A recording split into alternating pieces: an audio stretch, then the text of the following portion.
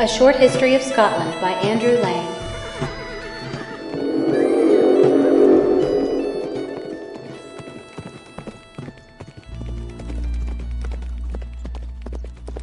Chapter 1. Scotland and the Romans. If we could see in a magic mirror the country now called Scotland as it was when the Romans, under Agricola, 81 AD, crossed the border, we would recognize little but the familiar hills and mountains. The rivers, in the plains, overflowed their present banks; dense forests of oak and pine, haunted by great red deer, elks, and boars, covered the land that has long been arable. There were lakes and lagoons where for centuries there have been fields of corn. On the oldest sites of our towns were groups of huts made of clay and wattle, and dominated perhaps by the large stockaded house of the tribal prince. In the lochs, natural islands, or artificial islets made of piles, crannogs, afforded standing ground and protection to villages, if indeed these lake dwellings are earlier in Scotland than the age of war that followed the withdrawal of the Romans. The natives were far beyond the savage stage of culture. They lived in an age of iron tools and weapons and of wheeled vehicles, and were in what is called the late Celtic condition of art and culture, familiar to us from beautiful objects in bronze work, more commonly found in Ireland than in Scotland, and from the oldest Irish romances and poems. In these epics the manners much resemble those described by Homer. Like his heroes, the men in the Cuchulainn sagas fight from light chariots, drawn by 2 ponies, and we know that so fought the tribes in Scotland encountered by Agricola the Roman general, 81–85 AD. It is even said in the Irish epics that Cuchulainn learned his chariotry in Alba, that is, in our Scotland. The warriors had mighty limbs and flaming hair, says Tacitus. Their weapons were heavy iron swords, in bronze sheaths beautifully decorated, and iron-headed spears. They had large round, bronze-studded shields, and battle-axes. The dress consisted of 2 upper garments: first, the smock of linen or other fabric, in battle, often of tanned hides of animals, and the mantle, or plaid, with its brooch. Golden torques and heavy gold bracelets were worn by the chiefs; the women had bronze ornaments with brightly coloured enamelled decoration. Agriculture was practised, and corn was ground in the circular querns of stone, of which the use so long survived. The women span and wove the gay smocks and darker cloaks of the warriors. Of their religion, we only know that it was a form of polytheism, that sacrifices were made, and that Druids existed. They were soothsayers, magicians, perhaps priests, and were attendant on kings. Such were the people in Alba whom we can dimly descry around Agricola's fortified frontier between the firths of Forth and Clyde, about 81–82 AD. When Agricola pushed north of the Forth and Tay he still met men who had considerable knowledge of the art of war. In his battle at Mons Graupius, perhaps at the junction of Isla and Tay, his cavalry had the better of the native chariotry in the plain, and the native infantry, descending from their position on the heights, were attacked by his horsemen in their attempt to assail his rear. But they were swift of foot; the woods sheltered and the hills defended them. He made no more effectual pursuit than Cumberland did at Culloden. Agricola was recalled by Domitian after 7 years' warfare, and his garrisons did not long hold their forts on his lines or frontier, which stretched across the country from Forth to Clyde, roughly speaking, from Graham's Dyke, east of Barrowstonis, on the Firth of Forth, to Old Kilpatrick on Clyde. The region is now full of coal mines, foundries, and villages, but excavations at Bar Hill, Castle Carey, and Rough Castle disclose traces of Agricola's works, with their earthen ramparts.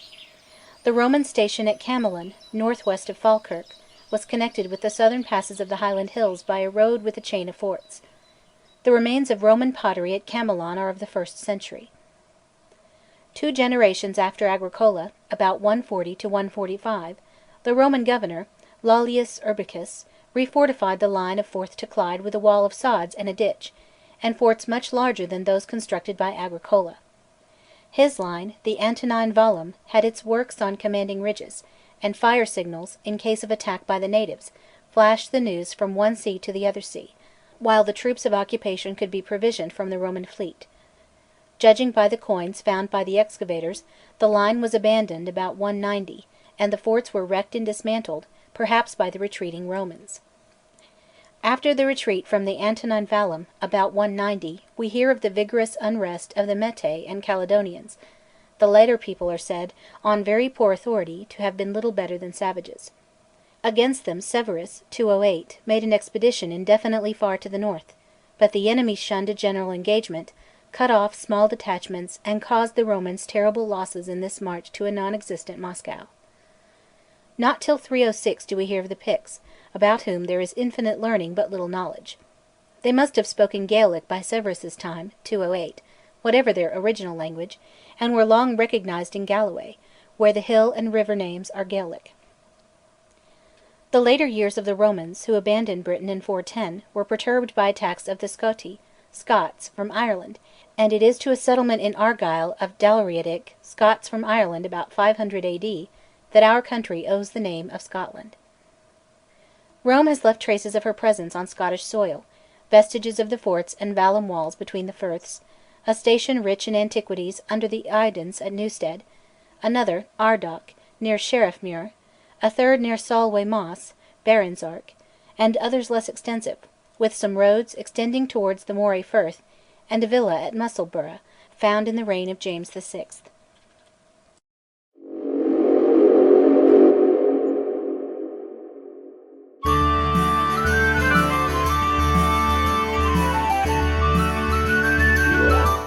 Chapter 2. Christianity, the Rival Kingdoms.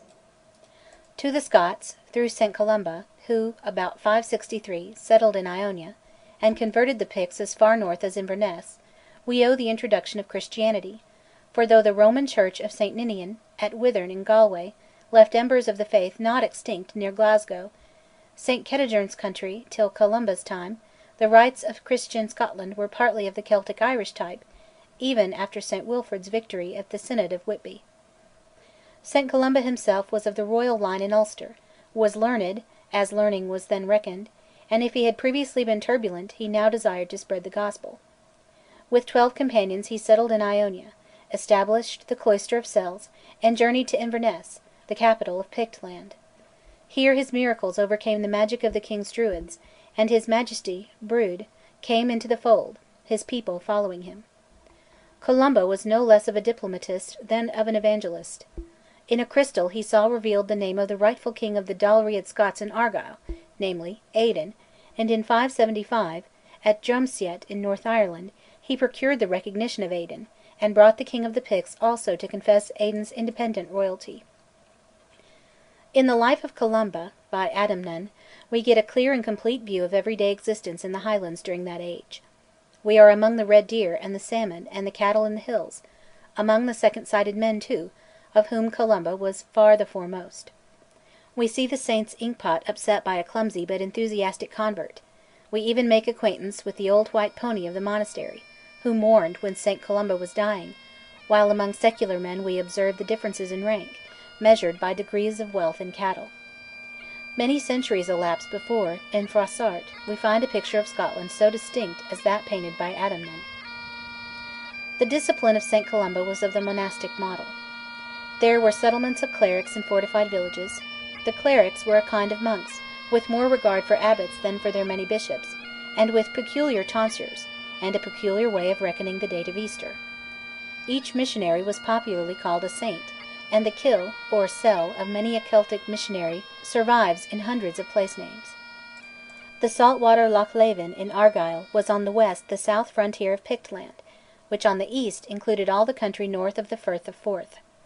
From Loch Leven south to Kintyre, a large cantle, including the Isles, was the land of the Scots from Ireland, the Dalriadic kingdom. The south-west, from Dumbarton, including our modern Cumberland and Westmoreland, was named Strathclyde, and was peopled by British folk, speaking an ancient form of Welsh. On the east, from Ettrick Forest into Lothian, the land was part of the early English kingdom of Bernicia. Here the invading Angles were already settled, though river names here remain Gaelic, and hill names are often either Gaelic or Welsh. The great northern Pictland was divided into 7 provinces, or sub-kingdoms, while there was an over-king, or Ardrig, with his capital at Inverness, and later in Angus, or Forfarshire. The country about Edinburgh was partly English, partly Cymric or Welsh. The south-west corner, Galloway, was called Pictish, and was peopled by Gaelic-speaking tribes. In the course of time and events the dynasty of the Argyll Scoti from Ireland gave its name to Scotland, while the English element gave its language to the Lowlands. It was adopted by the Celtic kings of the whole country and became dominant, while the Celtic speech withdrew into the hills of the north and northwest. The nation was thus evolved out of alien and hostile elements: Irish, Pictish, Gaelic, Cymric, English, and on the northern and western shores, Scandinavian.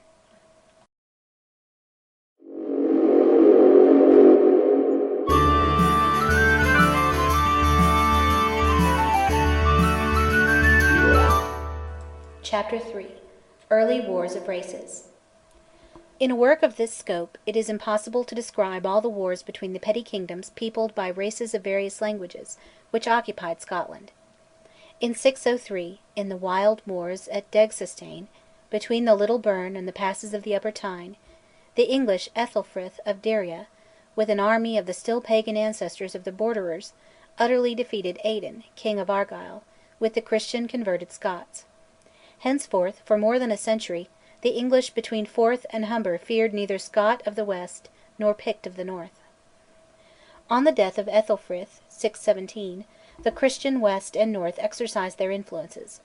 One of Ethelfrith's exiled sons married a Pictish princess, and became father of a Pictish king; another, Oswald, was baptized at Iona; and the new king of the northern English of Lothian, Edwin, was converted by Paulinus (627), and held Edinburgh as his capital. Later, after an age of war and ruin, Oswald, the convert of Iona, restored Christianity in northern England, and after his fall, his brother, Oswiu, consolidated the northern English. In 685 Oswiu's son Egfrith crossed the Forth and invaded Pictland with a Northumbrian army, but was routed with great loss, and was slain at Nectan's Mere in Forfarshire.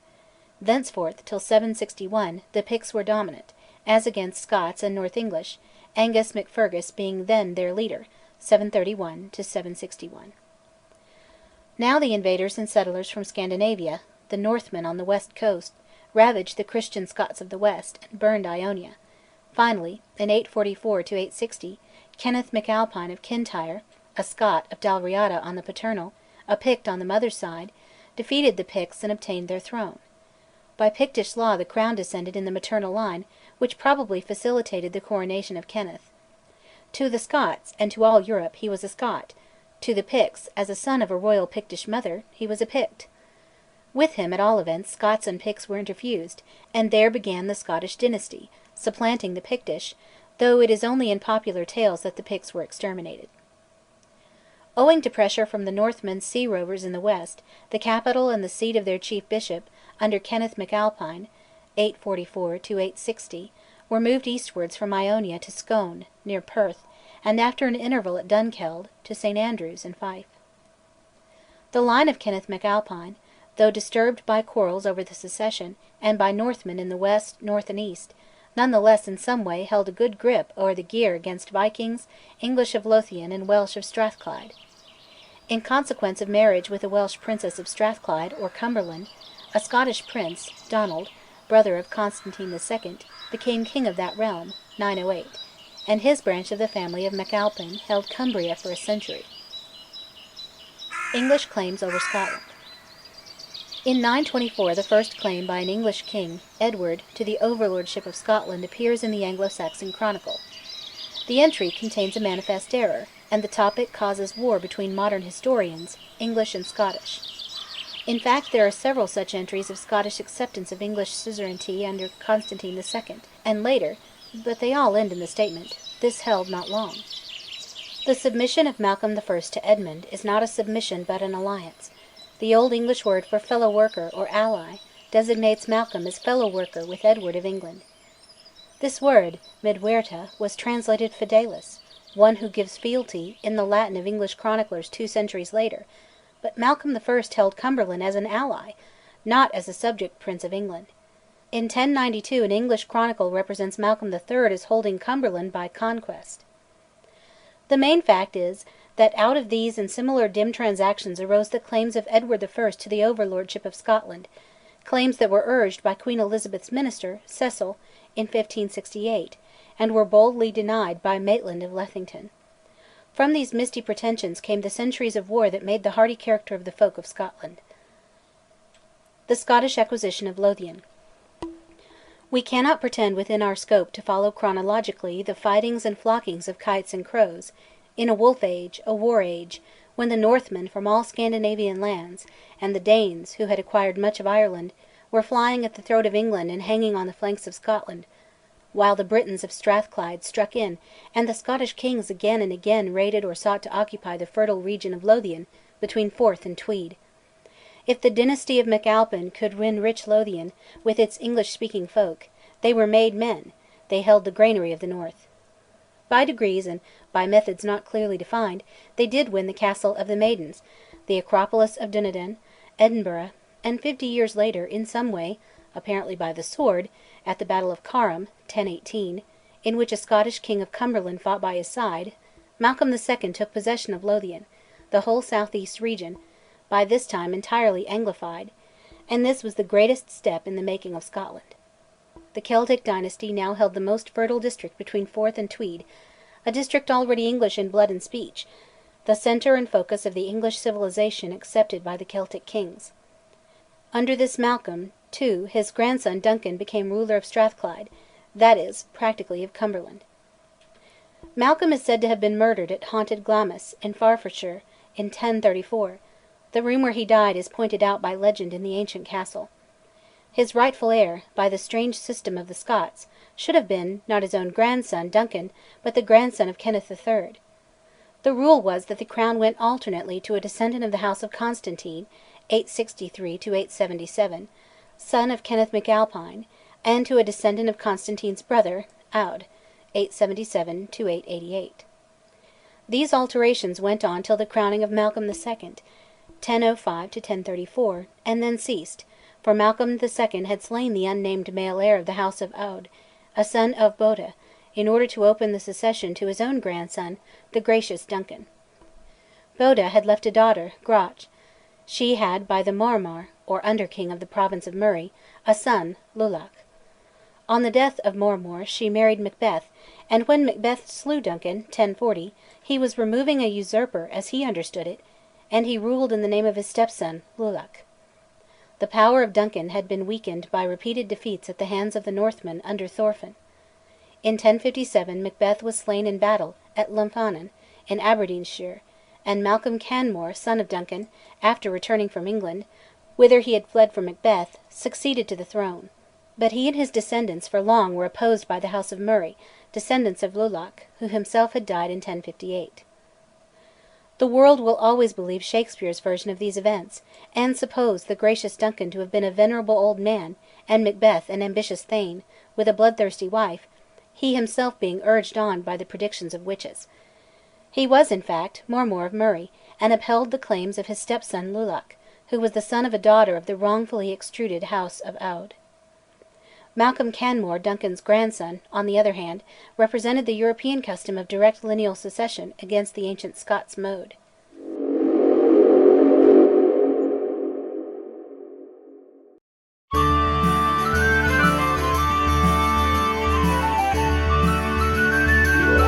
Chapter 4: Malcolm Canmore, Norman Conquest.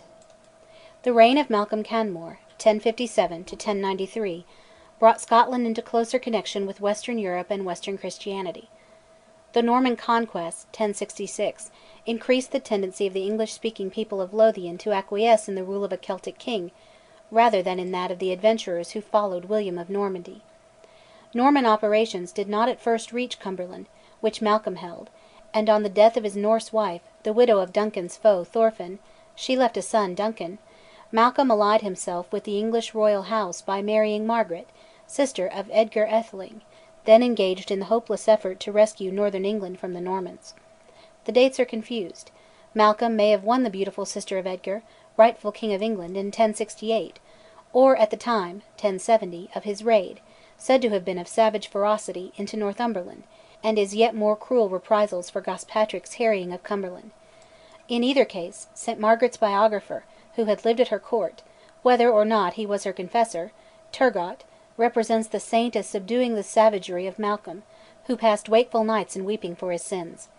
A lover of books, which Malcolm could not read, An expert in the delicate and gracious and bright works of women, Margaret brought her own gentleness and courtesy among a rude people, built the Abbey Church of Dunfermline, and presented the churches with many beautiful golden reliquaries and fine sacramental plate. In 1072, to avenge a raid of Malcolm (1070), the Conqueror, with an army and a fleet, came to Abernethy on Tay, where Malcolm, in exchange for English manners, became his man, for them, and handed over his son Duncan as a hostage for peace. The English view is that Malcolm became William's man for all that he had, or for all south of Tay. After various raidings of northern England, and after the death of the Conqueror, Malcolm renewed, in Lothian, the Treaty of Abernethy, being secured in his 12 English manors (1091).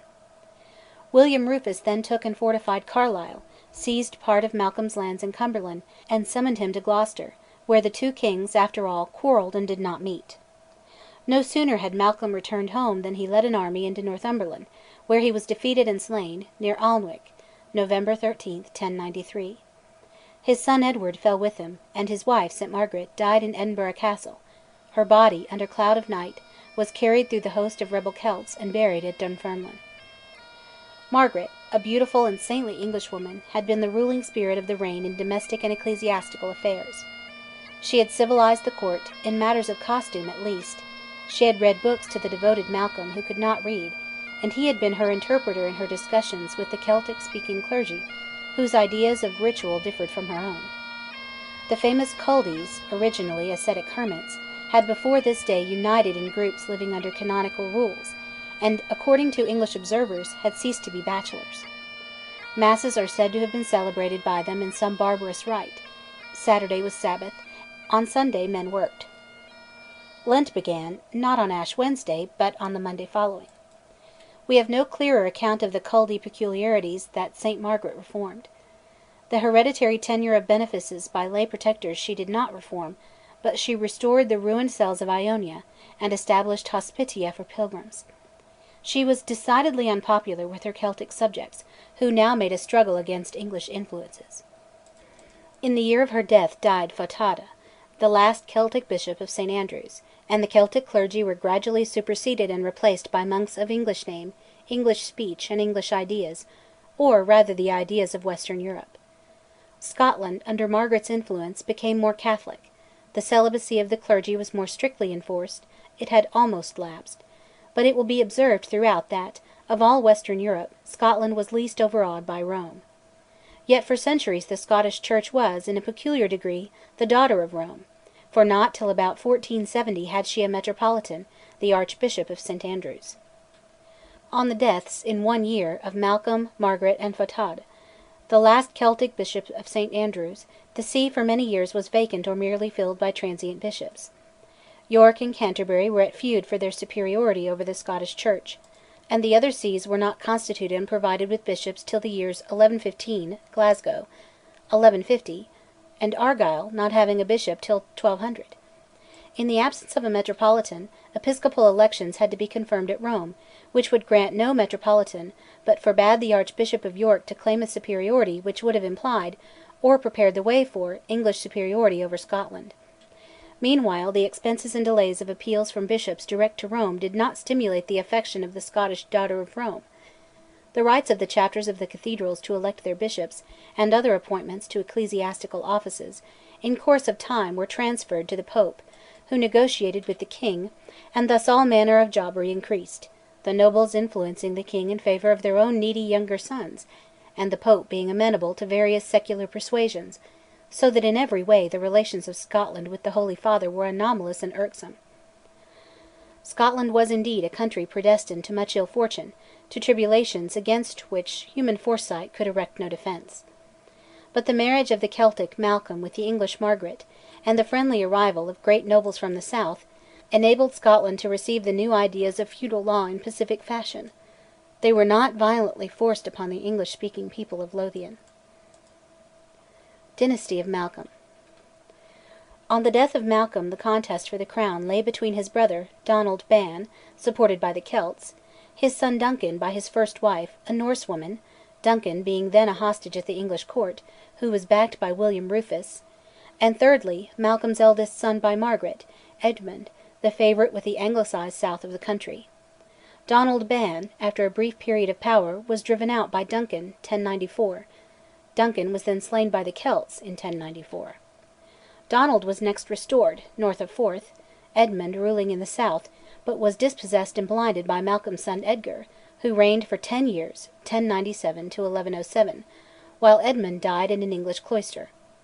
Edgar had trouble enough on all sides, but the process of anglicising continued, under himself, and later under his brother Alexander I, who ruled north of Forth and Clyde, while the youngest brother David held Lothian and Cumberland, with the title of Earl.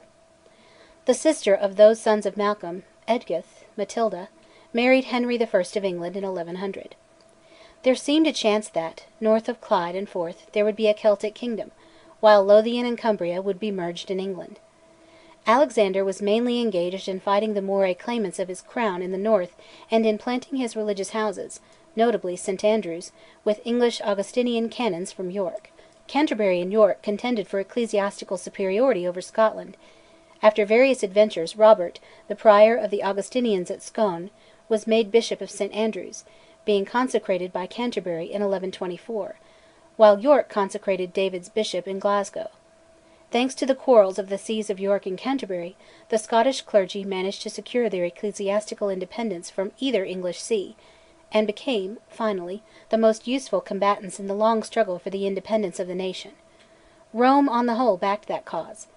The Scottish Catholic churchmen, in fact, pursued the old patriotic policy of resistance to England, till the years just preceding the Reformation, when the people leaned to the Reformed doctrines, and when Scottish national freedom was endangered more by France than by England.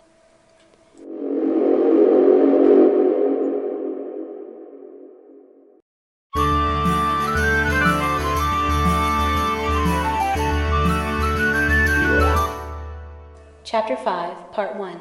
David and his Times. With the death of Alexander I, April 25, 1124, and the accession of his brother, David I, the deliberate royal policy of introducing into Scotland English law and English institutions, as modified by the Norman rulers, was fulfilled. David, before Alexander's death, was Earl of the most English part of Lothian, the country held by Scottish kings, and Cumbria, and resided much at the court of his brother-in-law, Henry I. He associated, when Earl, with nobles of Anglo-Norman race and language, such as Moreville, Umfraville, Somerville, Gospatrick, Bruce, Balliol, and others, men with a stake in both countries, England and Scotland. On coming to the throne, David endowed these men with charters of lands in Scotland. With him came a cadet of the great Anglo-Breton house of FitzAlan, who obtained the hereditary office of Seneschal or Steward of Scotland. His patronymic, FitzAlan, merged in Stewart, later Stuart, and the family cognizance, the fess checky in azure and argent, represents the Board of Exchequer. The earliest Stuart holdings of land were mainly in Renfrewshire; those of the Bruces were in Annandale. These two Anglo-Norman houses between them were to found the Stuart dynasty.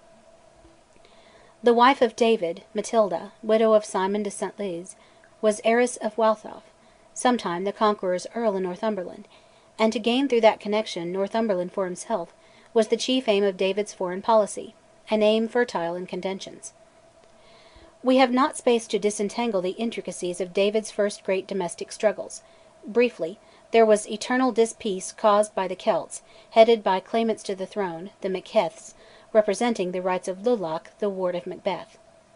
In 1130 the Celts were defeated, and their leader, Angus, Earl of Moray, fell in fight near the North Esk in Forfarshire. His brother Malcolm, by aid of David's Anglo-Norman friends, was taken and imprisoned in Roxburgh Castle.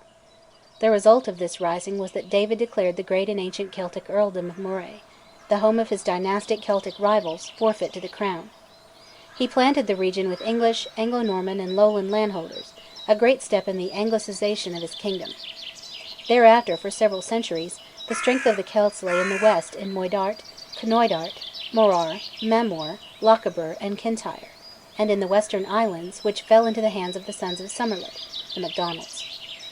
In 1135 to 1136, on the death of Henry I, David, backing his own niece, Matilda, as Queen of England in opposition to Stephen, crossed the border in arms, but was bought off. His son Henry received the honour of Huntingdon, with the castle of Carlisle, and a vague promise of consideration of his claim to Northumberland. In 1138, after a disturbed interval, David led the whole force of his realm, from Orkney to Galloway, into Yorkshire. His Anglo-Norman friends, the Balliols and Bruces, with the Archbishop of York, now opposed him and his son, Prince Henry. On August 22, 1138, at Cowton Moor, near Northallerton, was fought the great battle, named from the huge English sacred banner, the Battle of the Standard. In a military sense, the fact that here the men-at-arms and knights of England fought as dismounted infantry, their horses being held apart in reserve, is notable as preluding to the similar English tactics in their French wars of the 14th and 15th centuries. Thus arrayed, the English received the impetuous charge of the wild Galloway men, not in armour, who claimed the right to form the van, and broke through the first line only to die beneath the spears of the second. Prince David with his heavy cavalry scattered the force opposed to him, and stampeded the horses of the English that were held in reserve. This should have been fatal to the English, but Henry, like Rupert at Marston Moor, pursued too far, and the discipline of the Scots was broken by the cry that their king had fallen, and they fled. David fought his way to Carlisle in a series of rearguard actions, and at Carlisle was joined by Prince Henry with the remnant of his men-at-arms. It was no decisive victory for England. In the following year, 1139, David got what he wanted. His son Henry, by peaceful arrangement, received the earldom of Northumberland, without the two strong places, Bamborough and Newcastle. Through the anarchic weakness of Stephen's reign, Scotland advanced in strength and civilization despite a Celtic rising headed by a strange pretender to the rights of the Macbeths, a brother Wimund, but all went with the death of David's son, Prince Henry, in 1152.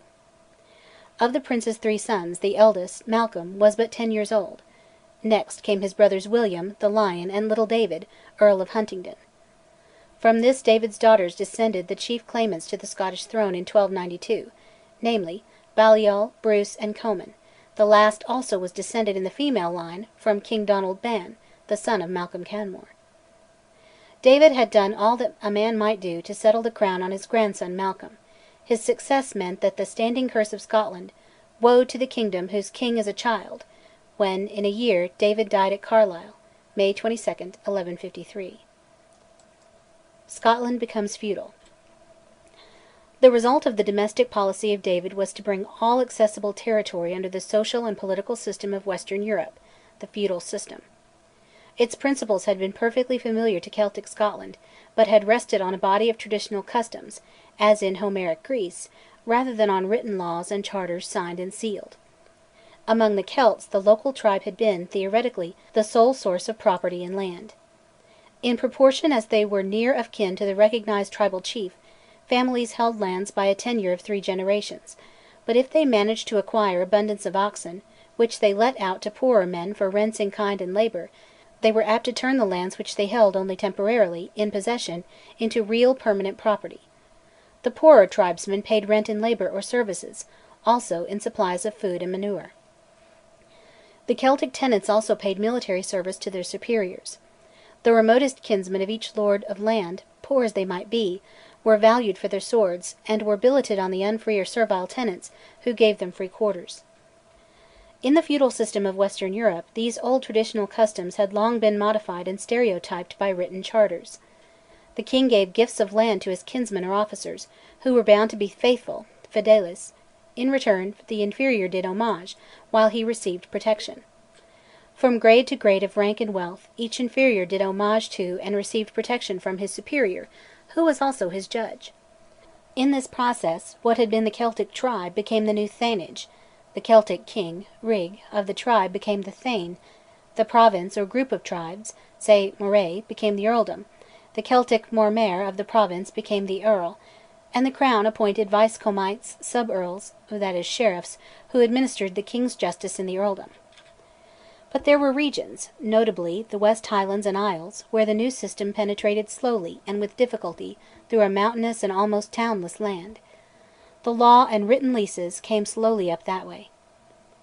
Under David, where his rule extended, society was divided broadly into 3 classes: nobles, free, and unfree. All holders of a knight's fee, or part of one, holding by free service, hereditarily and by charter, constituted the communitas of the realm, We are to hear of the communitas later, and were free, noble, or gentle, men of coat armour. The ignoble, not noble, men with no charter from the crown, earl, or thane, or church, were, if leaseholders, though not noble, still free. Beneath them were the unfree, nativi, sold or given with the soil. The old Celtic landholders were not expropriated as a rule, except where Celtic risings, in Galloway and Moray, were put down, and the lands were left in the king's hands. Often, when we find territorial surnames of families, of this place or that, the lords are really of Celtic blood with Celtic names disguised under territorial titles, and finally disused. But in Galloway and Ayrshire, the ruling Celtic name, Kennedy, remains Celtic, while the true Highlands of the west and north-west retain their native magnates. Thus the Anglicisation, except in very rebellious regions, was gradual. There was much less expropriation of the Celt than disguising of the Celt under new family names and regulation of the Celt under written charters and leases.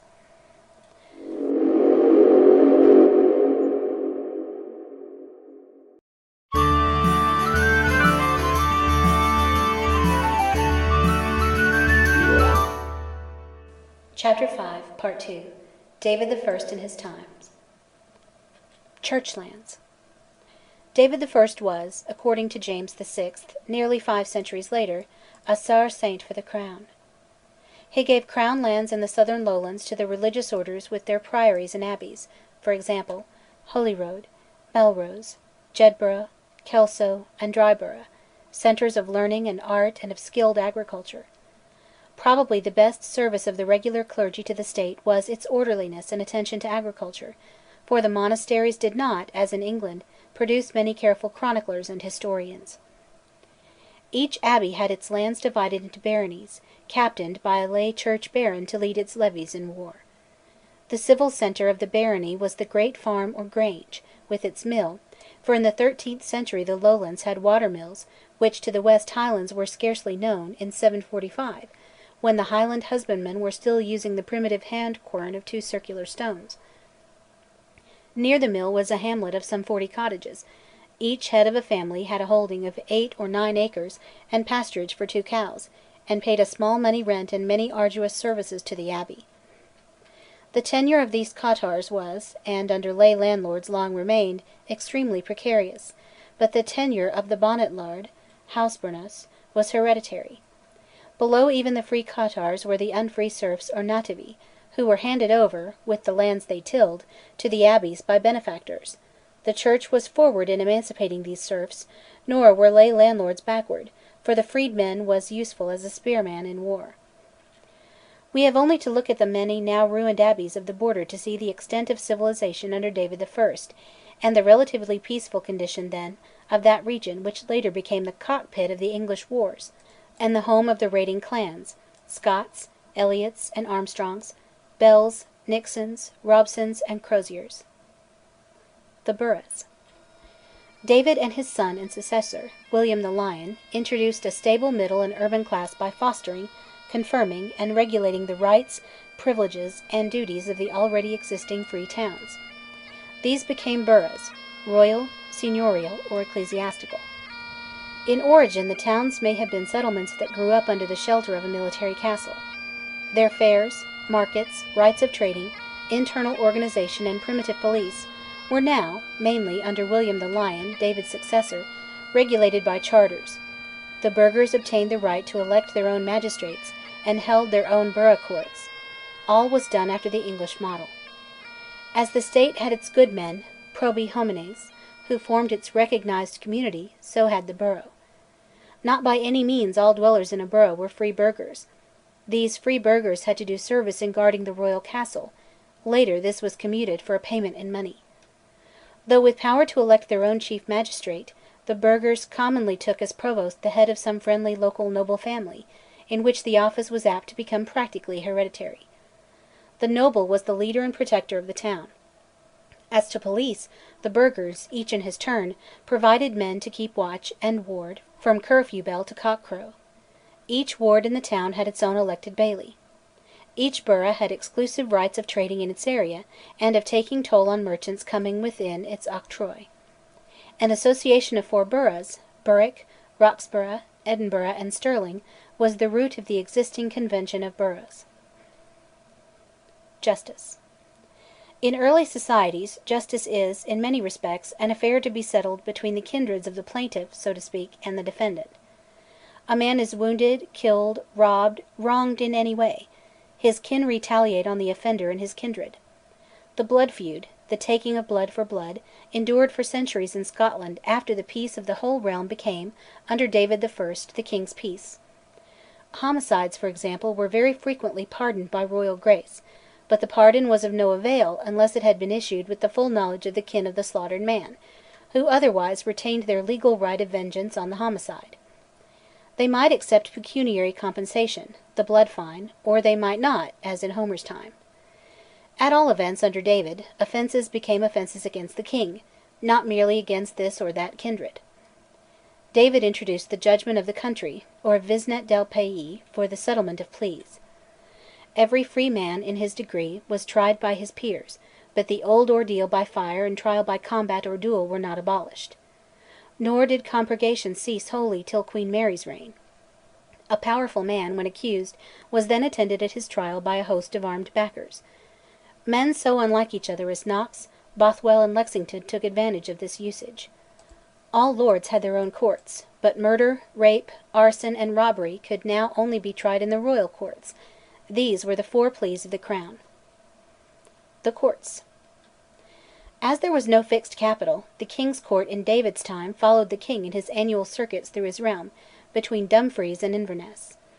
Later, the regions of Scotia, north of Forth, Lothian, and the lawless realm of Galloway, had their grand justiciaries, who held the four pleas. The other pleas were heard in courts of royalty and by earls, bishops, abbots, down to the baron, with his right of pit and gallows. At such courts, by a law of 1180, the sheriff of the shire, or an agent of his, ought to be present, so that royal and central justice was extending itself over the minor local courts. But if the sheriff or his sergeant did not attend when summoned, local justice took its course. The process initiated by David's son, William the Lion, was very slowly substituting the royal authority, the royal sheriffs of shires, juries, and witnesses, for the wild justice of revenge, and trial by ordeal, and trial by combat. But hereditary jurisdictions of nobles and gentry were not wholly abolished till after the Battle of Culloden. Where abbots held courts, their procedure in civil cases was based on laws sanctioned by popes and general councils. But, alas! the abbot might give just judgment; to execute it, we know from a curious instance, was not within his power, if the offender laughed at a sentence of excommunication. David and his successors, till the end of the 13th century, made Scotland a more civilised, and kept it a much less disturbed country than it was to remain during the long War of Independence, while the beautiful abbeys, with their churches and schools, attested a high state of art and education.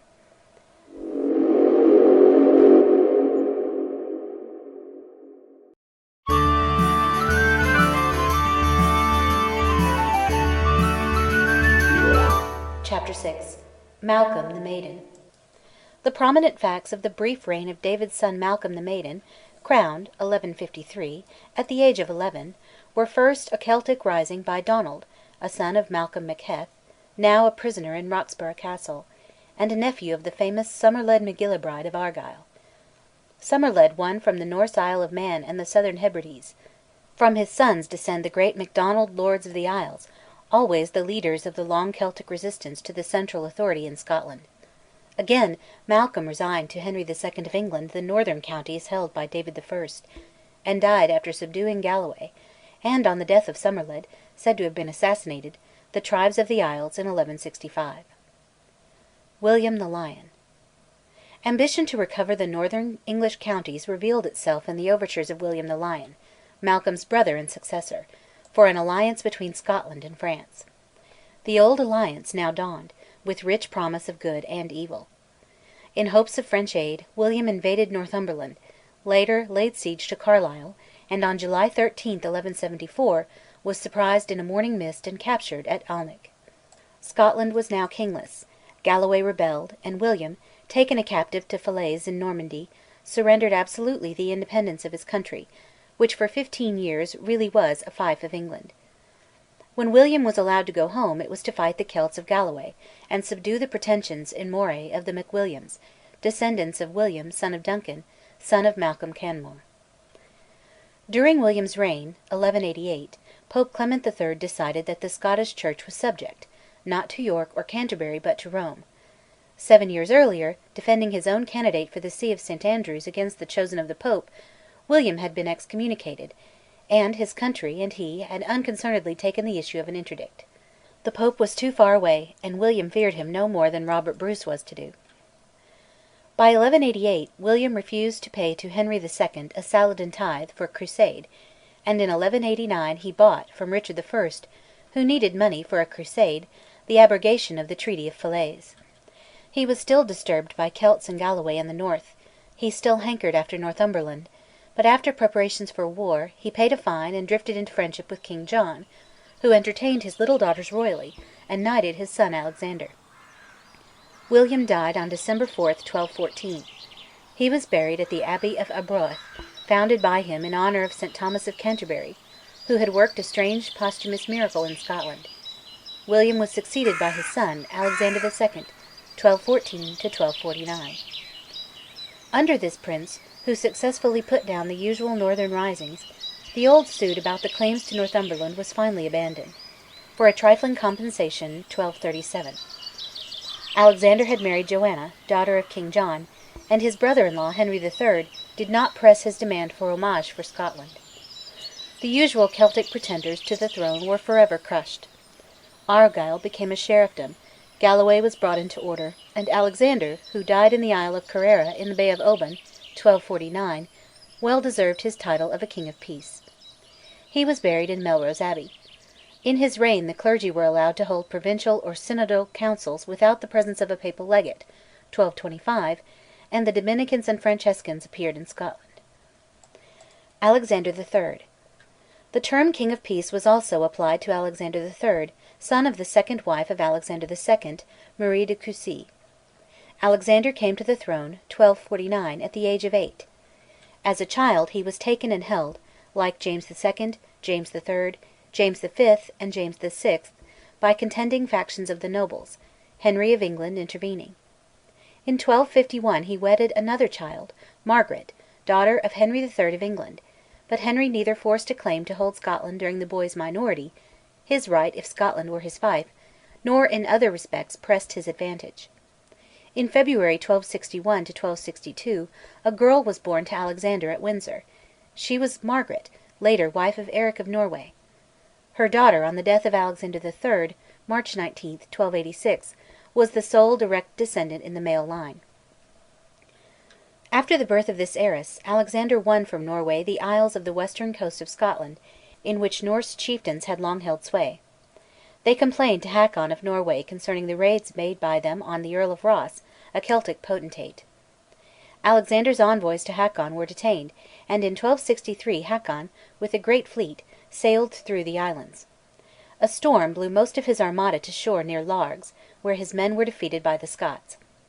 Hakon collected his ships, sailed north, and, December 15, died at Kirkwall. Alexander now brought the island princes, including the Lord of Man, into subjection, and by treaty, in 1266, placed them under the crown.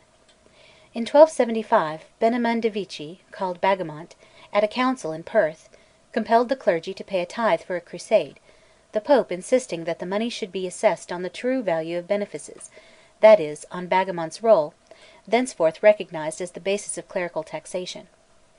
In 1278 Edward I laboured to extract from Alexander an acknowledgment that he was England's vassal. Edward signally failed, but a palpably false account of Alexander's homage was fabricated, and dated September 29, 1278. This was not the only forgery by which England was wont to back her claims. A series of bereavements (1281 to 1283) deprived Alexander of all his children save his little grandchild, the Maid of Norway. She was recognised by a great national assembly at Scone as heiress of the throne, and Alexander had no issue by his second wife, a daughter of the Comte de Dreux. On the night of March 19, 1285, while Alexander was riding from Edinburgh to visit his bride at Kinghorn, his horse slipped over a cliff and the rider was slain.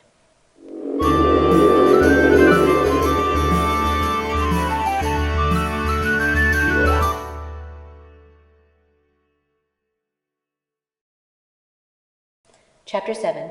Encroachments of Edward I to Wallace.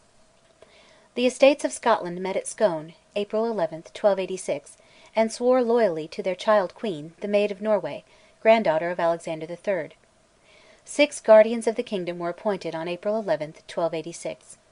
They were the Bishops of St Andrews in Glasgow, 2 Comyns, Buchan and Badenoch, the Earl of Fife, and Lord James, the Steward of Scotland. No Bruce or Balliol was among the custodians. Instantly a band, or covenant, was made by the Bruces, Earls of Annandale and Carrick, to support their claims, failing the Maid, to the throne, and there were acts of war on their part against another probable candidate, John Balliol.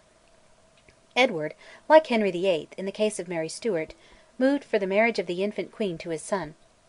A treaty safeguarding all Scottish liberties as against England was made by clerical influences at Birgham, July 18, 1290, but by October 7 news of the death of the young queen reached Scotland; she had perished during her voyage from Norway. Private war now broke out between the Bruces and Balliols, and the party of Balliol appealed to Edward, through Fraser, Bishop of St Andrews, asking the English king to prevent civil war, and recommending Balliol as a person to be carefully treated. Next, the 7 earls, alleging some dim elective right, recommended Bruce, and appealed to Edward as their legal superior. Edward came to Norham-on-Tweed in May 1291, proclaimed himself Lord Paramount, and was accepted as such by the 12 candidates for the crown (June 3). The great nobles thus, to serve their ambitions, betrayed their country; the communitas, whatever that term may here mean, made a futile protest. As lord among his vassals, Edward heard the pleadings and evidence in autumn 1292, and out of the descendants in the female line, of David, Earl of Huntingdon, youngest son of David I, he finally (November 17, 1292) preferred John Balliol, great grandson of the earl through his eldest daughter, to Bruce the Old, grandfather of the famous Robert Bruce, and grandson of Earl David's second daughter. The decision, according to our ideas, was just; no modern court could set it aside. But Balliol was an unpopular weakling, an empty tabard, the people said, and Edward at once subjected him, king as he was, to all the humiliations of a petty vassal. He was summoned into his lord's court on the score of the bills of tradesmen. If Edward's deliberate policy was to goad Balliol into resistance and then conquer Scotland absolutely, in the first of these aims he succeeded. In 1294 Balliol was summoned, with his peers, to attend Edward in Gascony. Balliol, by advice of a council (1295), sought a French alliance and a French marriage for his son, named Edward. He gave the Annandale lands of his enemy Robert Bruce, father of the king to be, to Comyn, Earl of Buchan. He besieged Carlisle, while Edward took Berwick, massacred the people, and captured Sir William Douglas, father of the good Lord James. In the war which followed, Edward broke down resistance by a sanguinary victory at Dunbar, captured John Comyn of Badenoch, the Red Comyn, received from Balliol (July 7, 1296) the surrender of his royal claims, and took the oaths of the Steward of Scotland and the Bruces, father and son. He carried to Westminster the Black Rood of St Margaret, and the famous stone of Scone, a relic of the early Irish dynasty of the Scots. As far north as Elgin he rode, receiving the oaths of all persons of note and influence, except William Wallace. His name does not appear in the list of submissions, called the Ragman's Roll. Between April and October 1296 the country was subjugated; the castles were garrisoned by Englishmen. But by January 1297 Edward's governor, Warren, Earl of Surrey, and Ormsby, his chief justice, found the country in an uproar, and at midsummer 1297 the levies of the northern counties of England were ordered to put down the disorders. The year of Wallace.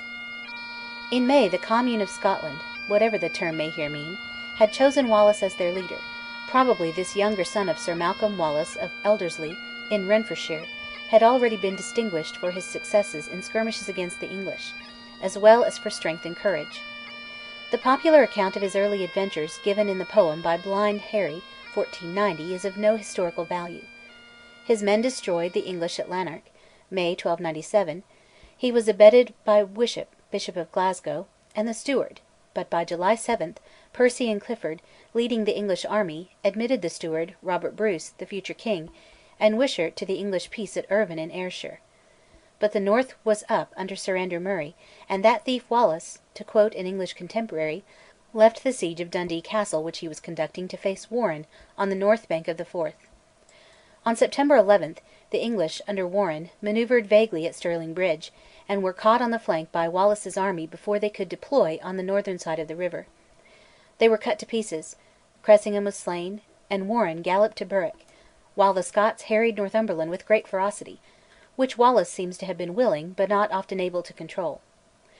By the end of March 1298 he appears with Andrew Murray as guardian of the kingdom for the exiled Balliol. This attitude must have aroused the jealousy of the nobles, and especially of Robert Bruce, who aimed at securing the crown, and who, after several changes of side, by June 1298, was busy in Edward's service in Galloway. Edward then crossed the Border with a great army of perhaps 40,000 men, met the spearmen of Wallace in their serried phalanxes at Falkirk, broke the schiltrom or clump of spears by the arrows of his archers, slaughtered the archers of Ettrick Forest, scattered the mounted nobles, and avenged the rout of Stirling, July 22, 1298. The country remained unsubdued, but its leaders were at odds among themselves, and Wallace had retired to France, probably to ask for aid; he may also conceivably have visited Rome. The Bishop of St Andrews, Lamberton, with Bruce and the Red Comyn, deadly rivals, were guardians of the kingdom in 1299. But in June 1300 Edward, undeterred by remonstrances from the Pope, entered Scotland; an armistice, however, was accorded to the Holy Father, and the war, in which the Scots scored a victory at Rosslyn in February 1293, dragged on from summer to summer till July 1304. In these years Bruce alternately served Edward and conspired against him; the intricacies of his perfidy are deplorable. Bruce served Edward during the siege of Stirling, then the central key of the country. On its surrender Edward admitted all men to his peace, on condition of oaths of fealty, except Messer William le Wallace. Men of the noblest Scottish name stooped to pursue the hero; he was taken near Glasgow, and handed over to Sir John Menteith, a Stewart, and a son of the Earl of Monteith. As Sheriff of Dumbartonshire, Menteith had no choice but to send the hero in bonds to England. But if Menteith desired to escape the disgrace with which tradition brands his name, he ought to have refused the English blood price for the capture of Wallace. He made no such refusal. As an outlaw, Wallace was hanged at London; his limbs, like those of the great Montrose, were impaled on the gates of various towns. What we really know about the chief popular hero of his country, from documents and chronicles, is fragmentary, and it is hard to find anything trustworthy in Blind Harry's rhyming Wallace (1490), plagiarized as it is from Barbour's earlier poem (1370) on Bruce. But Wallace was truly brave, disinterested, and indomitable. Alone among the leaders he never turned his coat, never swore and broke oaths to Edward. He rises from obscurity, like Jeanne d'Arc, and, like her, he is greatly victorious; like her, he awakens a whole people; like her, he is deserted, and is unlawfully put to death, while his limbs, like her ashes, are scattered by the English. The ravens had not picked his bones bare before the Scots were up again for freedom.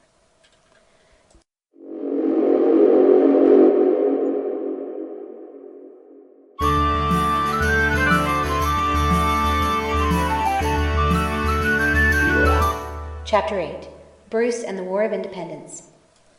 The position towards France of Edward I made it really more desirable for him that Scotland should be independent and friendly, than half subdued and hostile to his rule. While she was hostile, England, in attacking France, always left an enemy in her rear. But Edward supposed that by clemency to all Scottish leaders except Wallace, by giving them great appointments and trusting them fully, and by calling them to his Parliament in London, he could combine England and Scotland in affectionate union. He repaired the ruins of war in Scotland; he began to study her laws and customs; he hastily ran up for her a new constitution, and appointed his nephew, John of Brittany, as governor. But he had overlooked two facts: the Scottish clergy, from the highest to the lowest, were irreconcilably opposed to union with England; and the greatest and most warlike of the Scottish nobles, if not patriotic, were fickle and insatiably ambitious. It is hard to reckon how often Robert Bruce had turned his coat, and how often the Bishop of St Andrews had taken the oath to Edward.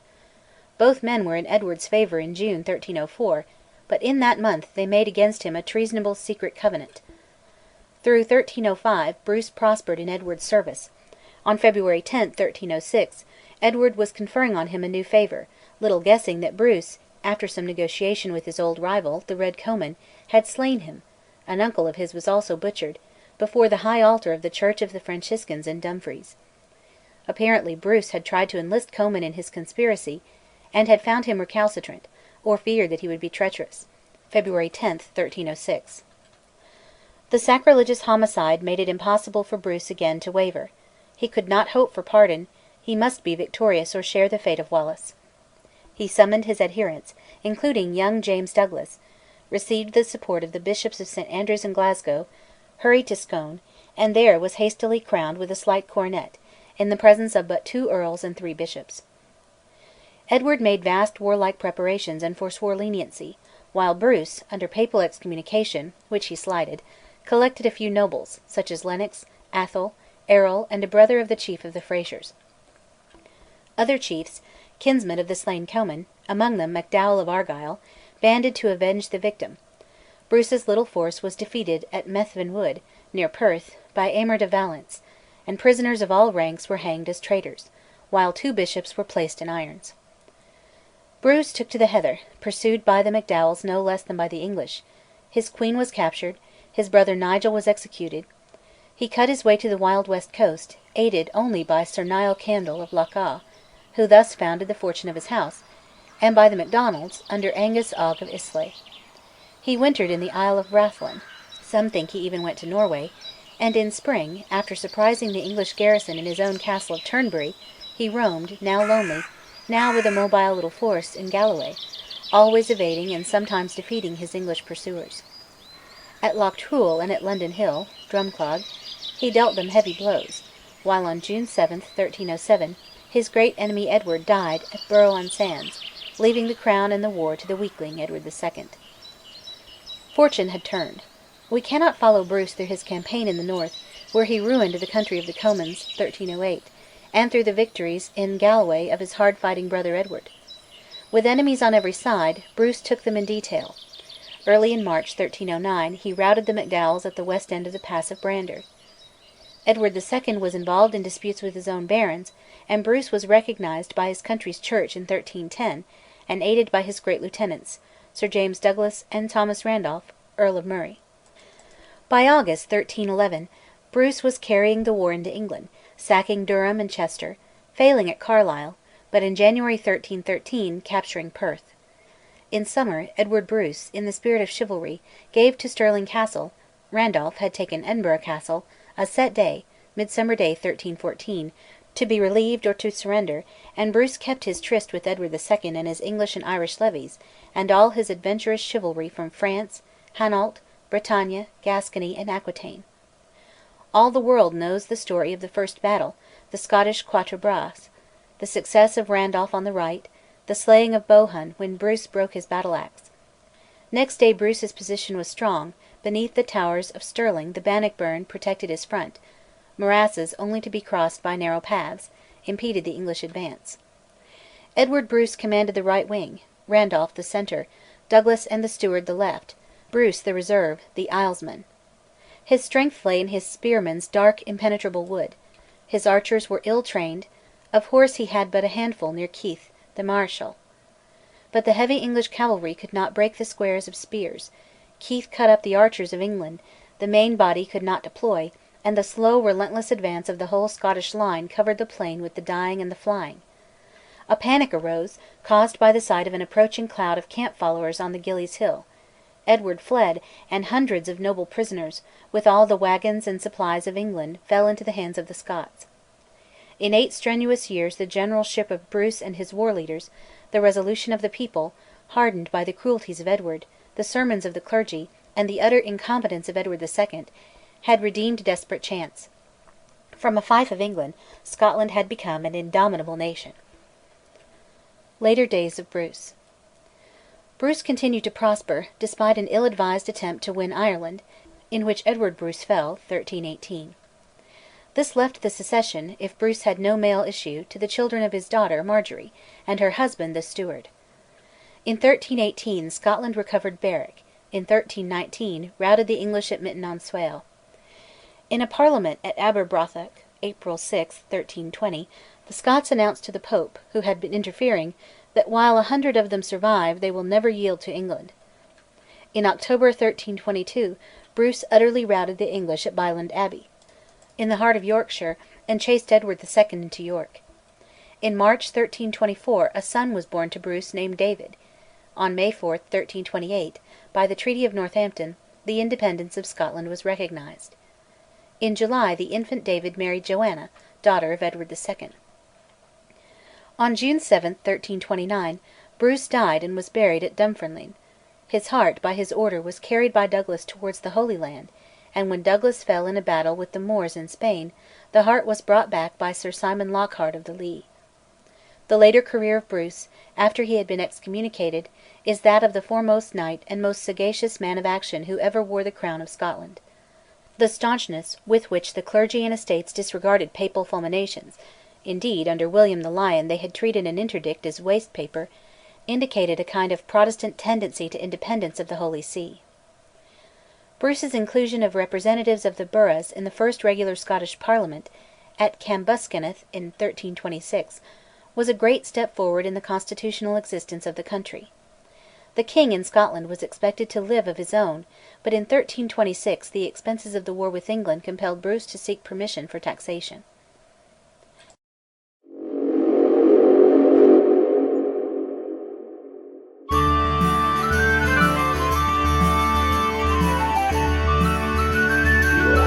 Chapter 9: Decadence and Disasters. Reign of David II. The heroic generation of Scotland was passing off the stage. The king was a child. The forfeiture by Bruce of the lands of hostile or treacherous lords, and his bestowal of the estates on his partisans, had made the disinherited nobles the enemies of Scotland, and had fed too full the House of Douglas. As the star of Scotland was thus clouded, she had no strong man for a king during the next 90 years. The Son of England rose red and glorious under a warrior like Edward III. The Scottish nobles in many cases ceased to be true to their proud boast that they would never submit to England. A very brief summary of the wretched reign of David II must here suffice. First, the son of John Balliol, Edward, went to the English court, and thither thronged the disinherited and forfeited lords, arranging a raid to recover their lands. Edward III, of course, connived at their preparations. After Randolph's death, July 20, 1332, when Mar, a sister's son of Bruce, was regent, the disinherited lords under Balliol invaded Scotland, and Mar, with young Randolph, Menteith, and a bastard of Bruce, Robert of Carrick, leading a very great host, fell under the shafts of the English archers of Umfraville, Wake, the English Earl of Atholl, Talbot, Ferrers, and Zouche, at Duplin, on the Erne, August 12, 1332. Rolled up by arrows loosed on the flanks of their charging columns, they fell, and their dead bodies lay in heaps as tall as a lance. On September 24, Edward Balliol was crowned king at Scone. Later, Andrew Murray, perhaps the son of the Murray who had been Wallace's companion in arms, was taken, and Balliol acknowledged Edward III as his liege lord at Roxburgh. In December the second son of Randolph, with Archibald the new regent, brother of the great Black Douglas, drove Balliol, flying in his shirt, from Annan across the border. He returned, and was opposed by this Archibald Douglas, called Tineman, the Unlucky, and on July 19, 1333, Tineman suffered, at Halidon Hill, near Berwick, a defeat as terrible as Flodden. Berwick too was lost, practically for ever. Tineman fell, and Sir William Douglas, the Knight of Liddesdale, was prisoner.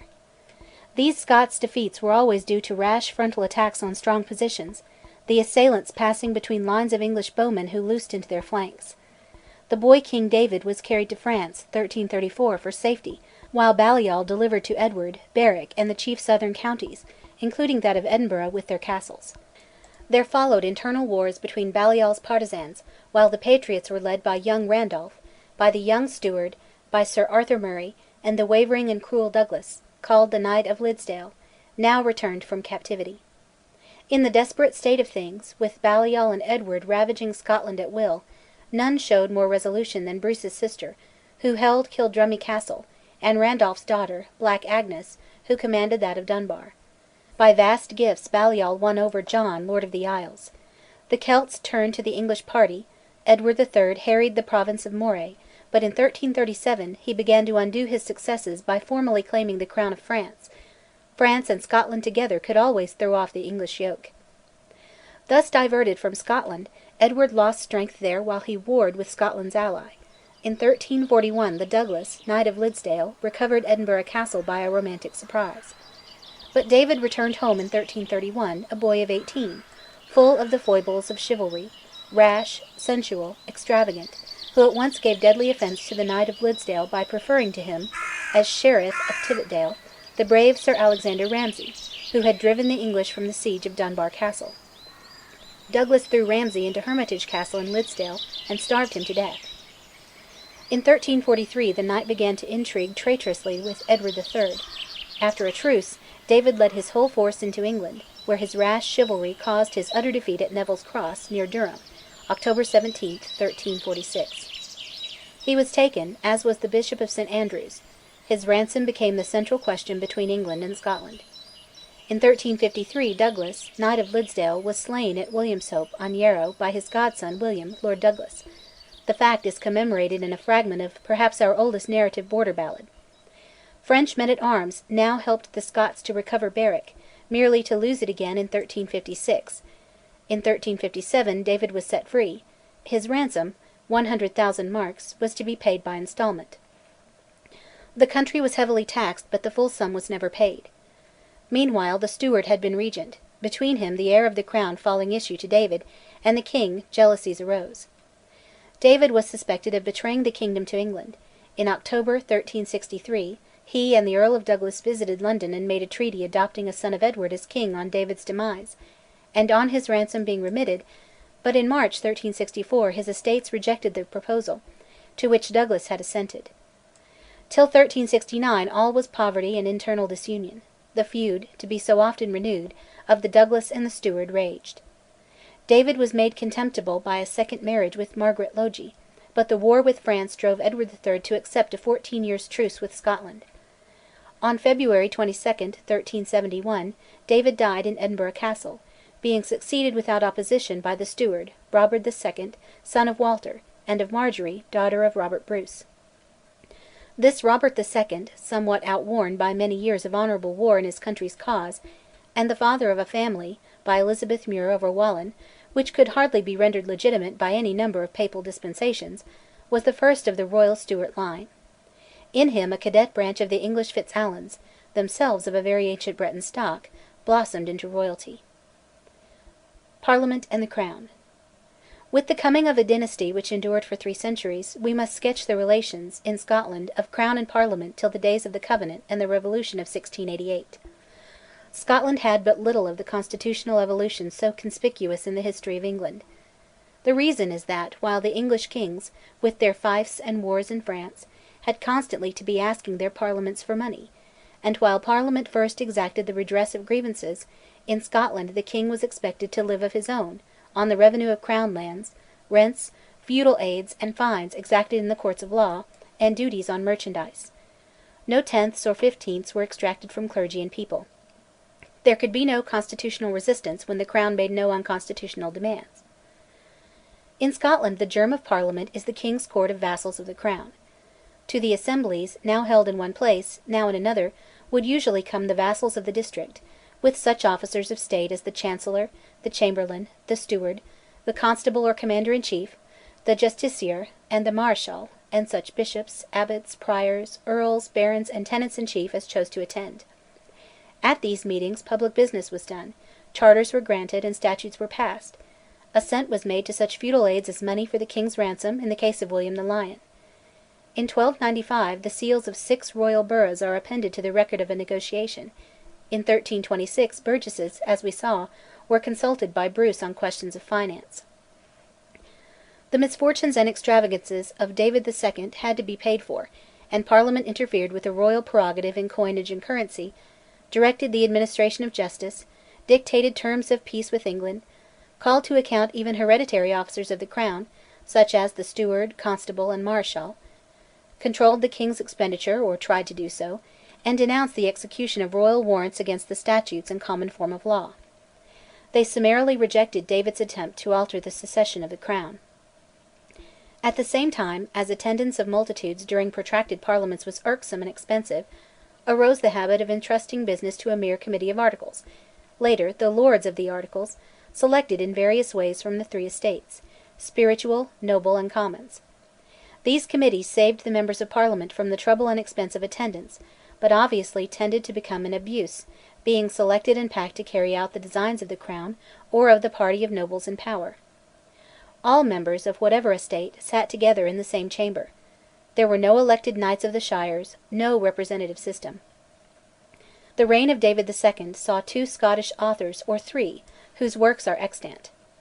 Barbour wrote the chivalrous rhymed epic chronicle, the Bruce; Wyntoun an unpoetic rhymed cronkill; and Hutcheon of the Al Real produced works of more genius, if all that he is credited with be his own.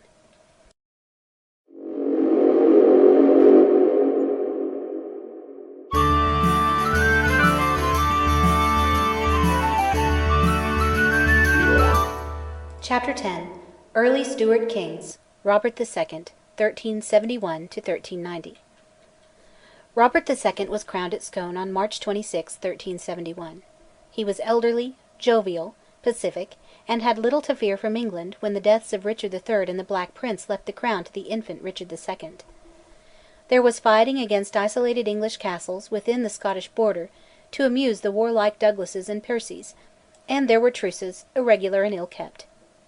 In 1384 great English and Scottish raids were made, and gentlemen of France, who came over for sport, were scurvily entertained, and 1385 saw more plundering than honest fighting under James, Earl of Douglas, who merely showed them an army that, under Richard II, burned Melrose Abbey and fired Edinburgh, Perth, and Dundee. Edinburgh was a town of 400 houses. Richard insisted that not more than a third of his huge force should be English borderers, who had no idea of hitting their Scottish neighbours, fathers-in-law and brothers-in-law too hard. The one famous fight, that of Otterburn, August 15, 1388, was a great and joyous passage of arms by moonlight. The Douglas fell, the Percy was led captive away, the survivors gained advancement in renown and the hearty applause of the chivalrous chronicler, Froissart. The oldest ballads extant on this affair were current in 1550, and show traces of the reading of Froissart in the English chroniclers. In 1390 died Robert II. Only his youth was glorious. The reign of his son Robert III, crowned August 14, 1390, was that of a weakling who let power fall into the hands of his brother, the Duke of Albany, or his son David, Duke of Rothesay, who held the reins after the Parliament, a Parliament that bitterly blamed the government, of January 1399. With these two princes the title of Duke first appears in Scotland. The follies of young David alienated all; he broke his betrothal to the daughter of the Earl of March; March retired to England, becoming the man of Henry IV, and though Rothesay wedded the daughter of the Earl of Douglas, he was arrested by Albany and Douglas and was starved to death, or died of dysentery, in Falkland Castle, 1402. The Highlanders had been in anarchy throughout the reign; their blood was let in the great clan duel of 30 against 30, on the Inch of Perth, in 1396. Probably clans Cameron and Chatton were the combatants. On Rothesay's death Albany was governor, while Douglas was taken prisoner in the great border defeat of Homildon Hill, not far from Flodden. But then, 1403, came the alliance of Douglas with Percy, Percy's quarrel with Henry IV and their defeat, and Hotspur's death, Douglas's capture at Shrewsbury. Between Shakespeare in Henry IV and Scott in the Fair Maid of Perth, the most notable events in the reign of Robert III are immortalised. The king's last misfortune was the capture by the English at sea, on the way to France, of his son James in February to March 1406. On April 4, 1406, Robert went to his rest, one of the most unhappy of the fated princes of his line. The Regency of Albany. The Regency of Albany, uncle of the captured James, lasted 14 years, ending with his death in 1420. He occasionally negotiated for his king's release, but more successfully for that of his son Murdoch. That James suspected Albany's ambition, and was irritated by his conduct, appears in his letters, written in Scots, to Albany and to Douglas, released in 1408, and now free in Scotland. The letters are of 1416. The most important points to note during James's English captivity are the lawlessness and oppression which prevailed in Scotland, and the beginning of the Lollard heresies, nascent Protestantism, nascent Socialism, even free love. The Parliament of 1399, which had inveighed against the laxity of government under Robert II, also demanded the extirpation of heresies, in accordance with the coronation oath. One Resby, a heretical English priest, was arraigned and burned at Perth in 1407, under Lawrence of Lindores, the Dominican inquisitor into heresies, who himself was active in promoting Scotland's oldest university, St Andrews. The foundation was by Henry Wardlaw, Bishop of St Andrews, by virtue of a bull from the anti-pope, Benedict XIII, of February 1414. Lollard ideas were not suppressed. The chronicler, Bower, speaks of their existence in 1445. They sprang from the envy of the wealth, and indignation against the corruptions of the clergy, and the embers of Lollardism in Kyle were not cold when, under James V, the flame of the Reformation was rekindled.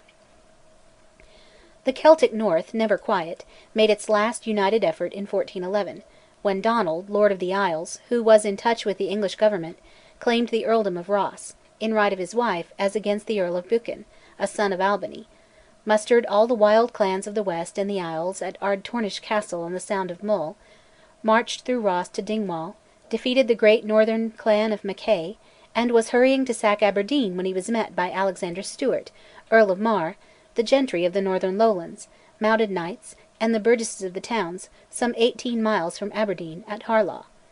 There was a pitched battle with great slaughter, but the Celts had no cavalry, and the end was that Donald withdrew to his fastnesses.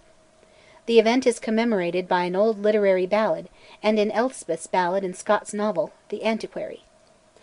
In the year of Albany's death, at a great age, 1420, in compliance with the prayer of Charles VII of France, the Earl of Buchan, Archibald, Douglas's eldest son, and Sir John Stewart of Durnelly, led a force of some 7,000 to 10,000 men to war for France.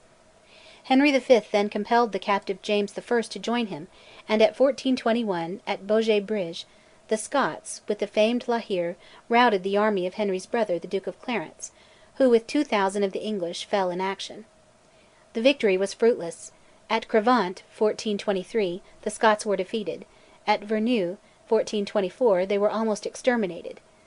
None the less, the remnant, with fresh levies, continued to war for their old ally, and, under Sir Hugh Kennedy and others, suffered at Rouvray, February 1429, and were with the victorious French at Orleans, May 1429, under the leadership of Jeanne d'Arc. The combination of Scots and French at the last push always saved the independence of both kingdoms. The character of Albany, who under his father Robert III, and during the captivity of James I, ruled Scotland so long, is enigmatic.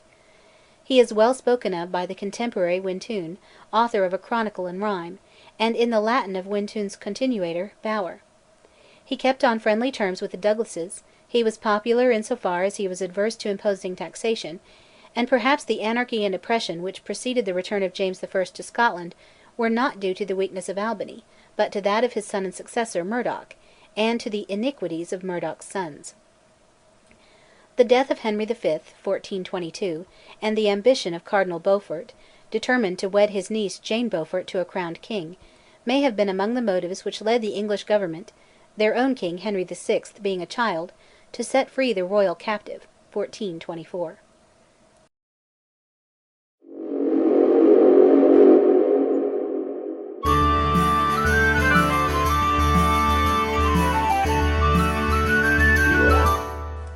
Chapter 11.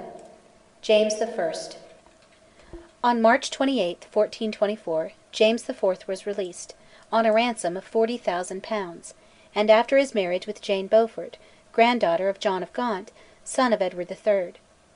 The story of their wooing, of course in the allegorical manner of the age, and with poetical conventions in place of actual details, is told in James's poem, The King's Quair, a beautiful composition in the school of Chaucer, of which literary scepticism has vainly tried to rob the royal author.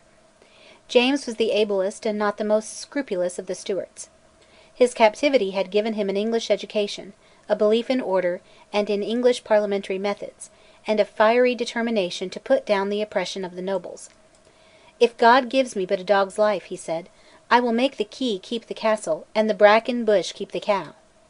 Before his first Parliament, in May 1424, James arrested Murdoch's eldest son, Sir Walter Fleming of Cumbernauld, and the younger Boyd of Kilmarnock. The Parliament left a committee of the Estates, the Lords of the Articles, to carry out the royal policy. Taxes for the payment of James's ransom were imposed. To impose them was easy; a passive resistance was easier; the money was never paid, and James's noble hostages languished in England. He next arrested the old Earl of Lennox, and Sir Robert Graham of the Kincardine family, later his murderer. These were the causes of unpopularity.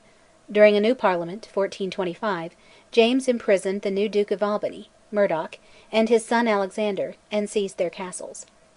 The Albanese and Lennox were executed; their estates were forfeited; but resentment dogged a king who was too fierce and too hurried a reformer, perhaps too cruel an avenger of his own wrongs.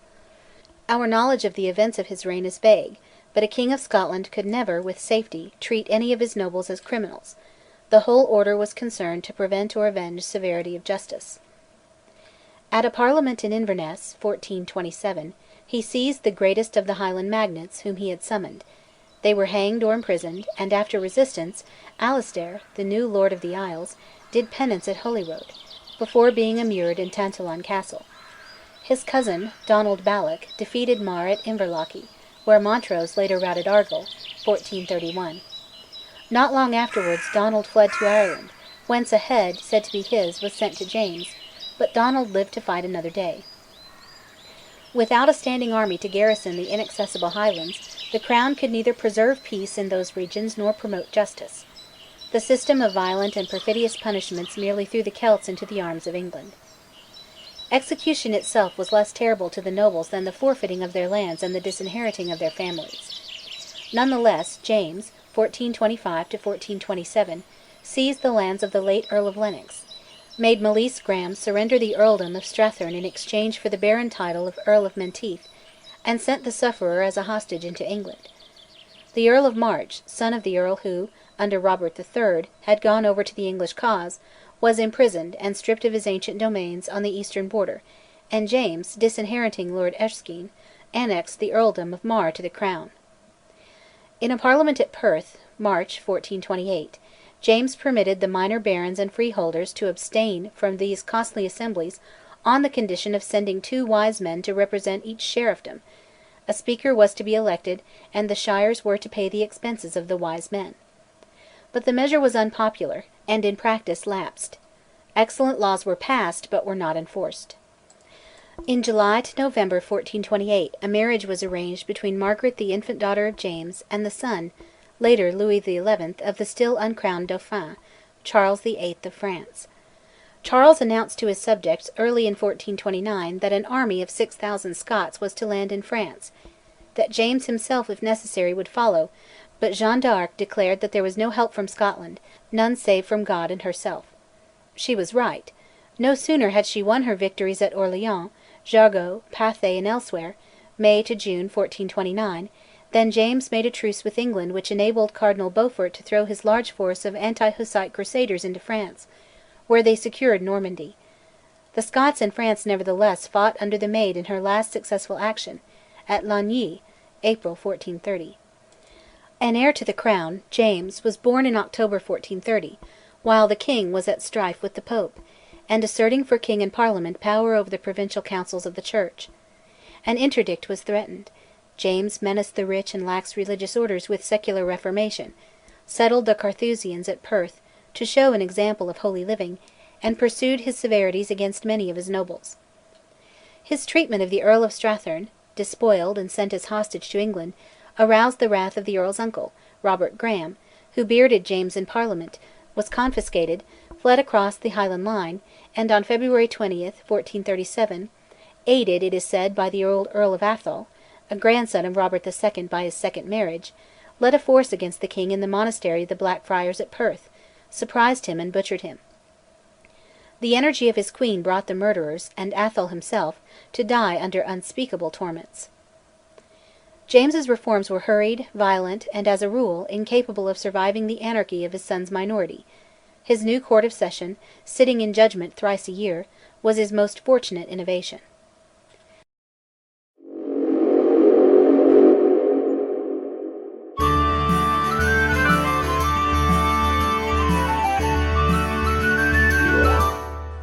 Chapter 12.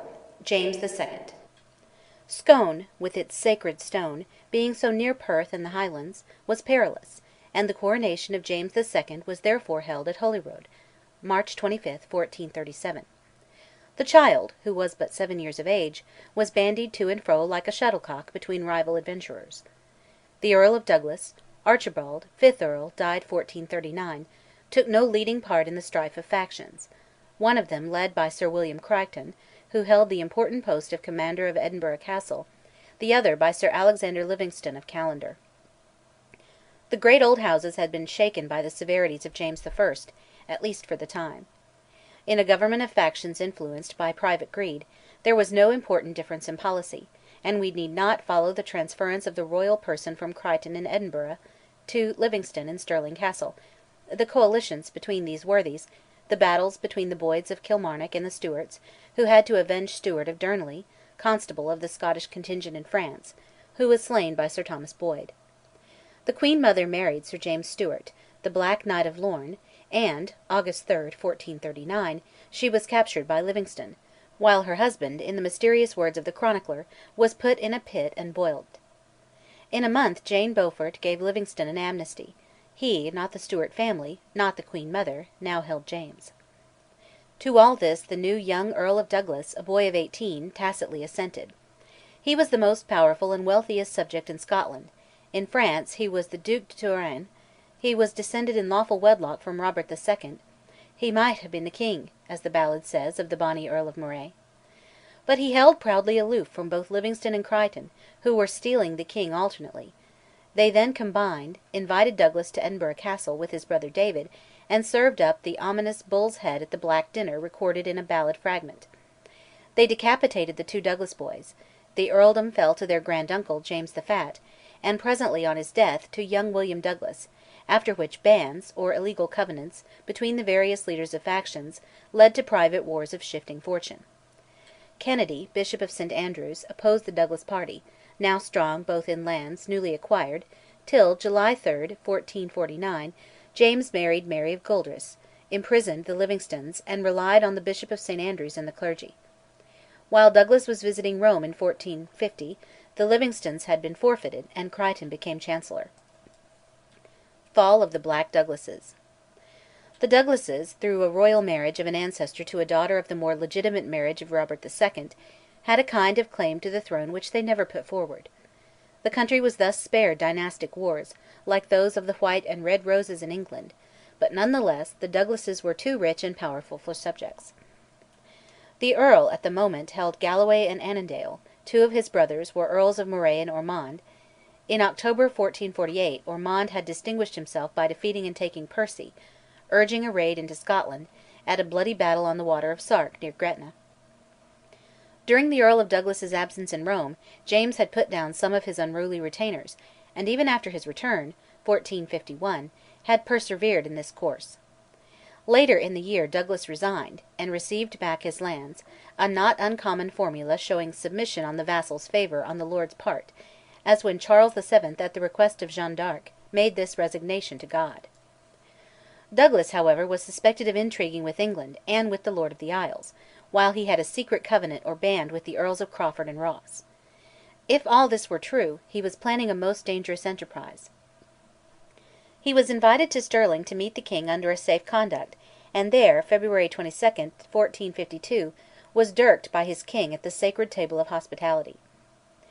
Whether this crime was premeditated or merely passionate is unknown, as in the case of Bruce's murder of the Red Comyn before the high altar. Parliament absolved James on slender grounds.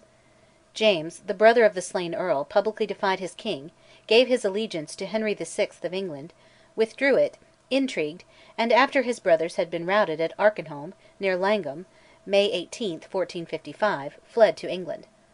His house was proclaimed traitorous. Their wide lands in southern and southwestern Scotland were forfeited and redistributed, the Scots of Buccleuch profiting largely in the long run. The leader of the royal forces at Arkenholm, near Langholm, was another Douglas, one of the Red Douglases, the Earl of Angus, and till the execution of the Earl of Morton under James VI, the Red Douglases were as powerful, turbulent, and treacherous as the Black Douglases had been in their day. When attacked and defeated, these Douglases, Red or Black, always allied themselves with England and with the Lords of the Isles, the hereditary foes of the royal authority. Meanwhile, Edward IV wrote of the Scots as his "rebels of Scotland," and in the alternations of fortune between the houses of York and Lancaster, James held with Henry VI. When Henry was defeated and taken at Northampton, July 10, 1460, James besieged Roxburgh Castle, an English hold on the Border, and August 3, 1460, was slain by the explosion of a great bombard. James was but 30 years of age at his death. By the dagger, by the law, and by the aid of the Red Douglases, he had ruined his most powerful nobles, and his own reputation. His early training, like that of James VI., was received while he was in the hands of the most treacherous, bloody, and unscrupulous of mankind; later he met them with their own weapons. The foundation of the University of Glasgow (1451), and the building and endowment of St Salvator's College in St Andrews by Bishop Kennedy, are the most permanent proofs of advancing culture in the reign of James. Many laws of excellent tendency, including sumptuary laws, which suggest the existence of unexpected wealth and luxury, were passed, but such laws were never firmly and regularly enforced. By one rule, which does seem to have been carried out, no poisons were to be imported; Scottish chemical science was incapable of manufacturing them. Much later, under James VI., we find a parcel of arsenic, to be used for political purposes, successfully stopped at Leith.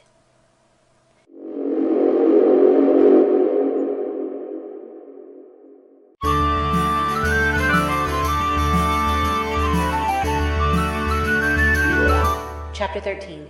James III. James II. left 3 sons. The eldest, James III., aged 9, was crowned at Kelso, August 10, 1460. His brothers, bearing the titles of Albany and Mar, were not to be his supports. His mother, Mary of Gueldres, had the charge of the boys, and as she was won over by her uncle, Philip of Burgundy, to the cause of the House of York, while Kennedy and the Earl of Angus stood for the House of Lancaster, there was strife between them and the Queen Mother and nobles. Kennedy relied on France, Louis XI., and his opponents on England. The Battle of Towton (March 30, 1461) drove Henry VI. And his Queen across the Border, where Kennedy entertained the melancholy exile in the castle of St Andrews. The grateful Henry restored Berwick to the Scots, who could not hold it long. In June 1461, while the Scots were failing to take Carlisle, Edward IV. was crowned, and sent his adherent, the exiled Earl of Douglas, to treat for an alliance with the Celts, under John, Lord of the Isles, and that Donald Balloch who was falsely believed to have long before been slain in Ireland. It is curious to think of the Lord of the Isles dealing as an independent prince, though a renegade Douglas, with the English king. A treaty was made at John's Castle of Ardtornish, now a shell of crumbling stone on the seashore of the Morven side of the Sound of Mull, with the English monarch at Westminster. The Highland chiefs promised allegiance to Edward, and, if successful, the Celts are to recover the ancient kingdom from Caithness to the Forth, while Douglas is to be all-powerful from the Forth to the Border. But other intrigues prevailed. The Queen Mother and her son, in the most friendly manner, met the Kingmaker Warwick at Dumfries, and again at Carlisle, and Douglas was disgraced by Edward, though restored to favour when Bishop Kennedy declined to treat with Edward's commissioners. The Treaty of England with Douglas and the Celts was ratified, but Douglas, advancing in front of Edward's army to the Border, met old Bishop Kennedy in helmet and corselet, and was defeated. Louis XI, however, now deserted the red for the white rose. Kennedy followed his example, and peace was made between England and Scotland in October 1464. Kennedy died in the summer of 1465. There followed the usual struggles between confederations of the nobles, and in July 1466 James was seized, being then aged 14, by the party of the Boyds, Flemings, and Kennedys, aided by Hepburn of Hales, ancestor of the turbulent Earl of Bothwell, and by the head of the Border House of Cessford, Andrew Ker. It was a repetition of the struggles of Livingston and Crichton, and now the great Border lairds began to take their place in history. Boyd made himself governor to the king; his son married the king's eldest sister, Mary, and became Earl of Arran. But brief was the triumph of the Boyds. In 1469, James married Margaret of Norway; Orkney and Shetland were her dower; but while Arran negotiated the affair abroad, at home the fall of his house was arranged. Boyd fled the country; the king's sister, divorced from young Arran, married the Lord Hamilton, and his family, who were lords of Cadzow under Robert Bruce, and had been allies of the Black Douglases till their fall, became the nearest heirs of the royal Stuarts, if that family were extinct. The Hamiltons, the wealthiest house in Scotland, never produced a man of great ability, but their nearness to the throne and their ambition were storm centres in the time of Mary Stuart and James VI., and even as late as the Union in 1707. The fortunes of a nephew of Bishop Kennedy, Patrick Graham, Kennedy's successor as Bishop of St Andrews, now perplex the historian. Graham dealt for himself with the Pope, obtained the rank of Archbishop for the Bishop of St Andrews (1472), and thus offended the king and country, always jealous of interference from Rome. But he was reported on as more or less insane by a papal nuncio, and was deposed. Had he been defending, as used to be said, the right of election of bishop for the canons against the greed of the nobles, the nuncio might not have taken an unfavourable view of his intellect. In any case, whether the clergy, backed by Rome, elected their bishops, or whether the king and nobles made their profit out of the church appointments, jobbery was the universal rule. Ecclesiastical corruption and, as a rule, ignorance, were attaining their lowest level. By 1476 the Lord of the Isles, the Celtic ally of Edward IV, was reduced by Argyll, Huntly, and Crawford, and lost the sheriffdom of Inverness, and the earldom of Ross, which was attached to the crown (1476). His Treaty of Ardtornish had come to light. But his bastard, Angus Og, filled the north and west with fire and tumult from Ross to Tobermory (1480 to 1490), while James's devotion to the arts, a thing intolerable, and to the society of low-born favourites, especially Thomas Cockburn, a stone cutter, prepared the sorrows and the end of his reign. The intrigues which follow, and the truth about the character of James, are exceedingly obscure. We have no Scottish chronicle written at the time. The later histories, by Ferrerius, an Italian, and much later by Queen Mary's Bishop Leslie and by George Buchanan, are full of rumours and contradictions, while the state papers and treaties of England merely prove the extreme treachery of James's brother Albany, and no evidence tells us how James contrived to get the better of the traitor. James's brothers, Albany and Mar, were popular, were good horsemen, men of their hands, and Cochrane is accused of persuading James to arrest Mar on a charge of treason and black magic. Many witches are said to have been burned, perhaps the only such case before the Reformation. However it fell out, all is obscure. Mar died in prison, while Albany, also a prisoner on charges of treasonable intrigues with the inveterate Earl of Douglas, in the English interest, escaped to France. Douglas (1482) brought him to England, where he swore allegiance to Edward IV, under whom, like Edward Balliol, he would hold Scotland if crowned. He was advancing on the border with Edward's support and with the Duke of Gloucester, Richard III, and James had gone to Lauder to encounter him, when the Earl of Angus headed a conspiracy of nobles, such as Huntly, Lennox, and Buchan, seized Cochrane and other favourites of James, and hanged them over Lauder Bridge. The most tangible grievance was the increasing debasement of the coinage. James was immured at Edinburgh, but, by a compromise, Albany was restored to rank and estates. Meanwhile Gloucester captured Berwick, never to be recovered by Scotland. In 1483 Albany renewed, with many of the nobles, his intrigues with Edward for the betrayal of Scotland. In some unknown way James separated Albany from his confederates, Atholl, Buchan, and Angus. Albany went to England, betrayed the castle of Dunbar to England, and was only checked in his treasons by the death of Edward IV, April 9, 1483, after which a full Parliament, July 7, 1483, condemned him and forfeited him in his absence. On July 22, 1484, he invaded Scotland with his ally Douglas. They were routed at Lochmaben, Douglas was taken, and by singular clemency was merely placed in seclusion at the monastery of Lindores, while Albany, escaping to France, perished in a tournament, leaving a descendant who, later in the minority of James V, makes a figure in history. The death of Richard III (August 18, 1485), and the accession of the prudent Henry VII, gave James a moment of safety. He turned his attention to the Church, and determined to prosecute for treason such Scottish clerics as purchased benefices through Rome. He negotiated for 3 English marriages, including that of his son James, Duke of Rothesay, to a daughter of Edward IV. He also negotiated for the recovery of Berwick, taken by Gloucester during Albany's invasion of 1482. After his death, and before it, James was accused, for these reasons, of disloyal dealings with England, and such nobles as Angus, up to the neck as they were in treason and rebellion, raised a party against him on the score that he was acting as they did. The most aimless treachery of the Douglases, red or black, endured for centuries, from the reign of David II to that of James IV. Many nobles had received no amnesty for the outrage of Lauder Bridge; their hopes turned to the heir of the crown, James, Duke of Rothesay. We see them offering peace for an indemnity in Parliament of October 1487. The Estates refused all such pardons for a space of 7 years. The King's party was manifestly the stronger. He was not to be intimidated. He offended Home and the Humes by annexing the Priory of Coldingham, which they regarded as their own, to the royal chapel at Stirling. The inveterate Angus, with others, induced Prince James to join them under arms. James took the chancellorship from Argyll, and sent envoys to England. The rebels, proclaiming the prince as king, intrigued with Henry VII. James was driven across the Forth, and was supported in the north by his uncle Atholl, and by Huntly, Crawford, and Lord Lindsay of the Byres, Errol, Glamis, Forbes, and Tullibardine, and the chivalry of Angus and Strathtay.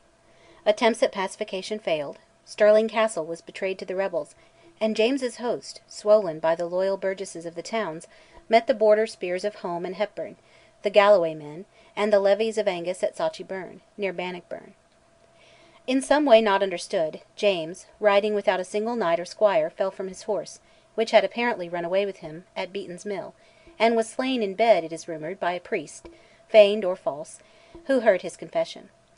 The obscurity of his reign hangs darkest over his death, and the virulent Buchanan slandered him in his grave. Under his reign, Henryson, the greatest of the Chaucerian school in Scotland, produced his admirable poems. Many other poets whose works are lost were flourishing, and the Wallace, that elaborate plagiarism from Barbour's The Bruce, was composed, and attributed to Blind Harry, a paid minstrel about the court.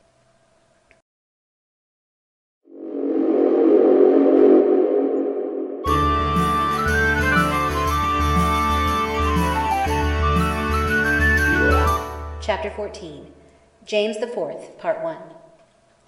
The new king, with Angus for his governor, Argyll for his chancellor, and with the Kerrs and Hepburns in office, was crowned at Scone about June 25, 1488. He was nearly 17, no child, but energetic in business as in pleasure, though lifelong remorse for his rebellion gnawed at his heart. He promptly put down a rebellion of the late king's friends and of the late king's foe, Lennox, then strong in the possession of Dumbarton Castle, which, as it commands the sea entrance by Clyde, is of great importance in the reign of Mary and James VI. James III. must have paid attention to the navy, which, under Sir Andrew Wood, already faced English pirates triumphantly. James IV. spent much money on his fleet, buying timber from France, for he was determined to make Scotland a power of weight in Europe; but at the pinch his navy vanished like a mist. Spanish envoys and envoys from the Duchess of Burgundy visited James in 1488 1489. He was in close relations with France and Denmark, and caused anxieties to the first Tudor king, Henry VII., who kept up the Douglas alliance with Angus and bought over Scottish politicians. While James, as his account books show, was playing cards with Angus, that traitor was also negotiating the sale of Hermitage Castle, the main hold of the Middle Border, to England. He was detected, and the castle was entrusted to Hepburn, Earl of Bothwell.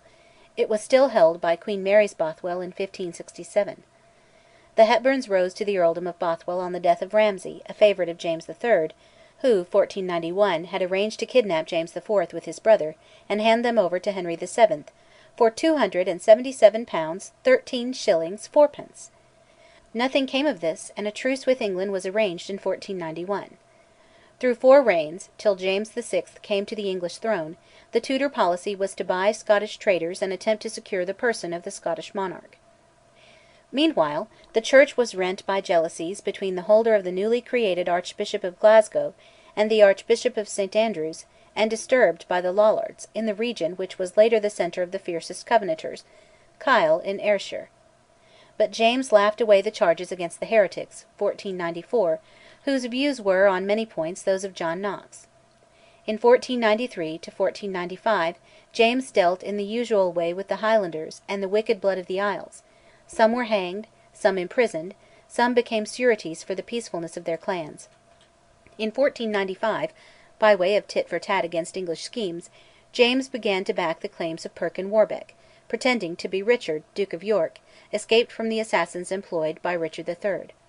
Perkin, whoever he was, had probably been intriguing between Ireland and Burgundy since 1488. He was welcomed by James at Stirling in 1495, and was wedded to the king's cousin, Catherine Gordon, daughter of the Earl of Huntly, now supreme in the north.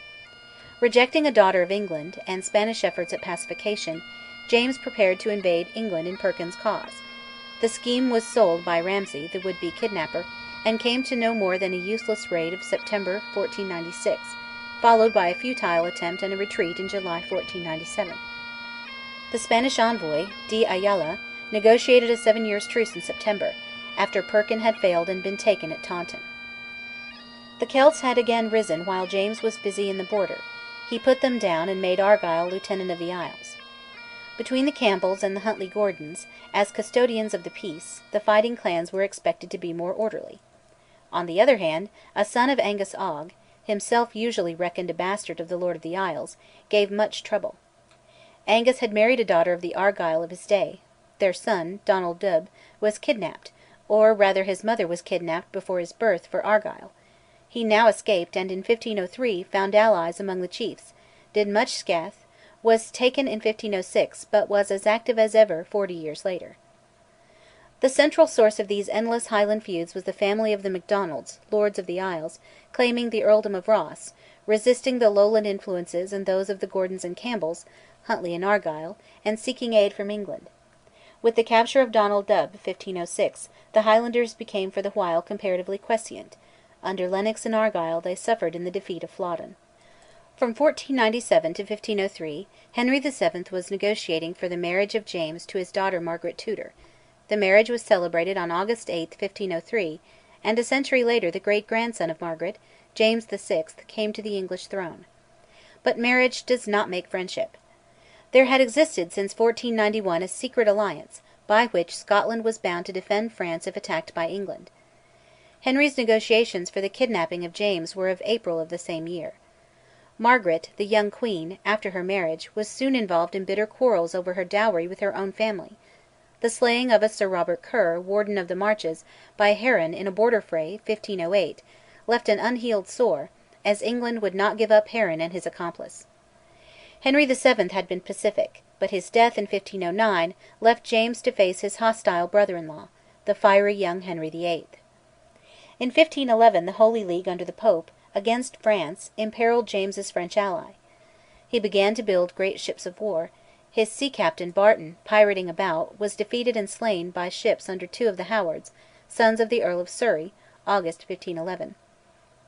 James remonstrated; Henry was firm, and the Border feud of Kerr and Heron was festering; moreover, Henry was a party to the league against France, and France was urging James to attack England.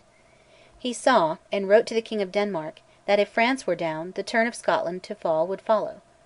In March 1513 an English diplomatist, West, found James in a wild mood, distraught, like a fey man. Chivalry, and even national safety, called him to war, while his old remorse drove him into a religious retreat, and he was on hostile terms with the Pope. On May 24, in a letter to Henry, he made a last attempt to obtain a truce, but on June 30 Henry invaded France. The French Queen despatched to James, as to her true knight, a letter and a ring. He sent his fleet to sea; it vanished like a dream.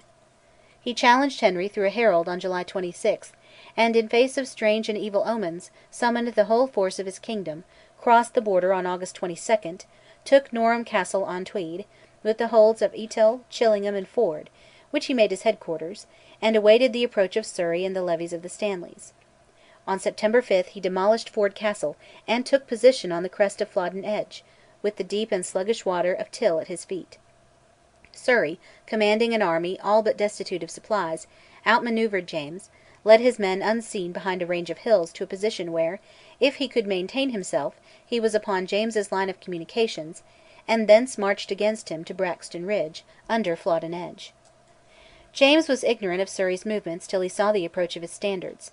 In place of retaining his position, he hurled his force down to Branxton; his gunners could not manage their new French ordnance, and though Home, with the Border spears, and Huntly had a success on the right, the Borderers made no more efforts, and on the left the Celts fled swiftly after the fall of Lennox and Argyll.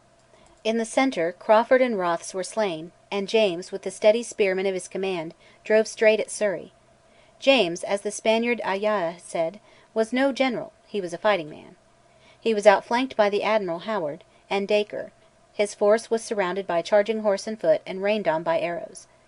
But the stubborn spearmen still made good, their dark and impenetrable wood, when James rushed from the ranks, hewed his way to within a lance's length of Surrey, so Surrey writes, and died, riddled with arrows, his neck gashed by a bill-stroke, his left hand almost sundered from his body. Night fell on the unbroken Scottish phalanx, but when dawn arrived only a force of Border prickers was hovering on the fringes of the field. 13 dead earls lay in a ring about their master; there, too, lay his natural son, the young Archbishop of St Andrews, and the bishops of Caithness and the Isles.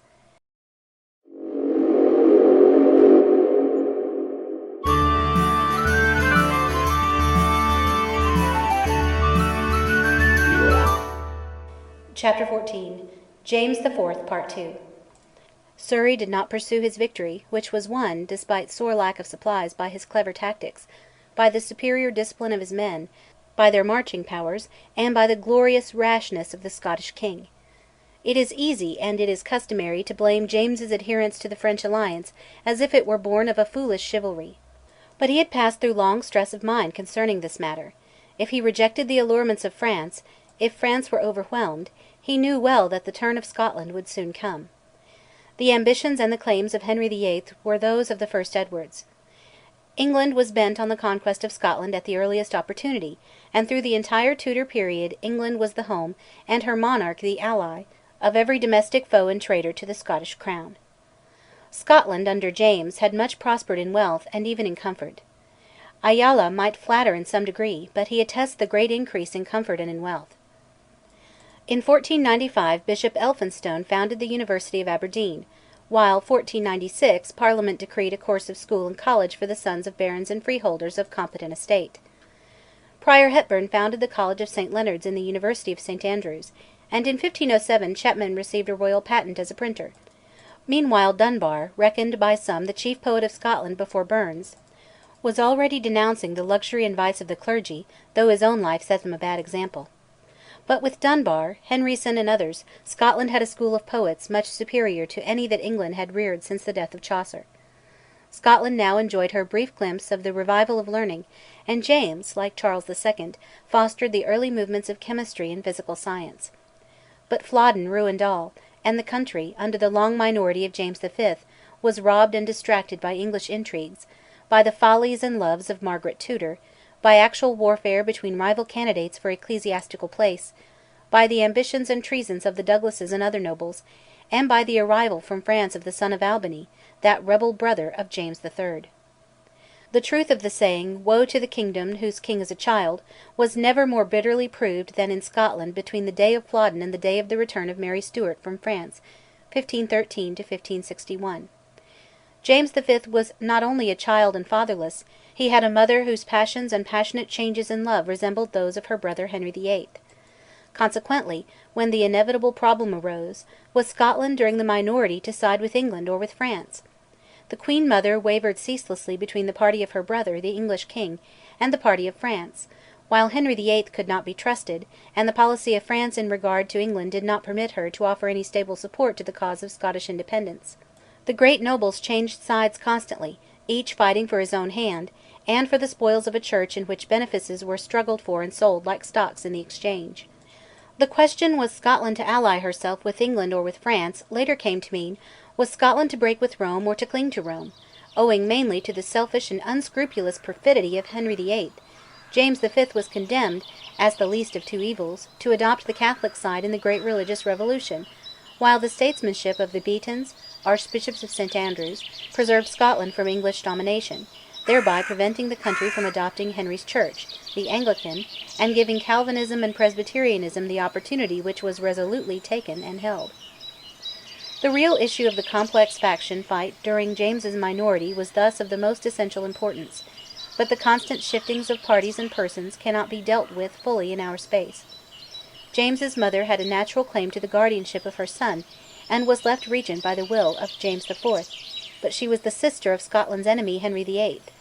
Beaton, Archbishop of Glasgow, later of St Andrews, with the Earl of Arran, now the title of the Hamiltons, Huntly, and Angus were to advise the Queen till the arrival of Albany, son of the brother of James III, who was summoned from France. Albany, of course, stood for the French alliance, but when the Queen Mother, August 6, 1514, married the new young Earl of Angus, the grandson and successor of the aged traitor, Bell the Cat, the Earl began to carry on the unusual unpatriotic policy of his house. The appointment to the see of St Andrews was competed for by the poet Gowan Douglas, uncle of the new Earl of Angus, and himself of the English party, by Hepburn, Prior of St Andrews, who fortified the abbey, and by Forman, Bishop of Moray, a partisan of France, and a man accused of having induced James IV to declare war against England. After long and scandalous intrigues, Forman obtained the see. Albany was regent for a while, and at intervals he repaired to France. He was in the favour of the Queen Mother when she later quarrelled with her husband Angus. At one moment, Margaret and Angus fled to England, where was born her daughter Margaret, later Lady Lennox and the mother of Henry Darnley. Angus, with Home, now recrossed the border, 1516, and was reconciled to Albany. Against all unity in Scotland Henry intrigued, bribing with a free hand, his main object being to get Albany sent out of the country. In early autumn 1516, Home, the leader of the Borderers at Flodden, and his brother were executed for treason. In June 1517 Albany went to seek aid and counsel in France, when the Queen Mother returned from England to Scotland, where, if she retained any influence, she might be useful to her brother's schemes. But, contrary to Henry's interests, in this year Albany renewed the old alliance with France, while in 1518 the Queen Mother desired to divorce Angus. But Angus was a serviceable tool of Henry, who prevented his sister from having her way, and now the heads of the parties in the distracted country were Arran, chief of the Hamiltons, and Beaton, Archbishop of Glasgow, standing for France, and Angus representing the English party. Their forces met at Edinburgh in the street battle of Cleanse the Causeway, wherein the Archbishop of Glasgow wore armour, and the Douglases beat the Hamiltons out of the town, April 30, 1520. Albany returned, 1521, but the nobles would not join with him in an English war, 1522. Again he went to France, while Surrey devastated the Scottish border, 1523. Albany returned while Surrey was burning Jedburgh, was once more deserted by the Scottish forces on the Tweed, and left the country for ever in 1524. Angus now returned from England, but the Queen Mother cast her affections on young Henry Stuart, Lord Methven, while Angus got possession of the boy King, June 1526, and held him, a reluctant ward, in the English interest. Lennox was now the chief foe of Arran and Angus, with whom Arran had coalesced, and Lennox desired to deliver James out of Angus's hands. On July 26, 1526, not far from Melrose, Walter Scott of Buccleuch attacked the forces guarding the prince; among them was Ker of Cessford, who was slain by an Elliot when Buccleuch's men rallied at the rock called Turn Again. Hence sprang a long-enduring blood feud of Scots and Kers, but Angus retained the prince, and in a later fight in the cause of James's delivery, Lennox was slain by the Hamiltons near Linlithgow. The spring of 1528 was marked by the burning of a Hamilton, Patrick, Abbot of Ferne, at St Andrews, for his Lutheran opinions. Angus had been making futile attacks on the border thieves, mainly the Armstrongs, who now became very prominent and picturesque robbers. He meant to carry James with him on one of these expeditions. But in June 1528 the young king escaped from Edinburgh Castle, and rode to Stirling, where he was welcomed by his mother and her partisans. Among them were Arran, Argyll, Moray, Bothwell, and other nobles, with Maxwell and the Lord of Buccleuch, Sir Walter Scott. Angus and his kin were forfeited; he was driven across the border in November, to work what mischief he might against his country. He did not return till the death of James V. Meanwhile James was at peace with his uncle, Henry VIII. He, 1529–1530, attempted to bring the border into his peace, and hanged Johnny Armstrong of Gilnockie, with circumstances of treachery, says the ballad, as a ballad maker was certain to say. Campbells, Macleans, and Macdonalds had all this while been burning each other's lands, and cutting each other's throats. James visited them, and partly quieted them, incarcerating the Earl of Argyll.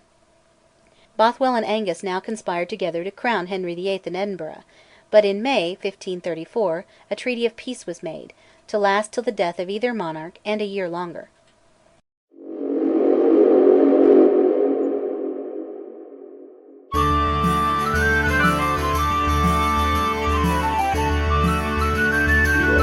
Chapter 15: James V and the Reformation. The new times were at the door. In 1425 the Scottish Parliament had forbidden Lutheran books to be imported. But they were, of course, smuggled in, and the seed of religious revolution fell on minds disgusted by the greed and anarchy of the clerical fighters and jobbers of benefices. James V, after he had shaken off the Douglases and became a free king, had to deal with a political and religious situation, out of which, we may say, in the Scots phrase, there was no outgate. His was the dilemma of his father before Flodden. How, against the perfidious ambition, the force in war, and the purchasing powers of Henry VIII, was James to preserve the national independence of Scotland? His problem was even harder than that of his father, because when Henry broke with Rome and robbed the religious houses, a large minority, at least, of the Scottish nobles, gentry, and middle classes were, so far, heartily on the anti-Roman side. They were tired of Rome, tired of the profligacy, ignorance, and insatiable greed of the ecclesiastical dignitaries who, too often, were reckless cadets of the noble families.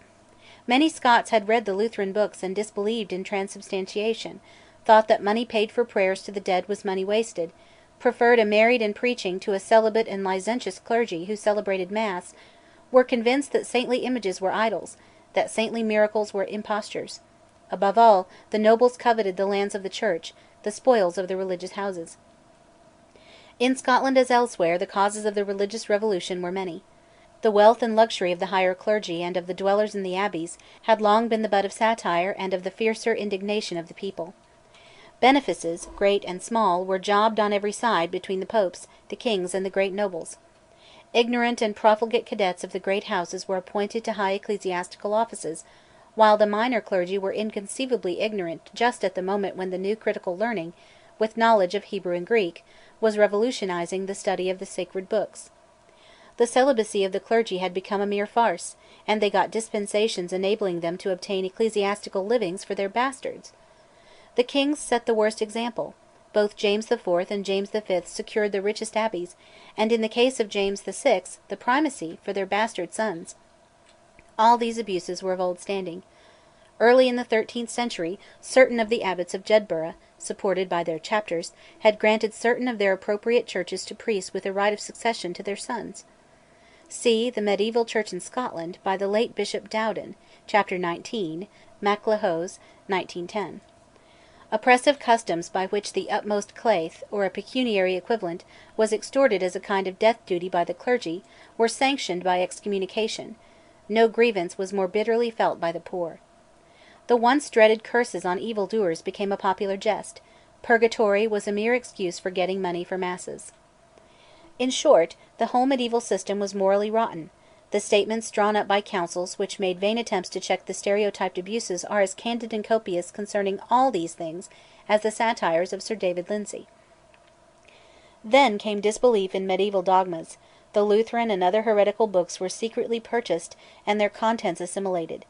Intercession of saints, images, pilgrimage, the doctrine of the Eucharist, all fell into contempt. As early as 1528, as we have seen, the first Scottish martyr for evangelical religion, Patrick Hamilton, was burned at St Andrews. This sufferer was the son of a bastard of that Lord Hamilton who married the sister of James III. As was usual, he obtained, when a little boy, an abbey, that of Fern in Rossshire. He drew the revenues, but did not wear the costume of his place. In fact, he was an example of the ordinary abuses. Educated at Paris and Leuven, he came in contact with the criticism of Erasmus and the Lutheran controversy. He next read at St Andrews, and he married. Suspected of heresy in 1427, he retired to Germany. He wrote theses called Patrick's Places, which were reckoned heretical. He was arrested, was offered by Archbishop Beaton a chance to escape, disdained it, and was burned with unusual cruelty. As a rule, heretics in Scotland were strangled before burning. There were other similar cases, nor could James interfere. He was bound by his coronation oath. Again he found in the bishops his best diplomatists, and they, of course, were all for the French alliance, in the cause of the independence of their country and church as against Henry VIII. Thus James, in justifiable dread of the unscrupulous ambition of Henry VIII, could not run the English course, could not accept the varying creeds which Henry, who was his own pope, put forward as his spirit moved him. James was thus inevitably committed to the losing cause, the cause of Catholicism and of France, while the intelligence no less than the avarice of his nobles and gentry ran the English course. James had practically no choice. In 1536 Henry proposed a meeting with James as far within England as possible. Knowing, as we do, that Henry was making repeated attempts to have James kidnapped, and Archbishop Beaton also, we are surprised that James was apparently delighted at the hope of an interview with his uncle in England. Henry declined to explain why he desired a meeting when James put the question to his envoy. James said in effect that he must act by advice of his council, which, so far as it was clerical, opposed the scheme. Henry justified the views of the council later, when James, returning from a visit to France, asked permission to pass through England. "It is the king's honour not to receive the King of Scots in his realm except as a vassal, for there never came King of Scots into England in peaceful manner otherwise." Certain it is that, however James might enter England, he would leave it only as a vassal. Nevertheless his council, especially his clergy, are blamed for embroiling James with Henry by dissuading him from meeting his uncle in England. Manifestly they had no choice. Henry had shown his hand too often. At this time James, by Margaret Erskine, became the father of James, later the Regent Moray. Strange tragedies would never have occurred had the king first married Margaret Erskine, who, by 1536, was the wife of Douglas of Lochleven. He is said to have wished for her a divorce that he might marry her. This could not be. He visited France, and on New Year's Day, 1537, wedded Madeleine, daughter of Francis I. 6 months later she died in Scotland. Marriage for the king was necessary, and David Beaton, later Cardinal Beaton and Archbishop of St Andrews, obtained for his lord a lady coveted by Henry VIII, Mary, of the great Catholic house of Lorraine, widow of the Duc de Longueville, and sister of the popular and ambitious Guises. The pair were wedded on June 10, 1538. There was fresh offence to Henry and a closer tie to the Catholic cause. The appointment of Cardinal Beaton to the see of St Andrews, in succession to his uncle, gave James a servant of high ecclesiastical rank, great subtlety, and indomitable resolution, but remote from chastity of life and from clemency to heretics. Martyrdom became more frequent, and George Buchanan, who had been a tutor of James's son by Margaret Erskine, thought well to open a window in his house where he was confined, walk out, and depart to the Continent. Meanwhile Henry, no less than Beaton, was busily burning his own martyrs. In 1539 Henry renewed his intercourse with James, attempting to shake his faith in David Beaton, and to make him rob his church. James replied that he preferred to try to reform it, and he enjoyed, in 1540, Sir David Lindsay's satirical play on the vices of the clergy, and indeed of all orders of men. In 1540 James ratified the College of Justice, the 15 Lords of Session sitting as judges in Edinburgh. In 1541 the idea of a meeting between James and Henry was again mooted, and Henry actually went to York, where James did not appear. Henry, who had expected him, was furious. In August 1542, on a futile pretext, he sent Norfolk with a great force to harry the Border. The English had the worse at the Battle of Haddon Rig. Negotiations followed. Henry proclaimed that Scottish kings had always been vassals of England, and horrified his council by openly proposing to kidnap James. Henry's forces were now wrecking an abbey and killing women at the Border. James tried to retaliate, but his levies (October 31) at Fallamore declined to follow him across the Border. They remembered Flodden; moreover, they could not risk the person of a childless king. James prepared, however, for a raid on a great scale on the western border, but the fact had been divulged by Sir George Douglas, Angus's brother, and had also been sold to Dacre, cheap, by another Scot. The English dispatches prove that Wharton had full time for preparation, and led a competent force of horse, which, near Arthuret, charged on the right flank of the Scots, who slowly retreated till they were entangled between the Esk and a morass, and lost their formation and their artillery, with 1200 men. A few were slain; most were drowned or were taken prisoners. The raid was no secret of the king and the priests, as Knox absurdly states. Nobles of the reforming no less than of the Catholic party were engaged. The English had full warning and a force of 3000 men, not of 400 farmers; the Scots were beaten through their own ignorance of the ground in which they had been burning and plundering. As to confusion caused by the claim of Oliver Sinclair to be commander, it is not corroborated by contemporary dispatches, though Sir George Douglas reports James's lament for the conduct of his favourite: "Fled Oliver, fled Oliver." The misfortune broke the heart of James. He went to Edinburgh, did some business, retired for a week to Linlithgow, where his queen was awaiting her delivery, and thence went to Falkland, and died of nothing more specific than shame, grief, and despair. He lived to hear of the birth of his daughter, Mary, December 8, 1542. "It came with a lass, and it will go with a lass," he is said to have muttered. On December 14 James passed away, broken by his impossible task, lost in the bewildering paths from which there was no outgate. James was personally popular for his gaiety and his adventures while he wandered in disguise. Humorous poems are attributed to him. A man of greater genius than his might have failed when confronted by a tyrant so wealthy, ambitious, cruel, and destitute of honour as Henry VIII, constantly engaged with James's traitors in efforts to seize or slay him and his advisers. It is an easy thing to attack James because he would not trust Henry, a man who ruined all that did trust to his seeming favour.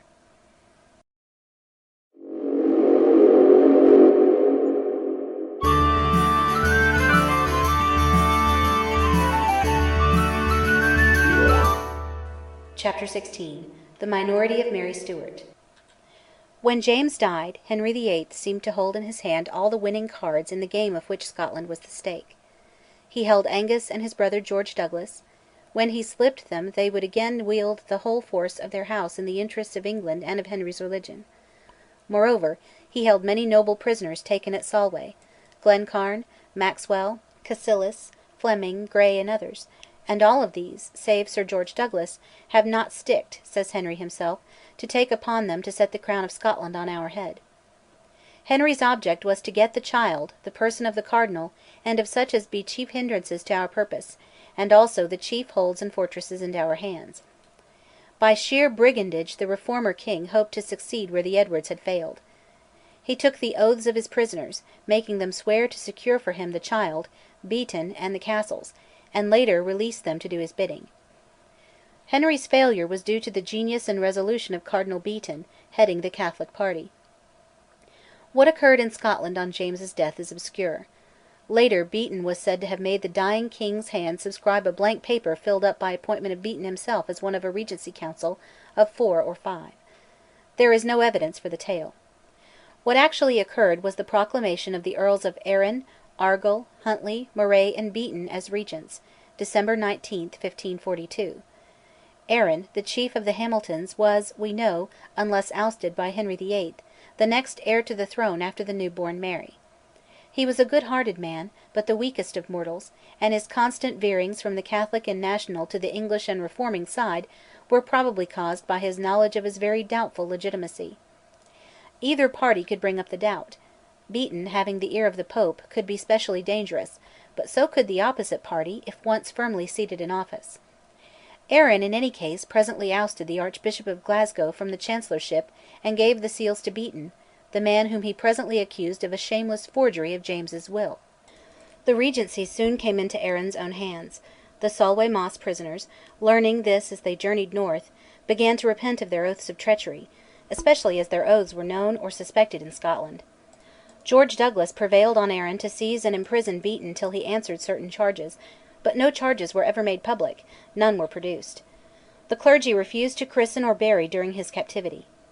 Parliament met, March 12, 1543, and still there was silence as to the nature of the accusations against Beaton, and by March 22 George Douglas himself released the Cardinal, of course for a consideration, and carried him to his own strong castle of St Andrews. Parliament permitted the reading but forbade the discussion of the Bible in English. Arran was posing as a kind of Protestant. Ambassadors were sent to Henry to negotiate a marriage between his son Edward and the baby Queen, but Scotland would not give up a fortress, would never resign her independence, would not place Mary in Henry's hands, would never submit to any but a native ruler. The airy castle of Henry's hopes fell into dust, built as it was on the oaths of traitors. Love of such a religion as Henry professed, retaining the Mass and making free use of the stake and the gibbet, was not, even to Protestants, so attractive as to make them run the English course and submit to the English Lord Paramount. Some time was needed to make Scots, whatever their religious opinions, lick the English rod. But the scale was soon to turn, for every reforming sermon was apt to produce the harrying of religious houses, and every punishment of the robbers was persecution intolerable against which men sought English protection. Henry VIII now turned to Arran for support. To Arran he offered the hand of his daughter, the Princess Elizabeth, who should later marry the heir of the Hamiltons. But by mid-April Arran was under the influence of his bastard brother, the Abbot of Paisley, later Archbishop Hamilton. The Earl of Lennox, a Stuart, and keeper of Dumbarton Castle, arrived from France. He was hostile to Arran, for, if Arran were illegitimate, Lennox was next heir to the crown after Mary. He was thus, for the moment, the ally of Beaton against Arran. George Douglas visited Henry, and returned with his terms: Mary to be handed over to England at the age of 10, and to marry Prince Edward at 12. Arran, by a prior arrangement, was to receive Scotland north of Forth, an auxiliary English army, and the hand of Elizabeth for his son. To the English contingent Arran preferred £5,000 in ready money; that was his price. Sadler, Henry's envoy, saw Mary of Guise, and saw her little daughter unclothed. He admired the child, but could not disentangle the crosswebs of intrigue. The national party, the Catholic party, was strongest, because least disunited.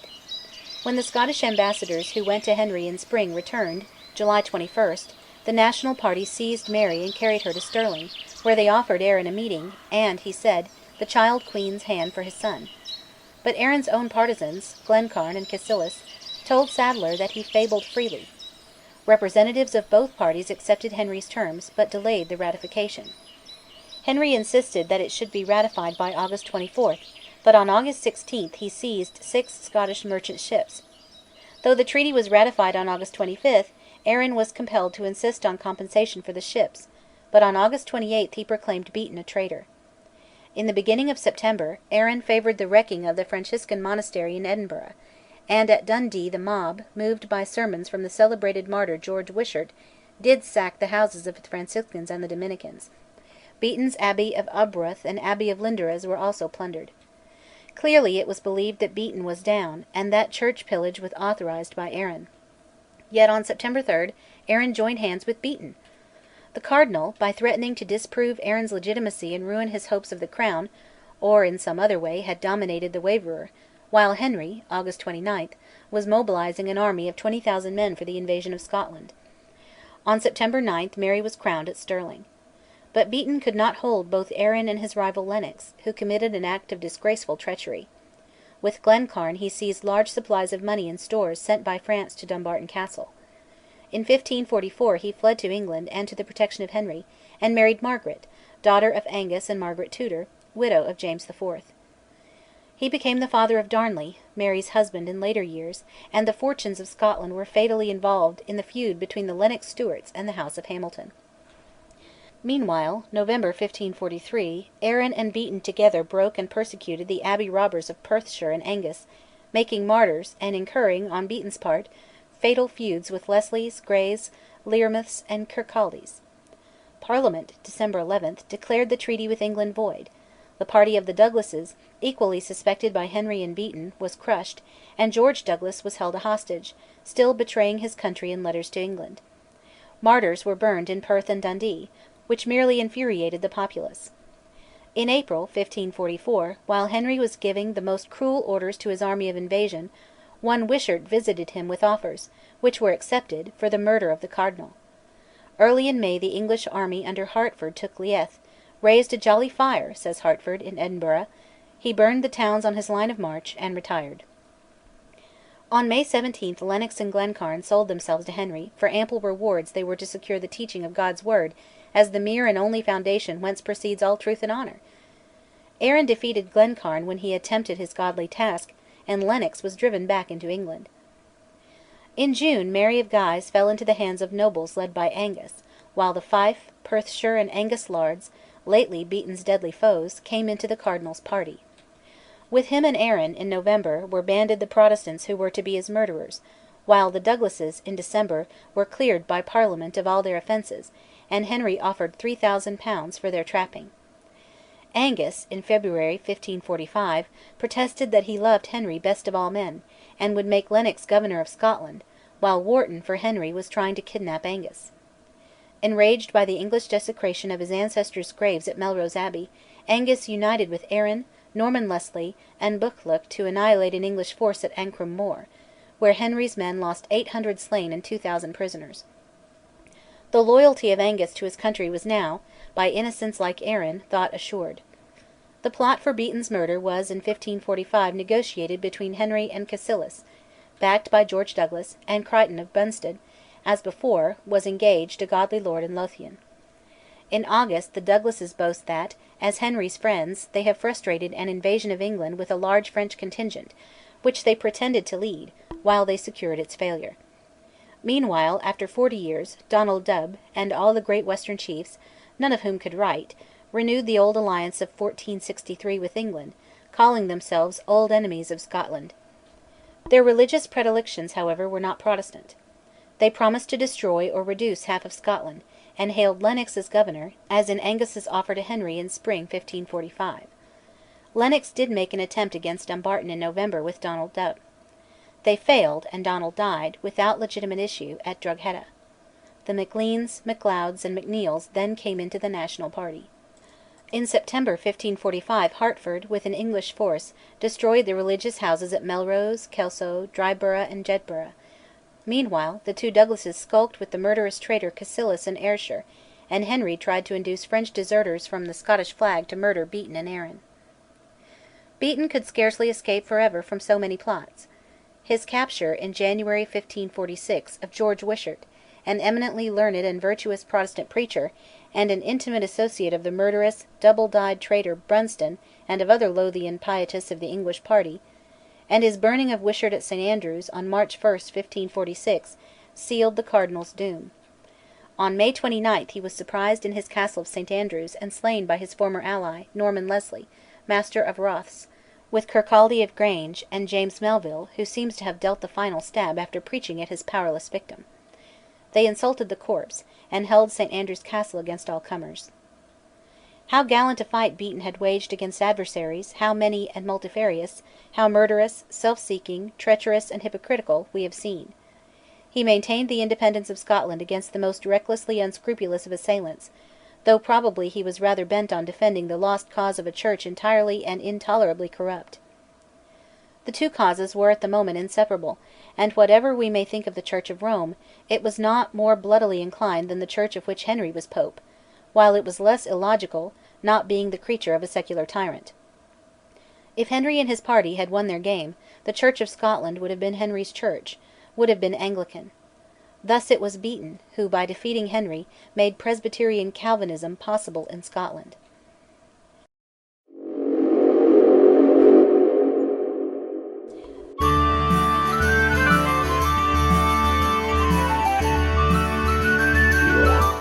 Chapter 17 Regency of Arran.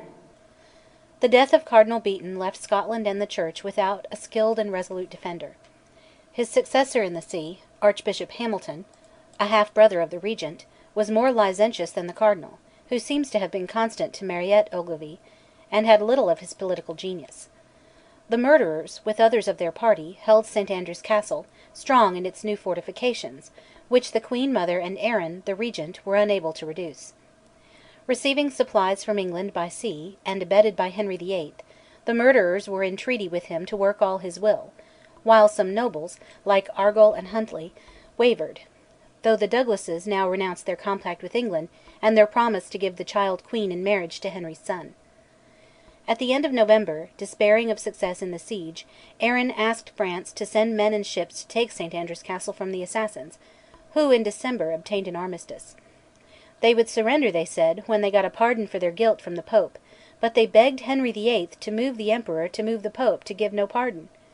The remission, none the less, arrived in April 1547, but was mocked at by the garrison of the castle.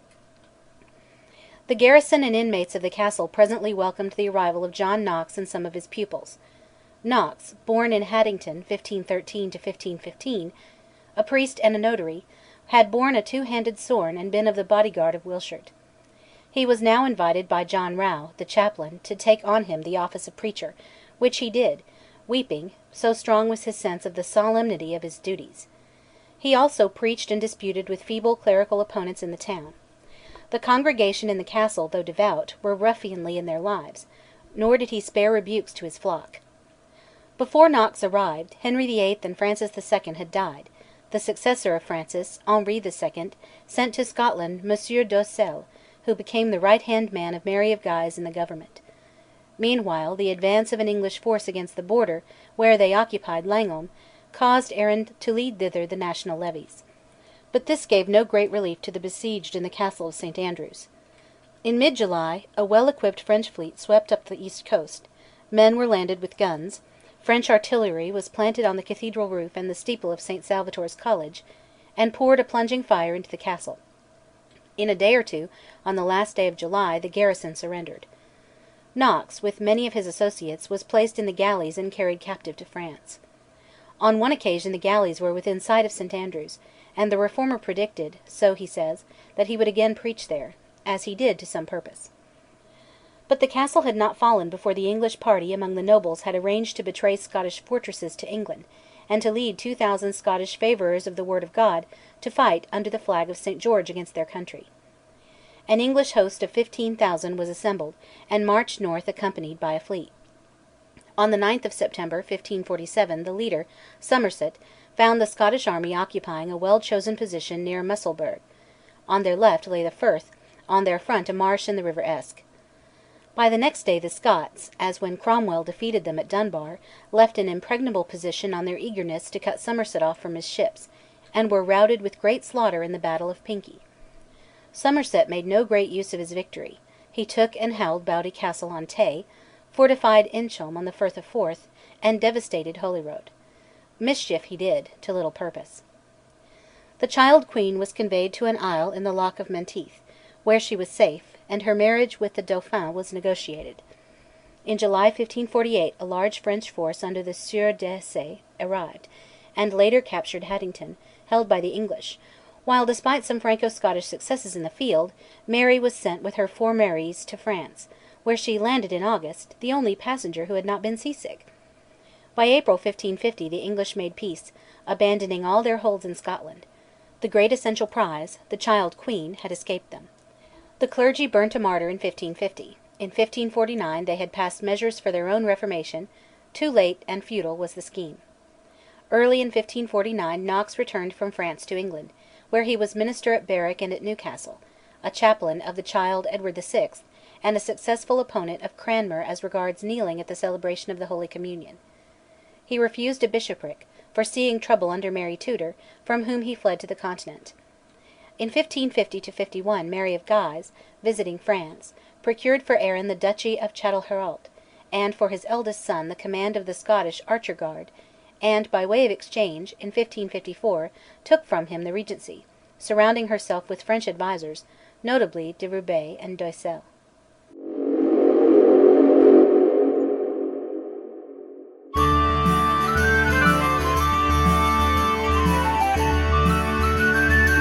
Chapter 18: Regency of Mary of Guise. In England, on the death of Edward VI, Catholicism rejoiced in the accession of Mary Tudor, which, by driving Scottish Protestant refugees back into their own country, strengthened there the party of revolt against the Church, while the Queen Mother's preference of French over Scottish advisers, and her small force of trained French soldiers in garrisons, caused even the Scottish Catholics to hold France in fear and suspicion.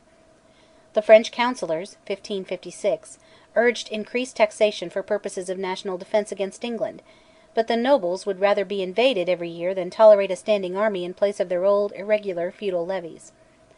Their own independence of the crown was dearer to the nobles and gentry than safety from their old enemy. They might have reflected that a standing army of Scots, officered by themselves, would be a check on the French soldiers in the garrison.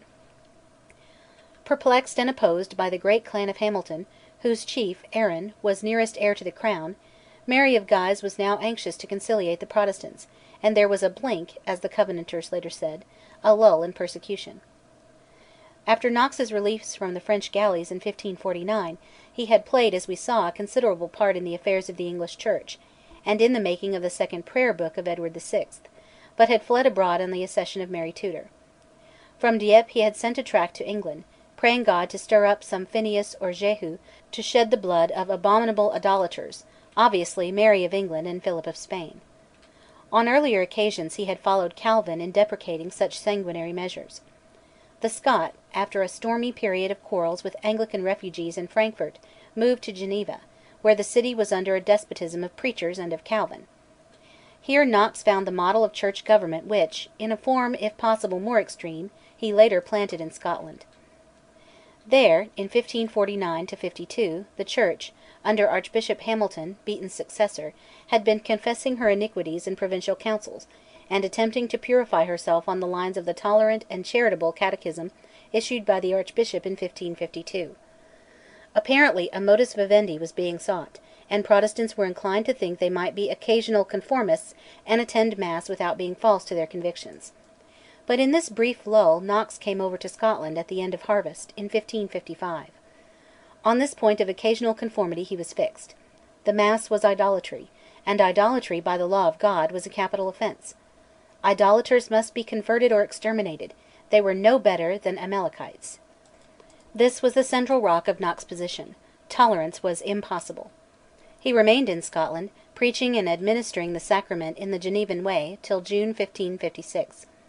He associated with the future leaders of the religious revolution, Erskine of Dun, Lord Lorne in 1558, 5th Earl of Argyll, James Stewart, bastard of James V, and lay prior of St Andrews, and of Macon in France, and the Earl of Glencairn.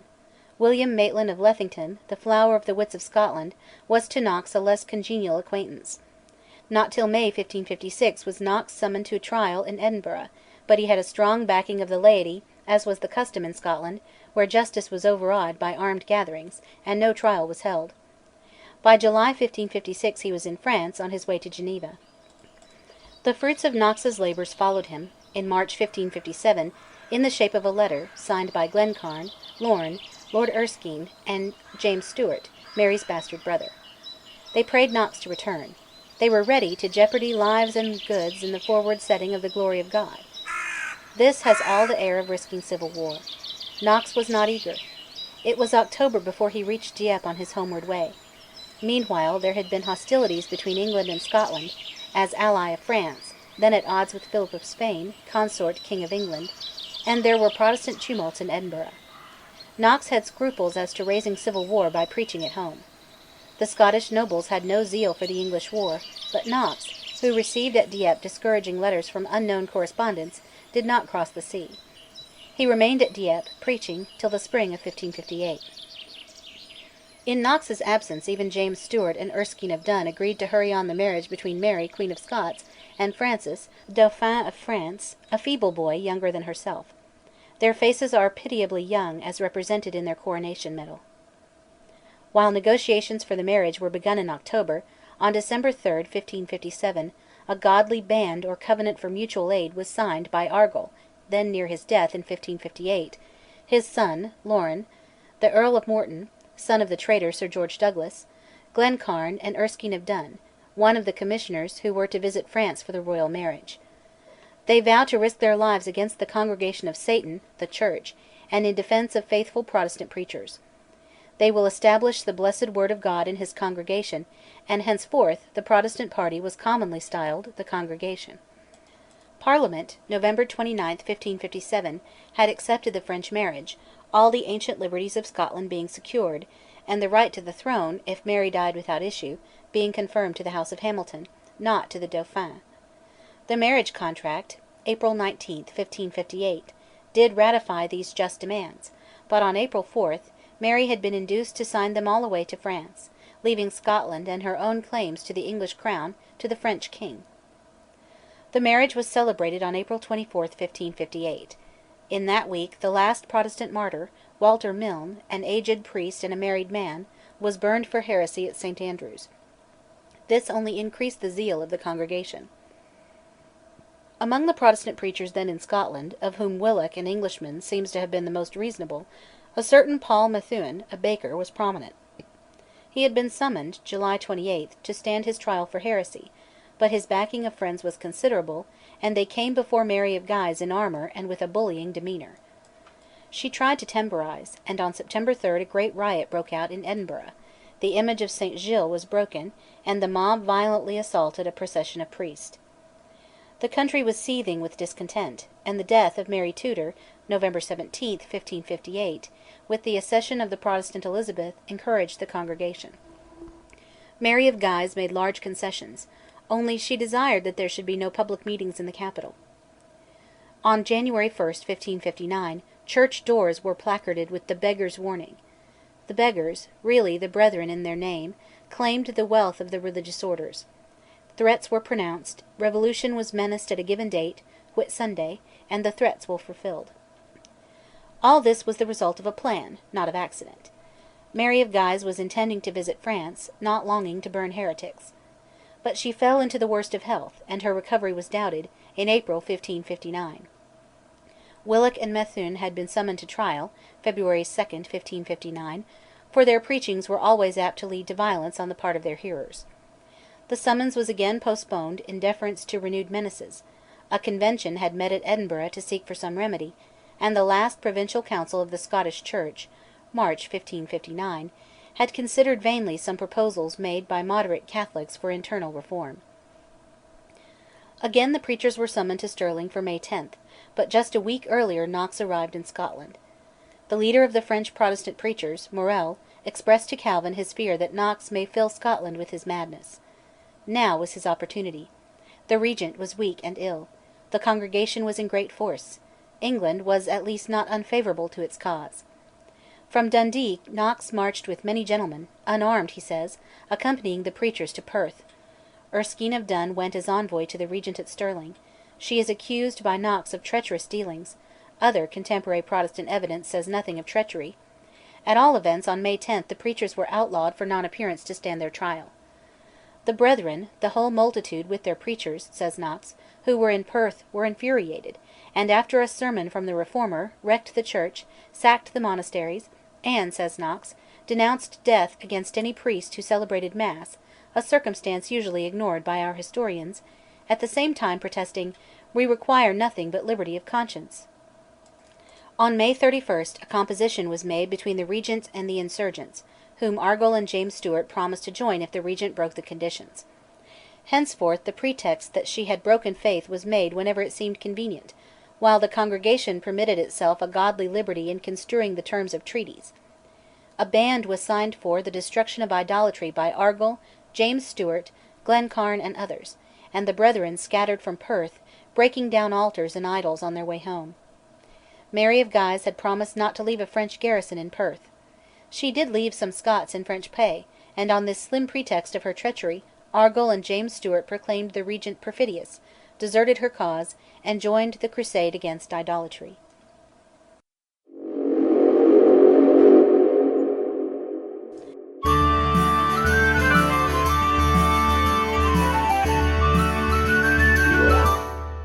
Chapter 19: The Great Pillage, Part 1.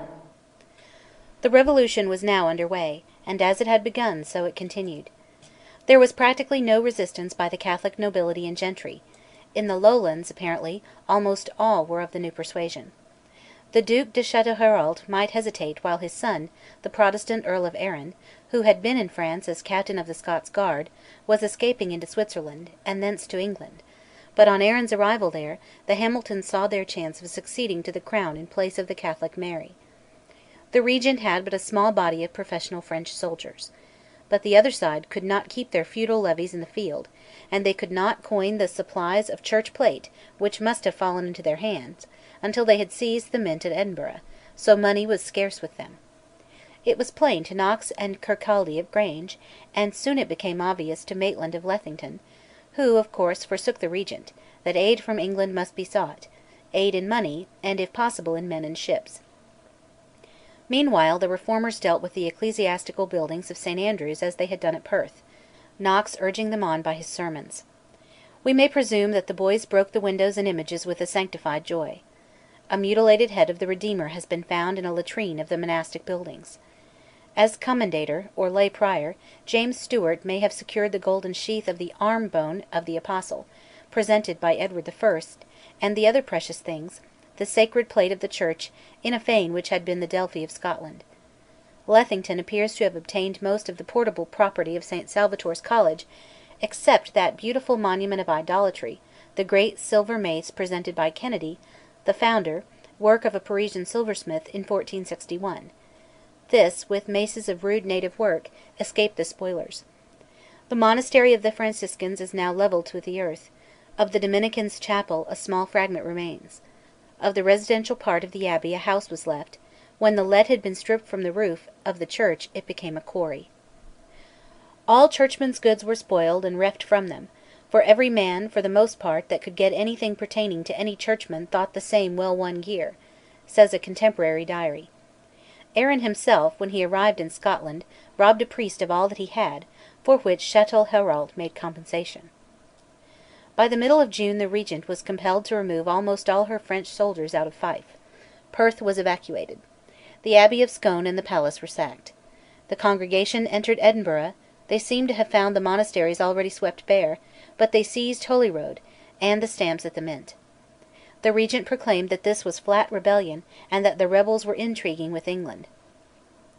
Knox denied it, in the first part of his history, in Origin a contemporary tract written in the autumn, but the charge was true, and Knox and Kirkcaldy were, since June, the negotiators. Already his party were offering Arran, the heir of the crown after Mary, as a husband for Elizabeth, who saw him, but rejected his suit. Arran's father, Chatelherault, later openly deserted the Regent (July 1). The death of Henri II, wounded in a tournament, did not accelerate the arrival of French reinforcements for the Regent. The weaker brethren, however, waxed weary; money was scarce, and on July 24 the Congregation evacuated Edinburgh and Leith, after a treaty which they misrepresented, broke, and accused the Regent of breaking. Knox visited England about August 1, but felt dissatisfied with his qualifications for diplomacy. Nothing, so far, was gained from Elizabeth, save a secret supply of £3000. On the other hand, fresh French forces arrived at Leith; the place was fortified; the Regent was again accused of perfidy by the perfidious, and on October 21 the Congregation proclaimed her deposition on the alleged authority of her daughter, now Queen of France, whose seal they forged and used in their documents. One Cocky was the forger; he saw Arran use the seal on public papers. Cocky had made a die for the coins of the Congregation, a crown of thorns with the words Verbum Dei. Leith, manned by French soldiers, was, till in the summer of 1560 its surrender to the Congregation and all their English allies, the centre of Catholic resistance. In November the Congregation, after a severe defeat, fled in grief from Edinburgh to Stirling, where Knox reanimated them, and they sent Lethington to England to crave assistance. Lethington, who had been in the service of the Regent, is henceforth the central figure of every intrigue. Witty, eloquent, subtle, he was indispensable, and he had one great ruling motive: to unite the crowns and peoples of England and Scotland. Unfortunately he loved the crafty exercise of his dominion over men's minds for its own sake, and when, in some inscrutable way, he entered the clumsy plot to murder Darnley, and knew that Mary could prove his guilt, his shiftings and changes puzzle historians.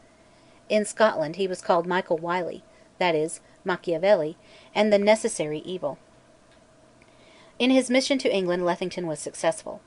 By December 21 the English diplomatist, Sadler, informed Arran that a fleet was on its way to aid the Congregation, who were sacking Paisley Abbey, and issuing proclamations in the names of Francis and Mary.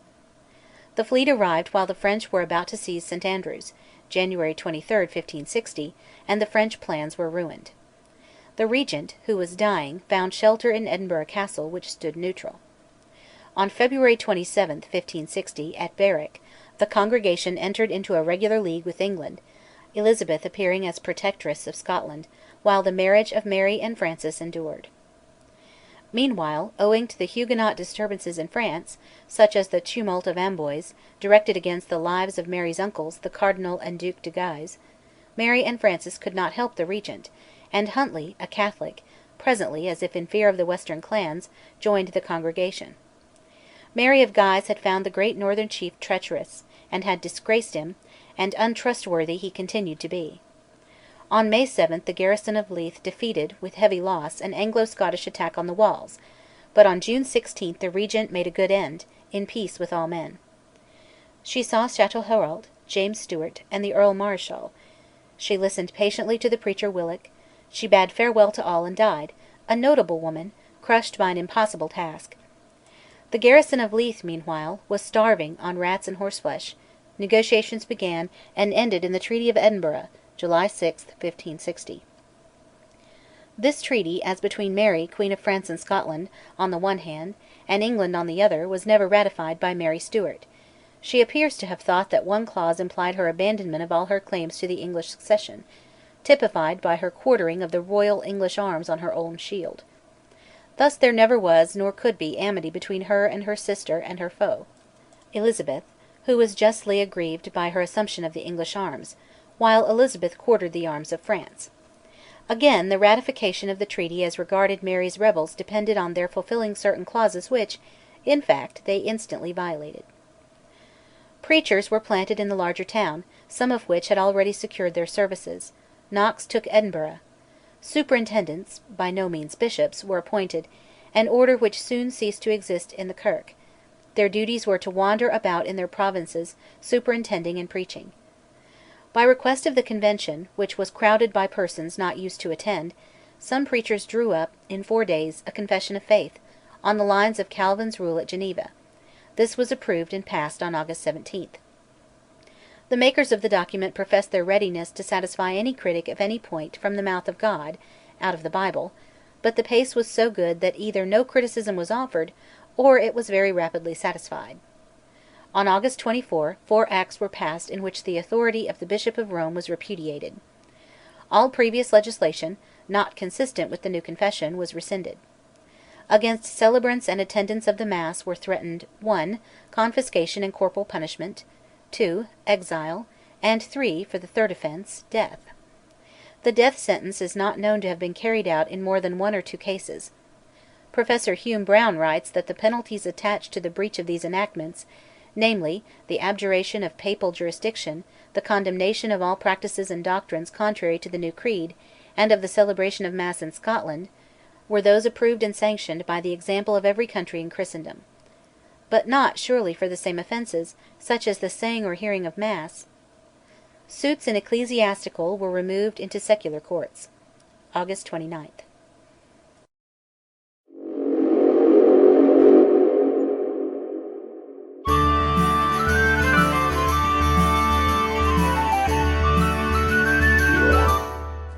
Chapter 19. The Great Pillage, Part 2. In the Confession the theology was that of Calvin. Civil rulers were admitted to be of divine institution. Their duty is to suppress idolatry, and they are not to be resisted, when doing that which pertains to their charge.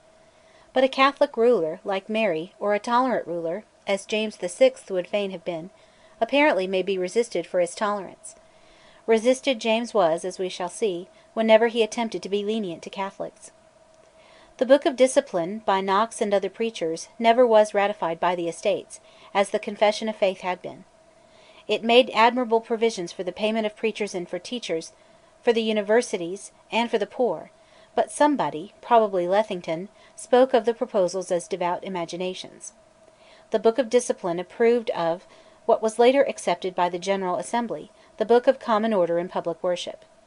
This book was not a stereotyped liturgy, but it was a kind of guide to the ministers in public prayers. The minister may repeat the prayers, or say something like in effect. On the whole, he prayed as the Spirit moved him, and he really seems to have been regarded as inspired. His prayers were frequently political addresses. To silence these, the infatuated policy of Charles I thrust the Laudian liturgy on the nation. The preachers were to be chosen by popular election, after examination in knowledge and as to morals. There was to be no ordination by laying on of hands. Seeing the miracle is ceased, the using of the ceremony we deem not necessary, but if the preachers were inspired, the miracle had not ceased, and the ceremony was soon reinstated. Contrary to Genevan practice, such festivals as Christmas and Easter were abolished.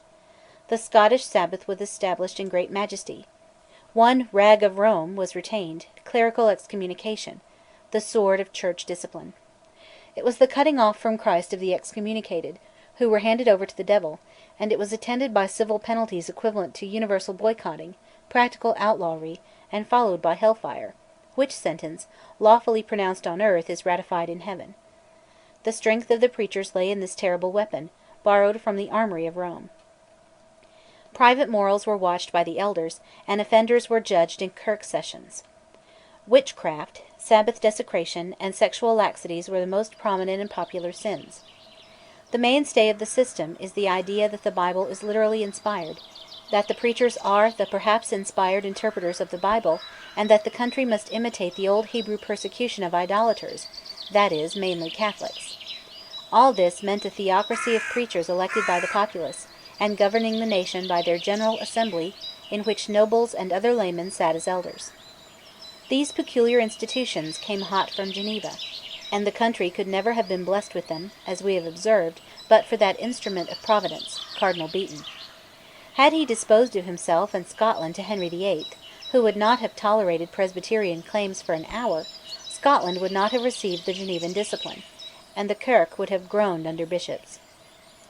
The Reformation supplied Scotland with a class of preachers who were pure in their lives, who were not accessible to bribes, a virtue in which they stood almost alone, who were firm in their faith, and soon had learning enough to defend it, who were constant in their parish work, and of whom many were credited with prophetic and healing powers.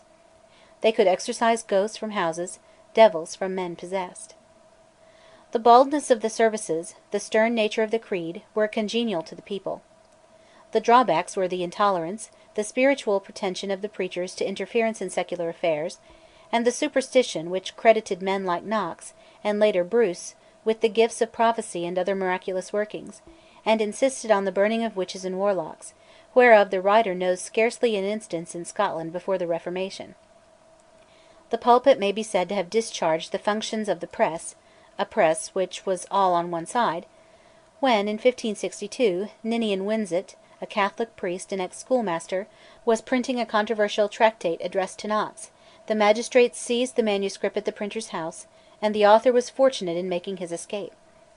The nature of the Confession of Faith, and of the claims of the ministers to interfere in secular affairs, with divine authority, was certain to cause war between the Crown and the Kirk. That war, whether open and armed, or a conflict in words, endured, till, in 1690, the weapon of excommunication with civil penalties was quietly removed from the ecclesiastical armoury. Such were the results of a religious revolution hurriedly effected.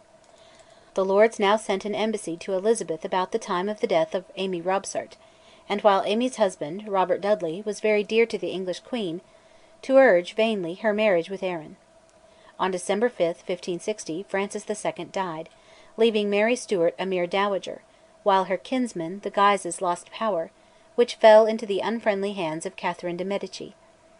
At once Arran, who made Knox his confidant, began to woo Mary with a letter and a ring.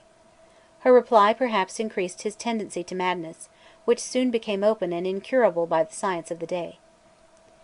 Here we must try to sketch Mary, la Reine Blanche, in her white royal mourning. Her education had been that of the learned ladies of her age. She had some knowledge of Latin, and knew French and Italian. French was to her almost a mother tongue, but not quite; she had retained her Scots, and her attempts to write English are at first curiously imperfect. She had lived in a profligate court, but she was not the wanton of hostile slanderers. She had all the guile of statesmanship, said the English envoy Randolph, and she long exercised great patience under daily insults to her religion and provocations from Elizabeth. She was generous, pitiful, naturally honourable, and most loyal to all who served her. But her passions, whether of love or hate, once roused, were tyrannical. In person she was tall, like her mother, and graceful, with beautiful hands. Her face was somewhat long, the nose long and straight, the lips and chin beautifully moulded, the eyebrows very slender, the eyes of a reddish brown, long and narrow. Her hair was russet, drawn back from a lofty brow; her smile was captivating; she was rather fascinating than beautiful; her courage and her love of courage in others were universally confessed. In January 1561, the Estates of Scotland ordered James Stuart, Mary's natural brother, to visit her in France. In spring she met him, and an envoy from Huntly, Leslie, later Bishop of Ross, who represented the Catholic party, and asked Mary to land in Aberdeen, and march south at the head of the Gordons and certain northern clans. The proposal came from noblemen of Perthshire, Angus, and the north, whose forces could not have faced a Lowland army. Mary, who had learned from her mother that Huntly was treacherous, preferred to take her chance with her brother, who, returning by way of England, moved Elizabeth to recognise the Scottish Queen as her heir. But Elizabeth would never settle the succession, and as Mary refused to ratify the Treaty of Edinburgh, forbade her to travel home through England.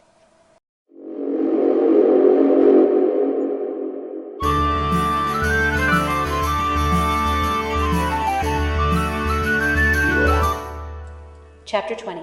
Mary in Scotland, Part 1. On August 19, 1561, in a dense fog, and almost unexpected and unwelcomed, Mary landed in Leith. She had told the English ambassador to France that she would constrain none of her subjects in religion, and hoped to be unconstrained. Her first act was to pardon some artisans, under censure for a Robin Hood frolic. Her motive, says Knox, was her knowledge that they had acted in despite of religion. The Lord James had stipulated that she might have her mass in her private chapel. Her priest was mobbed by the godly; on the following Sunday Knox denounced her mass, and had his first interview with her later. In vain she spoke of her conscience; Knox said that it was unenlightened; Lethington wished that he would deal more gently with a young princess unpersuaded. There were 3 or 4 later interviews, but Knox, strengthened by a marriage with a girl of 16, daughter of Lord Ochiltree, a Stuart, was proof against the Queen's fascination. In spite of insults to her faith offered even at pageants of welcome, Mary kept her temper, and, for long, cast in her lot with Lethington and her brother, whose hope was to reconcile her with Elizabeth. The court was gay with riotous young French nobles, well mated with Bothwell, who, though a Protestant, had sided with Mary of Guise during the brawls of 1559. He was now a man of 27, profligate, reckless, a conqueror of hearts, a speaker of French, a ruffian, and well educated. In December it was arranged that the old bishops and other high clerics should keep 2/3 of their revenues, the other third to be divided between the preachers and the Queen, between God and the devil, says Knox. Thenceforth there was a rift between the preachers and the politicians, Lethington and Lord James, now Earl of Mar, on whom Mary leaned. The new Earl of Mar was furtively created Earl of Murray, and enjoyed the gift after the overthrow of Huntly. In January 1562, Mary asked for an interview with Elizabeth. Certainly Lethington hoped that Elizabeth would be able to do much with Mary in religion, meaning that, if Mary's claims to succeed Elizabeth were granted, she might turn Anglican. The request for a meeting, dallied with but never granted, occupied diplomatists, while at home, Arran (March 31) accused Bothwell of training him into a plot to seize Mary's person. Arran probably told truth, but he now went mad. Bothwell was imprisoned in the castle till his escape to England in August 1562. Lethington in June was negotiating for Mary's interview with Elizabeth. Knox bitterly opposed it. The preachers feared that the Queen would turn Anglican, and bishops might be let loose in Scotland.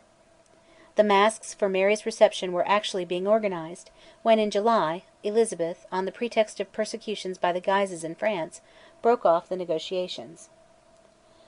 The rest of the year was occupied by an affair of which the origins are obscure.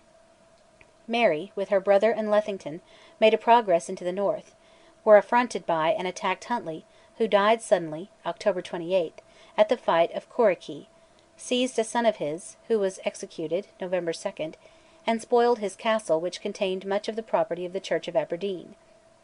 Mary's motives for destroying her chief Catholic subject are not certainly known.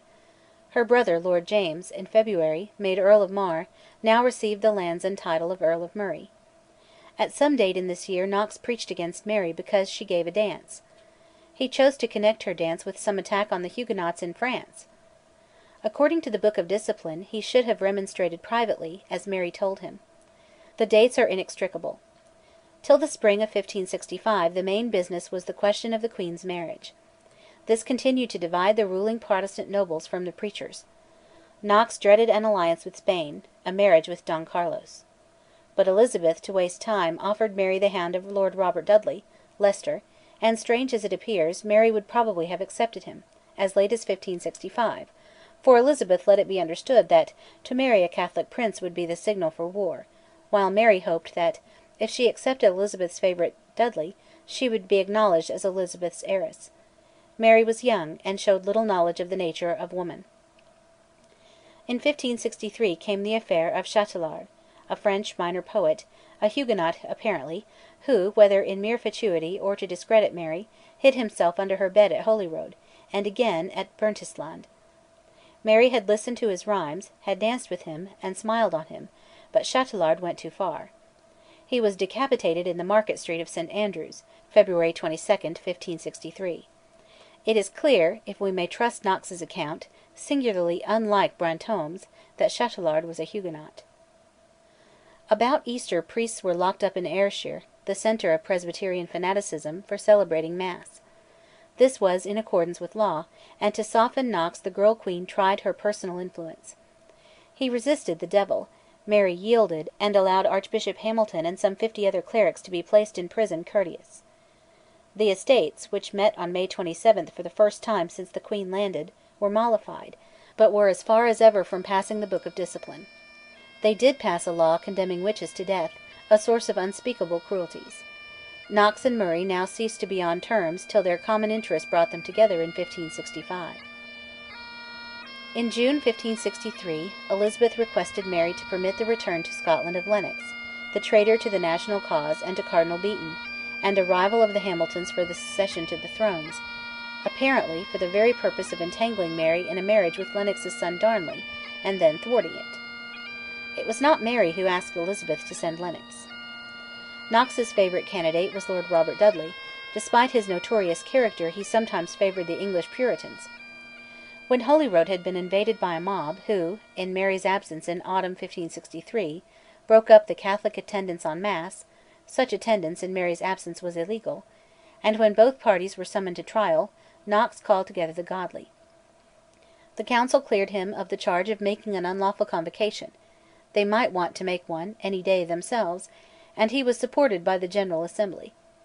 Similar conduct of the preachers 30 years later gave James VI the opportunity to triumph over the Kirk. In June 1564 there was still discord between the Kirk and the Lords, and in a long argument with Lethington, Knox maintained the right of the godly to imitate the slayings of idolaters by Phineas and Jehu. The doctrine bore blood-red fruits among the later Covenanters. Elizabeth, in May 1564, in vain asked Mary to withdraw the permission, previously asked for by her, to allow Lennox to visit Scotland and plead for the restitution of his land.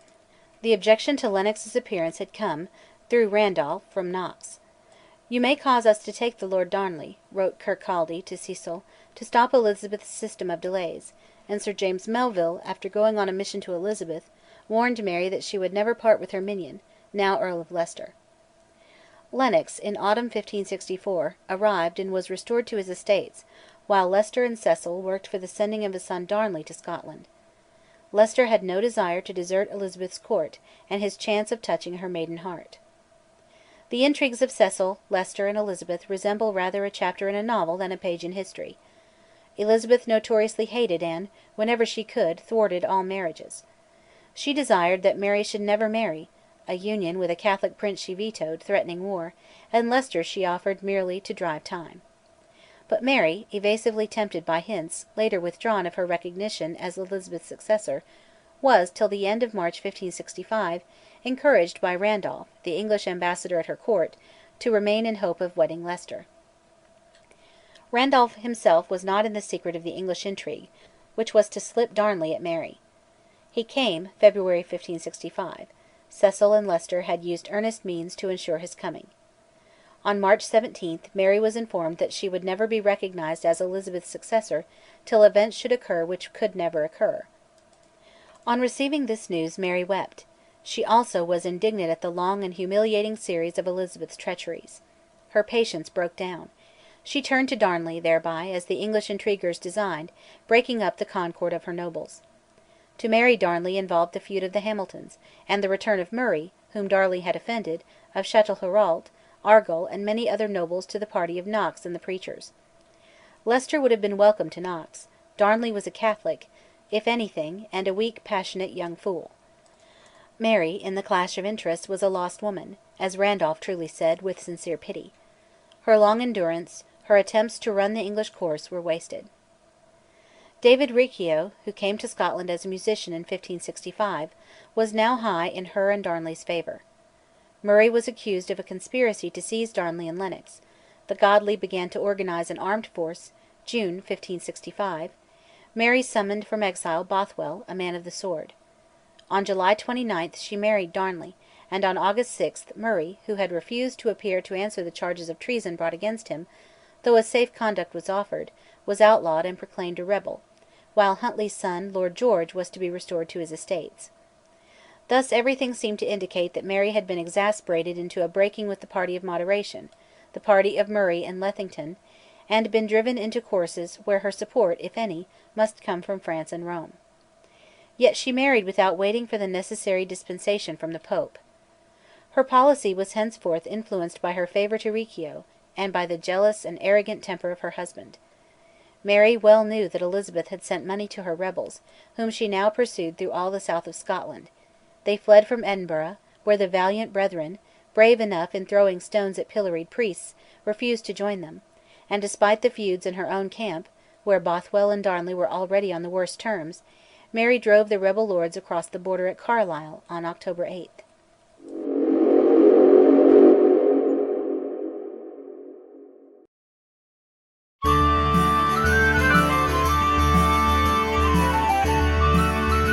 Chapter 5 Mary in Scotland, Part 2.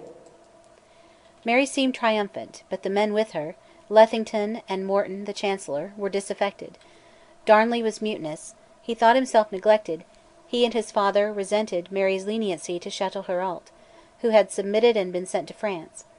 All parties hated Riccio. There was to be a Parliament early in March 1566. In February Mary sent the Bishop of Dunblane to Rome to ask for a subsidy; she intended to reintroduce the spiritual estate into the House as electors of the Lords of the Articles, tending to have done some good anent restoring the old religion. The Nuncio, who was to have brought the Pope's money, later insisted that Mary should take the heads of Murray, Argyll, Morton, and Lethington. Whether she aimed at securing more than tolerance for Catholics is uncertain, but the Parliament, in which the exiled lords were to be forfeited, was never held. The other nobles would never permit such a measure. George Douglas, a stirring cadet of the great House, was exciting Darnley's jealousy of Riccio, but already Randolph (February 5, 1566) had written to Cecil that the wisest were aiming at putting all in hazard to restore the exiled lords. The nobles, in the last resort, would all stand by each other; there was now a Douglas plot of the old sort to bring back the exiles, and Darnley, with his jealous desire to murder Riccio, was but the cat's paw to light the train and explode Mary and her government. Ruthven, whom Mary had always distrusted, came into the conspiracy. Through Randolph all was known in England. Bands were drawn up, signed by Argyll, safe in his own hills, Murray, Glencairn, Rothes, Boyd, Ochiltree, the father of Knox's young wife, and Darnley. His name was put forward; his rights and succession were secured against the Hamiltons; Protestantism too was to be defended. Many Douglases, many of the Lothian gentry, were in the plot. Murray was to arrive from England as soon as Riccio had been slain and Mary had been seized. Randolph knew all, and reported to Elizabeth's ministers. The plan worked with mechanical precision. On March 9 Morton and his company occupied Holyrood, going up the great staircase about 8 at night, while Darnley and Ruthven, a dying man, entered the Queen's supper room by a privy stair. Morton's men burst in; Riccio was dragged forth, and died under 40 daggers. Bothwell, Atholl, and Huntly, partisans of Mary, escaped from the palace; with them Mary managed to communicate on the morrow, when she also held talk with Murray, who had returned with the other exiles. She had worked on the fears and passions of Darnley; by promises of amnesty the lords were induced to withdraw their guards next day, and in the following night, by a secret passage, and through the tombs of kings, Mary and Darnley reached the horses brought by Arthur Erskine. It was a long dark ride to Dunbar, but there Mary was safe. She pardoned and won over Glencairn, whom she liked, and Rothes, Bothwell, and Huntly joined her with a sufficient force; Ruthven and Morton fled to Berwick; Ruthven was to die in England, and Knox hastened into Kyle in Ayrshire. Darnley, who declared his own innocence and betrayed his accomplices, was now equally hated and despised by his late allies and by the Queen and Murray, indeed by all men, chiefly by Morton and Argyll. Lethington was in hiding, but he was indispensable, and in September was reconciled to Mary. On June 19, in Edinburgh Castle, she bore her child, later James VI. On her recovery Darnley was insolent, and was the more detested, while Bothwell was high in favour.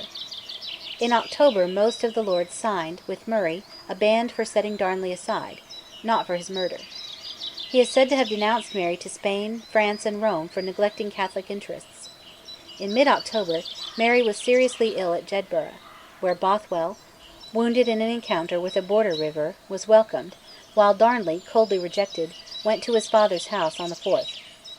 On her recovery, Mary resided in the last days of November at Craigmillar Castle, near Edinburgh.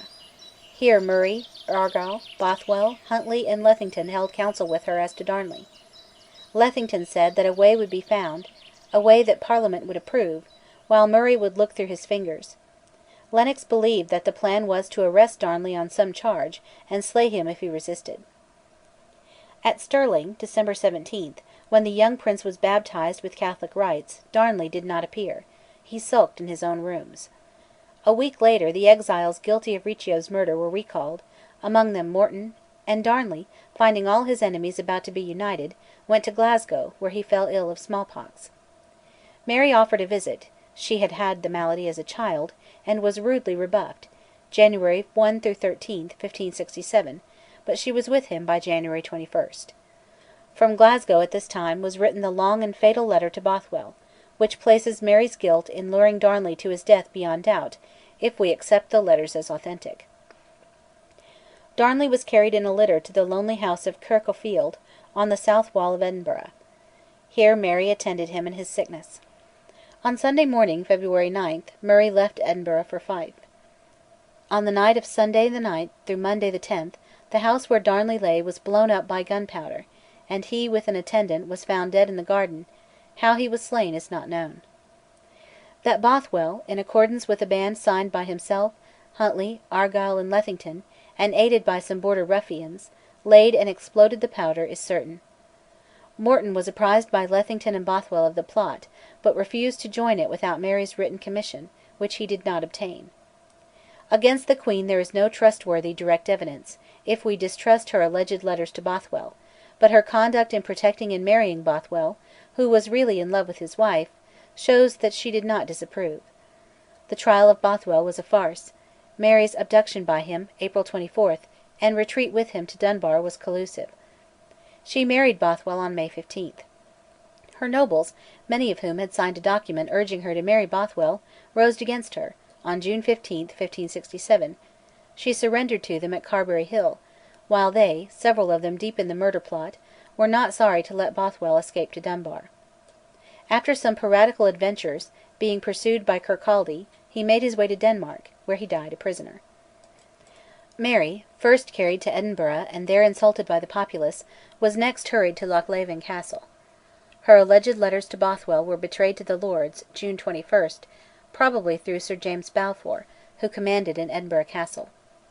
Perhaps Murray, who had left for France before the marriage to Bothwell, perhaps fear of Elizabeth, or human pity, induced her captors, contrary to the counsel of Lethington, to spare her life, when she had signed her abdication while they crowned her infant son. Murray accepted the regency; a Parliament in December established the Kirk, acquitted themselves of rebellion, and announced that they had proof of Mary's guilt in her own writing. Her romantic escape from Lochleven, May 2, 1568, gave her but an hour of freedom.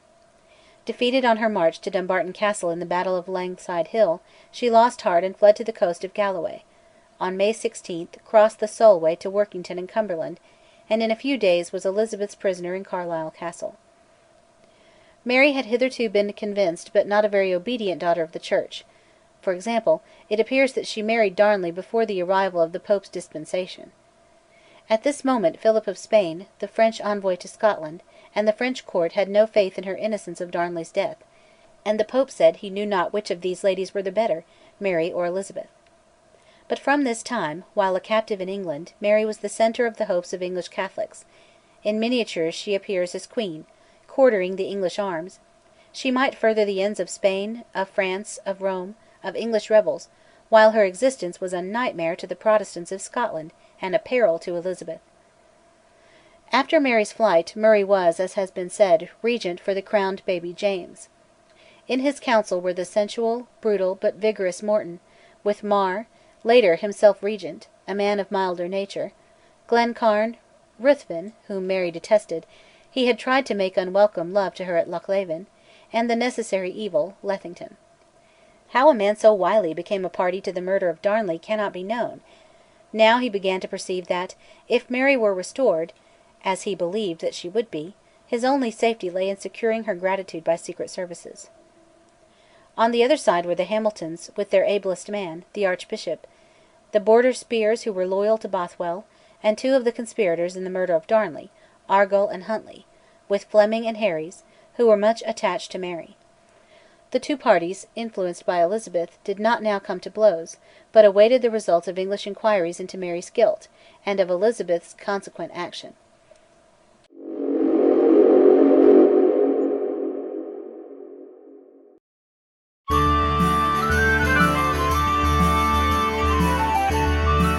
Chapter 21. Minority of James VI. "Let none of them escape," was Elizabeth's message to the jailers of Mary and her companions at Carlisle. The unhappy Queen prayed to see her in whose hospitality she had confided, or be allowed to depart free. Elizabeth's policy was to lead her into consenting to reply to her subjects' accusations, and Mary drifted into the shuffling English inquiries at York in October, while she was lodged at Bolton Castle.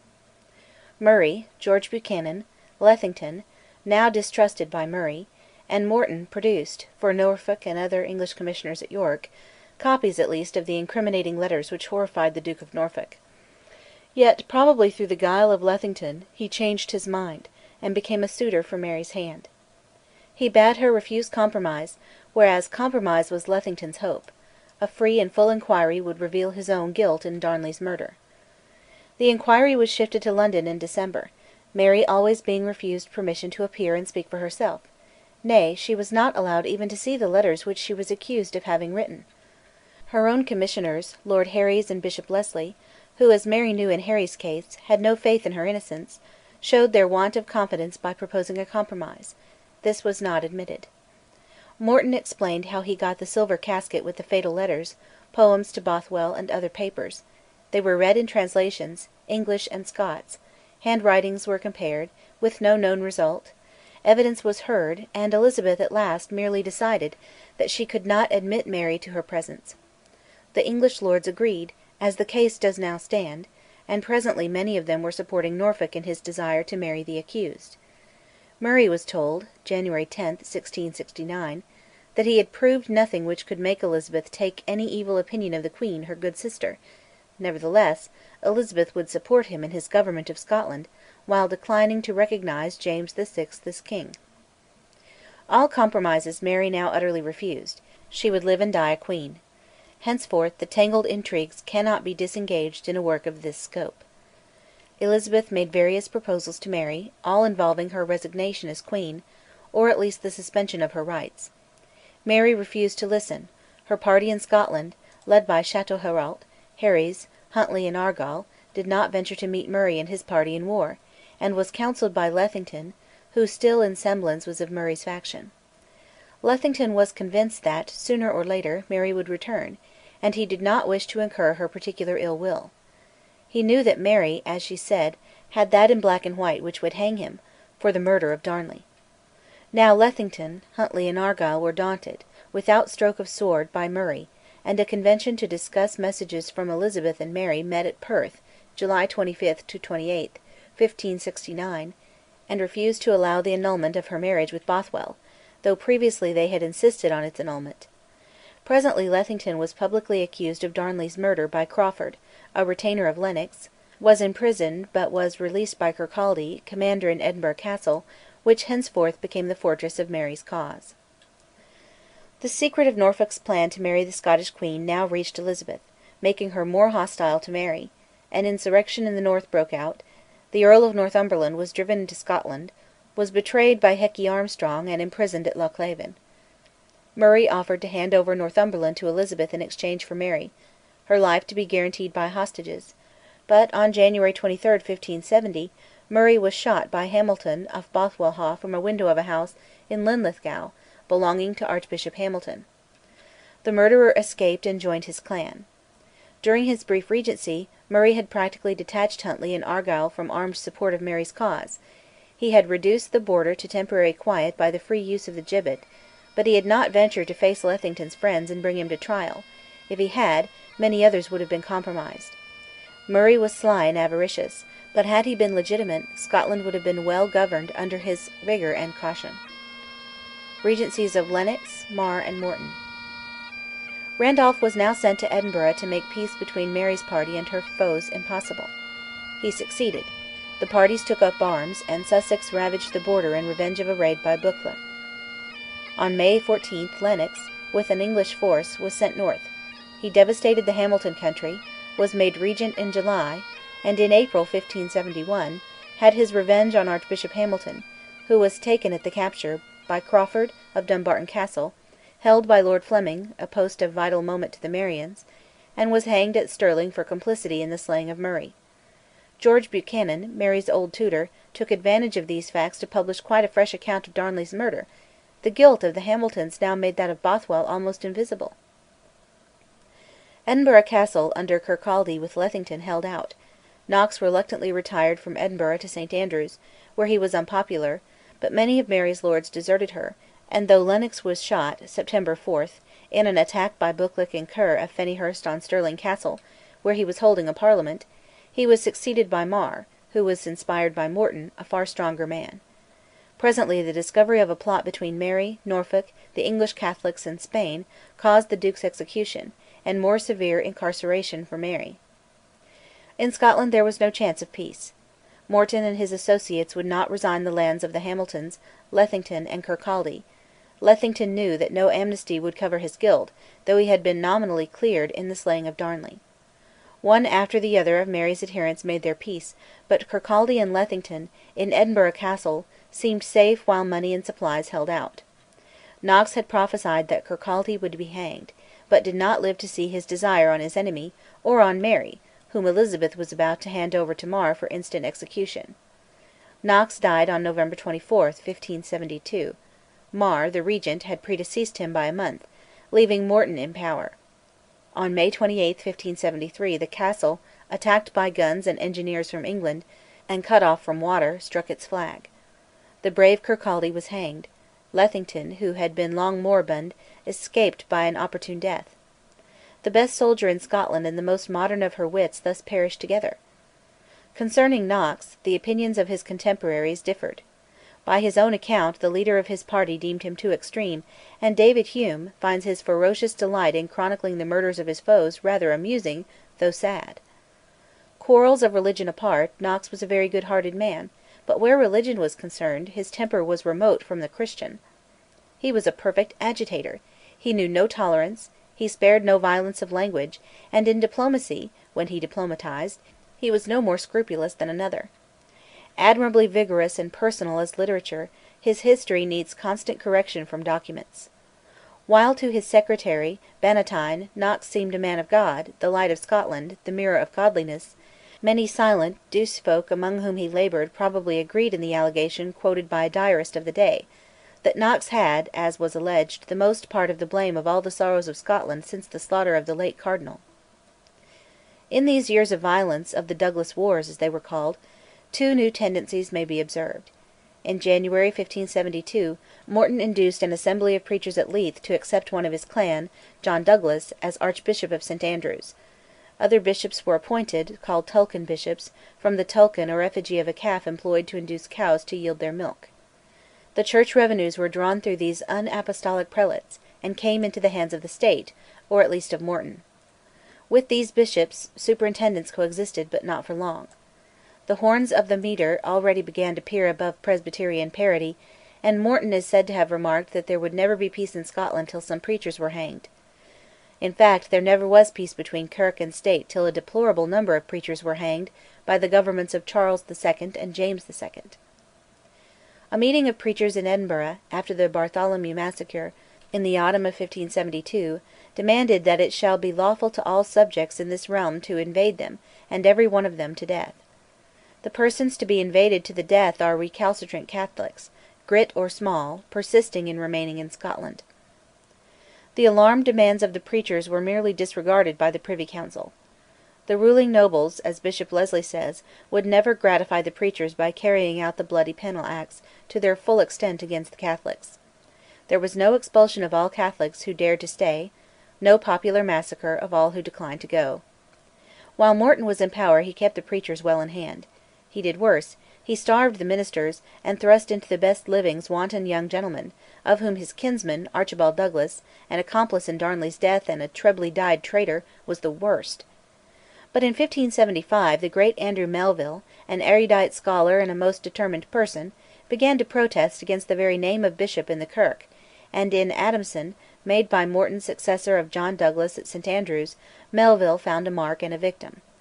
In economics, as an English diplomatist wrote to Cecil in November 1572, the country, despite the Civil War, was thriving, the nobleman's great credit decaying, the ministry and religion increaseth, and the desire in them to prevent the practice of the Papists. The Englishman, in November, may refer to the petition for persecution of October 20, 1572. The death of old Châtelherault now left the headship of the Hamiltons in more resolute hands. Morton was confronted by opposition from Argyll, Atholl, Buchan and Mar, and Morton, in 1576–1577, made approaches to Mary.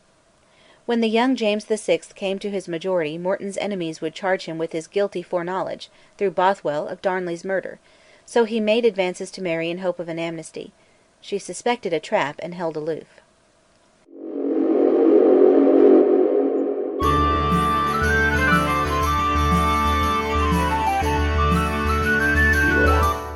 Chapter 22 Reign of James VI, Part 1 On March 4, 1578, a strong band of nobles, led by Argyll, presented so firm a front that Morton resigned the regency; but in April 1578 a Douglas plot, backed by Angus and Wharton, secured for the Earl of Mar the command of Stirling Castle, and custody of the king. In June 1578, after an appearance of civil war, Morton was as strong as ever. After dining with him, in April 1579, Atholl, the main hope of Mary in Scotland, died suddenly, and suspicion of poison fell on his host.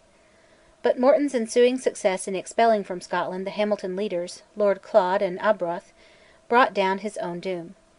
With them Sir James Balfour, deep in the secrets of Darnley's death, was exiled. He opened a correspondence with Mary, and presently procured for her a contented revenge on Morton. Two new characters in the long intrigue of vengeance now come on the scene. Both were Stewarts, and as such were concerned in the feud against the Hamiltons.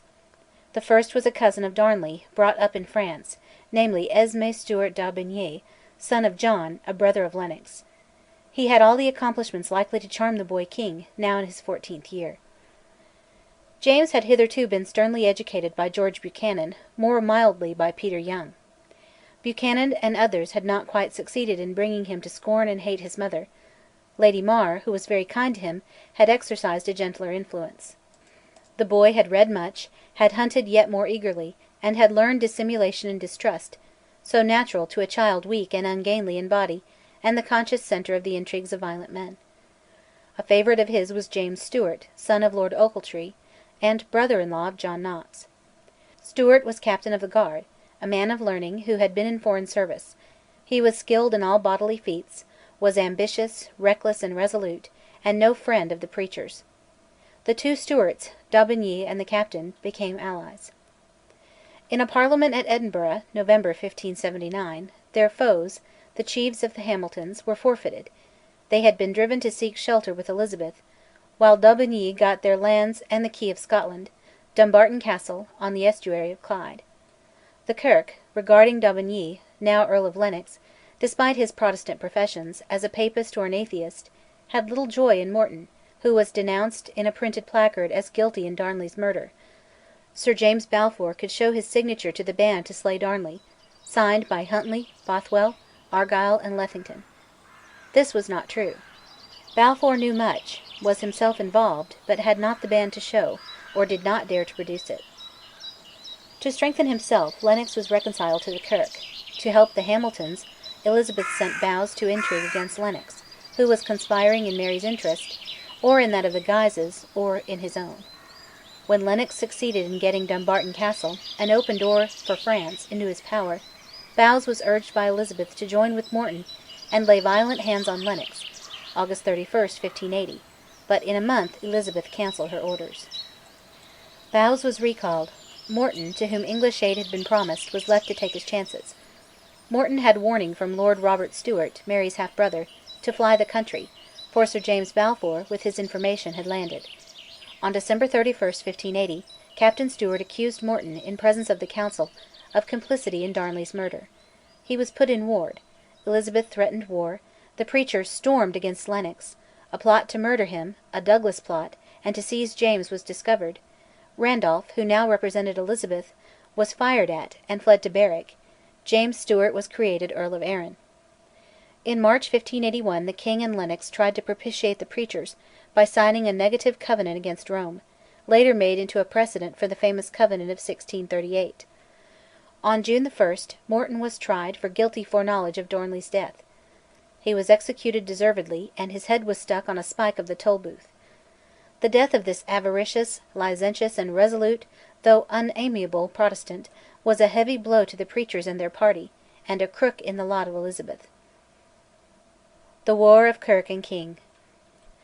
The next 20 years were occupied with the strife of Kirk and King, whence arose all the cumber of Scotland till 1689. The preachers, led by the learned and turbulent Andrew Melville, had an ever-present terror of a restoration of Catholicism, the creed of a number of the nobles and of an unknown proportion of the people. The Reformation of 1559 to 1560 had been met by no Catholic resistance. We might suppose that the enormous majority of the people were Protestants, though the reverse has been asserted. But whatever the theological preferences of the country may have been, the justifiable fear of practical annexation by France had overpowered all other considerations. By 1580 it does not seem that there was any good reason for the Protestant nervousness, even if some northern counties and northern and border peers preferred Catholicism.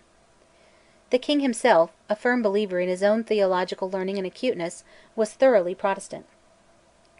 But the preachers would scarcely allow him to remain a Protestant. Their claims, as formulated by Andrew Melville, were inconsistent with the right of a state to be mistress in her own house.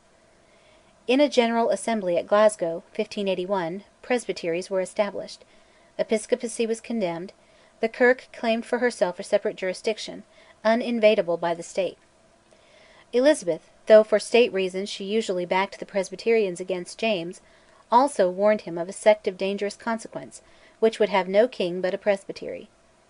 The Kirk, with her sword of excommunication, and with the inspired violence of the political sermons and prayers, invaded the secular authority whenever and wherever she pleased, and supported the preachers in their claims to be tried first, when accused of treasonable libels, in their own ecclesiastical courts.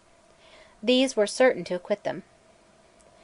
James, if not pressed in this fashion, had no particular reason for desiring episcopal government of the Kirk, but being so pressed he saw no refuge save in bishops. Meanwhile his chief advisers, d'Aubigny, now Duke of Lennox, and James Stewart, the destroyer of Morton, now, to the prejudice of the Hamiltons, Earl of Arran, were men whose private life, at least in Arran's case, was scandalous. If Arran were a Protestant, he was impatient of the rule of the pulpiteers, and Lennox was working, if not sincerely in Mary's interests, certainly in his own and for those of the Catholic House of Guise. At the same time he favoured the king's episcopal schemes, and late in 1581 appointed a preacher named Montgomery to the recently vacant Archbishopric of Glasgow, while he himself, like Morton, drew most of the revenues. Hence arose tumults, and late in 1581 and in 1582 priestly and Jesuit emissaries went and came, intriguing for a Catholic rising, to be supported by a large foreign force which they had not the slightest chance of obtaining from any quarter. Archbishop Montgomery was excommunicated by the Kirk, and James, as we saw, had signed a negative confession. 1581.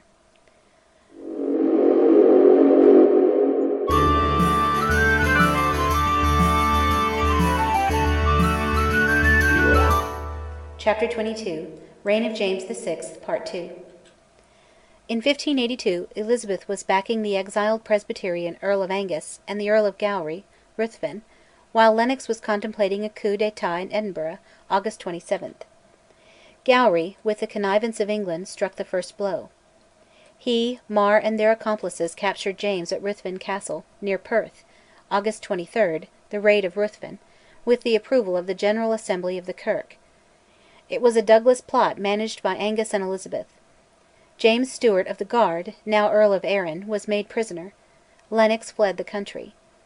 In October 1582, in a Parliament at Holyrood, the conspirators passed Acts indemnifying themselves, and the General Assembly approved them. These Acts were rescinded later, and James had learned for life his hatred of the Presbyterians, who had treacherously seized and insulted their king. In May 1583 Lennox died in Paris, leaving an heir. On June 27 James made his escape, a free king, to the castle of St Andrews. He proclaimed an amnesty and feigned reconciliation with his captor, the Earl of Gowrie, the chief of the house so hateful to Mary, the Ruthvens. At the same time James placed himself in friendly relations with his kinsfolk, the Guises, the terror of Protestants. He had already been suspected, on account of Lennox, as inclined to Rome. In fact, he was always a Protestant, but baited on every side: by England, by the Kirk, by a faction of his nobles, he intrigued for allies in every direction.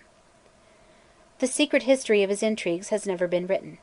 We find the persecuted and astute lad either in communication with Rome, or represented by shady adventurers as employing them to establish such communications. At one time, as has been recently discovered, a young man giving himself out as James's bastard brother, a son of Darnley begotten in England, was professing to bear letters from James to the Pope. He was arrested on the Continent, and James could not be brought either to avow or disclaim his kinsman.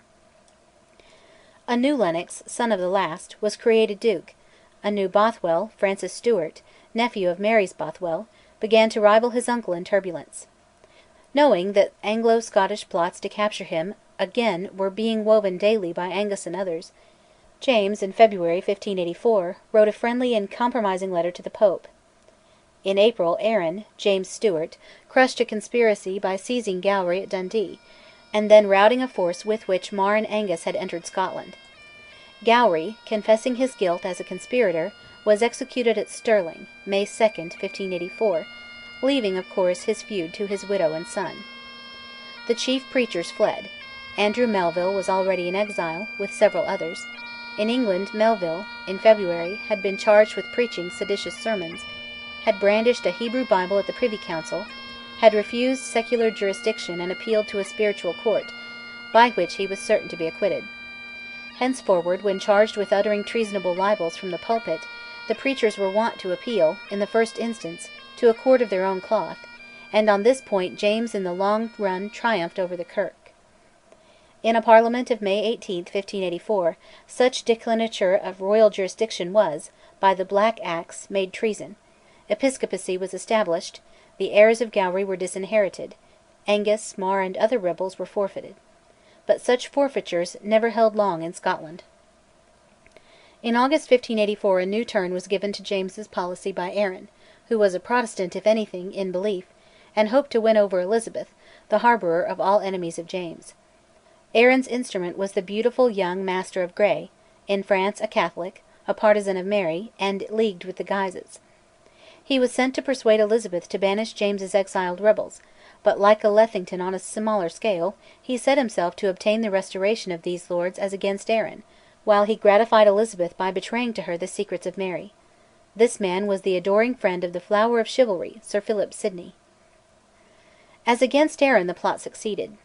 Making Berwick, on English soil, their base, in November 1585 the exiles, lay and secular, backed by England, returned, captured James at Stirling, and drove Arran to lurk about the country, till many years after, Douglas of Parkhead met and slew him, avenging Morton, and, when opportunity offered, Douglas was himself slain by an avenging steward of the Cross of Edinburgh.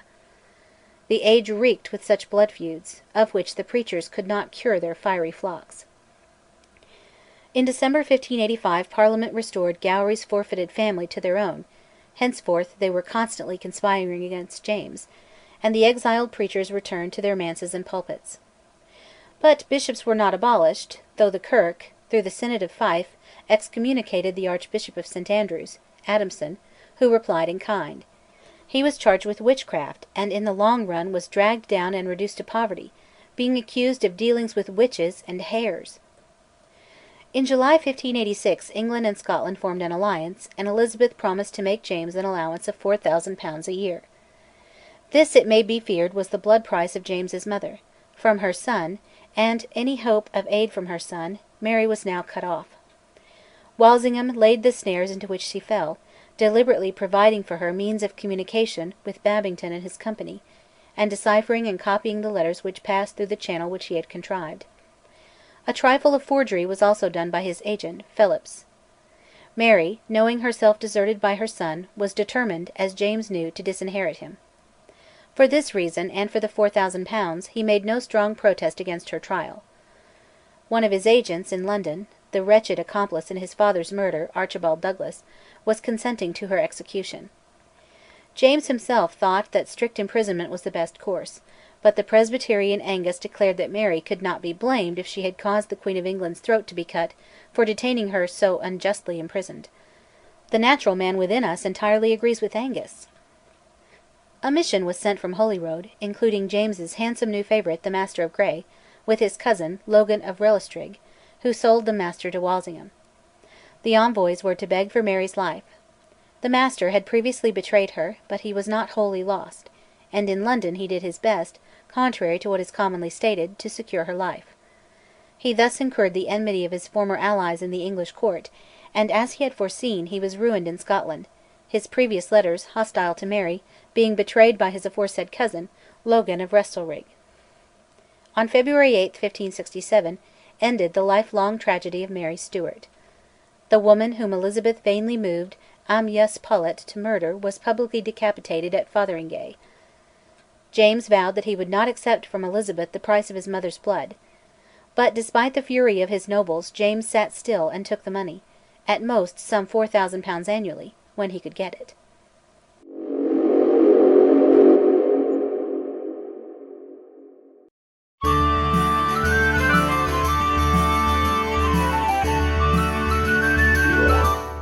Chapter 22 Reign of James VI, Part 3. During the next 15 years the reign of James, and his struggle for freedom from the Kirk, was perturbed by a long series of intrigues, of which the details are too obscure and too complex for presentation here. His chief minister was now John Maitland, a brother of Lethington, and as versatile, unscrupulous, and intelligent as the rest of that house. Maitland had actually been present, as Lethington's representative, at the tragedy of the Kirkle Field. He was Protestant, and favoured the party of England. In the state the chief parties were the Presbyterian nobles, the majority of the gentry or lairds, and the preachers on one side, and the great Catholic families of Huntly, Morton, the title being now held by a Maxwell, Errol, and Crawford on the other.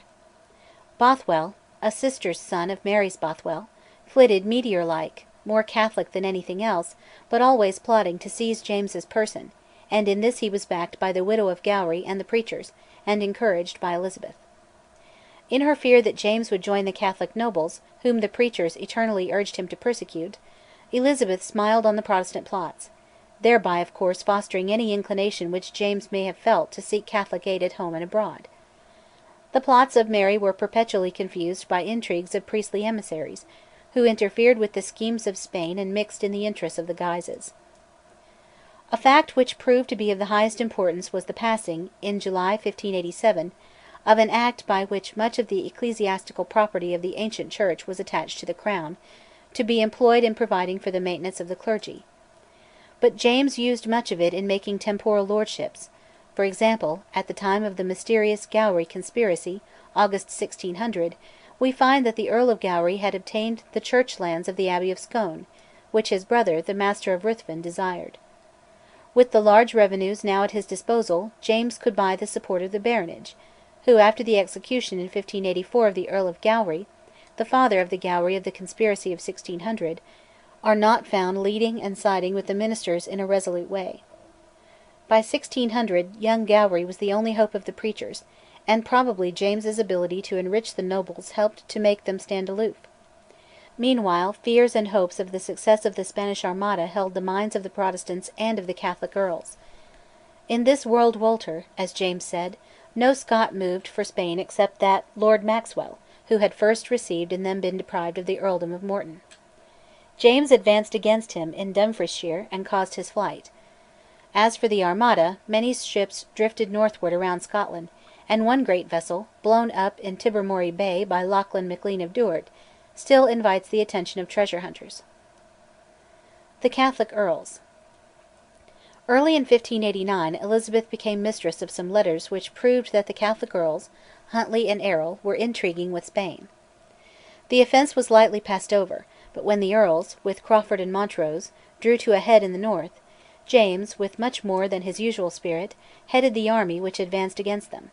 They fled from him near Aberdeen, surrendered, and were for a brief time imprisoned.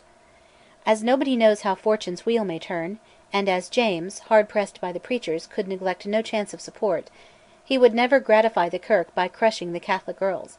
By temperament he was no persecutor. His calculated leniency caused him years of trouble. Meanwhile James, after issuing a grotesque proclamation about the causes of his spirited resolve, sailed in October to woo a sea king's daughter from over the foam, the Princess Anne of Denmark. After happy months passed, he wrote, "In drinking and driving o'er," he returned with his bride in May 1590. The General Assembly then ordered prayers for the Puritans oppressed in England. None the less Elizabeth, the oppressor, continued to patronise the plots of the Puritans of Scotland. They now lent their approval to the foe of James's minister, Maitland, namely the wild Francis Stewart, Earl of Bothwell, a sister's son of Mary's Bothwell. This young man had the engaging quality of gay and absolute recklessness. He was dear to ladies, and the wild young gentry of Lothian and the borders. He broke prisons, released friends, dealt with wizards, aided by Lady Gowrie, stole into Holyrood, his ruling ambition being to capture the king. The preachers prayed for sanctified plagues against James, and regarded Bothwell favourably as a sanctified plague. A strange conspiracy within the clan Campbell, in which Huntly and Maitland were implicated, now led to the murder, among others, of the bonny Earl of Murray by Huntly in partnership with Maitland, February 1592. James was accused of having instigated this crime, from suspicion of Murray as a partner in the wild enterprises of Bothwell, and he was so hard pressed by sermons that, early in the summer of 1592, he allowed the Black Acts to be abrogated, and the Charter of the Liberties of the Kirk to be passed. One of these liberties was to persecute Catholics in accordance with the Penal Acts of 1560. The Kirk was almost an imperium in imperio, but was still prohibited from appointing the time and place of its own General Assemblies without royal assent. This weak point in their defences enabled James to vanquish them, but in June Bothwell attacked him in the Palace of Falkland and put him in considerable peril. The end of 1592 and the opening of 1593 were remarkable for the discovery of the Spanish blanks, papers addressed to Philip of Spain, signed by Huntly, the new Earl of Angus, and Errol, to be filled up with an oral message requesting military aid for Scottish Catholics. Such proceedings make our historians hold up obtesting hands against the perfidy of idolaters. But clearly, if Knox and the congregation were acting rightly when they besought the aid of England against Mary of Guise, then Errol and Huntly are not to blame for inviting Spain to free them from persecution.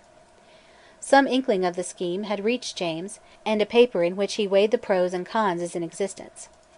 His suspected understanding with the Catholic earls, whom he merely did not wish to estrange hopelessly, was punished by a sanctified plague. On July 24, 1593, by aid of the late Earl Gowrie's daughter, Bothwell entered Holyrood, seized the king, extorted his own terms, went and amazed the Dean of Durham by his narrative of the adventure, and seemed to have the connivance of Elizabeth. But in September James found himself in a position to repudiate his forced engagement. Bothwell now allied himself with the Catholic earls, and, as a Catholic, had no longer the prayers of the preachers. James ordered levies to attack the earls, while Argyll led his clan and the Macleans against Huntly, only to be defeated by the Gordon horse at the Battle of Glenrinnes, October 3.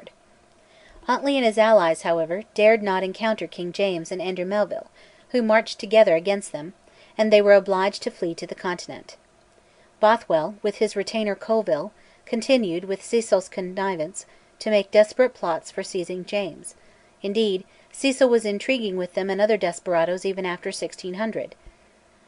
Throughout all the Tudor period, from Henry VII to 1601, England was engaged in a series of conspiracies against the persons of the princes of Scotland. The Catholics of the south of Scotland now lost Lord Maxwell, slain by a Lockerby Lick in a great clan battle with the Johnstones at Dryfe Sands. In 1595 James's minister, John Maitland, brother of Lethington, died, and early in 1596 an organisation called the Octavians was made to regulate the distracted finance of the country. On October 13, 1596, Walter Scott of Buccleuch made himself an everlasting name by the bloodless rescue of Kinmont Willie, an Armstrong Reaver, from the castle of Carlisle, where he was illegally held by Lord Scrope. The period is notable for the endless raids by the clans on both sides of the border, celebrated in battles. James had determined to recall the exiled Catholic earls, undeterred by the eloquence of the last of all our sincere assemblies, held with deep emotion in March 1596. The earls came home. In September, at Falkland Palace, Andrew Melville seized James by the sleeve, called him God's silly vassal, and warned him that Christ and his Kirk were the king's overlords. Soon afterwards Mr David Black of St Andrews spoke against Elizabeth in a sermon which caused diplomatic remonstrances.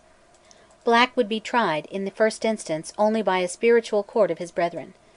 There was a long struggle; the ministers appointed a kind of standing committee of safety; James issued a proclamation dissolving it, and on December 17 inflammatory sermons led a deputation to try to visit James, who was with the Lords of Session and the Tolbooth.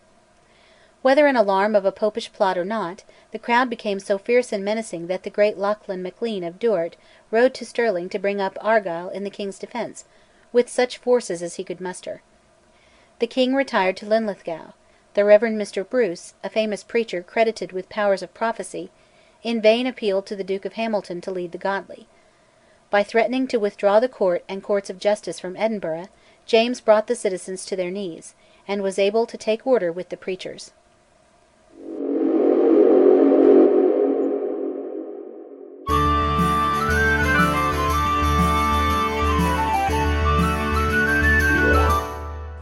Chapter 23 The Gowrie Conspiracy, Part 1. James, in reducing the Kirk, relied as much on his cunning and kingcraft as on his prerogative. He summoned a convention of preachers and of the estates to Perth at the end of February 1597, and thither he brought many ministers from the north, men unlike the zealots of Lothian and the Lowlands. He persuaded them to vote themselves a General Assembly, and they admitted his right to propose modifications in church government, to forbid unusual convocations, as in Edinburgh during the autumn of 1596.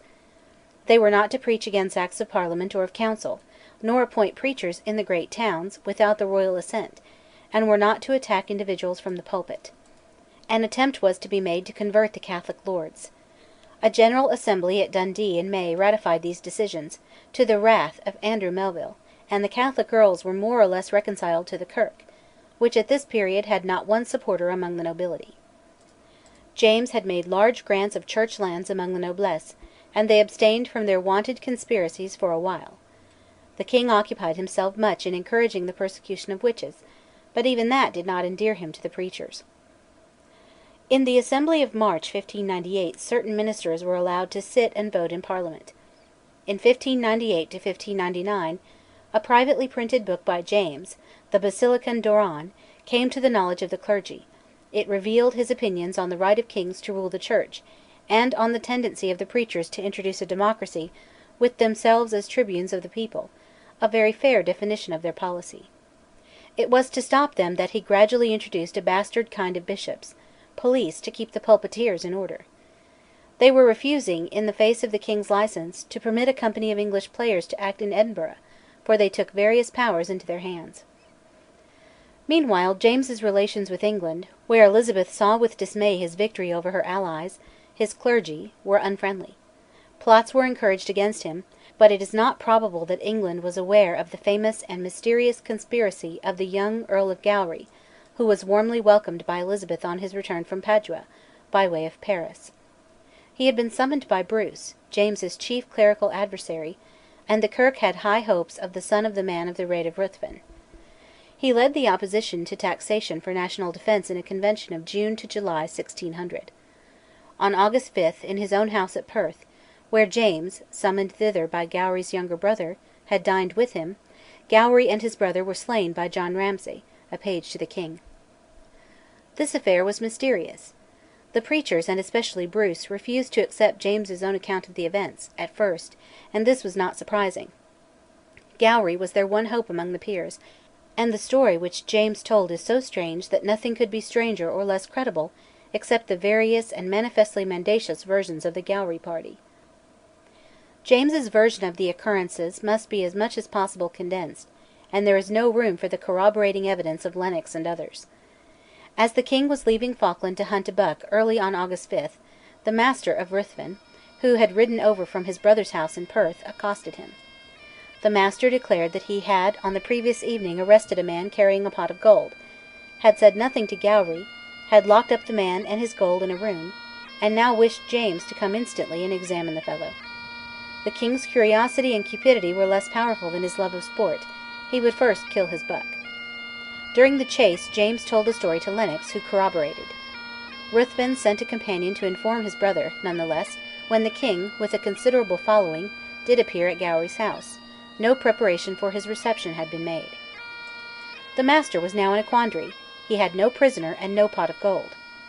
During dinner Gowrie was very nervous; after it James and the Master slipped upstairs together, while Gowrie took the gentleman into the garden to eat cherries. Ruthven finally led James into a turret off the long gallery. He locked the door, and pointing to a man in armour with a dagger, said that he had the king at his will. The man, however, fell a trembling. James made a speech, and the Master went to seek Gowrie, locking the door behind him. At or about this moment, as was fully attested, Cranston, a retainer of Gowrie, reported to him and the gentleman that the king had ridden away. They all rushed to the gate, where the porter, to whom Gowrie gave the lie, swore that the king had not left the place. The gentleman going to the stables passed under the turret window, whence appeared the king, red in the face, bellowing "Treason!" The gentleman, with Lennox, rushed upstairs, and through the gallery, but could not force open the door giving on the turret. But young Ramsay had run up a narrow stair in the tower, burst open the turret door, opening on the stair, found James struggling with the Master, wounded the Master, and pushed him downstairs. In the confusion, while the King's falcon flew wildly about the turret till James set his foot on its chain, the man with the dagger vanished. The Master was slain by two of James's attendants; the Earl, rushing with 4 or 5 men up the turret stair, fell in fight by Ramsay's rapier. Lennox and his company now broke through the door between the gallery and the turret, and all was over except a riotous assemblage of the townsfolk. The man with the dagger had fled. He later came in and gave himself up. He was Gowrie's steward. His name was Henderson. It was he who rode with the Master to Falkland and back to Perth to warn Gowrie of James's approach. He confessed that Gowrie had bidden him put on armour on a false pretence, and the Master had stationed him in the turret. The fact that Henderson had arrived from Falkland at Gowrie's house by 10:30 was amply proved, yet Gowrie had made no preparations for the royal visit. If Henderson was not the man in the turret, his sudden and secret flight from Perth is unexplained. Moreover, Robert Oliphant, M.A., said, in private talk, that the part of the man in the turret had, some time earlier, been offered to him by Gowrie. He refused, and left the Earl's service. It is manifest that James could not have arranged this set of circumstances; the thing is impossible. Therefore the two Ruthvens plotted to get him into their hands early in the day, and when he arrived late, with a considerable train, they endeavoured to send these gentlemen after the king, by averring that he had ridden homewards. The dead Ruthvens with their house were forfeited. Among the preachers who refused publicly to accept James's account of the events in Gowrie's house on August 5, Mr Bruce was the most eminent and the most obstinate. He had, on the day after the famous riot of December 1596, written to Hamilton asking him to countenance, as a chief nobleman, the godly barons and others who had convened themselves, at that time, in the cause of the Kirk. Bruce admitted that he knew Hamilton to be ambitious, but Hamilton's ambition did not induce him to appear as captain of a new congregation. The chief need of the minister's party was a leader among the great nobles. Now, in 1593, the young Earl of Gowrie had leagued himself with the madcap Bothwell. In April 1594, Gowrie, Bothwell, and Atholl had addressed the Kirk, asking her to favour and direct their enterprise. Bothwell made an armed demonstration and failed. Gowrie then went abroad, to Padua and Rome, and apparently in 1600 Mr Bruce sailed to France, for the calling, he says, of the Master of Gowrie. He clearly means the Earl of Gowrie. The Earl came, wove his plot, and perished. Mr Bruce, therefore, was averse to accepting James's account of the affair at Gowrie House. After a long series of negotiations, Bruce was exiled north of Tay.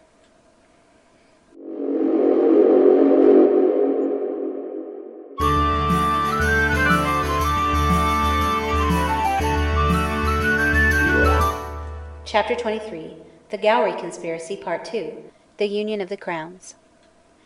In 1600 James imposed 3 bishops on the Kirk. Early in 1601 broke out Essex's rebellion of one day against Elizabeth, a futile attempt to imitate Scottish methods as exhibited in the many raids against James. Essex had been intriguing with the Scottish king, but to what extent James knew of and encouraged his enterprise is unknown. He was on ill terms with Cecil, who in 1601 was dealing with several men that intended no good to James. Cecil is said to have received a sufficient warning as to how James, on ascending the English throne, would treat him, and he came to terms, secretly, with Mar and Kinloss, the king's envoys to Elizabeth. Their correspondence is extant, and proves that Cecil, at last, was running the Scottish course, and making smooth the way for James's accession. The correspondence begins in June 1601.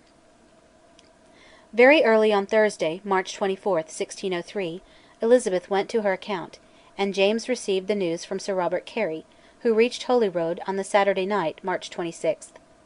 James entered London on May 6, and England was free from the fear of many years concerning a war for the succession. The Catholics hoped for lenient usage. Disappointment led some desperate men to engage in the Gunpowder Plot. James was not more satisfactory to the Puritans. Encouraged by the fulsome adulation which grew up under the Tudor dynasty, and free from dread of personal danger, James henceforth governed Scotland with the pen, as he said, through the Privy Council. This method of ruling the ancient kingdom endured till the Union of 1707, and was fraught with many dangers. The king was no longer in touch with his subjects. His best action was the establishment of a small force of mounted constabulary, which did more to put down the eternal homicides, robberies, and family feuds than all the sermons could achieve. The persons most notable in the Privy Council were Seaton, later Lord Dunfermline, Hume, created Earl of Dunbar, and the King's Advocate, Thomas Hamilton, later Earl of Haddington. Bishops, with Spottiswoode, the historian, Archbishop of Glasgow, sat in the Privy Council, and their progressive elevation, as hateful to the nobles as to the Kirk, was among the causes of the civil war under Charles I. By craft and by illegal measures James continued to depress the Kirk. A General Assembly, proclaimed by James for July 1604 in Aberdeen, was prorogued; again, unconstitutionally, it was prorogued in July 1605. 19 ministers, disobeying a royal order, appeared and constituted the Assembly. Joined by 10 others, they kept open the right of way. James insisted that the Council should prosecute them. They, by fixing a new date for an Assembly, without royal consent, and James, by letting years pass without an Assembly, broke the Charter of the Kirk of 1592. The preachers, when summoned to the trial, declined the jurisdiction. This was violently construed as treason, and a jury, threatened by the legal officers with secular, and by the preachers with future spiritual punishment, by a small majority condemned some of the ministers (January 1606). This roused the wrath of all classes. James wished for more prosecutions; the Council, in terror, prevailed on him to desist. He continued to grant no assemblies till 1608, and would not allow caveats, limiting the powers of bishops, to be enforced. He summoned (1606) the two Melvilles, Andrew and his nephew James, to London, where Andrew bullied in his own violent style, and was quite illegally first imprisoned and then banished to France. In December 1606 a convention of preachers was persuaded to allow the appointment of constant moderators, to keep the presbyteries in order; and then James recognised the convention as a General Assembly. Suspected ministers were confined to their parishes or locked up in Blackness Castle. In 1608 a General Assembly was permitted the pleasure of excommunicating Huntly. In 1610 an Assembly established episcopacy, and no excommunications not ratified by the bishop were allowed. The only comfort of the godly was the violent persecution of Catholics, who were nosed out by the constant moderators, excommunicated if they refused to conform, confiscated, and banished. James could succeed in these measures, but his plan for uniting the two kingdoms into one, Great Britain, though supported by the wisdom and eloquence of Bacon, was frustrated by the jealousies of both peoples. Persons born after James's accession, the post nati, were, however, admitted to equal privileges in either kingdom (1608). In 1610 James had 2 of his bishops, and Spottiswoode consecrated by 3 English bishops, but he did not yet venture to interfere with the forms of Presbyterian public worship. In 1610 James established 2 courts of High Commission, in 1615 united in one court, to try offences in morals and religion. The archbishops presided, laity and clergy formed the body of the court, and it was regarded as vexatious and tyrannical. The same terms, to be sure, would now be applied to the interference of preachers and presbyteries with private life and opinion. By 1612 the king had established episcopacy, which, for one reason or another, became equally hateful to the nobles, the gentry, and the populace. James's motives were motives of police. Long experience had taught him the inconveniences of presbyterial government as it then existed in Scotland. To a church organised in the Presbyterian manner, as it has been practised since 1689, James had originally, at least, no objection. But the combination of Presbyterian Hildebrandism with factions of the turbulent noblesse, the alliance of the power of the keys with the sword and lance, was inconsistent with the freedom of the state and the individual. The absolutism of James, says Professor Hume Brown, was forced upon him in large degree by the excessive claims of the Presbyterian clergy. Meanwhile the thievish border clans, especially the Armstrongs, were assailed by hangings and banishments, and Ulster was planted by Scottish settlers, willing or reluctant, attracted by promise of lands, or planted out, that they might not give trouble on the border. Persecution of Catholics was violent, and in spring 1615 Father Ogilvie was hanged after very cruel treatment directed by Archbishop Spottiswoode. In this year the 2 ecclesiastical courts of High Commission were fused into one, and an assembly was coerced into passing what James called hotch-potch resolutions, about changes in public worship. James wanted greater changes, but deferred them till he visited Scotland in 1617, when he was attended by the luckless figure of Laud, who went to a funeral, in a surplice.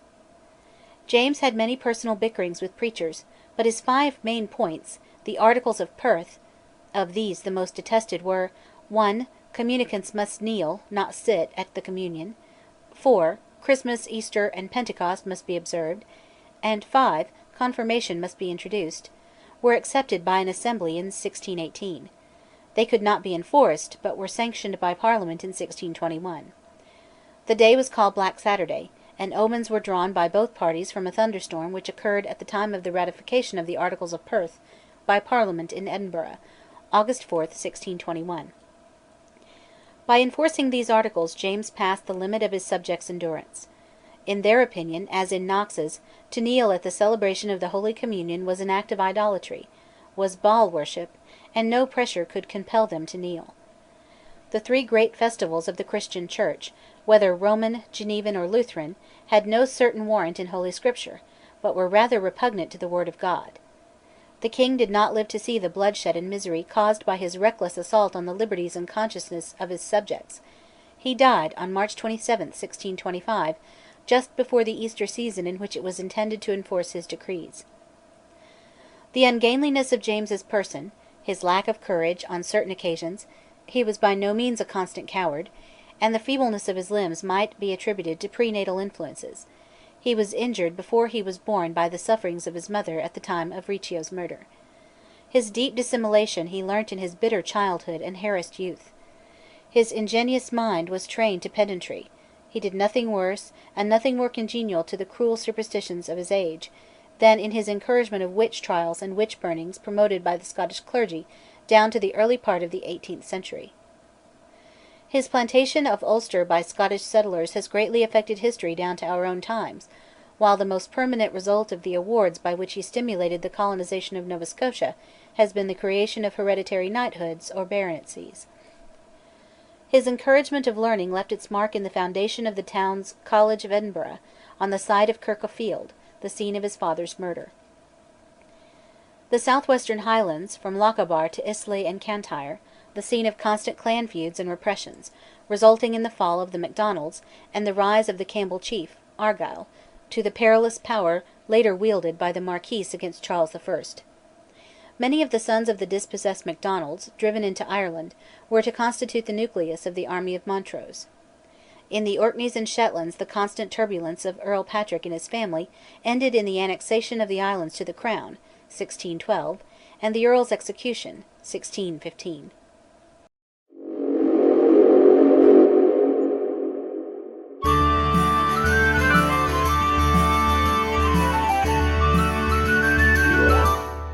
Chapter 24 Charles I, Part 1. The reign of Charles I opened with every sign of the tempests which were to follow. England and Scotland were both seething with religious fears and hatreds. Both parties in England, Puritans and Anglicans, could be satisfied with nothing less than complete domination. In England the extreme Puritans, with their yearning after the Genevan Presbyterian discipline, had been threatening civil war even under Elizabeth. James had treated them with a high hand and a proud heart. Under Charles, wedded to a Jezebel, a Catholic wife, Henrietta Maria, the Puritan hatred of such prelates as Laud expressed itself in threats of murder, while heavy fines and cruel mutilations were inflicted by the party in power. The Protestant panic, the fear of a violent restoration of Catholicism in Scotland, never slumbered. In Scotland Catholics were at this time bitterly persecuted, and believed that a Presbyterian general massacre of them all was being organised. By the people the Anglican bishops and the Prayer Book were as much detested as priests and the Mass. When Charles placed 6 prelates in his Privy Council, and recognised the Archbishop of St Andrews, Spottiswoode, as first in precedence among his subjects, the nobles were angry and jealous. Charles would not do away with the infatuated Articles of Perth. James, as he used to say, had governed Scotland by the pen through the Privy Council. Charles knew much less than James of the temper of the Scots, among whom he had never come since his infancy, and his Privy Council with 6 bishops was apt to be even more than commonly subservient. In Scotland as in England the expenses of national defence were a cause of anger, and the mismanagement of military affairs by the king's favourite, Buckingham, increased the irritation. It was brought to a head in Scotland by the Act of Revocation, under which all church lands and crown lands bestowed since 1542 were to be restored to the Crown. This Act once more united in opposition the nobles and the preachers; since 1596 they had not been in harmony. In 1587, as we saw, James VI had annexed much of the old ecclesiastical property to the Crown, but he had granted most of it to nobles and barons as temporal lordships. Now, by Charles, the temporal lords who held such lands were menaced; the judges, Lords of Session, who would have defended their interests, were removed from the Privy Council (March 1626), and in August the temporal lords remonstrated with the king through deputations. In fact they took little harm, redeeming their holdings at the rate of 10 years' purchase. The main result was that landowners were empowered to buy the tithes on their own lands from the multitude of titulars of tithes (1629), who had rapaciously and oppressively extorted these tenths of the harvest every year. The ministers had a safe provision at last, secured on the tithes, in Scotland styled teinds, but this did not reconcile most of them to bishops and to the Act of Perth. Several of the bishops were, in fact, latitudinarian or Arminian in doctrine, wanderers from the severity of Knox and Calvin. With them began, perhaps, the moderatism which later invaded the Kirk, though their ideal slumbered during the Civil War, to awaken again with the teaching of Archbishop Leighton under the Restoration. Meanwhile the nobles and gentry had been alarmed and mulcted, and were ready to join hands with the Kirk in its day of resistance. In June 1633 Charles at last visited his ancient kingdom, accompanied by Laud. His subjects were alarmed and horrified by the sight of prelates in lawn sleeves, candles in chapel, and even a tapestry showing the crucifixion. To this the bishops are said to have bowed, plain idolatry. In the Parliament of June 18 the 8 representatives of each estate, who were practically all powerful as Lords of the Articles, were chosen not from each estate by its own members, but on a method instituted, or rather revived, by James VI in 1609. The nobles made the choice from the bishops from the nobles, and the elected 16 from barons and burghers. The 24 were all thus episcopally minded; they drew up the bills, and the bills were voted on without debate. The grant of supply made in these circumstances was liberal, and James's ecclesiastical legislation, including the sanction of the rags of Rome, worn by bishops, was ratified. Remonstrances from the ministers of the old Kirk party were disregarded, and, the thin edge of the wedge, the English liturgy was introduced in the Royal Chapel of Holyrood, and in that of St Salvator's College, St Andrews, where it has been read once, on a funeral occasion, in recent years. In 1634–1635, on the information of Archbishop Spottiswoode, Lord Balmerino was tried for treason because he possessed a supplication or petition, which the Lords of the minority, in the late Parliament, had drawn up but not presented. He was found guilty but spared; the proceedings showed of what nature the bishops were, and alienated and alarmed the populace and the nobles and gentry. A remonstrance in manly spirit by Drummond of Hawthornden, the poet, was disregarded. In 1635 Charles authorised a book of canons, heralding the imposition of a liturgy, which scarcely varied, and when it varied was thought to differ for the worse, from that of the Church of England. By these canons, the most nakedly despotic of innovations, the preachers could not use their sword of excommunication without the assent of the bishops. James VI had ever regarded with horror and dread the licence of conceived prayers, spoken by the minister, and believed to be extemporary or directly inspired. There is an old story that one minister prayed that James might break his leg; certainly prayers for sanctified plagues on that prince were publicly offered, at the will of the minister. Even a very firm Presbyterian, the Laird of Brodie, when he had once heard the Anglican service in London, confided to his journal that he had suffered much from the nonsense of conceived prayers. They were a dangerous weapon, in Charles's opinion; he was determined to abolish them, rather that he might be free from the agitation of the pulpit than for reasons of ritual, and to proclaim his own headship of the Kirk of King Christ. This, in the opinion of the great majority of the preachers and populace, was flat blasphemy, an assumption of the crown honours of Christ. The liturgy was an ill-mumbled mass, the mass was idolatry, and idolatry was a capital offence. However strange these convictions may appear, they were essential parts of the national belief. Yet with the most extreme folly, Charles, acting like Henry VIII as his own pope, thrust the canons and this liturgy upon the Kirk and country. No sentimental arguments can palliate such open tyranny. The liturgy was to be used in St Giles's Church, the town kirk of Edinburgh, cleansed and restored by Charles himself, on July 23, 1637. The result was a furious brawl, begun by the women, of all Presbyterians the fiercest, and it was said by men disguised as women. A gentleman was struck on the ear by a woman for the offence of saying Amen, and the famous Jenny Geddes is traditionally reported to have thrown her stool at the dean's head. The service was interrupted, the bishop was the mark of stones, and the bishops' war, the civil war, began in this brawl. James VI, being on the spot, had thoroughly quieted Edinburgh after a more serious riot, on December 17, 1596. But Charles was far away. The city had not to fear the loss of the court and its custom, as on the earlier occasion.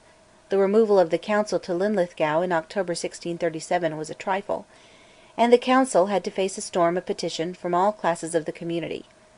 Their prayer was that the liturgy should be withdrawn. From the country, multitudes of all classes flocked into Edinburgh and formed themselves into a Committee of Public Safety, the Four Tables, containing 16 persons.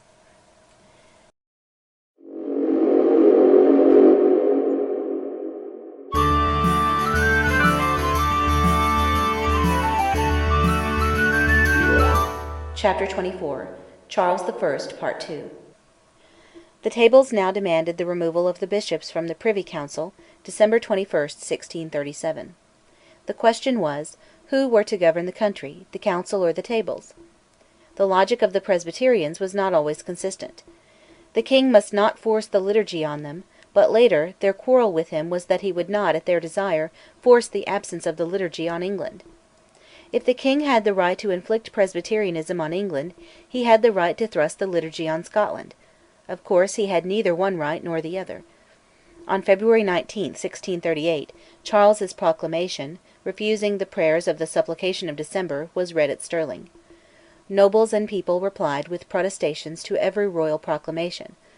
Foremost on the popular side was the young Earl of Montrose. "You will not rest," said Rothes, a more sober leader, "till you be lifted up above the lave in 3 fathoms of rope." Rothes was a true prophet, but Montrose did not die for the cause that did his green unknowing youth engage. The Presbyterians now desired yearly General Assemblies, of which James VI had unlawfully robbed the Kirk; the enforcement of an old brief-lived system of restrictions, caveats, on the bishops; the abolition of the Articles of Perth, and, as always, of the liturgy. If he granted all this, Charles might have had trouble with the preachers, as James VI had of old. Yet the demands were constitutional, and in Charles's position he would have done well to assent. He was obstinate in refusal. The Scots now fell upon the consideration of a band of union to be made legally, says Rothes, their leader, the chief of the house of Leslie, the family of Norman Leslie, the slayer of Cardinal Beaton. Now a band of this kind could not, by old Scots law, be legally made. Such bands, like those for the murder of Riccio and Darnley, and for many other enterprises, were not smiled upon by the law. But in 1581, as we saw, James VI had signed a covenant against Popery; its tenor was imitated in that of 1638, and there was added a general band for the maintenance of true religion, Presbyterianism, and of the king's person. That part of the band was scarcely kept when the Covenanting army surrendered Charles to the English. They had vowed in their band to stand to the defence of our dread sovereign the King's majesty, his person and authority. They kept this vow by hanging men who held the King's commission. The words as to defending the King's authority were followed by "in the defence and preservation of the aforesaid true religion." This appears to mean that only a Presbyterian king is to be defended. In any case the preachers assumed the right to interpret the Covenant, which finally led to the conquest of Scotland by Cromwell. As the Covenant was made between God and the Covenanters, on ancient Hebrew precedent, it was declared to be binding on all succeeding generations. Had Scotland resisted tyranny without this would-be biblical pettifogging covenant, her condition would have been the more gracious. The signing of the band began at Edinburgh in Greyfriars Churchyard on February 28, 1638. This covenant was a most potent instrument for the day, but the fruits thereof were blood and tears and desolation. For 51 years common sense did not come to her own again. In 1689 the Covenant was silently dropped, when the Kirk was restored. This two-edged, insatiable sword was drawn, great multitudes signed with enthusiasm, and they who would not sign were, of course, persecuted. As they said, it looked not like a thing approved of God, which was begun and carried on with fury and madness, and obtruded on people with threatenings, tearing of clothes, and drawing of blood. Resistance to the king, if need were armed resistance was necessary, was laudable, but the terms of the Covenant were, in the highest degree, impolitic and unstatesmanlike. The country was handed over to the preachers; the Scots, as their great leader Argyll was to discover, were distracted men in distracted times. Charles wavered and sent down the Marquis of Hamilton to represent his waverings. The Marquis was as unsettled as his predecessor, Arran, in the minority of Queen Mary. He dared not promulgate the proclamations. He dared not risk civil war. He knew that Charles, who, he said, was ready, was unprepared in his mutinous English kingdom. He granted at last a General Assembly and a free Parliament, and produced another Covenant, the King's Covenant, which of course failed to thwart that of the country. The Assembly, at Glasgow, November 21, 1638, including noblemen and gentlemen as elders, was necessarily revolutionary, and needlessly riotous and profane. It arraigned and condemned the bishops in their absence. Hamilton, as royal commissioner, dissolved the Assembly, which continued to sit. The meeting was in the cathedral, where, says a sincere Covenanter, Baillie, whose letters are a valuable source, "our rascals, without shame, in great numbers, made din and clamour." All the unconstitutional ecclesiastical legislation of the last 40 years was rescinded, as all the new Presbyterian legislation was to be rescinded at the Restoration. Some bishops were excommunicated, the rest were deposed. The press was put under the censorship of the fanatical lawyer, Johnston of Waristoun, clerk of the Assembly. On December 20 the Assembly, which sat after Hamilton dissolved it, broke up. Among the Covenanters were to be reckoned the Earl of Argyll, later the only Marquis of his house, and the Earl, later Marquis, of Montrose. They did not stand long together. The Scottish Revolution produced no man at once great and successful, but in Montrose it had one man of genius who gave his life for honour's sake; in Argyll, an astute man, not physically courageous, whose timidity in the field was equalled by his timidity in the Council, says Mr Gardiner. In spring 1639 war began.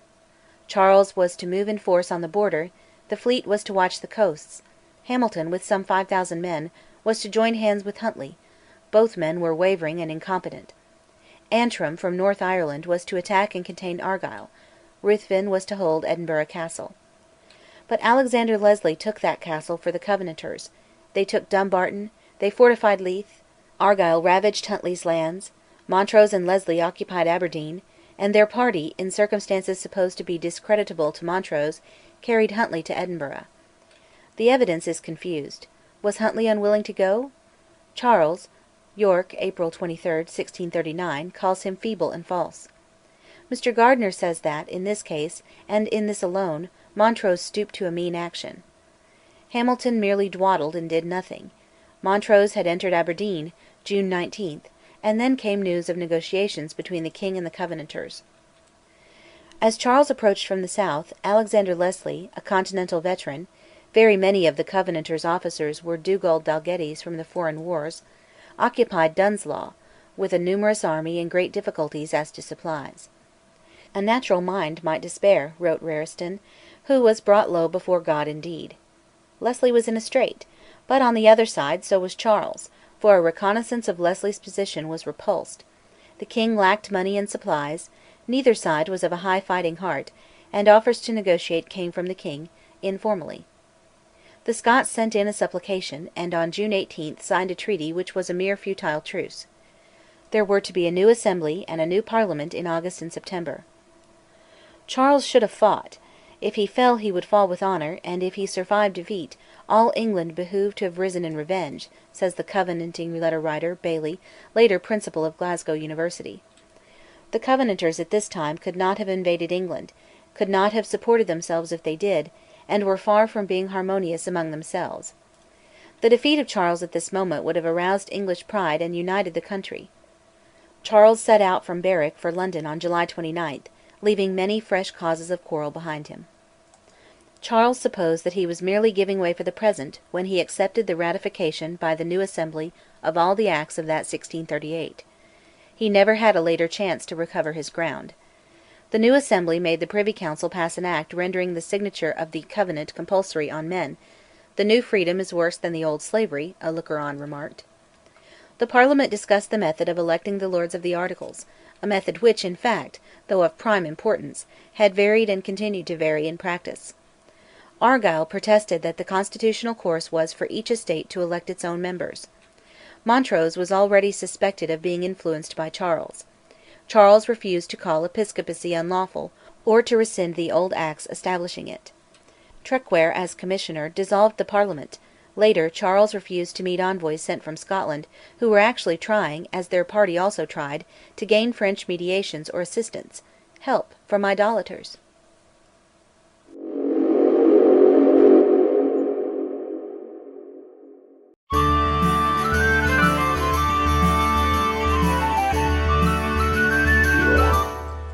Chapter 24 Charles I, Part 3 In spring 1640 the Scots, by an instrument called the Blind Band, imposed taxation for military purposes, while Charles, in England, called the Short Parliament to provide supply.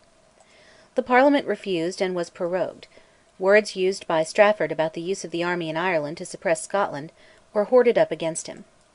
The Scots Parliament, though the king had prorogued it, met in June, despite the opposition of Montrose. The Parliament, when it ceased to meet, appointed a standing committee of some 40 members of all ranks, including Montrose and his friends Lord Napier and Stirling of Keir. Argyll refused to be a member, but acted on a commission of fire and sword to root out of the country the northern recusants against the Covenant. It was now that Argyll burned Lord Ogilvy's bonny house of Arley in Forths; the cattle were driven into his own country; all this against, and perhaps in consequence of, the intercession of Ogilvy's friend and neighbour, Montrose. Meanwhile the Scots were intriguing with discontented English peers, who could only give sympathy. Saville, however, forged a letter from 6 of them inviting a Scottish invasion. There was a movement for making Argyll practically dictator in the north; Montrose thwarted it, and in August, while Charles with a reluctant and disorderly force was marching on York Montrose at Cumbernauld, the house of the Earl of Wigtoun made a secret band with the Earls Marischal, Wigtoun, Home, Atholl, Mar, Perth, Boyd, Galloway, and others, for their mutual defence against the scheme of dictatorship for Argyll. On August 20 Montrose, the foremost, forded Tweed, and led his regiment into England. On August 30, almost unopposed, the Scots entered Newcastle, having routed a force which met them at Newburn-on-Tyne. They again pressed their demands on the king. Simultaneously 12 English peers petitioned for a Parliament and the trial of the king's ministers. Charles gave way. At Ripon Scottish and English commissioners met; the Scots received brotherly assistance, in money and supplies, a daily £850, and stayed where they were, while the Long Parliament met in November, and in April 1641 condemned the great Strafford. Laud soon shared his doom. On August 10 the demands of the Scots were granted. As a sympathetic historian writes, they had lived for a year at free quarters, and recrossed the border with the handsome sum of £200,000 to their credit. During the absence of the army the Kirk exhibited symptoms not favourable to its own peace. Amateur theologians held private religious gatherings, which, it was feared, tended towards the heresy of the English independents and to the break-up of the whole Kirk, some of whose representatives forbade these conventicles, while the rigid sort asserted that the conventiclers were esteemed the godly of the land. An Act of the General Assembly was passed against the meetings. We observe that here are the beginnings of strife between the most godly and the rather moderately pious. The secret of Montrose's Cumbernauld band had come to light after November 1640. Nothing worse, at the moment, befell than the burning of the band by the Committee of the Estates, to whom Argyll referred the matter. On May 21, 1641, the committee was disturbed, for Montrose was collecting evidence as to the words and deeds of Argyll when he used his commission of fire and sword at the bonny house of Arley and in other places. Montrose had spoken of the matter to a preacher, he to another, and the news reached the committee. Montrose had learned from a prisoner of Argyll, Stewart the younger of Ladywell, that Argyll had held councils to discuss the deposition of the king. Ladywell produced to the committee his written statement that Argyll had spoken before him of these consultations of lawyers and divines. He was placed in the castle, and was so worked on that he cleared Argyll and confessed that, advisedly by Montrose, he had reported Argyll's remarks to the king. Papers with hints and names in cipher were found in possession of the messenger. The whole affair is enigmatic. In any case, Ladywell was hanged for leasing-making, spreading false reports, an offence not previously capital, and Montrose with his friends was imprisoned in the castle. Doubtless he had meant to accuse Argyll before Parliament of treason.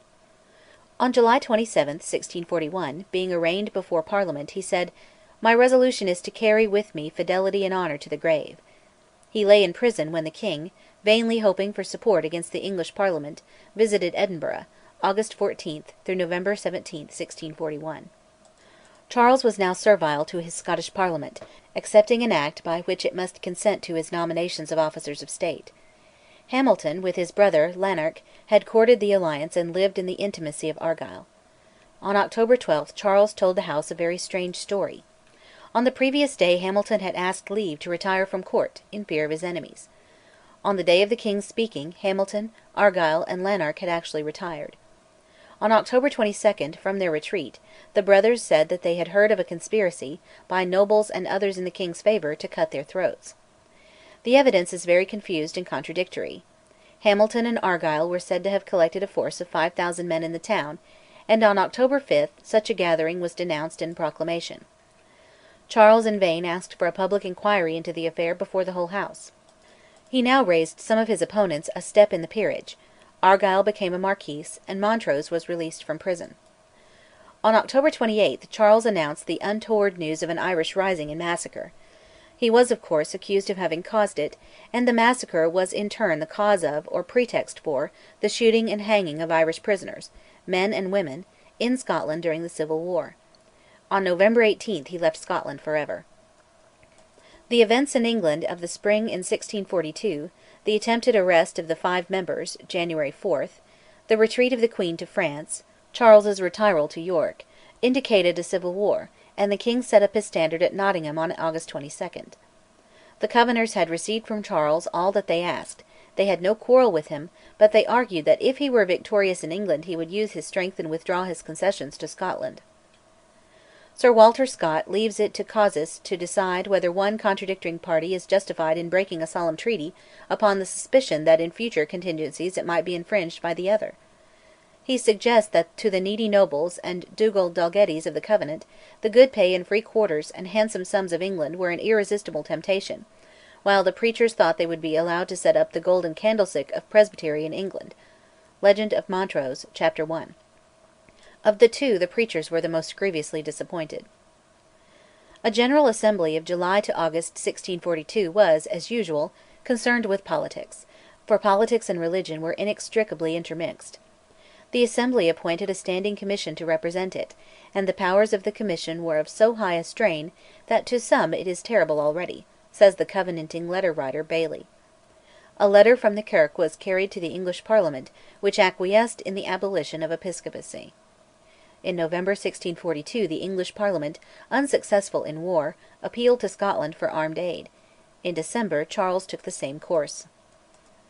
The Commission of the General Assembly, and the body of commissioners called Conservators of the Peace, overpowered the Privy Council, put down a petition of Montrose's party, who declared that they were bound by the Covenant to defend the king, and would obviously arm on the side of the English Parliament if England would adopt Presbyterian government. They held a Convention of the Estates, June 22, 1643. They discovered a Popish plot for an attack on Argyll's country by the Macdonalds in Ireland, once driven from Kintyre by the Campbells, and now to be led by young Colkitto. While thus excited, they received in the General Assembly, August 7, a deputation from the English Parliament, and now was framed a new band between the English Parliament and Scotland. It was an alliance, the Solemn League and Covenant, by which episcopacy was to be abolished and religion established according to the Word of God. To the Covenanters this phrase meant that England would establish Presbyterianism, but they were disappointed. The ideas of the Independents, such as Cromwell, were almost as much opposed to Presbytery as to episcopacy, and though the Covenanters took the pay and fought the battles of the Parliament against their king, they never received what they had meant to stipulate for, the establishment of Presbytery in England. Far from that, Cromwell, like James VI, was to deprive them of their ecclesiastical palladium, the General Assembly.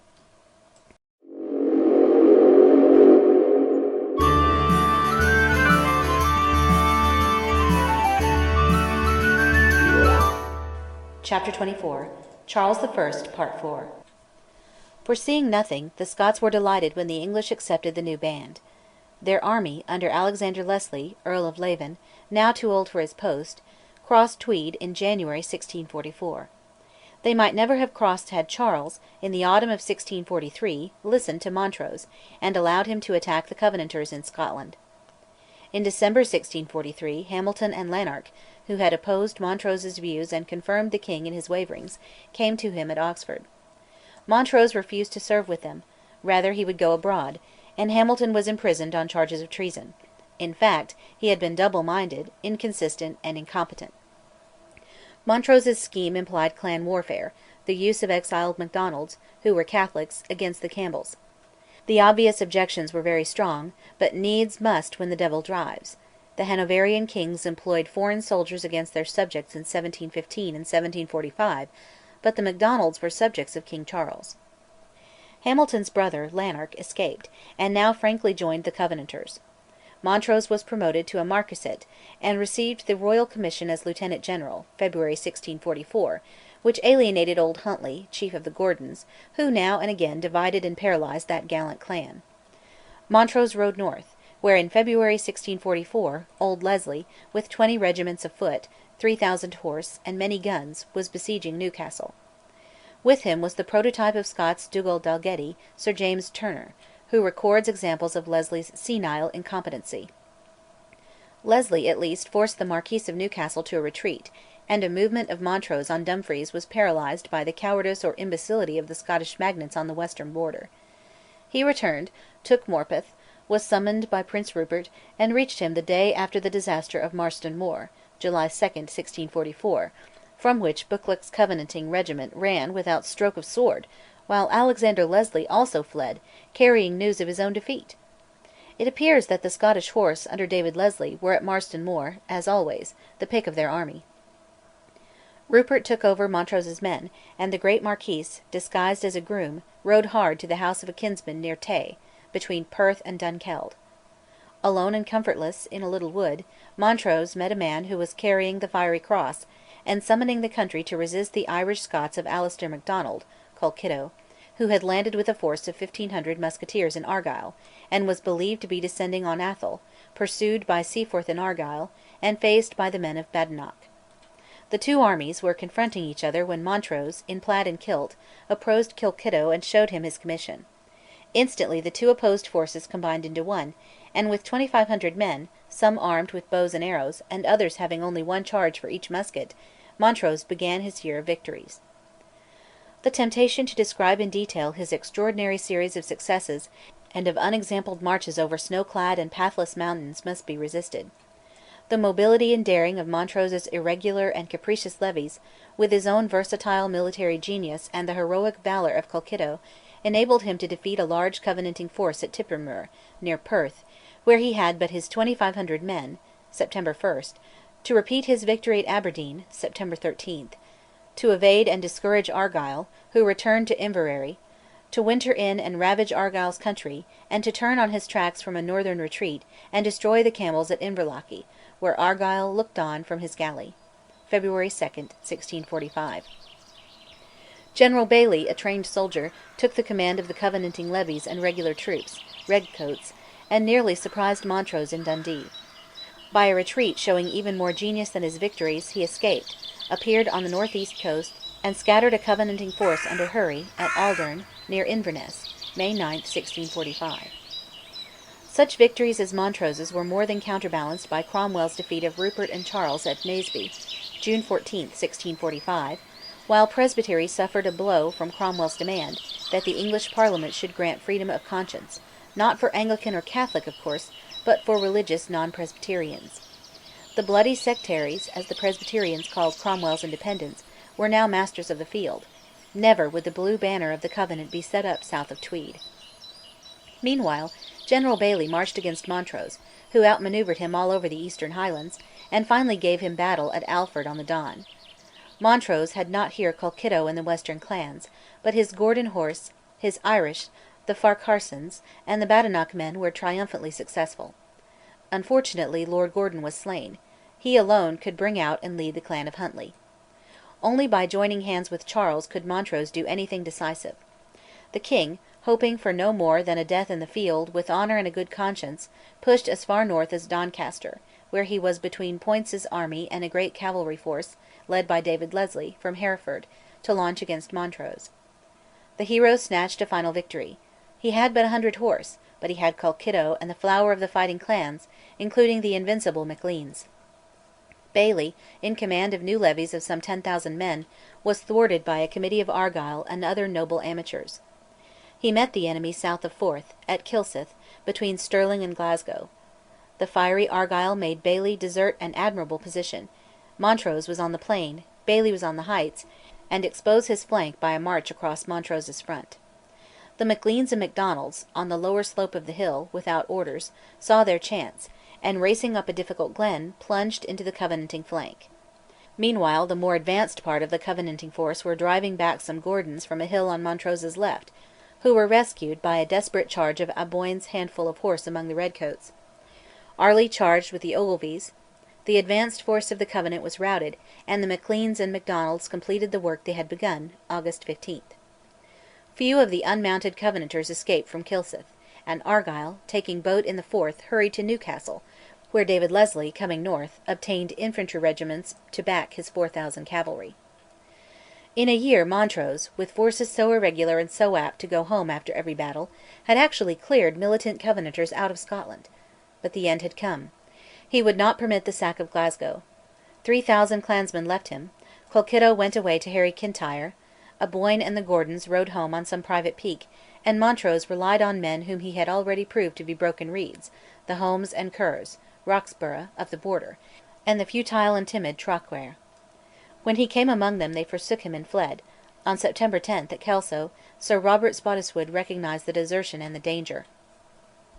Meanwhile Leslie, with an overpowering force of seasoned soldiers, horse and foot, marched with Argyll, not to Edinburgh, but down Gala to Tweed, while Montrose had withdrawn from Kelso, up Ettrick to Philiphaugh, on the left of Ettrick, within a mile of Selkirk. He had but 500 Irish, who entrenched themselves, and an uncertain number of mounted border guards with their servants and tenants. Charterish of Hempsfield, who had been scouting, reported that Leslie was but 2 or 3 miles distant, at Sunderland Hall, where Tweed and Ettrick meet, but the news was not carried to Montrose, who lay at Selkirk. At breakfast on September 13, Montrose learned that Leslie was attacking. What followed is uncertain in its details.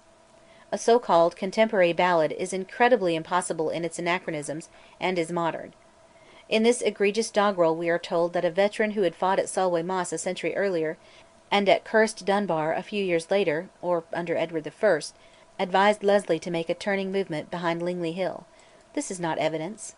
Though Leslie may have made such a movement, he describes his victory as very easy, and so it should have been, as Montrose had only the remnant of his Antrim men and a rabble of reluctant border recruits. A newsletter from Haddington of September 16 represents the Cavaliers as making a good fight.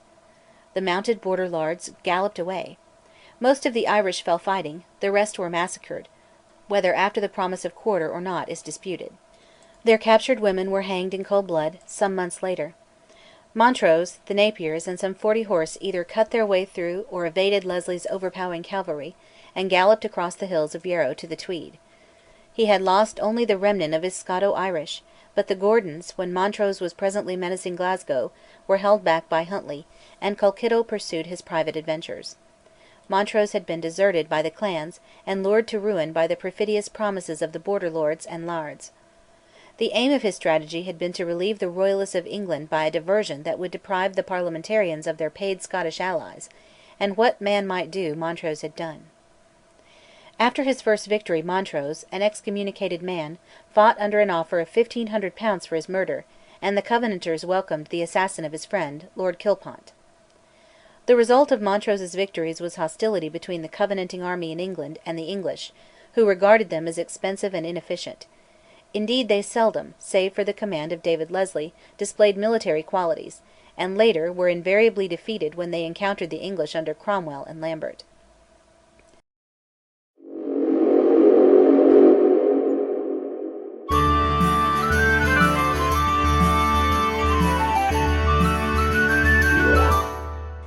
Chapter 24. Charles I, Part 5. Montrose never slew a prisoner, but the Convention at St Andrews, in November 1645, sentenced to death their Cavalier prisoners. Lord Ogilvy escaped disguised in his sister's dress, and they ordered the hanging of captives and of the women who had accompanied the Irish. It was certain of the clergy who pressed for the extremest measures. They had revived the barbarous belief, retained in the law of ancient Greece, that the land had been polluted by, and must be cleansed by blood, under penalty of divine wrath. As even the Covenanting Baillie wrote, "To this day no man in England has been executed for bearing arms against the Parliament." The preachers argued that to keep the promises of quarter which had been given to the prisoners was to violate the oath of the Covenant. The prime object of the English opponents of the king was now to hustle the Scots out of England. Meanwhile Charles, not captured but hopeless, was negotiating with all the parties, and ready to yield on every point except that of forcing presbytery on England, a matter which, said Montereuil, the French ambassador, did not concern them but their neighbours. Charles finally trusted the Scots with his person, and the question is, had he or had he not assurance that he would be well received? If he had any assurance, it was merely verbal, a shadow of a security, wrote Montereuil. Charles was valuable to the Scots only as a pledge for the payment of their arrears of wages. There was much chicanery and shuffling on both sides, and probably there were misconceptions on both sides. A letter of Montereuil (April 26, 1646) convinced Charles that he might trust the Scots. They verbally promised safety, honour, and conscience, but refused to sign a copy of their words. Charles trusted them, rode out of Oxford, joined them at Southwell, and, says Sir James Turner, who was present, was commanded by Lothian to sign the Covenant, and barbarously used. They took Charles to Newcastle, denying their assurance to him. With unblushed falsehood, says Mr Gardiner, they in other respects lied to the English Parliament. On May 19 Charles bade Montrose leave the country, which he succeeded in doing, despite the treacherous endeavours of his enemies to detain him till his day of safety, August 31, was past. The Scots of the army were in a quandary. The preachers, their masters, would not permit them to bring to Scotland an uncovenanted king. They could not stay penniless in England. For £200,000 down and a promise, never kept, of a similar sum later, they left Charles in English hands, with some assurances for his safety, and early in February 1647 crossed Tweed with their 36 cartloads of money. The act was hateful to very many Scots, but the Estates, under the command of the preachers, had refused to let the king, while uncovenanted, cross into his native kingdom, and to bring him meant war with England. But that must ensue in any case. The hope of making England Presbyterian, as under the Solemn League and Covenant, had already perished. Leslie, with the part of the army still kept up, chased Colkitto, and at Dunaverty, under the influence of Nevoy, a preacher, put 300 Irish prisoners to the sword. The parties in Scotland were now 1. The Kirk, Argyll, the two Leslies, and most of the Commons; 2. Hamilton, Lanark, and Lauderdale, who had no longer anything to fear, as regards their estates, from Charles or from bishops, and who were ashamed of his surrender to the English; 3. Royalists in general. With Charles, December 27, 1647, in his prison at Carisbrooke, Lauderdale, Loudon, and Lanark made a secret treaty, the Engagement, which they buried in the garden, for if it were discovered the independence of the army would have attacked Scotland.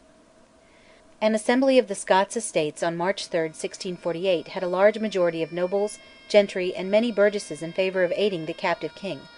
On the other side Argyll was backed by the omnipotent commission of the General Assembly, and by the full force of prayers and sermons. The letter writer Baillie now deemed that it were for the good of the world that churchmen did meddle with ecclesiastical affairs only. The Engagers insisted on establishing presbytery in England, which neither satisfied the Kirk nor the Cavaliers in independence. Nothing more futile could have been devised. The Estates, in May, began to raise an army; the preachers denounced them; there was a battle between armed communicants of the preachers' party and the soldiers of the state at Mauchline. Invading England on July 8, Hamilton had Lambert and Cromwell to face him, and left Argyll, the preachers, and their slashing communicants in his rear. Lanark had vainly urged that the West Country fanatics should be crushed before the border was crossed. By a march worthy of Montrose across the fells into Lanarkshire, Cromwell reached Preston, cut in between the northern parts of Hamilton's army, defeated the English Royalists and Langdale, and cut to pieces or captured the Scots, disunited as their generals were, at Wigan and Warrington, August 17–19. Hamilton was taken and was decapitated later. The force that recrossed the Border consisted of such mounted men as escaped, with the detachment of Monro which had not joined Hamilton. The godly in Scotland rejoiced at the defeat of their army; the levies of the western shires of Ayr, Renfrew, and Lanark occupied Edinburgh; Argyll and the Kirk party were masters; and when Cromwell arrived in Edinburgh early in October he was entertained at dinner by Argyll. The left wing of the Covenant was now allied with the Independents, the deadly foes of Presbytery! To the ordinary mind this looks like a new breach of the Covenant, that impossible treaty with Omnipotence. Charles had written that the divisions of parties were probably God's way to punish them for their many rebellions and perfidies.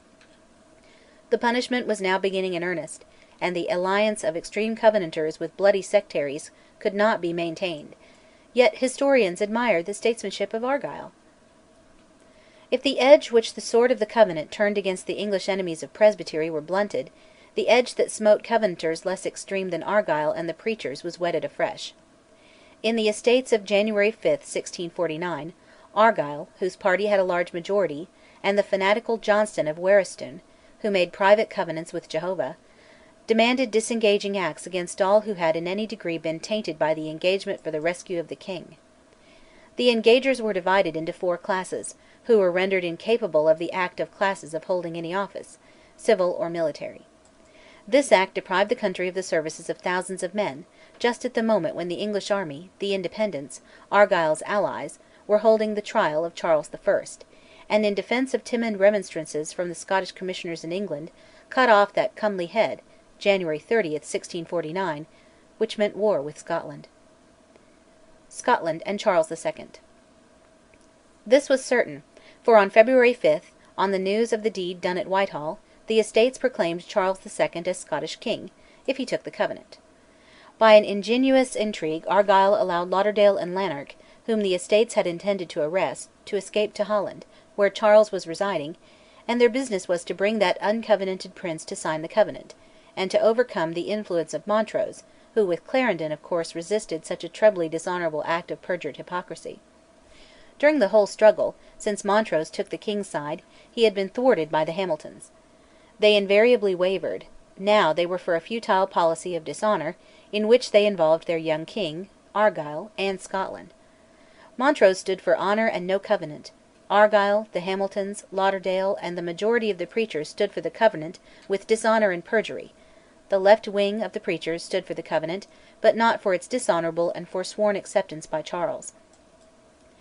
As a Covenanter, Charles II would be the official foe of the English independence and army; Scotland would need every sword in the kingdom, and the kingdom's best general, Montrose; yet the Act of Classes, under the distinction of the preachers, rejected every man tainted with participation in or approval of the engagement, or of neglecting family prayers.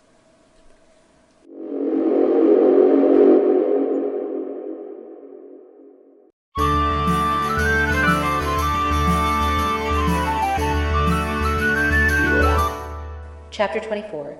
Charles I, Part 6.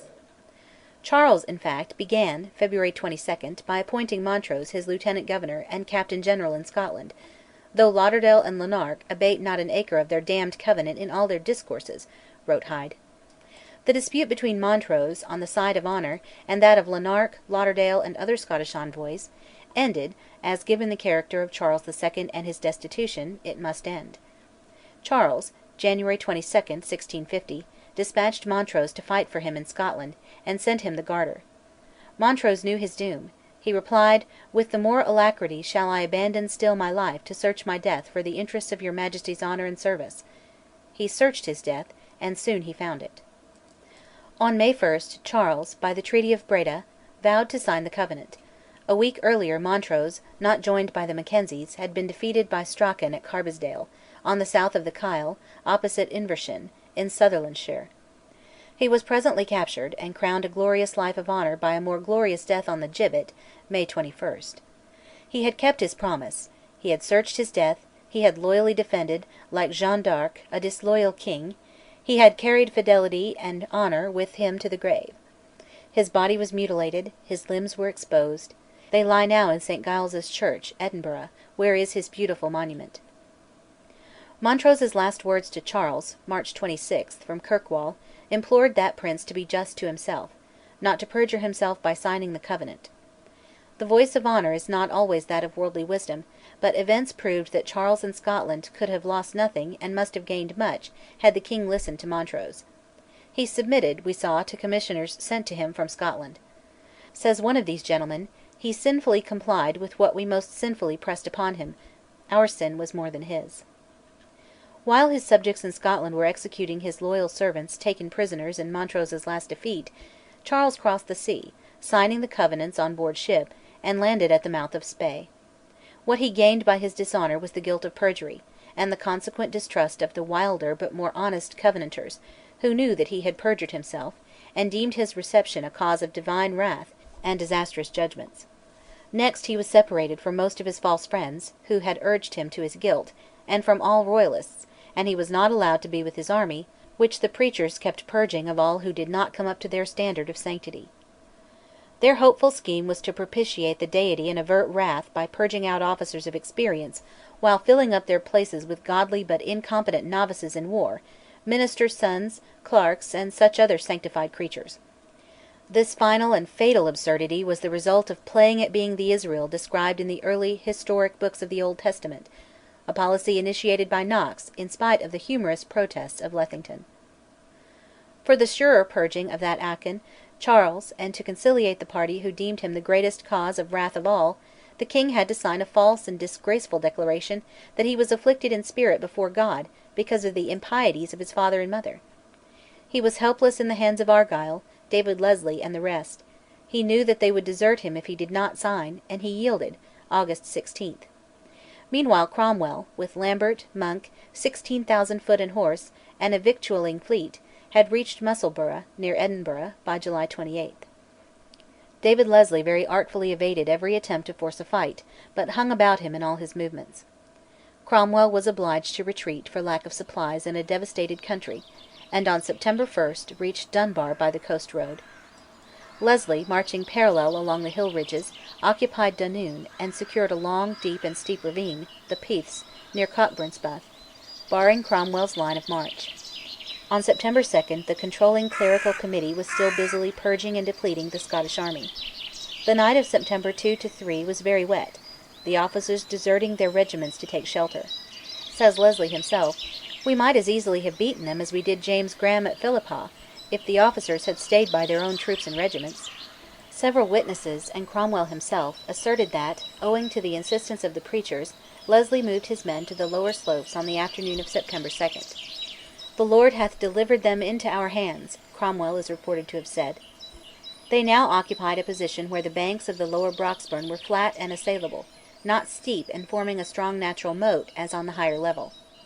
All night Cromwell rode along and among his regiment of horse, biting his lip till the blood ran down his chin. Leslie thought to surprise Cromwell; Cromwell surprised Leslie, crossing the Broxburn on the low level, before dawn, and drove into the Scots who were all unready, the matches of their muskets being wet and unlighted. The centre made a good stand, but a flank charge by English cavalry cut up the Scots' foot, and Leslie fled with the nobles, gentry, and mounted men. In killed, wounded, and prisoners the Scots are said to have lost 14,000 men, a manifest exaggeration. It was an utter defeat.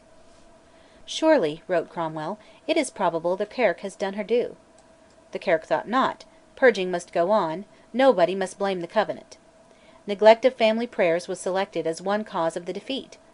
Strachan and Kerr, two extreme Whigamores of the left wing of the godly, went to raise a western force that would neither acknowledge Charles nor join Cromwell, who now took Edinburgh Castle.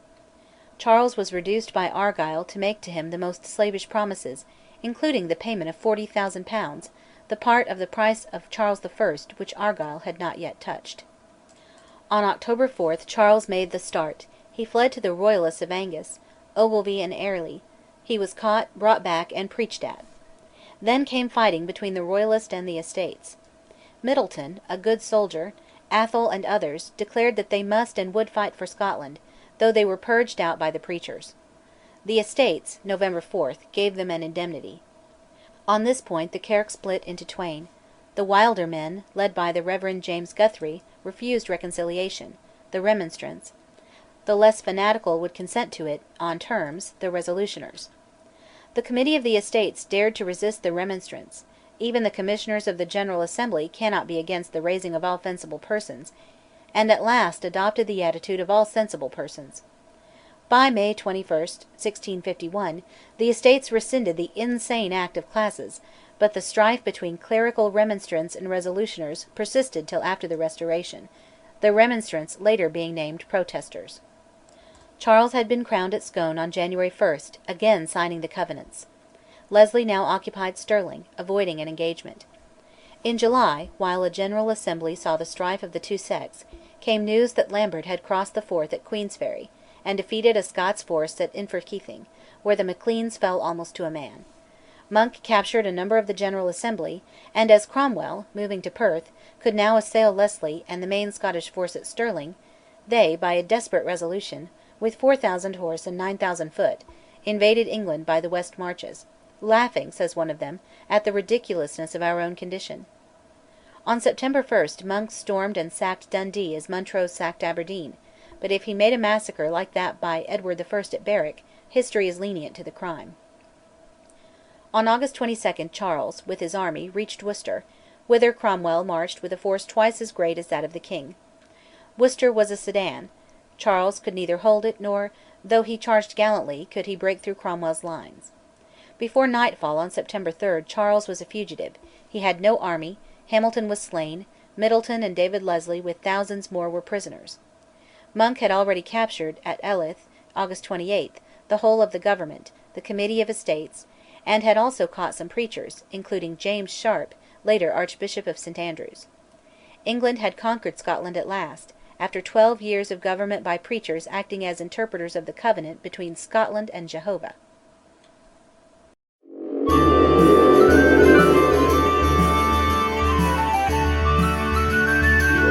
Chapter 25 Conquered Scotland. During the 9 years of the English military occupation of Scotland, everything was merely provisional; nothing decisive could occur. In the first place, October 1651, 8 commissioners, including 3 soldiers, Monk, Lambert, and Dean, undertook the administration of the conquered country. They announced tolerance in religion, except for Catholicism and Anglicanism, of course, and during their occupation the English never wavered on a point so odious to the Kirk. The English rulers also, as much as they could, protected the women and men whom the lairds and preachers smelled out and tortured and burned for witchcraft. By way of compensation for the expenses of war all the estates of men who had sided with Charles were confiscated. Taxation was also heavy. On several occasions attempts were made to establish the union of the two countries; Scotland, finally, was to return 30 members to sit in the English Parliament. But as that Parliament, under Cromwell, was subject to strange and sudden changes, and as the Scottish representatives were usually men sold to the English side, the experiment was not promising. In its first stage it collapsed with Cromwell's dismissal of the Long Parliament on April 20, 1653. Argyll meanwhile had submitted, retaining his estates (August 1652), but of 5 garrisons in his country 3 were recaptured, not without his goodwill, by the Highlanders, and in these events began Monk's aversion, finally fatal, to the Marquis as a man whom none could trust, and in whom, finally, nobody trusted. An English Commission of Justice, established in May 1652, was confessedly more fair and impartial than any Scotland had known, which was explained by the fact that the English judges were kinless loons. Northern Cavaliers were relieved by Monk's forbidding civil magistrates to outlaw and plunder persons lying under Presbyterian excommunication, and sanitary measures did something to remove from Edinburgh the ancient reproach of filth, for the time. While the Protesters and Resolutioners kept up their quarrel, the Protesters claiming to be the only genuine representatives of the Kirk and Covenant, the General Assembly of the Resolutioners was broken up, July 21, 1653, by Lilburne, with a few soldiers, and henceforth the Kirk, having no General Assembly, was less capable of promoting civil broils. Lilburne suspected that the Assembly was in touch with new stirrings toward a rising in the Highlands, to lead which Charles had, in 1652, promised to send Middleton, who had escaped from an English prison, as general. It was always hard to find anyone under whom the great chiefs would serve, and Glencairn, with Kenmure, was unable to check their jealousies. Charles heard that Argyll would appear in arms for the crown, when he deemed the occasion good; meanwhile his heir, Lord Lorne, would join the rising.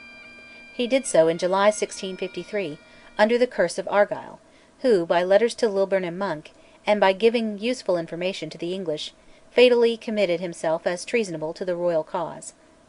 Examples of his conduct were known to Glencairn, who communicated them to Charles.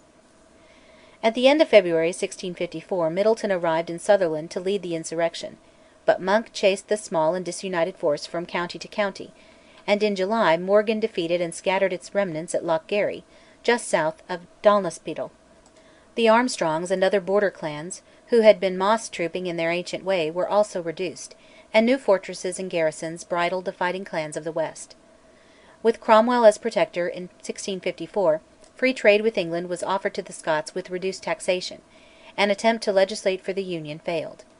In 1655 56 a Council of State and a Commission of Justice included 2 or 3 Scottish members, and boroughs were allowed to elect magistrates who would swear loyalty to Cromwell.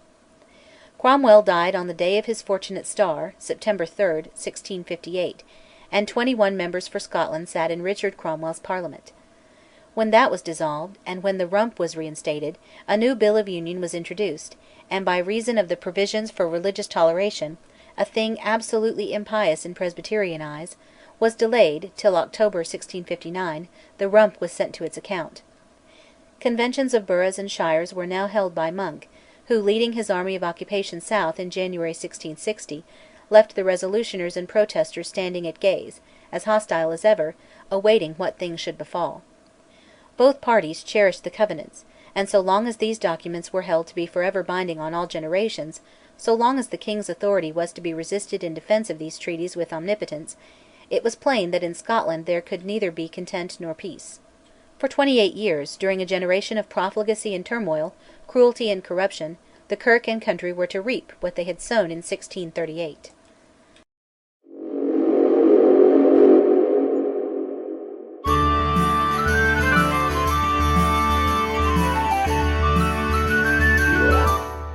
Chapter 26 The Restoration, Part 1 There was dancing and deray in Scotland among the laity when the King came to his own again. The darkest page in the national history seemed to have been turned. The conquering English were gone with their abominable tolerance, their craze for soap and water, their aversion to witch burnings. The nobles and gentry would recover their lands in compensation for their losses; there would be offices to win, and the spoils of office. It seems that in Scotland none of the lessons of misfortune had been learned. Since January the chiefs of the milder party of the preachers, the Resolutioners, they who had been reconciled with the Engagers, were employing the Reverend James Sharp, who had been a prisoner in England, as their agent with Monk, with Lauderdale in April, with Charles in Holland, and again in London. Sharp was no fanatic. From the first he assured his brethren, Douglas of Edinburgh, Baillie, and the rest, that there was no chance for rigid Presbyterianism. They could conceive of no Presbyterianism which was not rigid, in the manner of Andrew Melville, to whom his king was Christ's silly vassal. Sharp warned them early that, in face of the irreconcilable Protesters, moderate episcopacy would be preferred, and Douglas himself assured Sharp that the new generation in Scotland bore a heart hatred to the Covenant, and are wearied of the yoke of presbyterial government. This was true. The ruling classes had seen too much of presbyterial government, and would prefer bishops as long as they were not pampered and all-powerful. On the other hand, the lesser gentry, still more their godly wives, the farmers and burgesses, and the preachers, regarded the very shadow of episcopacy as a breach of the Covenant and an insult to the Almighty. The Covenanters had forced the Covenant on the consciences of thousands, from the king downward, who in soul and conscience loathed it. They were to drink of the same cup; episcopacy was to be forced on them by fines and imprisonments. Scotland, her people and rulers were moving in a vicious circle. The Resolutioners admitted that to allow the Protesters to have any hand in affairs was to breed continual distemper and disorders, and Baillie was for banishing the leaders of the Protesters, irreconcilables like Reverend James Guthrie, to the Orkney Islands. But the Resolutioners, on the other hand, were no less eager to stop the use of the liturgy in Charles's own household, and to persecute every sort of Catholic, Dissenter, Sectary, and Quaker in Scotland. Meanwhile Argyll, in debt, despised on all sides and yet dreaded, was holding a great open-air communion meeting of Protesters at Paisley, in the heart of the wildest Covenanting region, May 27, 1660. He was still dangerous; he was trying to make himself trusted by the Protesters, who were opposed to Charles. It may be doubted if any great potentate in Scotland, except the Marquis, wished to revive the constitutional triumphs of Argyll's party in the last Parliament of Charles I. Charles now named his Privy Council and his ministers without waiting for parliamentary assent, though his first Parliament would have assented to anything. He chose only his late supporters: Glencairn, who raised his standard in 1653; Rothes, a humorous and not cruel voluptuary; and, as Secretary for Scotland in London, Lauderdale, who had urged him to take the Covenant, and who for 20 years was to be his buffoon, his favourite, and his wavering and unscrupulous adviser. Among these greedy and treacherous profligates there would, had he survived, been no place for Montrose. In defiance of warnings from omens, second-sighted men, and sensible men, Argyll left the safe sanctuary of his mountains and sea straits, and betook himself to London, a fey man. Most of his past was covered by an Act of Indemnity, but not his doings in 1653. He was arrested before he saw the King's face, July 8, 1660, and lay in the Tower till, in December, he was taken to be tried for treason in Scotland. Sharp's friends were anxious to interfere in favour of establishing Presbyterianism in England. He told them that the hope was vain. He repeatedly asked for leave to return home, and while an English preacher assured Charles that the rout of Worcester had been God's vengeance for his taking of the Covenant, Sharp, June 25, told his resolutioners that the Protesters' doom is Dyke. Administration in Scotland was entrusted to the Committee of Estates, whom Monk (1650) had captured at Alyth, and with them Glencairn, as Chancellor, entered Edinburgh on August 22. Next day, while the Committee was busy, James Guthrie and some Protester preachers met, and in the old way drew up a supplication. They denounced religious toleration, and asked for the establishment of Presbytery in England, and the filling of all offices with Covenanters. They were all arrested and accused of attempting to rekindle civil war, which would assuredly have followed had their prayer been accepted. Next year Guthrie was hanged. But 10 days after his arrest Sharp had brought down a letter of Charles to the Edinburgh Presbytery, promising to protect and preserve the government of the Church of Scotland as it is established by law. Had the words run "as it may be established by law" in Parliament, it would not have been a dishonourable quibble, as it was. Parliament opened on New Year's Day 1661, with Middleton as Commissioner. In the words of Sir George Mackenzie, then a very young advocate and man of letters, never was Parliament so obsequious. The King was declared supreme governor over all persons and in all causes, a blow at Church judicature, and all Acts between 1633 and 1661 were rescinded, just as 30 years of ecclesiastical legislation had been rescinded by the Covenanters. A sum of £40,000 yearly was settled on the King. Argyll was tried, was defended by a young George Mackenzie, and, when he seemed safe, his doom was fixed by the arrival of a Campbell from London, bearing some of his letters to Lilburne and Monk, 1653 to 1655, which the Indemnity of 1651 did not cover. He died by the axe, not the rope like Montrose, with dignity and courage. The question of church government in Scotland was left to Charles and his advisers. The problem presented to the government of the Restoration by the Kirk was much more difficult and complicated than historians usually suppose. The pretensions which the preachers had inherited from Knox and Andrew Melville were practically incompatible, as has been proved, with the existence of the State. In the southern and western shires, such as those of Dumfries, Galloway, Ayr, Renfrew, and Lanark, the forces which attacked the Engagers had been mustered. These shires had backed Strachan and Kerr and Guthrie in the agitation against the King, the Estates, and the less violent clergy after Dunbar. But without Argyll, and with no probable noble leaders, they could do little harm; they had done none under the English occupation, which abolished the General Assembly. To have restored the Assembly, or rather two assemblies, that of the Protesters and that of the Resolutionists, would certainly have been perilous. Probably the wisest plan would have been to grant a General Assembly, to meet after the session of Parliament, not, as had been the custom, to meet before it and influence or coerce the Estates. Had that measure proved perilous to peace it need not have been repeated; the Kirk might have been left in the state to which the English had reduced it. This measure would not have so much infuriated the devout as did the introduction of black prelacy, and the injection of some 300 adored ministers, chiefly in the south-west, and the making of a desert first, and then peopling it with owls and satyrs, the curates, as Archbishop Leighton described the action of 1663. There ensued the finings of all who would not attend the ministrations of owls and satyrs, a grievance which produced two rebellions, 1666 and 1679, and a doctrine of anarchism, and was only worn down by eternal and cruel persecutions. By violence the Restoration achieved its aim; the Revolution of 1688 entered into the results; it was a bitter moment in the evolution of Scotland, a moment that need never have existed. Episcopacy was restored, 4 bishops were consecrated, and Sharp accepted, as might have long been foreseen, the See of St Andrews. He was henceforth reckoned a Judas, and assuredly he had ruined his character for honour. He became a puppet of government, despised by his masters, loathed by the rest of Scotland.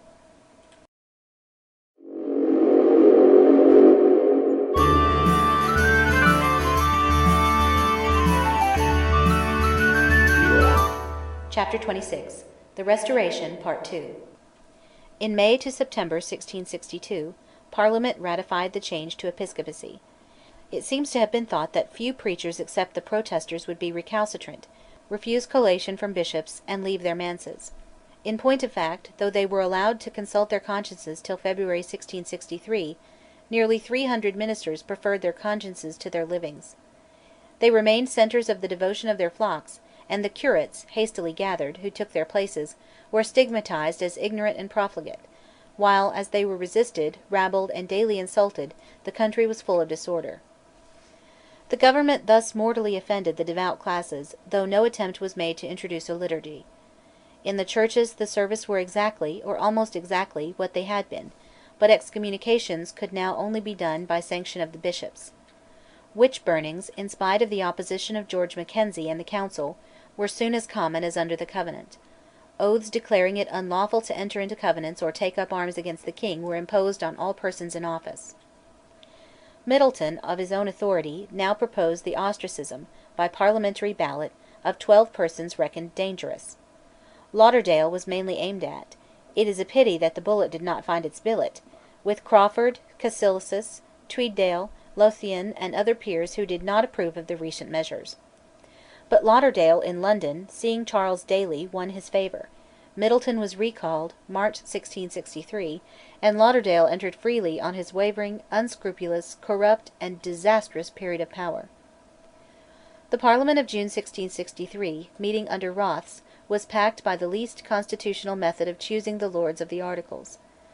Orestune was brought from France, tried and hanged, expressing more fear than I ever saw, wrote Lauderdale, whose act against separation and disobedience to ecclesiastical authority fined abstainers from services in their parish churches. In 1664 Sharp, who was despised by Lauderdale and Glencairn, obtained the erection of that old grievance, a Court of High Commission, including bishops, to punish nonconformists. Sir James Turner was entrusted with the task of dragooning them, by fining and the quartering of soldiers on those who could not attend the curates and would keep conventicles.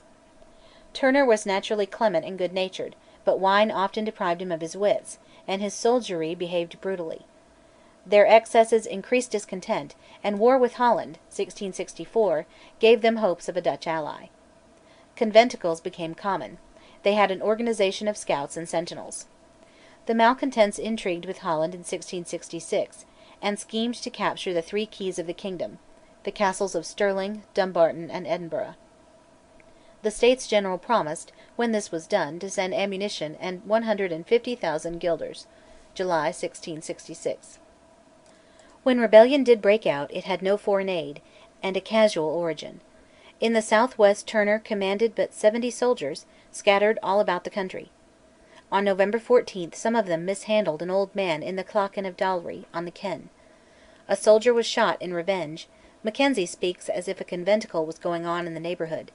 People gathered in arms, with the Lord of Corsac, young Maxwell of Monreith, and M'Lennan, caught Turner, undressed in Dumfries, and carried him with them as they went conventicling about, as Mackenzie writes, holding prayer meetings, led by Wallace, an old soldier of the Covenant. At Lanark they renewed the Covenant. Dalziel of Binns, who had learned war in Russia, led a pursuing force. The rebels were disappointed in hopes of Dutch or native help at Edinburgh; they turned, when within 3 miles of the town, into the passes of the Pentland Hills, and at Bullion Green, on November 28, displayed fine soldierly qualities and courage, but fled broken at nightfall. The soldiers and country folk, who were unsympathetic, took a number of prisoners, preachers and laymen, on whom the Council, under the presidency of Sharp, exercised a cruelty bred of terror. The prisoners were defended by George Mackenzie; it has been strangely stated that he was Lord Advocate, and persecuted them. 15 rebels were hanged; the use of torture to extract information was a return, under Fletcher, the King's Advocate, to a practice of Scottish law which had been almost in abeyance since 1638, except, of course, in the case of witches. Turner vainly tried to save from the boot the Lord of Corsack, who had protected his life from the fanatics. The executioner favoured Mr Mackail, says the Rev. Mr Kirkton, himself a sufferer later. This Mr Mackail, when a lad of 21, had already denounced the rulers in a sermon as on the moral level of Haman and Judas. It is entirely untrue that Sharp concealed the letter from the king commanding that no blood should be shed. Charles detested hanging people. If anyone concealed his letter, it was Burnet, Archbishop of Glasgow. Dalziel now sent Ballantyne to supersede Turner and to exceed him in ferocity, and Bellenden and Tweedale wrote to Lauderdale deprecating the cruelties and rapacity of the reaction, and avowing contempt of Sharp. He was snibbed, confined to his diocese, and cast down, yea, lower than the dust, wrote Rothes to Lauderdale. He was said to have exaggerated in his reports the forces of the spirit of revolt, but Tweeddale, Sir Robert Murray, and Kincardine found, when in power, that matters were really much more serious than they had supposed. In the disturbed districts, mainly the old Strathclyde and Pictish Galloway, the conformist ministers were perpetually threatened, insulted, and robbed. According to a sympathetic historian, on the day when Charles should abolish bishops and permit free general assemblies, the Western Whigs would become his law-abiding subjects, but till that day they would be irreconcilable. But a government is not always well advised in yielding to violence. Moreover, when government had deserted its clergy, and had granted free general assemblies, the two covenants would re-arise, and the pretensions of the clergy to dominate the state would be revived. Lauderdale drifted into a policy of alternate indulgences or tolerations, and of repression, which had the desired effect, at the maximum of cost to justice and decency. Before England drove James II from the throne, but a small remnant of fanatics were in active resistance, and the Covenants had ceased to be dangerous.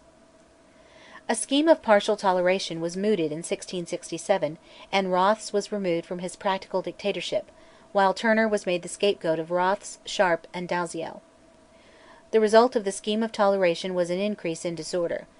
Bishop Leighton had a plan for abolishing all but a shadow of episcopacy, but the temper of the recalcitrants displayed itself in a book, Naphtali, advocating the right of the godly to murder their oppressors. This work contained provocations to anarchism, and, in Knox's spirit, encouraged any Phineas conscious of a call from heaven to do justice on such persons as he found guilty of troubling the godly. Fired by such Christian doctrines, on July 11, 1668, one Mitchell, a preacher of the Gospel and a youth of much zeal and piety, says Woodrow the historian, shot at Sharp, wounded the Bishop of Orkney in the street of Edinburgh, and escaped. This event delayed the project of conciliation, but in July 1669 the first Indulgence was promulgated. On making certain concessions, ousted ministers were to be restored. 42 came in, including the Resolutioner Douglas, in 1660 the correspondent of Sharp. The Indulgence allowed the indulged to reject episcopal collation, but while brethren exiled in Holland denounced the scheme, these brethren, led by Mr Macward, opposed all attempts at reconciliation. It also offended the archbishops, who issued a remonstrance. Sharp was silenced, Burnet of Glasgow was superseded, and the see was given to the saintly but unpractical Leighton. By 1670 conventiclers met in arms, and a clanking act, as Lauderdale called it, menaced them with death. Charles II resented but did not rescind it.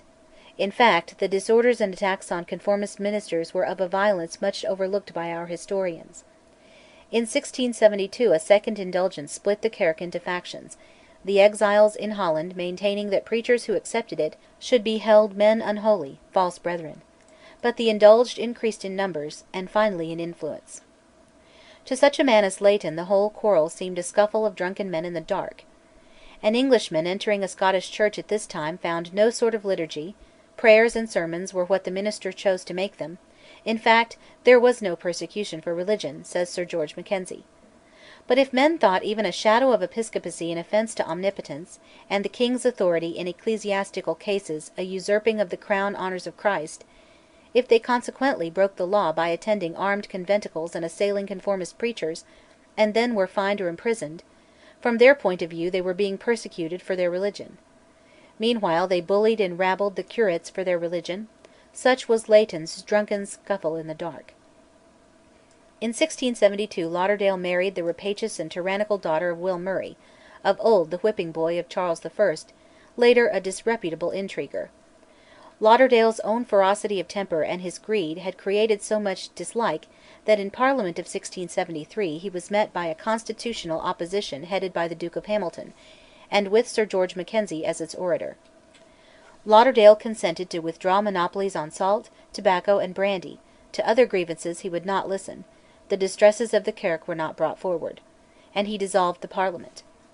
The opposition tried to get at him through the English Commons, who brought against him charges like those which were fatal to Strafford. They failed, and Lauderdale, holding 7 offices himself, while his brother Haltoun was Master of the Mint, ruled through a kind of clique of kinsmen and creatures. Leighton, in despair, resigned his see; the irreconcilables of the Kirk had crowned him with insults. The Kirk, he said, abounded in furious zeal and endless debates about the empty name and shadow of a difference in government, in the meanwhile not having of solemn and orderly public worship as much as a shadow.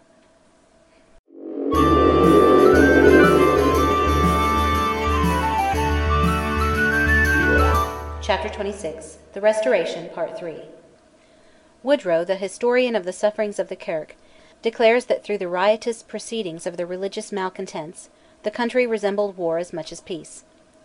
But an Act of Council of 1677, bidding landowners sign a bond for the peaceable behaviour of all on their lands, was refused obedience by many western lords. They could not enforce order, they said, hence it seemed to follow that there was much disorder. Those who refused were, by a stretch of the law of Lawboroughs, bound over to keep the peace of the government.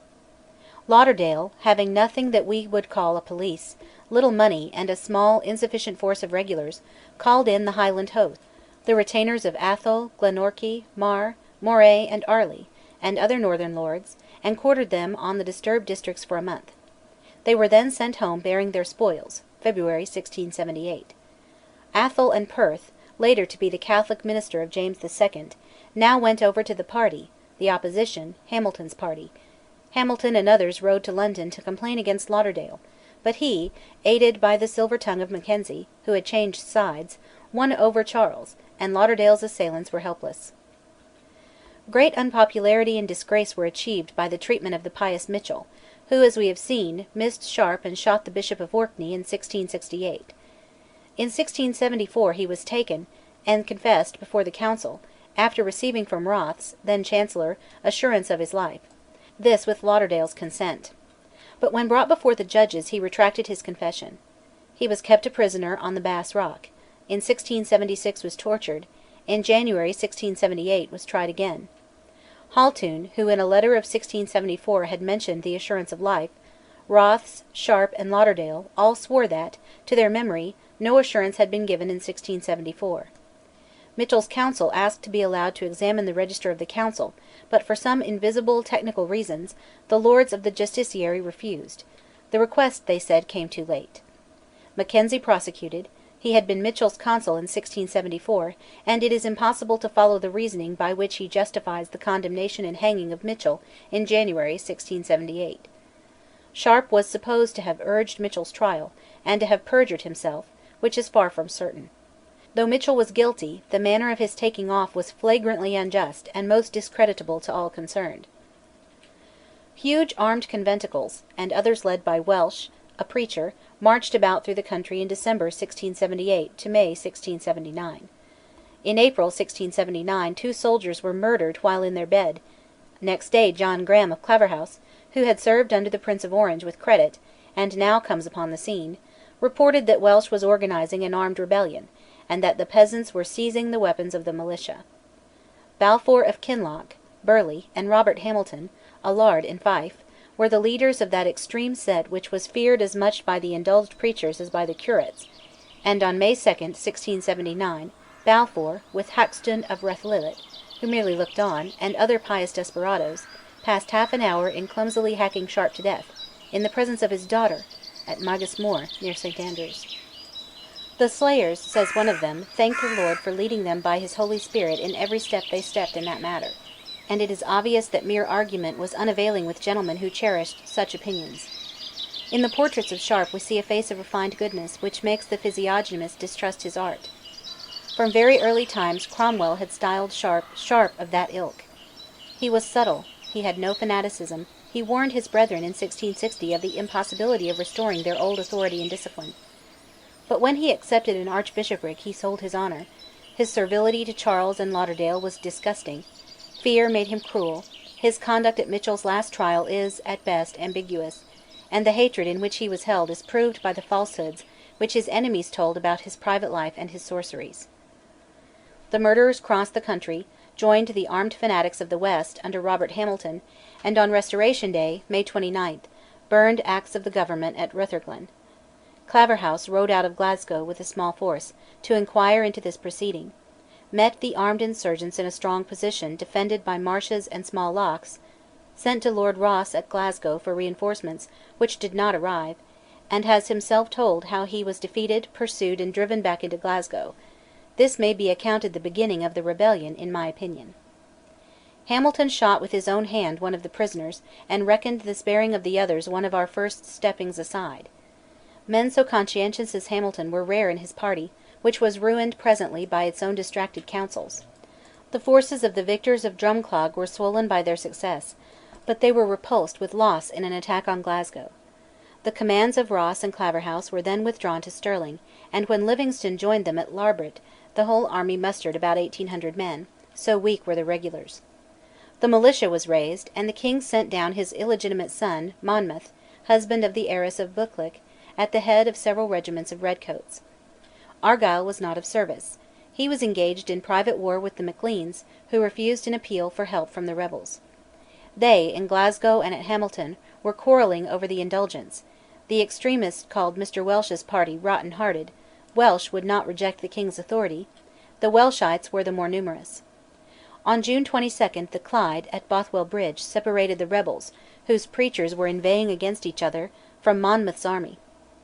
Monmouth refused to negotiate till the others laid down their arms, and after a brief artillery duel, the royal infantry carried the bridge, and the rest of the affair was pursuit by the cavalry. The rival Covenanting leaders, Russell, one of Sharp's murderers, and Ure, give varying accounts of the affair, and each party blames the other. The rebel force is reckoned at from 5,000 to 7,000, the royal army of 2,300 according to Russell. Some hundreds of the Covenanters fell, and many hundreds, the Privy Council reported, were taken. The Battle of Bothwell Bridge severed the extremists, Robert Hamilton, Richard Cameron, and Cargill, the famous preachers, and the rest, from the majority of the Covenanters. They dwindled to the remnant, growing the fiercer as their numbers decreased. Only 2 ministers were hanged, hundreds of prisoners were banished, like Cromwell's prisoners after Dunbar, to the American colonies. Of these some 200 were drowned in the wreck of their vessel off the Orkneys. The main body were penned up in Greyfriars Churchyard, many escaped, more signed a promise to remain peaceful, and shunned conventicles. There was more of cruel carelessness than of the deliberate cruelty displayed in the massacres and hangings of women after Philiphaugh and Dunaverty. But the avaricious and corrupt rulers, after 1679, headed by James, Duke of York, Lauderdale being removed, made the rising of Bothwell Bridge the pretext for fining and ruining hundreds of persons, especially lairds, who were accused of helping or harbouring the rebels. The officials were rapacious for their own profit. The records of scores of trials prosecuted for the sake of spoil, and disgraced by torture and injustice, make miserable reading. Between the trials of the accused and the struggle with the small minority of extremists led by Richard Cameron and the aged Mr Cargill, the history of the country is monotonously wretched. It was in prosecuting lairds and peasants, and preachers, that Sir George Mackenzie, by nature a lenient man and a lover of literature, gained the name of the Bloody Advocate.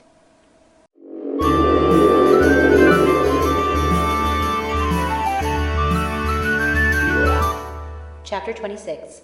The Restoration, Part 4. Cameron and his followers rode about after issuing the wildest manifestoes, as at Sanquhar in the shire of Dumfries, June 22, 1680. Bruce of Earlshall was sent with a party of horse to pursue, and in the wild marshes of Ayers Moss in Ayrshire Cameron fell praying and fighting, while Hackstoun of Rathillet, less fortunate, was taken, and the murder of Sharp was avenged on him with unspeakable cruelties. The remnant now formed itself into organised and armed societies. Their conduct made them feared and detested by the majority of the preachers, who longed for a quiet life, not for the establishment of a Mosaic commonwealth, and the execution of righteous judgments on malignants. Cargill was now the leader of the remnant, and Cargill, in a conventicle at Torwood, of his own authority, excommunicated the King, the Duke of York, Lauderdale, Rothes, Dalziel, and Mackenzie, whom he accused of leniency to witches, among other sins. The government apparently thought that excommunication, to the mind of Cargill and his adherents, meant outlawry, and that outlawry might mean the assassination of the excommunicated. Cargill was hunted, and (July 12, 1681) was captured by Wild Bonshaw. It was believed by his party that the decision to execute Cargill was carried by the vote of Argyll, in the Privy Council, and that Cargill told Rothes, who had signed the Covenant with him in their youth, that Rothes would be the first to die. Rothes died on July 26; Cargill was hanged on July 27. On the following day James, Duke of York, as Royal Commissioner, opened the first Parliament since 1673–74. James secured an Act making the right of succession to the Crown independent of differences of religion; he, of course, was a Catholic. The Test Act was also passed, a thing so self-contradictory in its terms that any man might take it whose sense of humour overcame his sense of honour. Many refused, including a number of the conformist ministers. Argyll took the test, as far as it is consistent with itself and with the Protestant religion. Argyll, the son of the excommunicated Marquis, had recovered his lands, and acquired the title of Earl mainly through the help of Lauderdale. During the religious troubles from 1600 onwards he had taken no great part, but had sided with the government, and approved of the torture of preachers. But what ruined him now, though the facts have been little noticed, was his disregard of the claims of his creditors, and his obtaining the lands of the Macleans, in Mull and Morven, in discharge of an enormous debt of the Maclean chief to the Marquis, executed in 1661. The Macleans had vainly attempted to prove that the debt was vastly inflated by familiar processes, and had resisted in arms the invasion of the Campbells. They had friends in Seaforth, the Mackenzies, and in the Earl of Errol and other nobles. These men, especially Mackenzie of Tarbet, an astute intriguer, seized their chance when Argyll took the test with qualification, and, though at first he satisfied and was reconciled to the Duke of York, they won over the Duke, accused Argyll to the King, brought him before a jury, and had him condemned of treason and incarcerated. The object may have been to intimidate him, and destroy his almost royal power in the West and the Islands. In any case, after a trial for treason, in which one vote settled his doom, he escaped in disguise as a footman, perhaps by collusion, as was suspected, fled to England, conspired there with Scottish exiles and a Covenanting refugee, Mr. Veitch, and as Charles would not allow him to be searched for, he easily escaped to Holland. It was, in fact, clan hatred that dragged down Argyll. His condemnation was an infamous perversion of justice, but as Charles would not allow him to be captured in London, it is most improbable that he would have permitted the unjust capital sentence to be carried out. The escape was probably collusive, and the sole result of these intricate iniquities was to create for the government an enemy who would have been dangerous if he had been trusted by the extreme Presbyterians. In England, no less than in Scotland, the supreme and odious injustice of Argyll's trial excited general indignation. The Earl of Aberdeen, Gordon of Haddo, was now Chancellor, and Queensberry was Treasurer for a while; both were intrigued against at court by the Earl of Perth and his brother, later Lord Melfort, and probably by far the worst of all the knaves of the Restoration. Increasing outrages by the remnant, now headed by the Reverend Mr. James Renwick, a very young man, led to more furious repression, especially as, in 1683, Government detected a double plot, the wilder English aim being to raise the rabble and to take or slay Charles and his brother at the Rye House, while the more respectable conspirators, English and Scots, were believed to be acquainted with, though not engaged in, this design. The Reverend Mr. Carstairs was going and coming between Argyll and the exiles in Holland and the intriguers at home. They intended, as usual, first to surprise Edinburgh Castle. In England, Algernon Sidney, Lord Russell, and others were arrested, while Baillie of Jerviswood and Carstairs were apprehended, Carstairs in England. He was sent to Scotland, where he could be tortured. The trial of Jerviswoode was if possible more unjust than even the common run of these affairs, and he was executed December 24, 1684. The conspiracy was, in fact, a very serious affair. Carstairs was confessedly aware of its criminal aspect, and was in the closest confidence of the ministers of William of Orange. What his dealings were with them in later years he would never divulge. But it is clear that if the plotters slew James and Charles, the hour had struck for the Dutch deliverer's appearance.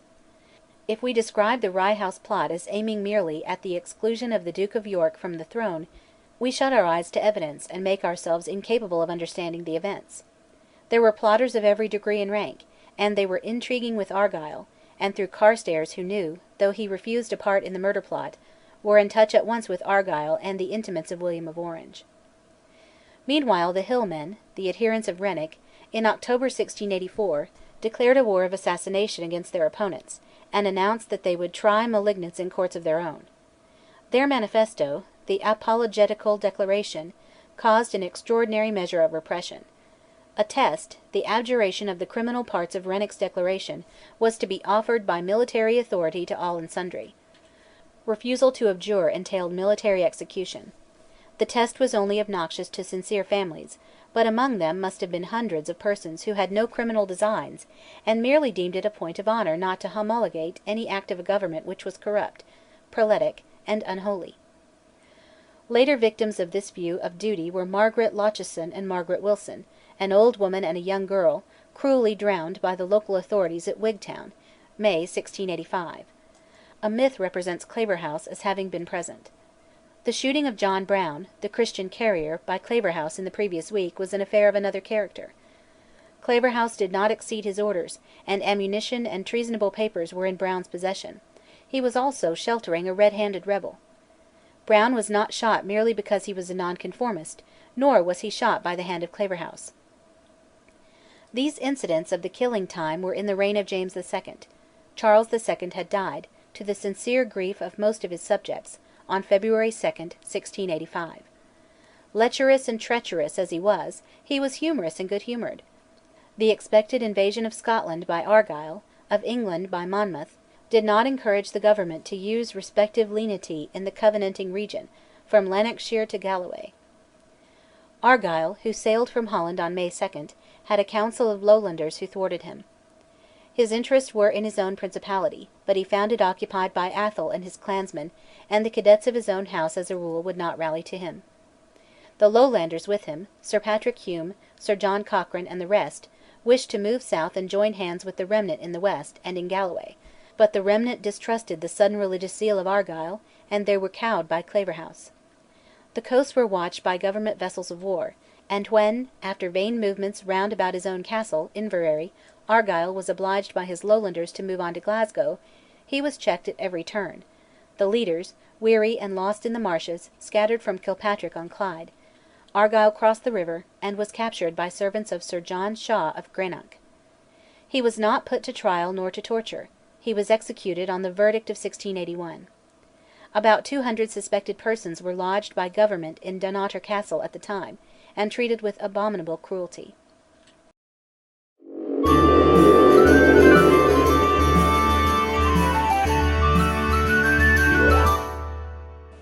Chapter 26: The Restoration, Part 5. The Covenanters were now effectually put down, though Renwick was not taken and hanged till 1688. The preachers were anxious for peace and quiet, and were bitterly hostile to Renwick. The Covenant was a dead letter as far as power to do mischief was concerned. It was not persecution of the Kirk, but demand for toleration of Catholics and a manifest desire to restore the Church, that in 2 years lost James his kingdoms. On April 29, 1686, James's message to the Scots Parliament asked toleration for our innocent subjects, the Catholics. He had substituted Perth's brother, now entitled Earl of Melfort, for Queensberry.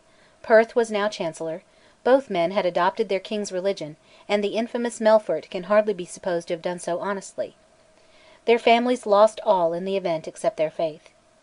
With the request for toleration James sent promises of free trade with England, and he asked for no supplies. Perth had introduced Catholic vestments and furnishings in Holyrood Chapel, which provoked a No Popery riot. Parliament would not permit toleration; James removed many of the Council and filled their places with Catholics. Sir George Mackenzie's conscience dirled; he refused to vote for toleration, and he lost the Lord Advocateship, being superseded by Sir James Dalrymple, an old Covenanting opponent of Claverhouse in Galloway. In August James, by prerogative, did what the Estates would not do, and he deprived the Archbishop of Glasgow and the Bishop of Dunkeld of their sees: though a Catholic, he was the King Pope of a Protestant Church! In a decree of July 1687 he extended toleration to the Kirk, and a meeting of preachers at Edinburgh expressed a deep sense of Your Majesty's gracious and surprising favour. The Kirk was indeed broken, and, when the Revolution came, was at last ready for a compromise from which the Covenants were omitted. On February 17, 1688, Mr Renwick was hanged at Edinburgh; he had been prosecuted by Dalrymple.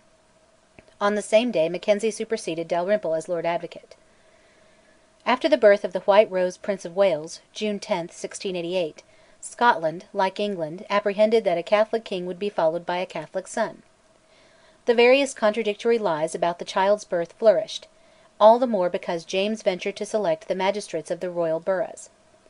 It became certain that the Prince of Orange would invade, and Melfort madly withdrew the regular troops, with Claverhouse, now Viscount Dundee, to aid in resisting William in England, though Balcarres proposed a safer way of holding down the English northern counties by volunteers, the Highland clans, and new levies. Thus the Privy Council in Scotland were left at the mercy of the populace. Of the Scottish army in England all were disbanded when James fled to France, except a handful of cavalry, whom Dundee kept with him. Perth fled from Edinburgh, but was taken and held a prisoner for 4 years. The town train band, with the mob and some Cameronians, took Holyrood, slaying such of the guards as they did not imprison.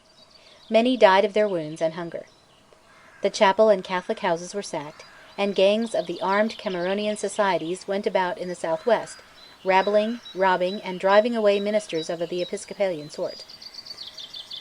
Atholl was in power in Edinburgh. In London, where James's Scots friends met, the Duke of Hamilton was made President of Council, and power was left till the assembling of a Covenant at Edinburgh, March 1689, in the hands of William. In Edinburgh Castle the wavering Duke of Gordon was induced to remain by Dundee and Balcarres, while Dundee proposed to call a Jacobite convention in Stirling. Melfort induced James to send a letter contrary to the desires of his party. Atholl, who had promised to join them, broke away. The life of Dundee was threatened by the fanatics, and on March 18, seeing his party headless and heartless, Dundee rode north, going wherever might lead him the shade of Montrose. Mackay now brought to Edinburgh regiments from Holland, which overawed the Jacobites, and he secured for William the key of the north, the castle of Stirling. With Hamilton as President, the Convention, with only 4 adverse votes, declared against James and his son, and Hamilton, April 3, proclaimed at the cross of the reign of William and Mary. The Claim of Rights was passed and declared episcopacy intolerable. Balcarres was thrown into prison. On May 11 William took the coronation oath for Scotland, merely protesting that he would not root out heretics as the oath enjoined. This was the end o' an auld sang, the end of the Stuart dynasty, and of the equally divine rights of kings and of preachers. In a sketch it is impossible to convey any idea of the sufferings of Scotland, at least of Covenanting Scotland, under the Restoration. There was contest, unrest, and dragoonings, and the quartering of a brutal and licentious soldiery on suspected persons. Law, especially since 1679, had been twisted for the conviction of persons whom the administration desired to rob. The greed and corruption of the rulers, from Lauderdale, his wife and his brother Haltoun, to Perth and his brother, the Earl of Melfort, whose very title was the name of an unjustly confiscated estate, is almost inconceivable. Few of the foremost men in power, except Sir George Mackenzie and Claverhouse, were free from personal profligacy of every sort. Claverhouse has left on record his aversion to severities against the peasantry; he was for prosecuting such gentry as the Dalrymples. As Constable of Dundee he refused to inflict capital punishment on petty officers, and Mackenzie went as far as he dared in opposing the ferocities of the Inquisition of Witches. But in cases of alleged treason Mackenzie knew no mercy.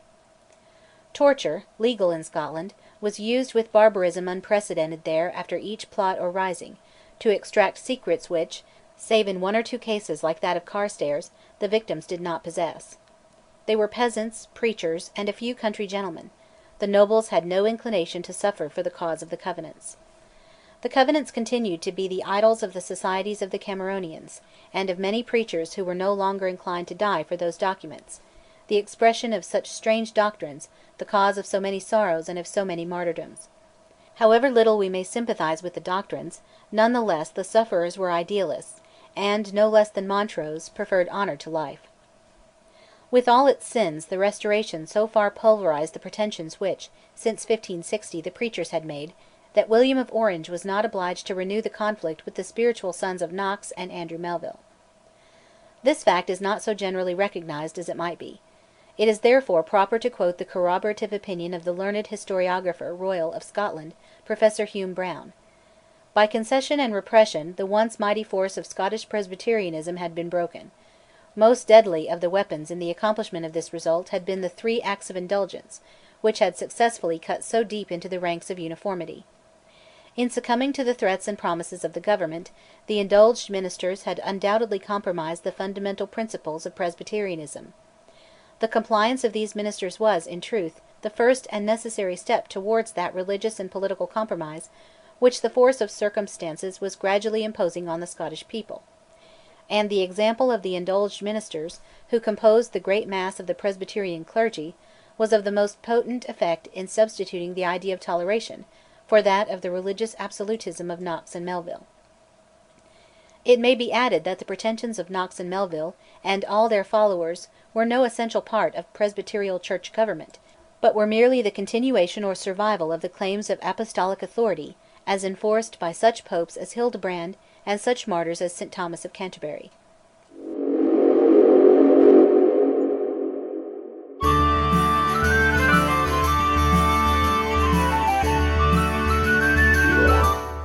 Chapter 27 William and Mary Part 1 While Claverhouse hovered in the north, the Convention, declared to be a Parliament by William on June 5, took on, for the first time in Scotland since the reign of Charles I, the aspect of an English Parliament, and demanded English constitutional freedom of debate.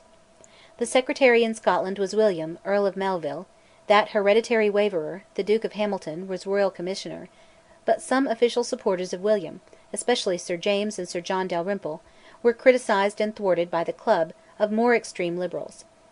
They were led by the Lowland ally who had vexed Argyll, Hume of Polwarth, and by Montgomery of Skelmorley, who, disappointed in his desire of place, soon engaged in a Jacobite plot. The club wished to hasten the grant of parliamentary liberties which William was anxious not to give, and to take vengeance on officials such as Sir James Dalrymple, and his son Sir John, now Lord Advocate, as he had been under James II. To these 2 men, foes of Claverhouse, William clung while he could. The Council obtained, but did not need to use, permission to torture Jacobite prisoners, Cavaliers, as at this time they were styled, but Cheesley of Dalry, who murdered Sir George Lockhart, President of the College of Justice, was tortured. The advanced Liberal Acts which were passed did not receive the touch of the sceptre from Hamilton, William's Commissioner; thus they were vetoed and of no effect. The old Pact Committee, the Lords of the Articles, was denounced as a grievance; the King was to be permitted to appoint no officers of state without Parliament's approbation. Hamilton offered compromises, for William clung to the Articles, but he abandoned them in the following year, and thenceforth till the Union (1707) the Scottish was a free Parliament. Various measures of legislation for the Kirk, some to emancipate it as in its palmy days, some to keep it from meddling in politics, were proposed; some measures to abolish, some to retain lay patronages of livings, were mooted. The advanced party for a while put a stop to the appointment of judges, but in August came news of the Viscount Dundee in the north, which terrified parliamentary politicians. Edinburgh Castle had been tamely yielded by the Duke of Gordon; Balcarres, the associate of Dundee, had been imprisoned; but Dundee himself, after being declared a rebel, in April raised the standard of King James. As against him the Whigs relied on Mackay, a brave officer who had been in Dutch service, and now commanded regiments of the Scots Brigade of Holland.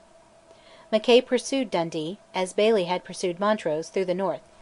At Inverness, Dundee picked up some Macdonalds under Keppoch, but Keppoch was not satisfactory, being something of a freebooter. The Viscount now rode to the centre of his hopes, to the Macdonalds of Glengarry, the Camerons of Lochiel, and the Macleans who had been robbed of their lands by the Earl of Argyll, executed in 1685. Dundee summoned them to Lochiel's house on Loch Arkaig for May 18. He visited Atholl and Badenoch, found a few mounted men as recruits at Dundee, returned through the wilds to Lochaber, and sent round that old summons to a rising, the Fiery Cross, charred and dipped in a goat's blood. Much time was spent in preliminary manoeuvring and sparring between Mackay, now reinforced by English regulars, and Dundee, who for a time disbanded his levies, while Mackay went to receive fresh forces and to consult the government at Edinburgh. He decided to march to the west and bridle the clans by erecting a strong fort at Inverlochy, where Montrose routed Argyll. A stronghold at Inverlochy menaced the Macdonalds to the north, and the Camerons in Lochaber, and southwards the Stewarts in Appin. But to reach Inverlochy, Mackay had to march up the Tay, past Blair Atholl, and so westward through a very wild, mountainous country. To oppose him Dundee had collected 4,000 of the clansmen, and awaited ammunition and men from James, then in Ireland. By the advice of the great Lochiel, a man over 70 but miraculously athletic, Dundee decided to let the clans fight in their old way: a rush, a volley at close quarters, and then the claymore. By June 28 Dundee had received no aid from James; of money we have not £20, and he was between the Earl of Argyll, a son of the martyr of 1685, and Mackay with his 4,000 foot and 8 troops of horse.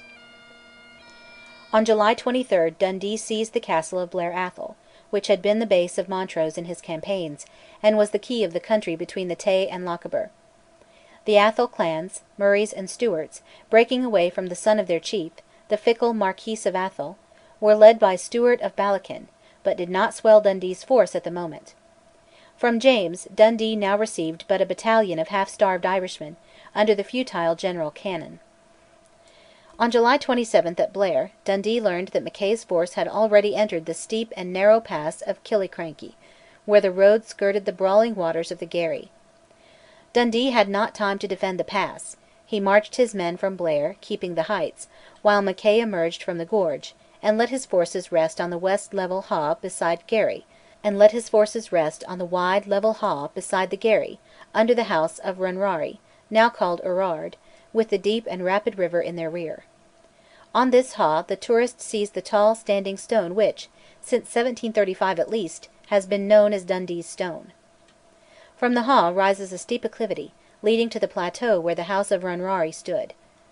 Mackay feared that Dundee would occupy this plateau, and that the fire thence would break up his own men on the haugh below. He therefore seized the plateau, which was an unfortunate manoeuvre. He was so superior in numbers that both of his wings extended beyond Dundee's, who had but 40 ill-horsed gentlemen by way of cavalry. After distracting Mackay by movements along the heights, as if to cut off his communications with the south, Dundee, who had resisted the prayers of the chiefs that he would be sparing of his person, gave the word to charge as the sun sank behind the western hills. Rushing down, under heavy fire and losing many men, the clans, when they came to the shock, swept the enemy from the plateau, drove them over the declivity, forced many to attempt crossing the Garry, where they were drowned, and followed, slaying, through the pass. Half of Hastings' regiment, untouched by the Highland charge, and all of Leven's men, stood their ground, and were standing there when 16 of Dundee's horse returned from the pursuit. Mackay, who had lost his army, stole across the Garry with this remnant and made for Stirling. He knew not that Dundee lay on the field, dying in the arms of victory.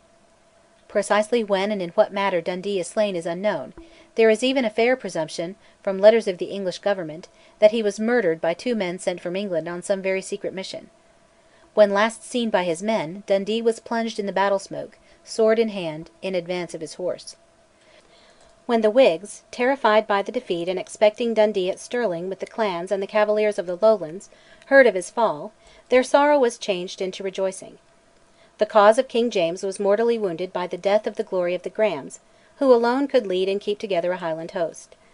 Deprived of his leadership and distrustful of his successor, General Cannon, the clans gradually left the royal standard. The Cameronian regiment, recruited from the young men of the organised societies, had been ordered to occupy Dunkeld. Here they were left isolated, in the air, by Mackay or his subordinates, and on August 21 these raw recruits, under Colonel Cleland, who had fought at Drumclog, and had to receive the attack of Highlanders. Cleland had fortified the abbey church and the castle; his Cameronians fired from behind walls and from loopholes with such success that Cannon called off the clansmen, or could not bring them to a second attack. Both versions are given. Cleland fell in the fight, the clans disbanded, and Mackay occupied the castle of Blair.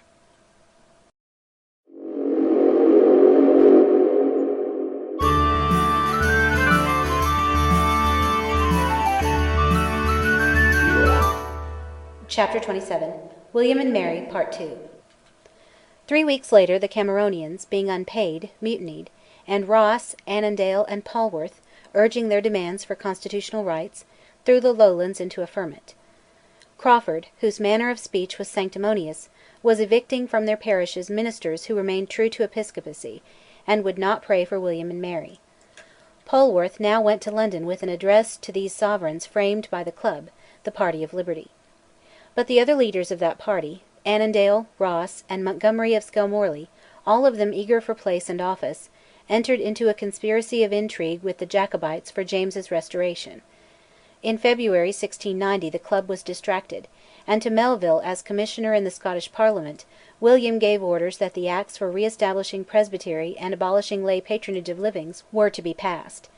Montgomery was obliged to bid yet higher for the favour of the more extreme preachers and devotees, but he failed. In April the Lords of the Articles were abolished at last, and freedom of parliamentary debate was thus secured. The Westminster Confession was reinstated, and in May, after the last remnants of a Jacobite force in the north had been surprised and scattered or captured by Sir Thomas Livingstone at Cromdale Haugh, May 1, the alliance of Jacobites and of the Club broke down, and the leaders of the Club saved themselves by playing the part of informers. The new Act regarding the Kirk permitted the holding of synods and general assemblies, to be summoned by permission of William or of the Privy Council, with a royal commissioner present to restrain the preachers from meddling, as a body, with secular politics. The Kirk was to be organised by the 60 bishops, the survivors of the ministers ejected in 1663. The benefices of ejected Episcopalian conformists were declared to be vacant. Lay patronage was annulled. The congregations had the right to approve or disapprove of presentees. But the Kirk was deprived of her old weapon, the attachment of civil penalties, that is practical outlawry, to her sentences of excommunication, July 19, 1690. The Covenant was silently dropped. Thus ended, practically, the war between the Kirk and State which had raged for nearly 120 years. The cruel torturing of Neville Payne, an English Jacobite taken in Scotland, showed that the new sovereigns and Privy Council retained the passions and methods of the old, but this was the last occasion of judicial torture for political offences in Scotland. Payne was silent, but was illegally imprisoned till his death. The proceedings of the restored General Assembly were awaited with anxiety by the Government. The extremists of the remnant, the Cameronians, sent deputies to the Kirk. They were opposed to acknowledging sovereigns who were the head of the prelatics in England, and they, not being supported by the Assembly, remained apart from the Kirk and true to the Covenants. Much had passed which William disliked: the abolition of patronage, the persecution of Episcopalians, and Melville, in 1691, was removed by the King from the commissionership. The Highlands were still unsettled. In June 1691 Breadalbane, at heart a Jacobite, attempted to appease the chiefs by promises of money in settlement of various feuds, especially that of the dispossessed Macleans against the occupant of their lands, Argyll. Breadalbane was known by Hill, the commander of Fort William at Inverlochy, to be dealing between the clans and James, as well as between William and the clans. William, then campaigning in Flanders, was informed of this fact, thought it of no importance, and accepted a truce from July 1 to October 1 with Buchan, who commanded such feeble forces as stood for James in the north. At the same time, William threatened the clans, in the usual terms, with fire and sword, if the chiefs did not take the oaths to his government by January 1, 1692.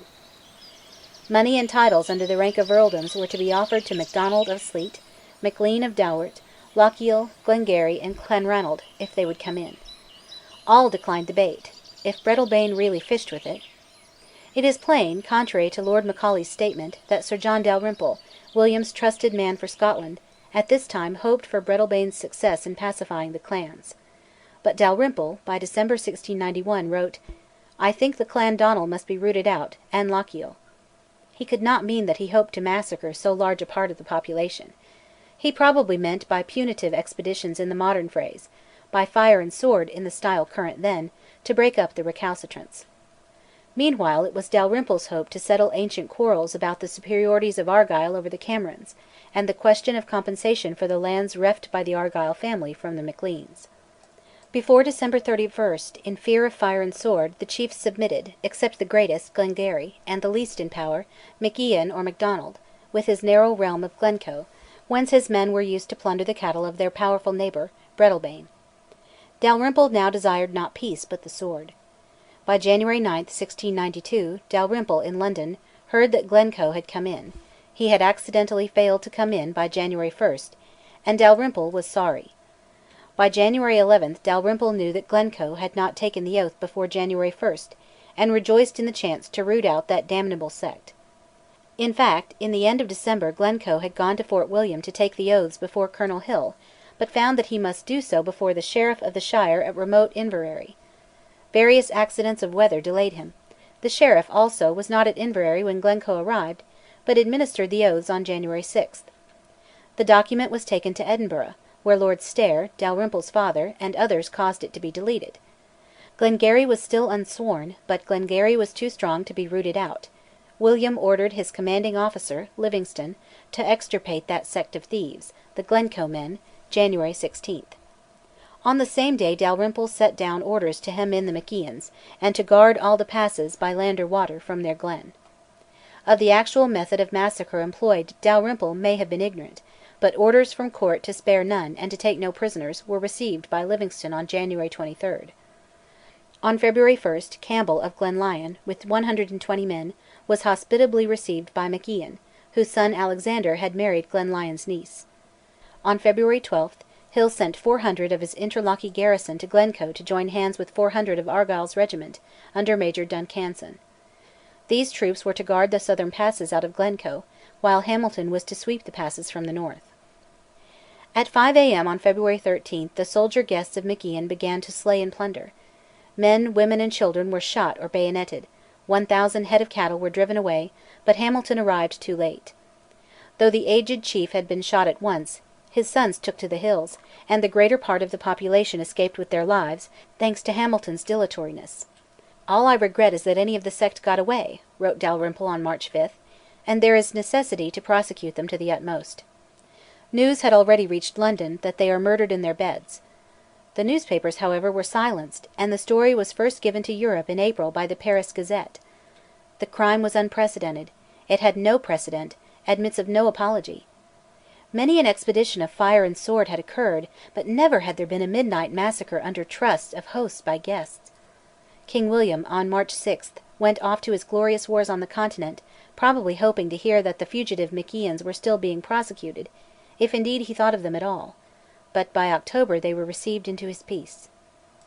William was more troubled by the General Assembly, which refused to take oaths of allegiance to him and his wife, and actually appointed a date for an assembly without his consent.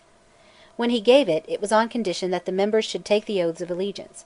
They refused; it was the old deadlock, but William at the last moment withdrew from the imposition of oaths of allegiance, moved, it is said, by Mr Carstairs, Cardinal Carstairs, who had been privy to the Rye House plot.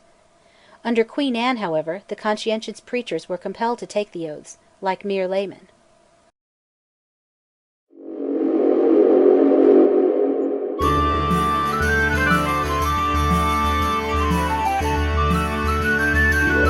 Chapter 28 Darien. The Scottish Parliament of May to July 1695, held while William was abroad, saw the beginnings of evils for Scotland. The affair of Glencoe was examined into by a commission, headed by Tweeddale, William's commissioner; several judges sat in it. Their report cleared William himself; Dalrymple, it was found, had exceeded his instructions. Hill was exonerated. Hamilton, who commanded the detachment that arrived too late, fled the country. William was asked to send home for trial Duncanson and other butchers who were with his army. The king was also invited to deal with Dalrymple as he thought fit. He thought fit to give Dalrymple an indemnity, and made him Viscount Stair, with a grant of money, but did not retain him in office. He did not send the subaltern butchers home for trial. Many years later, in 1745, the MacIans insisted on acting as guards of the house and family of the descendant of Campbell of Glenlyon, the guest and murderer of the chief of Glencoe.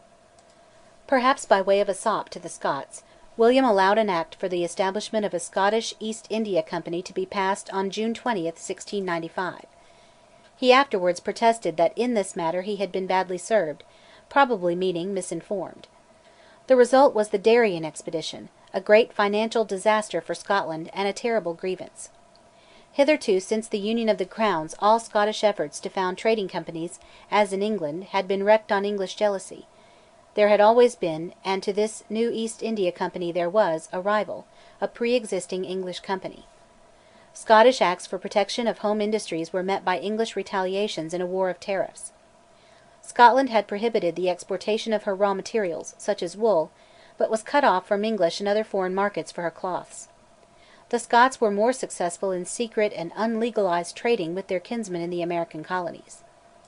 The Scottish East India Company's aim was to sell Scottish goods in many places, India, for example, and it was secretly meant to found a factory in Central Mart on the Isthmus of Panama. For these ends capital was withdrawn from the new and unsuccessful manufacturing companies. The great scheme was the idea of William Paterson, born 1658, the far-travelled and financially speculative son of a farmer in Dumfriesshire. He was the projector, or one of the projectors, of the Bank of England of 1694, investing £2,000.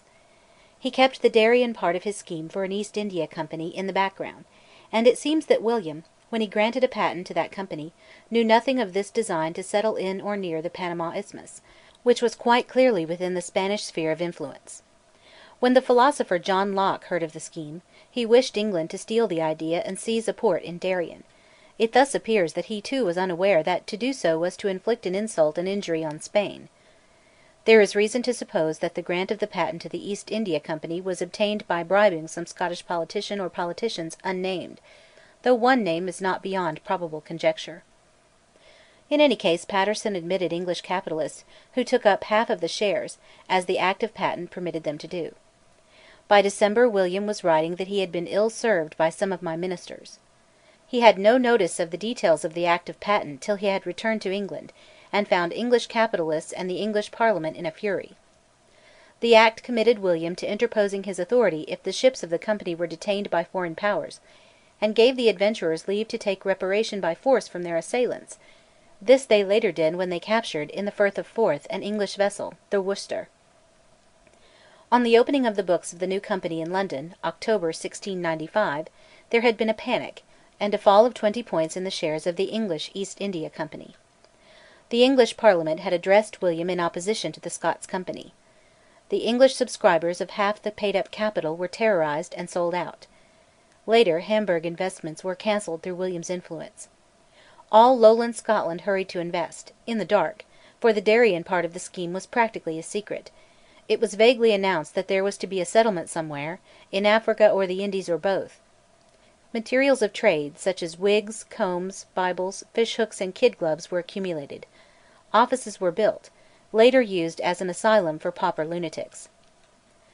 When in July 1697 the Secret of Panama came out, the English Council of Trade examined Dampier, the voyage, and September announced that the territory had never been Spain's, and that England ought to anticipate Scotland by seizing Golden Island and the port on the mainland. In July 1698 the Council of the intended Scots colony was elected, bought 3 ships and 2 tenders, and dispatched 1,200 settlers with 2 preachers, but with most inadequate provisions, and flour as bad as that paid to Assynt for the person of Montrose. On October 30, in the Gulf of Darien, they found natives who spoke Spanish. They learned that the nearest gold mines were in Spanish hands, and that the chiefs were carrying Spanish insignia of office. By February 1699 the Scots and Spaniards were exchanging shots. Presently a Scottish ship, cruising in search of supplies, was seized by the Spanish at Cartagena. The men lay in irons at Seville till 1700. The Spanish complained to William, and the Scots seized a merchant ship. The English governor of Jamaica forbade his people, by virtue of a letter addressed by the English government to all the colonies, to grant supplies to the starving Scots, most of whom sailed away from the colony in June, and suffered terrible things by sea and land. Paterson returned to Scotland. A new expedition, which left Leith on May 12, 1699, found at Darien some Scots in 2 ships, and remained on the scene, distracted by quarrels, till February 1700, when Campbell of Fonab, sent with provisions in the Speedy Return from Scotland, arrived to find the Spaniards assailing the adventurers. He cleared the Spaniards out of their fort in 15 minutes, but the colonial council learned that Spain was launching a small but adequate armada against them. After an honourable resistance the garrison capitulated, and marched out with colours flying (March 30). This occurred just when Scotland was celebrating the arrival of the news of Fonab's gallant feat of arms. At home the country was full of discontent. William's agent at Hamburg had prevented foreigners from investing in the Scots Company. English colonists had been forbidden to aid the Scottish adventurers. £200,000, several ships, and many lives had been lost. "It is very like 1641," wrote an onlooker, so fierce were the passions that raged against William. The news of the surrender of the colonists increased the indignation. The king refused (November 1700) to gratify the Estates by regarding the Darien colony as a legal enterprise. To do so was to incur war with Spain and the anger of his English subjects. Yet the colony had been legally founded in accordance with the terms of the Act of Patent.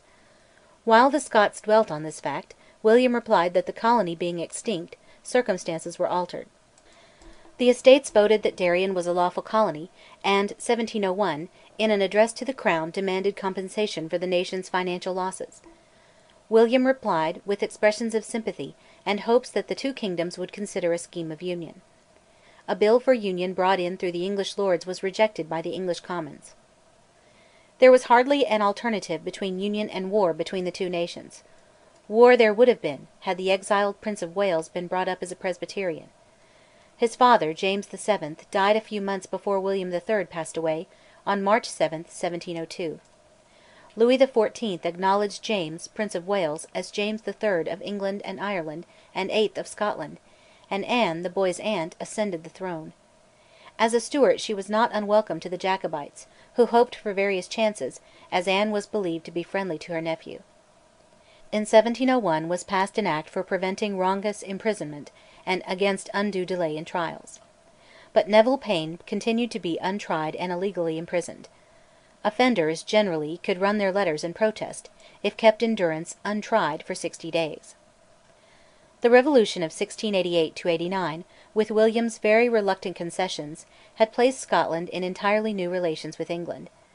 Scotland could now no longer be governed by the pen from London; Parliament could no longer be bridled and led, at English will, by the Lords of the Articles. As the religious mainspring of Scottish political life, the domination of the preachers had been weakened by the new settlement of the Kirk; as the country was now set on commercial enterprises, which England everywhere thwarted, it was plain that the two kingdoms could not live together on the existing terms. Union there must be, or conquest, as under Cromwell; yet an English war of conquest was impossible, because it was impossible for Scotland to resist. Never would the country renew, as in the old days, the alliance of France, for a French alliance meant the acceptance by Scotland of a Catholic king. England, on her side, if union came, was accepting a partner with very poor material resources. As regards agriculture, for example, vast regions were untilled, or tilled only in the straths and fertile spots by the hardy clansmen, who could not raise enough oats for their own subsistence, and periodically endured famines. In the ill years of William, years of untoward weather, distress had been extreme. In the fertile lowlands that old grievance, insecurity of tenure, and the raising of rents in proportion to improvements made by the tenants, had baffled agriculture. Enclosures were necessary for the protection of the crops, but even if tenants or landlords had the energy or capital to make enclosures, the neighbours destroyed them under cloud of night. The old labour services were still extorted; the tenant's time and strength were not his own. Land was exhausted by absence of fallows and lack of manure. The country was undrained; lochs and morasses covered what is now fertile land, and hillsides now in pasture were under the plough. The once prosperous linen trade had suffered from the war of tariffs. The life of the boroughs, political and municipal trading, was little advanced on the medieval model. The independent Scot steadily resisted instruction from foreign and English craftsmen in most of the mechanical arts. Laws for the encouragement of trade were passed and bore little fruit. Companies were founded and were ruined by English tariffs and English competition. The most energetic of the population went abroad. Here they prospered in commerce and in military service, while an enormous class of beggars lived on the hospitality of their neighbours at home. In such conditions of inequality it was plain that, if there was to be a union, the adjustment of proportions of taxation and of representation in Parliament would require very delicate handling, while the differences of Church government were certain to cause jealousies and oppositions.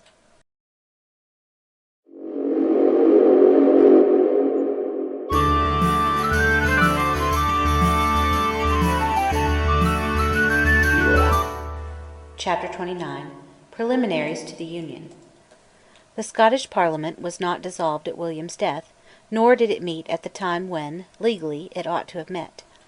Anne, in a message, expressed hopes that it would assent to union, and promised to concur in any reasonable scheme for compensating the losers by the Darien scheme. When Parliament met, Queensberry, being Commissioner, soon found it necessary, June 30, 1702, to adjourn.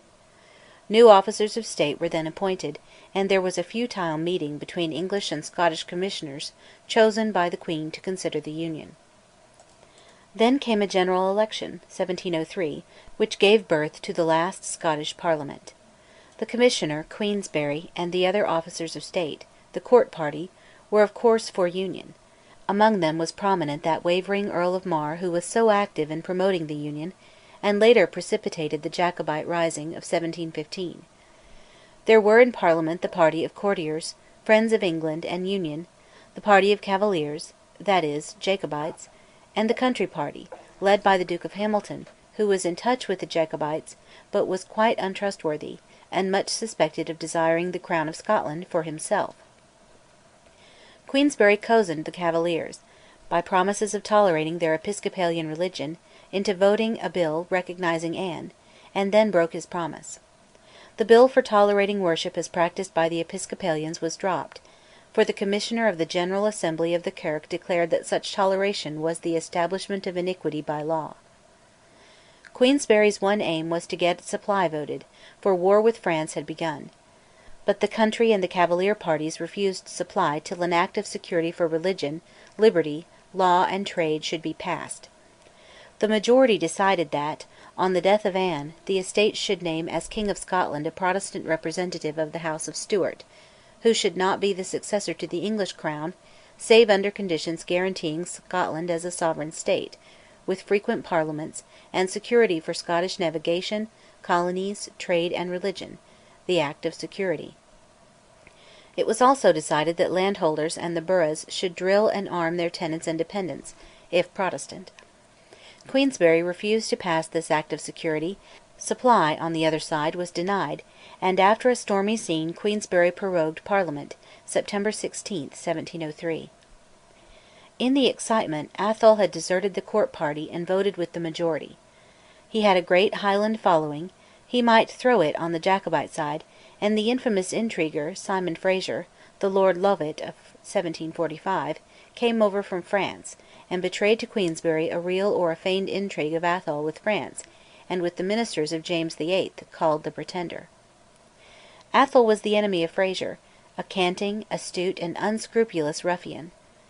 Queensberry conceived that in a letter given to him by Lovat he had irrefutable evidence against Atholl as a conspirator, and he allowed Lovat to return to France, where he was promptly imprisoned as a traitor. Atholl convinced Anne of his own innocence, and Queensberry fell under ridicule and suspicion, lost his office of Commissioner, and was superseded by Tweedale. In England the whole complex affair of Lovat's revelations was known as the Scottish plot. Hamilton was involved, or feared he might be involved, and therefore favoured the new proposals of the courtiers and English party for placing limits on the prerogative of Anne's successor, whoever he might be. In the Estates, July 1704, after months passed in constitutional chicanery, the last year's Act of Security was passed and touched with the sceptre, and the House voted supply for 6 months. But owing to a fierce dispute on private business, namely, the raising of the question, who were the persons accused in England of being engaged in the Scottish plot, no hint of listening to proposals for union was uttered. Who could propose, as commissioners to arrange union, men who were involved, or in England had been accused of being involved, in the plot? Scotland had not yet consented that whoever succeeded Anne in England should also succeed in Scotland. They retained a means of putting pressure on England, the threat of having a separate king. They had made and were making military preparations, drill once a month, and England took up the gauntlet. The menacing attitude of Scotland was debated on with much heat in the English Upper House (November 29), and a bill passed by the Commons declared the retaliatory measures which England was ready to adopt. It was at once proved that England could put a much harder pinch on Scotland than Scotland could inflict on England. Scottish drovers were no longer to sell cattle south of the border; Scottish ships trading with France were to be seized; Scottish coals and linen were to be excluded; and regiments of regular troops were to be sent to the border if Scotland did not accept the Hanoverian succession before Christmas 1705. If it came to war, Scotland could expect no help from her ancient ally, France, unless she raised the standard of King James. As he was a Catholic, the Kirk would prohibit this measure, so it was perfectly clear to every plain man that Scotland must accept the Union and make the best bargain she could. In spring 1705 the new Duke of Argyll, Red John of the Battles, a man of the sword and an accomplished orator, was made Commissioner, and of course favoured the Union, as did Queensberry and the other officers of state. Friction between the two countries arose in spring, when an Edinburgh jury convicted, and the mob insisted on the execution of, an English Captain Green, whose ship, the Worcester, had been seized in the Forth by Roderick Mackenzie, Secretary of the Scottish East India Company. Green was supposed to have captured and destroyed a ship of the Company's, the Speedy Return, which never did return. It was not proved that this ship had been Green's victim, but that he had committed acts of piracy is certain. The hanging of Green increased the animosity of the sister kingdoms. When Parliament met, June 28, 1705, it was a Parliament of groups. Tweedale and others, turned out of office in favour of Argyll's government, formed the Flying Squadron, Squadrone Volante, voting in whatever way would most annoy the government. Argyll opened by proposing, as did the Queen's message, the instant discussion of the Union (July 3). The House preferred to deliberate on anything else, and the leader of the Jacobites or Cavaliers, Lockhart of Carnwath, a very able, sardonic man, saw that this was, for Jacobite ends, a tactical error. The more time was expended the more chance had Queensberry to win votes for the Union. Fletcher of Saltoun, an independent and eloquent patriot and republican, wasted time by impossible proposals. Hamilton brought forward, and by only 2 votes lost, a proposal which England would never have dreamed of accepting. Canny Jacobites, however, abstained from voting, and thence Lockhart dates the ruin of his country. Supply, at all events, was granted, and on that Argyll adjourned. The Queen was to select commissioners of both countries to negotiate the Treaty of Union. Among the commissioners Lockhart was the only Cavalier, and he was merely to watch the case in the Jacobite interest. The meeting of the 2 sets of commissioners began at Whitehall on April 16. It was arranged that all proposals, modifications, and results should pass in writing, and secrecy was to be complete.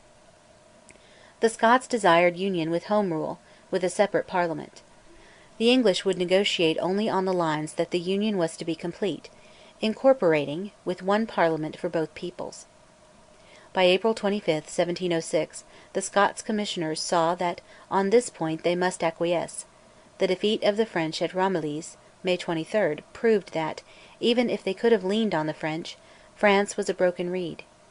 International reciprocity in trade, complete freedom of trade at home and abroad, they did obtain. As England, thanks to William III, with his incessant continental wars, already had a great national debt, of which Scotland owed nothing, and as taxation in England was high, while Scottish taxes under the Union would rise to the same level, and to compensate for the Darien losses, the English granted a pecuniary equivalent (May 10). They also did not raise the Scottish taxes on windows, lights, coal, malt, and salt to the English level, that of war taxation. The equivalent was to purchase the Scottish shares in the East India Company, with interest at 5% up to May 1, 1707. That grievance of the shareholders was thus healed; what public debt Scotland owed was to be paid; the equivalent was about £400,000, and any part of the money unspent was to be given to improve fisheries and manufactures. The number of Scottish members of the British Parliament was fixed at 45. On this point the Scots felt that they were hardly used. The number of their elected representatives of peers in the Lords was 16. Scotland retained her courts of law; the feudal jurisdictions which gave to Argyll and others almost princely powers were retained, and Scottish procedures and trials continued to vary much from the English model. Appeals from the Court of Session had previously been brought before the Parliament of Scotland; henceforth they were to be heard by the judges, Scots and English, in the British House of Lords. On July 23, 1706, the treaty was completed; on October 3 the Scottish Parliament met to debate on it, with Queensberry as Commissioner. Harley, the English minister, sent down the author of Robinson Crusoe to watch, spy, argue, persuade, and secretly report, and Defoe's letters contain the history of the session. The parties in Parliament were thus variously disposed.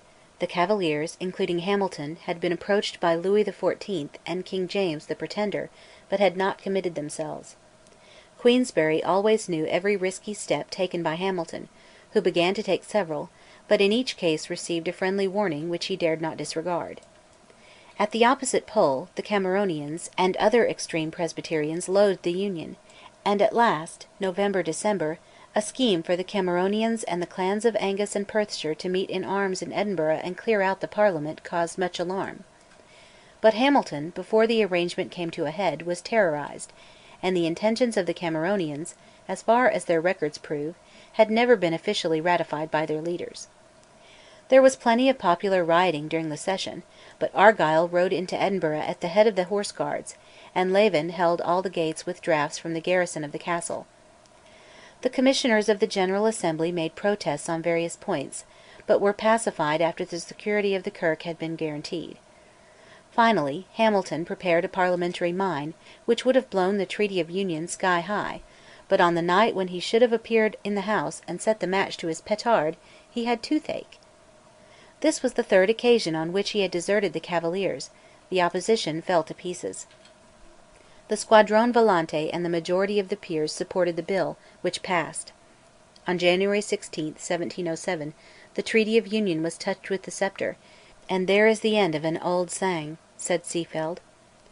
In May 1707 a solemn service was held at St Paul's to commemorate the Union.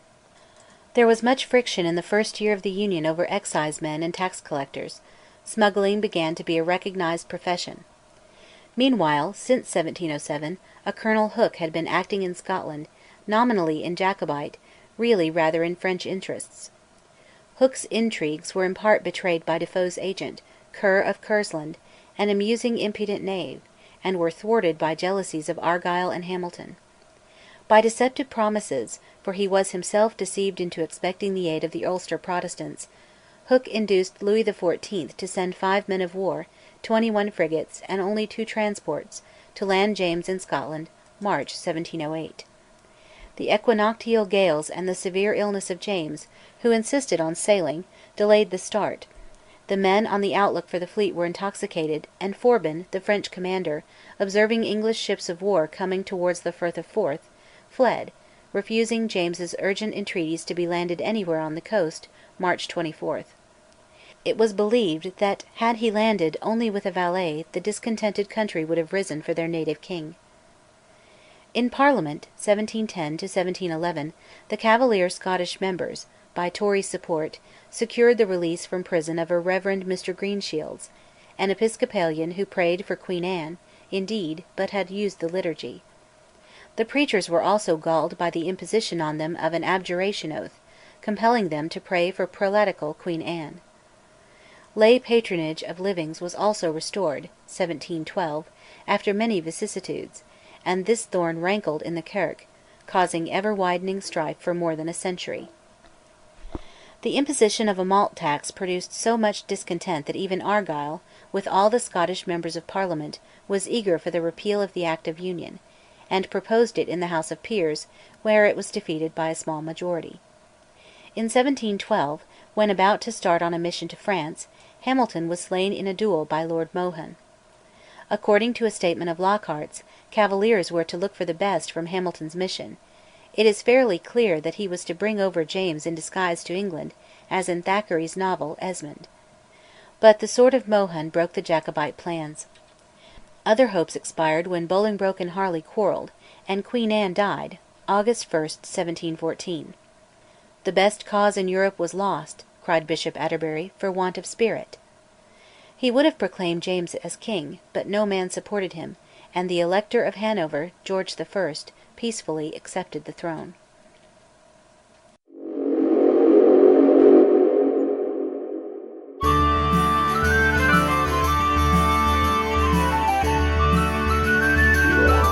Chapter 30 George I.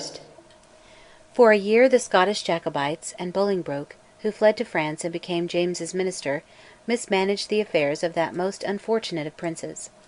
By February 1715 the Earl of Mar, who had been distrusted and disgraced by George I., was arranging with the clans for a rising, while aid from Charles XII. Of Sweden was expected from March to August 1715. It is notable that Charles had invited Dean Swift to visit his court, when Swift was allied with Bolingbroke in Oxford. From the author of Gulliver Charles no doubt hoped to get a trustworthy account of their policy. The fated rising of 1715 was occasioned by the Duke of Berwick's advice to James that he must set forth to Scotland or lose his honour. The prince, therefore, acting hastily on news which, 2 or 3 days later, proved to be false, in a letter to Mar fixed August 10 for a rising. The orders were at once countermanded, when news proving their futility was received, but James's messenger, Alan Cameron, was detained on the road, and Mar, not waiting for James's answer to his own last dispatch, advising delay, left London for Scotland without a commission; on August 27 held an assembly of the chiefs, and, still without a commission from James, raised the standard of the king on September 6. The folly of Mar was consummate.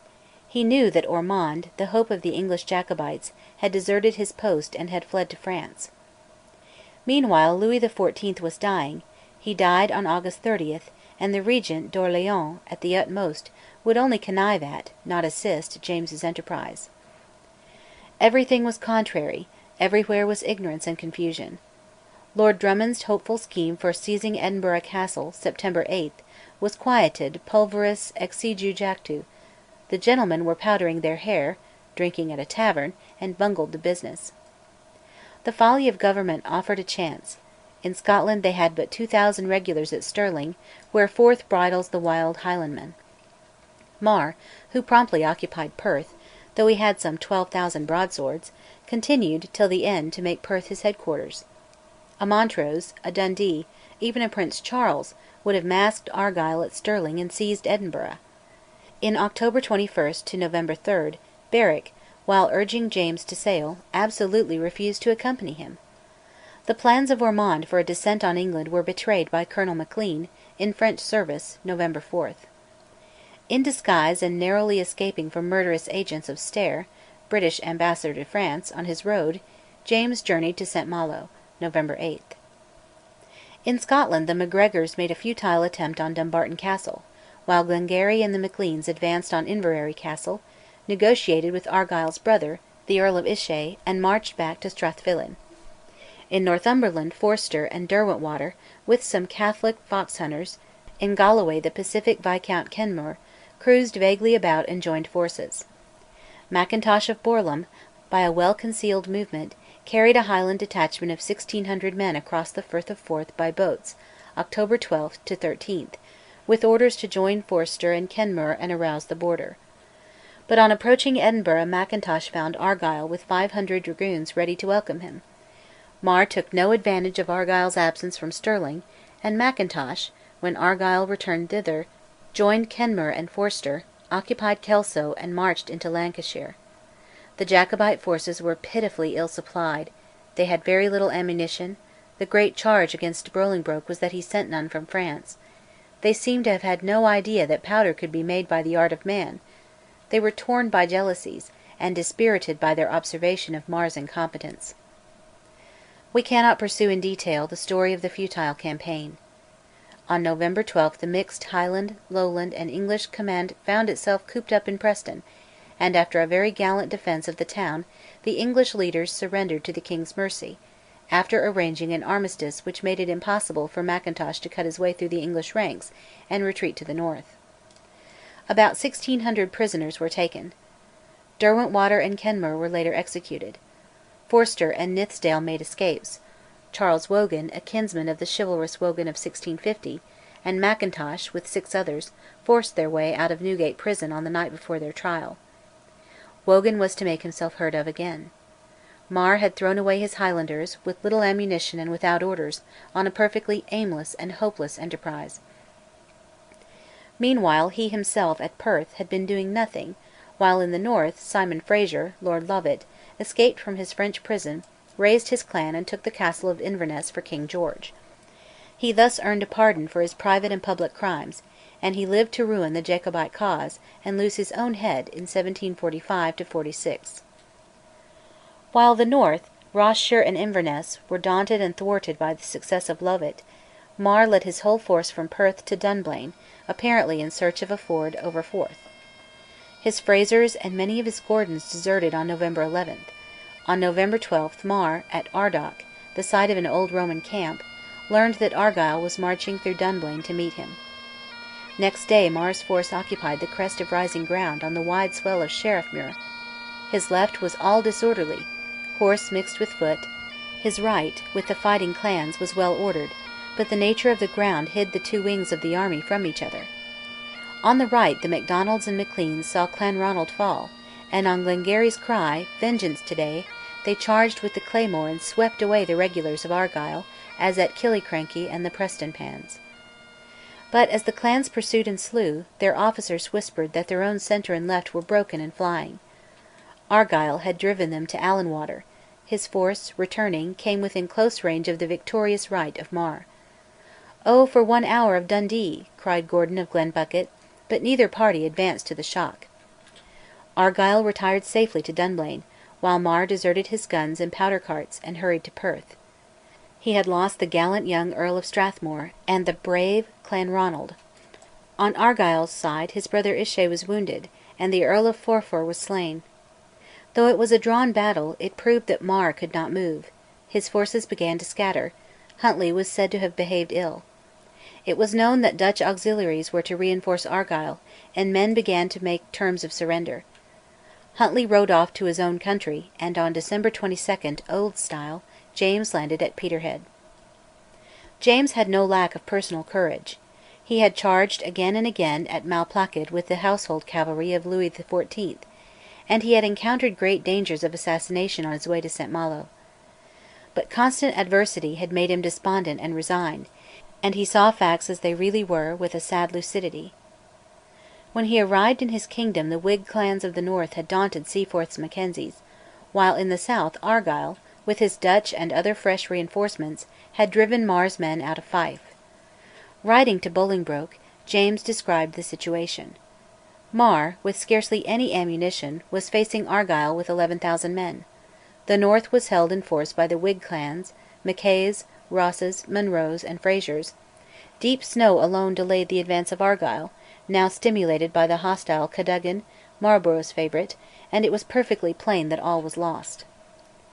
For the head of James 100,000 pounds was offered by Hanoverian chivalry.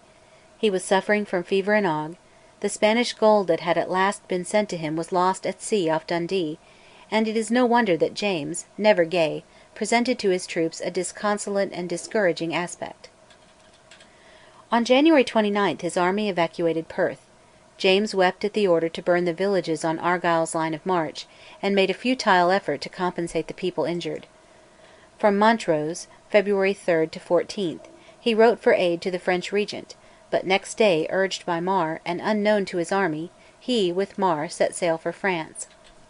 This evasion was doubtless caused by a circumstance unusual in warfare: there was a price of 100,000 pounds on James's head; moreover, his force had not one day's supply of powder. Marshal Keith, brother of the Earl Marischal who retreated to the Isles, says that perhaps one day's supply of powder might be found at Aberdeen. Nevertheless, the fighting clans were eager to meet Argyll, and would have sold their lives at high price. They scattered to their western fastnesses. The main political result, apart from executions and the passing of forfeited estates into the management of that noted economist, Sir Richard Steele, and other commissioners, was the disgrace of Argyll. He, who with a petty force had saved Scotland, was represented by Cadogan and his political enemies as dilatory and disaffected. The Duke lost all his posts, and in 1716, when James had hopes from Sweden, Islay, Argyll's brother, was negotiating with Jacobite agents. James was creating him a peer of England!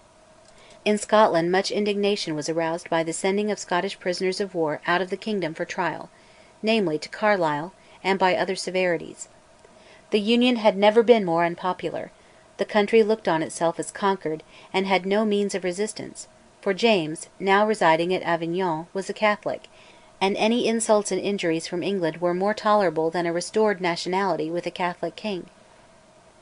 Into the Jacobite hopes and intrigues, the eternal web which from 1689 to 1763 was ever being woven and broken, it is impossible here to enter, though in the now published Stuart papers the details are well known. James was driven from Avignon to Italy, to Spain, finally to live a pensioner at Rome.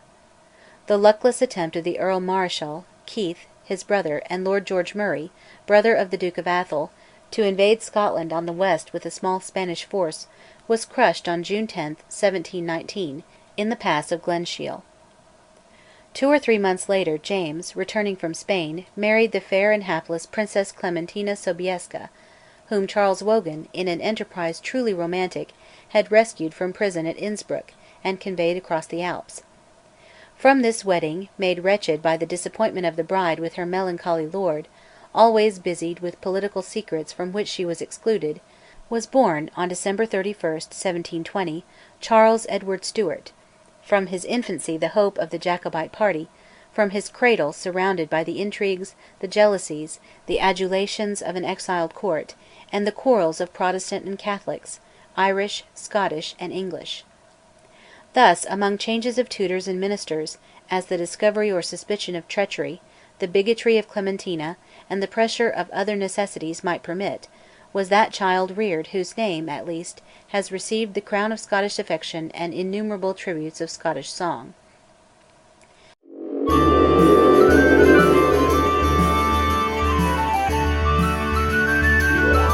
Chapter 31. The Argathelians and the Squadrone. Leaving the fortunes of the Jacobite party at their lowest ebb, and turning to the domestic politics of Scotland after 1719, we find that if it be happiness to have no history, Scotland had much reason to be content. There was but a dull personal strife between the faction of Argyll and his brother Islay, called the Argathelians, from the Latinized Argathelia, or Argyll, and the other faction known since the Union as the Squadrone Volante, or Flying Squadron, who professed to be patriotically independent. As to Argyll, he had done all that man might do for George I. But, as we saw, the reports of Cadogan and the jealousy of George, who is said to have deemed Argyll too friendly with his detested heir, caused the disgrace of the Duke in 1716, and the Squadrone held the spoils of office. But in February to April 1719 George reversed his policy, heaped Argyll with favours, made him, as Duke of Greenwich, a peer of England, and gave him the high stewardship of the household. At this time all the 16 representative peers of Scotland favoured, for various reasons of their own, a proposed peerage bill. The Prince of Wales might, when he came to the throne, swamp the Lords by large new creations in his own interest, and the bill laid down that, henceforth, not more than 6 peers, exclusive of members of the royal family, should be created by any sovereign, while in place of 16 representatives, Scotland should have 25 permanent peers. From his new hatred of the Prince of Wales, Argyll favoured the bill, as did the others of the 16 of the moment, because they would be among the permanencies. The Scottish Jacobite peers, not representatives, and the Commons of both countries opposed the bill. The election of a Scottish representative peer at this juncture led to negotiations between Argyll and Lockhart as leaders of the suffering Jacobites, but terms were not arrived at. The government secured a large Whig majority in a general election, 1722, and Walpole began his long tenure of office. Enclosure riots. In 1724 there were some popular discontents. Enclosures, as we saw, had scarcely been known in Scotland. When they were made, men, women, and children took pleasure in destroying them under cloud of night. Enclosures might keep a man's cattle on his own ground, keep other men's off it, and secure for the farmer his own manure. That good Jacobite, Mackintosh of Borlum, who in 1715 led the Highlanders to Preston, in 1729 wrote a book recommending enclosures and plantations. But when in 1724 the Lairds of Galloway and Dumfriesshire anticipated and acted on his plan, which in this case involved evictions of very indolent and ruinous farmers, the tenants rose. Multitudes of levellers destroyed the loose stone dykes and slaughtered cattle. They had already been passive resisters of rent; the military were called in; women were in the forefront of the brawls, which were not quieted till the middle of 1725, when Lord Stair made an effort to introduce manufactures. Malt riots. Other disturbances began in a resolution of the House of Commons, at the end of 1724, not to impose a malt tax equal to that of England (this had been successfully resisted in 1713), but to levy an additional sixpence on every barrel of ale, and to remove the bounties on exported grain. At the Union Scotland had, for the first time, been exempted from the malt tax, specially devised to meet the expense of the French war of that date. Now, in 1724 1725, Scotland was up in arms to resist the attempt to rob a poor man of his beer. But Walpole could put force on the Scottish members of Parliament, a parcel of low people that could not subsist, says Lockhart, without their board wages. Walpole threatened to withdraw the 10 guineas hitherto paid weekly by the government to those legislators. He offered to drop the sixpence on beer and put 3d. on every bushel of malt, a half of the English tax. On June 23, 1725, the tax was to be exacted. The consequence was an attack on the military by the mob of Glasgow, who wrecked the house of their Member of Parliament, Campbell of Shawfield. Some of the assailants were shot; General Wade and the Lord Advocate, Forbes of Culloden, marched a force on Glasgow; the magistrates of the town were imprisoned but released on bail; while in Edinburgh the master brewers, ordered by the Court of Session to raise the price of their ale, struck for a week; some were imprisoned, others were threatened or cajoled and deserted their union. The one result was that the chief of the squadron, the Duke of Roxburgh, lost his secretaryship for Scotland, and Argyll's brother Islay, with the resolute Forbes of Culloden, became practically the governors of the country. The secretaryship, indeed, was for a time abolished, but Islay practically wielded the power that had so long been in the hands of the secretary as an agent of the court. The Highlands. The clans had not been disarmed after 1715; moreover, 6,000 muskets had been brought in during the affair that ended at Glenshiel in 1719. General Wade was commissioned in 1724 to examine and report on the Highlands. Lovat had already sent in a report. He pointed out that Lowlanders paid blackmail for protection to Highland raiders, and that independent companies of Highlanders, paid by government, had been useful, but were broken up in 1717. What Lovat wanted was a company and pay for himself. Wade represented the force of the clans as about 22,000 claymores, half Whig, the extreme north and the Campbells, half Jacobite. The commandants of forts should have independent companies; cavalry should be quartered between Inverness and Perth, and quarter sessions should be held at Fort William and Ruthven in Badenoch. In 1725 Wade disarmed Seaforth's clan, the Mackenzies, easily, for Seaforth, then in exile, was on bad terms with James, and wished to come home with a pardon. Glengarry, Clanranald, Glencoe, Appin, Lochiel, Clanvourlich, and the Gordons effected submission, but only handed over 2,000 rusty weapons of every sort. Lovat did obtain an independent company, later withdrawn, with results. The clans were by no means disarmed, but Wade did, from 1725 to 1736, construct his famous military roads and bridges, interconnecting the forts. The death of George I, June 11, 1727, induced James to hurry to Lorraine and communicate with Lockhart. But there was nothing to be done. Clementina had discredited her husband, even in Scotland, much more in England, by her hysterical complaints, and her hatred of every man employed by James inflamed the petty jealousies and feuds among the exiles of his court. No man whom he could select would have been approved of by the party. To the bishops of the persecuted Episcopalian remnant, quarrelling over details of ritual called the Usages, James vainly recommended forbearance and love. Lockhart, disgusted with the clergy, and siding with Clementina against her husband, believed that some of the wrangling churchmen betrayed the channel of his communications with his king, 1727. Islay gave Lockhart a hint to disappear, and he sailed from Scotland for Holland on April 8, 1727. Since James dismissed Bolingbroke, every one of his ministers was suspected, by one faction or another of the party, as a traitor. Atterbury denounced Mar, Lockhart denounced Hay, Titcheler, Earl of Inverness. Clementina told feminine tales for which even the angry Lockhart could find no evidence. James was the butt of every slanderous tongue, but absolutely nothing against his moral character, or his efforts to do his best, or his tolerance and lack of suspiciousness, can be wrung from documents. By 1734 the elder of James's two sons, Prince Charles, was old enough to show courage and to thrust himself under fire in the siege of Gaeta, where his cousin, the Duke de Liria, was besieging the Imperialists. He won golden opinions from the army, but was already too strong for his tutors, Murray and Sir Thomas Sheridan.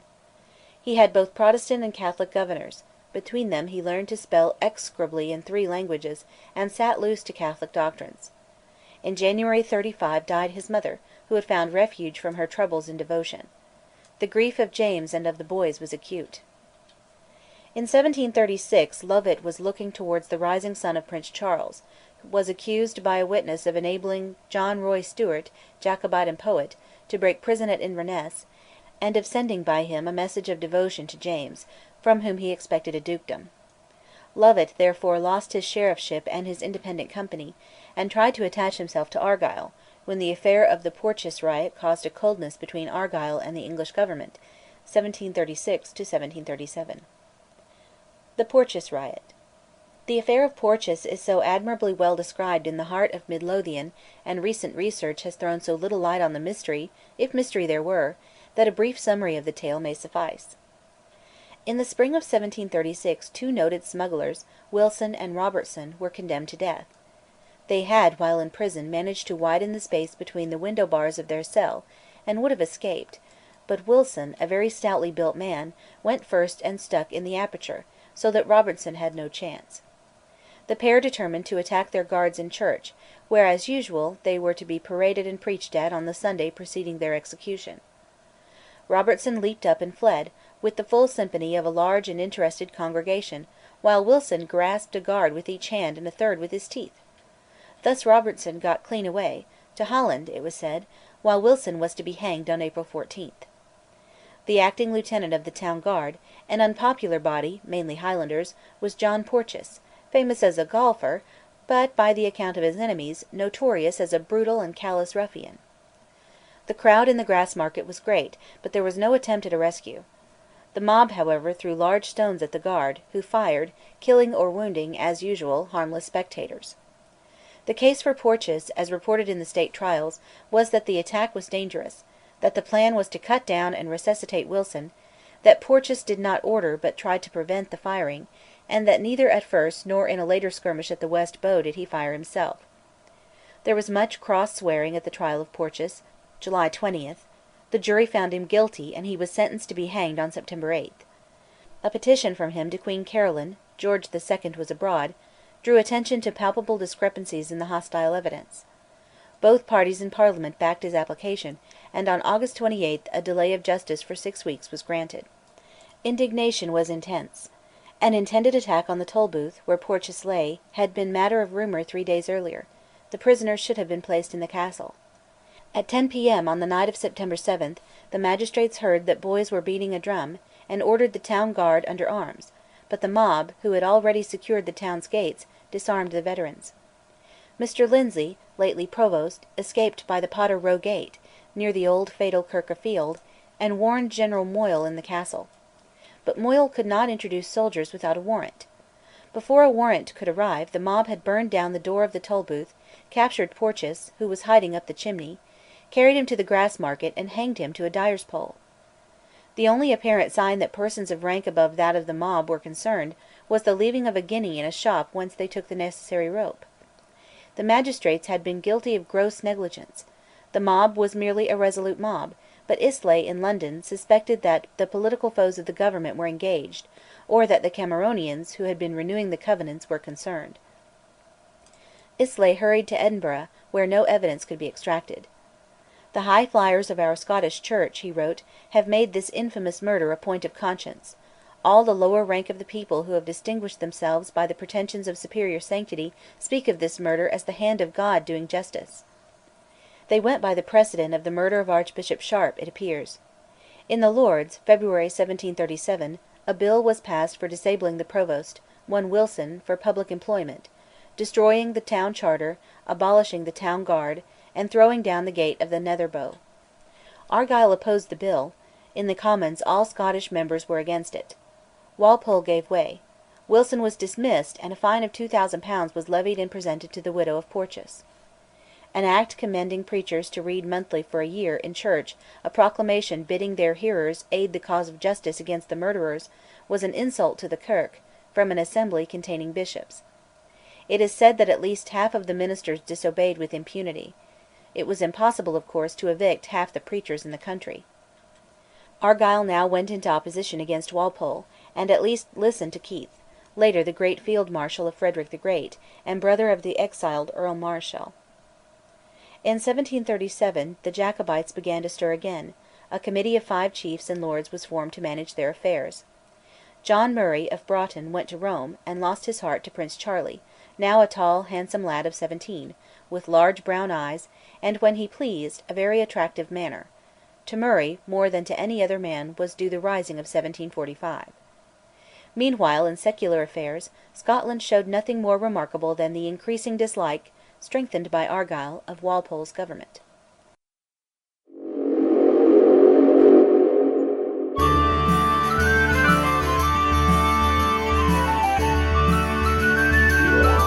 Chapter 32. The First Secession. For long we have heard little of the Kirk, which between 1720 and 1740 passed through a cycle of internal storms. She had been little vexed, either during her years of triumph or defeat, by heresy or schism.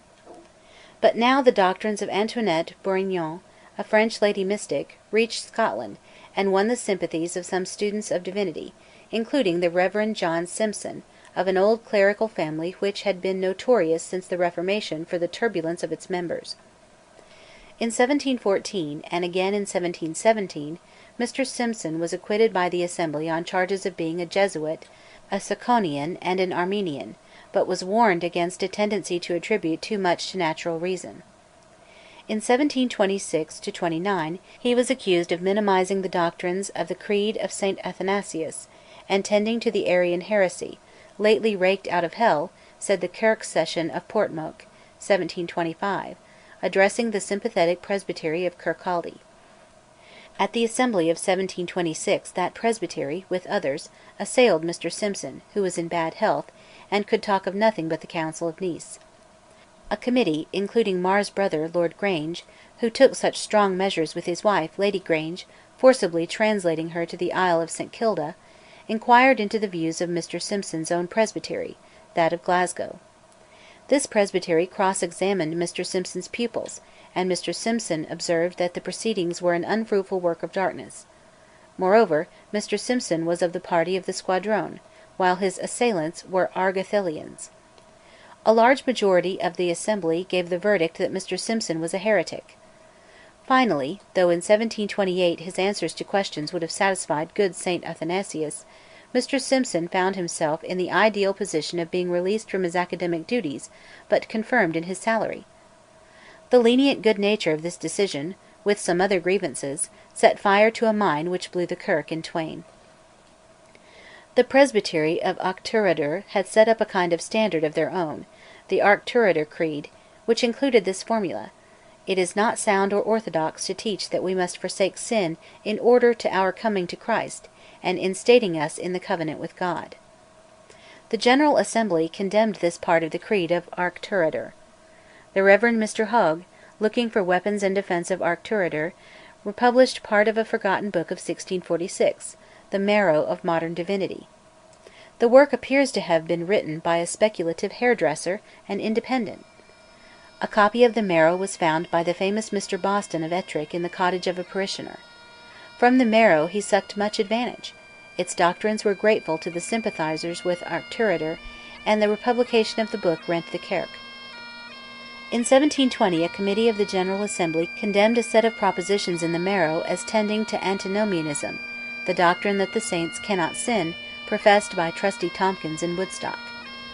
But, as in the case of the 5 condemned propositions of Genesius, the Auchterarder party denied that heresies could be found in The Marrow. It was the old quarrel between faith and works. The clerical practitioners in favour of The Marrow were rebuked by the Assembly, May 21, 1722.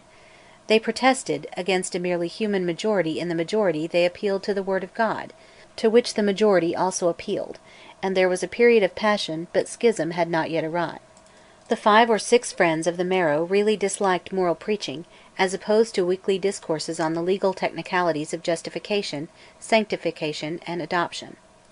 They were also opposed to the working of the Act which, in 1712, restored lay patronage. If the Assembly enforced the law of the land in this matter, and it did, the Assembly sinned against the divine right of congregations to elect their own preachers. Men of this way of thinking were led by the Rev. Mr. Ebenezer Erskine, a poet who, in 1714, addressed an ode to George I. He therein denounced subverting patronage, and the woeful dubious abjuration which gave the clergy ground for speculation. But a Jacobite song struck the same note, "Let not the abjuration impose upon the nation!" and George was deaf to the muse of Mr. Erskine. In 1732–1733, Mr. Erskine, in sermons concerning patronage, defended the Assembly, would not apologise, appeared to a lay reader to claim direct inspiration, and with 3 other brethren constituted himself and them into a presbytery. Among their causes of separation, or rather of deciding that the Kirk had separated from them, was the salary of Emeritus Professor Simpson. The new presbytery declared that the Covenants were still and were eternally binding on Scotland; in fact, these preachers were platonically for going back to the old ecclesiastical claims with the old war of Church and State. They naturally denounced the Act of 1736 which abolished the burning of witches. After a period of long-suffering patience and conciliating efforts, in 1740 the Assembly deposed the seceders. In 1747 a party among the seceders excommunicated Mr. Erskine and his brother; one of those who handed Mr. Erskine over to Satan, if the old formula were retained, was his son-in-law. The feuds of burghers and anti-burghers, persons who were ready to take or refuse to take the Burgess oath, new lights and old lights, lasted very long and had evil consequences. As the populace loved the headiest doctrines, they preferred preachers in proportion as they leaned towards the Marrow, while lay patrons preferred candidates of the opposite views. The Assembly must either keep the law and back the patrons, or break the law and cease to be a state church. The corruption of patronage was often notorious on one side; on the other the desirability of burning witches and the belief in the eternity of the Covenants were articles of faith, and such articles were not to the taste of the moderates, educated clergymen of the new school. Thus arose the War of the High Flyers and Moderates within the Kirk, a war conducing to the great disruption of 1843, in which gallant little Auchterarder was again in the foremost line.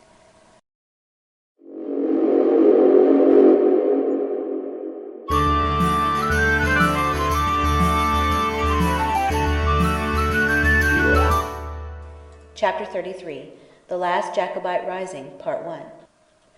While the Kirk was vainly striving to assuage the tempers of Mr. Erskine and his friends, the Jacobites were preparing to fish in troubled waters.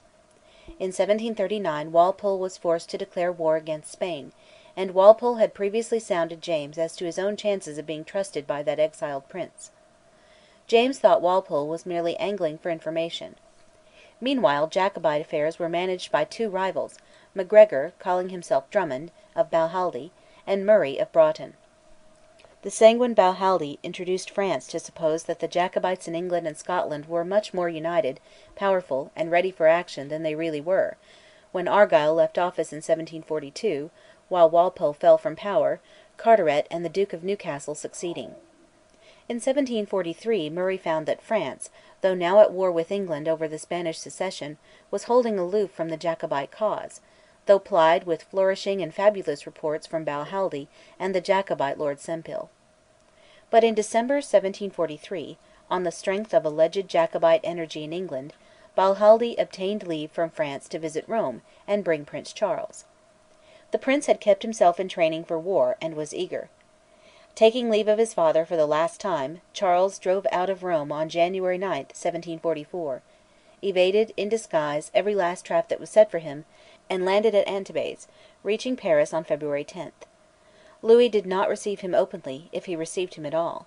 The prince lurked at Gravelines in disguise, with the Earl Marischal, while winds and waves half ruined, and the approach of a British fleet drove into port, a French fleet of invasion under Roqueville, March 6, 7, 1744. The Prince wrote to Sempill that he was ready and willing to sail for Scotland in an open boat. In July 1744 he told Murray that he would come next summer if he had no other companion than his valet. He nearly kept his word, nor did Murray resolutely oppose his will. At the end of May 1745 Murray's servant brought a letter from the Prince: "Fall back, fall edge; he would land in the Highlands in July." Lochiel regretted the decision, but said that, as a man of honour, he would join his Prince if he arrived. On July 2 the Prince left Nantes in the Doutelle, usually styled La Doutelle. He brought some money (he had pawned the Sobieski rubies), some arms, Tullibardine, his governor Sheridan, Parson Kelly, the titular Duke of Atholl, Sir John Macdonald, a banker, Sullivan, and one Buchanan, the 7 men of Moidart. On July 20 his consort, the Elizabeth, fought the Lion, Captain Brett, off the Lizard; both antagonists were crippled. On July 22 August 2 Charles passed the night at the little isle of Eriskay, appealed vainly to Macleod and Macdonald of Sleat, was urged at Kinlochmoidart by the Macdonalds to return to France, but swept them off their feet by his resolution, and with Lochiel and the Macdonalds raised the standard at the head of Glenfinnan on August 19 or 30. The English government had already offered £30,000 for the Prince's head. The clans had nothing to gain; they held that they had honour to preserve; they remembered Montrose; they put it to the touch, and followed Prince Charlie. The strength of the Prince's force was, first, the Macdonalds. On August 16 Keppoch had cut off 2 companies of the Royal Scots near Loch Lochy. But the chief of Glengarry was old and wavering; young Glengarry, captured on his way from France, could not be with his clan; his young brother Aeneas led till his accidental death after the battle of Falkirk. Of the Camerons it is enough to say that their leader was the gentle Lochiel, and that they were worthy of their chief. The Macphersons came in rather late, under Cluny. The Frasers were held back by the crafty Lovat, whose double dealing, with the abstention of Macleod, who was sworn to the cause, and of Macdonald of Sleat, ruined the enterprise. Clanchattan was headed by the beautiful Lady Mackintosh, whose husband adhered to King George. Of the dispossessed Macleans, some 250 were gathered, under Maclean of Drumnin, and of that resolute band some 50 survived Culloden. These western clans, including 220 Stewarts of Appin under Ardshiel, were the steel point of Charles's weapon; to them should be added the Macgregors under James More, son of Rob Roy, a shifty character but a hero in fight. To resist these clans, the earliest to join, Sir John Cope, commanding in Scotland, had about an equal force of all arms, say 2,500 to 3,000 men, scattered in all quarters, with very few field pieces. Tweedale, holding the revived office of Secretary for Scotland, was on the worst terms, as leader of the squadron, with his Argathelian rival, Islay, now, through the recent death of his brother, Red Ian of the Battles, Duke of Argyll. Scottish Whigs were not encouraged to arm. The Prince marched south, while Cope, who had concentrated at Stirling, marched north to intercept him. At Dalnacardoch he learned that Charles was advancing to meet him in Corryarrick Pass; here came in Ardshiel, Glencoe, and a Glengarry reinforcement. At Dalwhinnie, Cope found that the clans held the pass, which is very defensible. He dared not face them, and moved by Ruthven and Badenoch to Inverness, where he vainly expected to be met by the great Whig clans of the north. Joined now by Cluny, Charles moved on that old base of Montrose, the castle of Blair of Atholl, where the exiled Duke, commonly called Marquis of Tullibardine, was received with enthusiasm. In the mid region between Highland and Lowland, the ladies, Lady Lude and the rest, simply forced their sons, brothers, and lovers into arms. While Charles danced and made friends, and tasted his first pineapple at Blair, James More took the fort of Inversnaid. At Perth (September 4 10) Charles was joined by the Duke of Perth, the Ogilvies under Lord Ogilvy, some Drummonds under Lord Strathallan, the Oliphants of Gask, and 200 Robertsons of Strahan. Lord George Murray, brother of the Duke of Atholl, who had been out in 1715, out in 1719, and later was unreconcilié, came in, and with him came discord. He had dealt as a friend and ally with Cope at Crieff; his loyalty to either side was thus not unnaturally dubious; he was suspected by Murray of Broughton, envied by Sullivan, a soldier of some experience, and though he was loyal to the last, the best organizer and the most daring leader, Charles never trusted him, and his temper was always crossing that of the Prince. The race for Edinburgh now began, Cope bringing his troops by sea from Aberdeen, and Charles doing what Mar, in 1715, had never ventured. He crossed the Forth by the fords of Frew, 6 miles above Stirling, passed within gunshot of the castle, and now there was no force between him and Edinburgh save the demoralising dragoons of Colonel Gardiner. The sole use of the dragoons was, wherever they came, to let the world know that the clans were at their heels. On September 16 Charles reached Corstorphine, and Gardiner's dragoons fell back on Coltbridge. On the previous day the town had been terribly perturbed. The old walls, never sound, were dilapidated, and commanded by houses on the outside. Volunteers were scarce, and knew not how to load a musket. On Sunday, September 15, during sermon time, the bells were rung backwards, the drums they were beat. The volunteers, being told to march against the clans, listened to the voices of mothers and aunts and of their own hearts, and melted like a mist. Hamilton's dragoons and 90 of the late Porteous town guard sallied forth, joining Gardiner's men at Coltbridge. A few of the mounted Jacobite gentry, such as Lord Elcho, eldest son of the Earl of Wemyss, trotted up to inspect the dragoons, who fled and drew bridle only at Musselburgh, 6 miles east of Edinburgh. The magistrates treated, through a caddy or street messenger, with the Prince. He demanded surrender; the bailies went and came, in a hackney coach, between Charles's quarters, Gray's Mill, and Edinburgh, but on their return about 3 a.m. Lochiel with the Camerons rushed in when the Netherbow Gate was opened to admit the cab of the magistrates. Murray had guided the clan round by Merchiston. At noon Charles entered that unhappy palace of his race, Holyrood, and King James was proclaimed at Edinburgh Cross, while the beautiful Mrs Murray, mounted, distributed white cockades. Edinburgh provided but few volunteers, though the ladies tried to force them out. Meanwhile Cope was landing his men at Dunbar. From Mr John Home, author of Douglas, a Tragedy, he learned that Charles's force was under 2,000 strong. He himself had, counting his dragoons, an almost equal strength, with 6 field pieces manned by sailors. On September 20 Cope advanced from Haddington, while Charles, with all the carriages he could collect for ambulance duty, set forth from his camp at Duddingston Loch, under Arthur's Seat. Cope took the low road near the sea, while Charles took the high road, holding the ridge, till from Bearsley Brae he beheld Cope on the low level between Seaton and the Prestonpans. The manoeuvres of the clans forced Cope to change his front, but wherever he went, his men were more or less cooped up and confined to the defensive, with the park wall on their rear.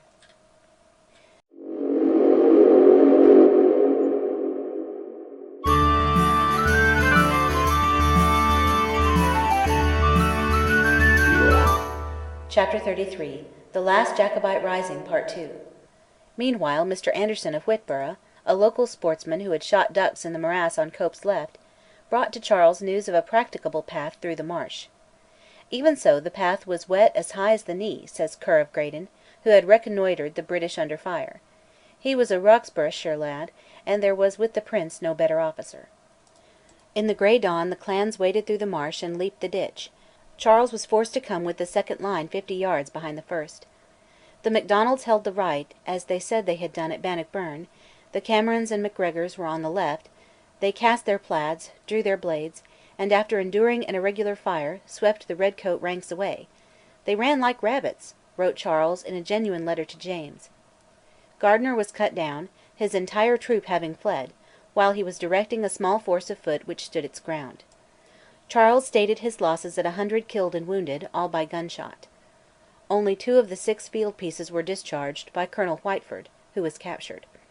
Friends and foes agree in saying that the Prince devoted himself to the care of the wounded of both sides.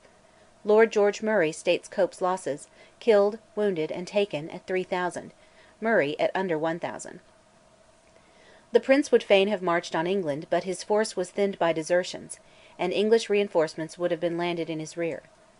For a month he had to hold court in Edinburgh, adored by the ladies to whom he behaved with a coldness of which Charles II. Would not have approved. "These are my beauties," he said, pointing to a burly bearded Highland sentry. He requisitioned public money, and such horses and fodder as he could procure, but to spare the townsfolk from the guns of the castle he was obliged to withdraw his blockade.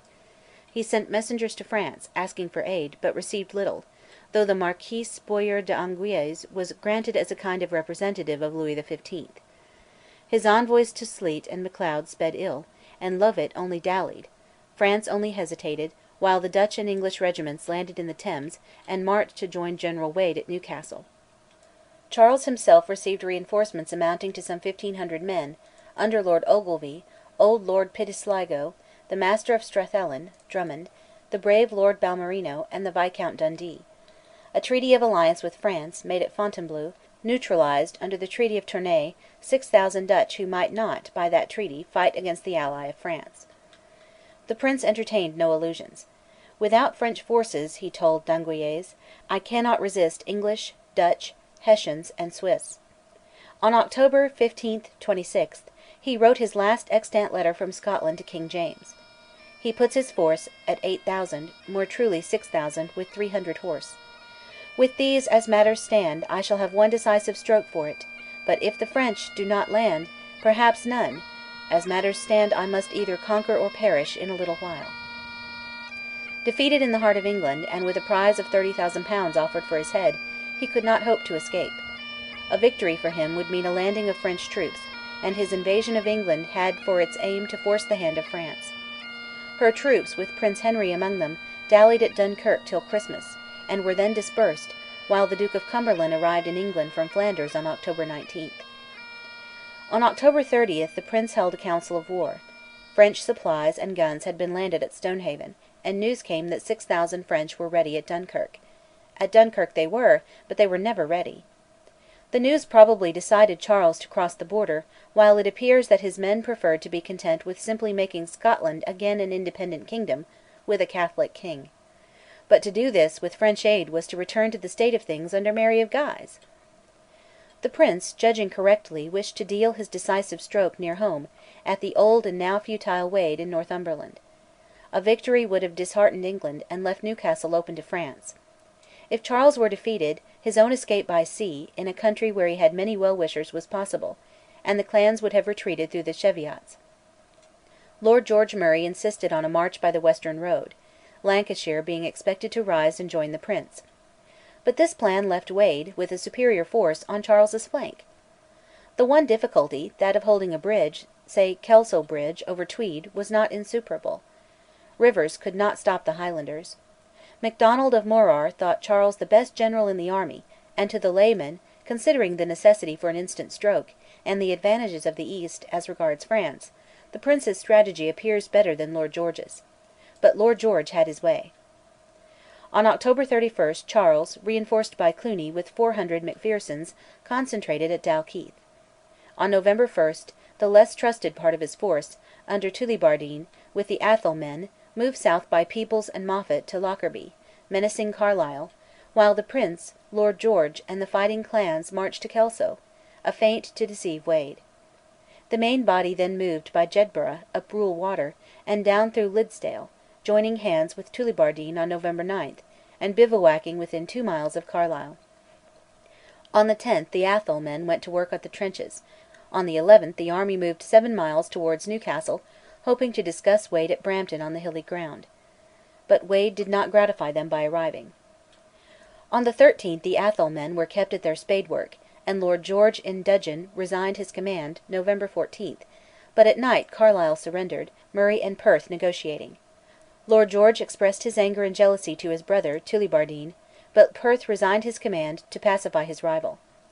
Wade feebly tried to cross country, failed, and went back to Newcastle. On November 10, with some 4,500 men (there had been many desertions), the march through Lancashire was decreed. Save for Mr Townley and 2 Vaughans, the Catholics did not stir. Charles marched on foot in the van; he was a trained pedestrian; the townspeople stared at him and his Highlanders; but only at Manchester, November 29–30, had he a welcome, enlisting about 150 doomed men. On November 27 Cumberland took over command at Lichfield; his foot were distributed between Tamworth and Stafford; his cavalry was at Newcastle under Lyme. Lord George was moving on Derby, but learning Cumberland's dispositions he led a column to Congleton, inducing Cumberland to concentrate at Lichfield, while he himself, by way of Leek and Ashburn, joined the Prince at Derby. The army was in the highest spirits. The Duke of Richmond, on the other side, wrote from Lichfield, December 5, "If the enemy please to cut us off from the main army, they may; and also if they please to give us the slip and march to London, I fear they may, before even this avant garde can come up with them. there is no pass to defend, the camp at Finchley is confined to paper plans, and Wales was ready to join the Prince! Lord George did not know what Richmond knew. Despite the entreaties of the Prince, his Council decided to retreat. On December 6 the clans, uttering cries of rage, were set with their faces to the north. The Prince was now an altered man. Full of distrust, he marched not with Lord George in the rear, he rode in the van.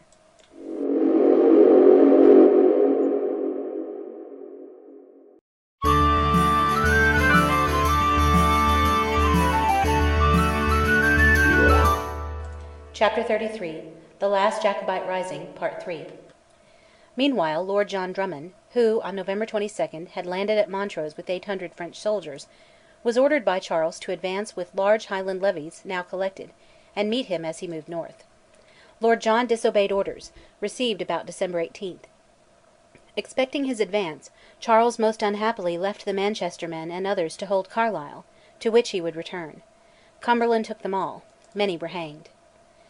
In the north, Lord Lewis Gordon routed MacLeod at Inverurie, December 23, and defeated his effort to secure Aberdeen. Admirably commanded by Lord George, and behaving admirably for an irregular retreating force, the army reached Penrith on December 18, and at Clifton Lord George and Cluny defeated Cumberland's dragoons in a rearguard action. On December 19 Carlisle was reached, and, as we saw, a force was left to guard the castle. All were taken. On December 20 the army forded the flooded Esk.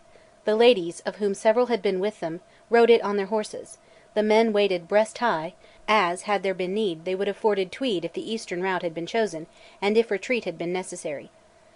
Cumberland returned to London on January 5, and Horace Walpole no longer dreaded a rebellion that runs away.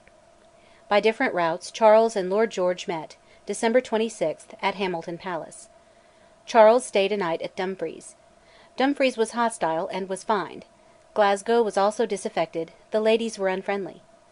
At Glasgow Charles heard that Seaforth, chief of the Mackenzies, was aiding the Hanoverians in the north, combining with the great Whig clans, with MacLeod, the Munros, Lord Loudon commanding some 2,000 men, and the Mackays of Sutherland and Caithness.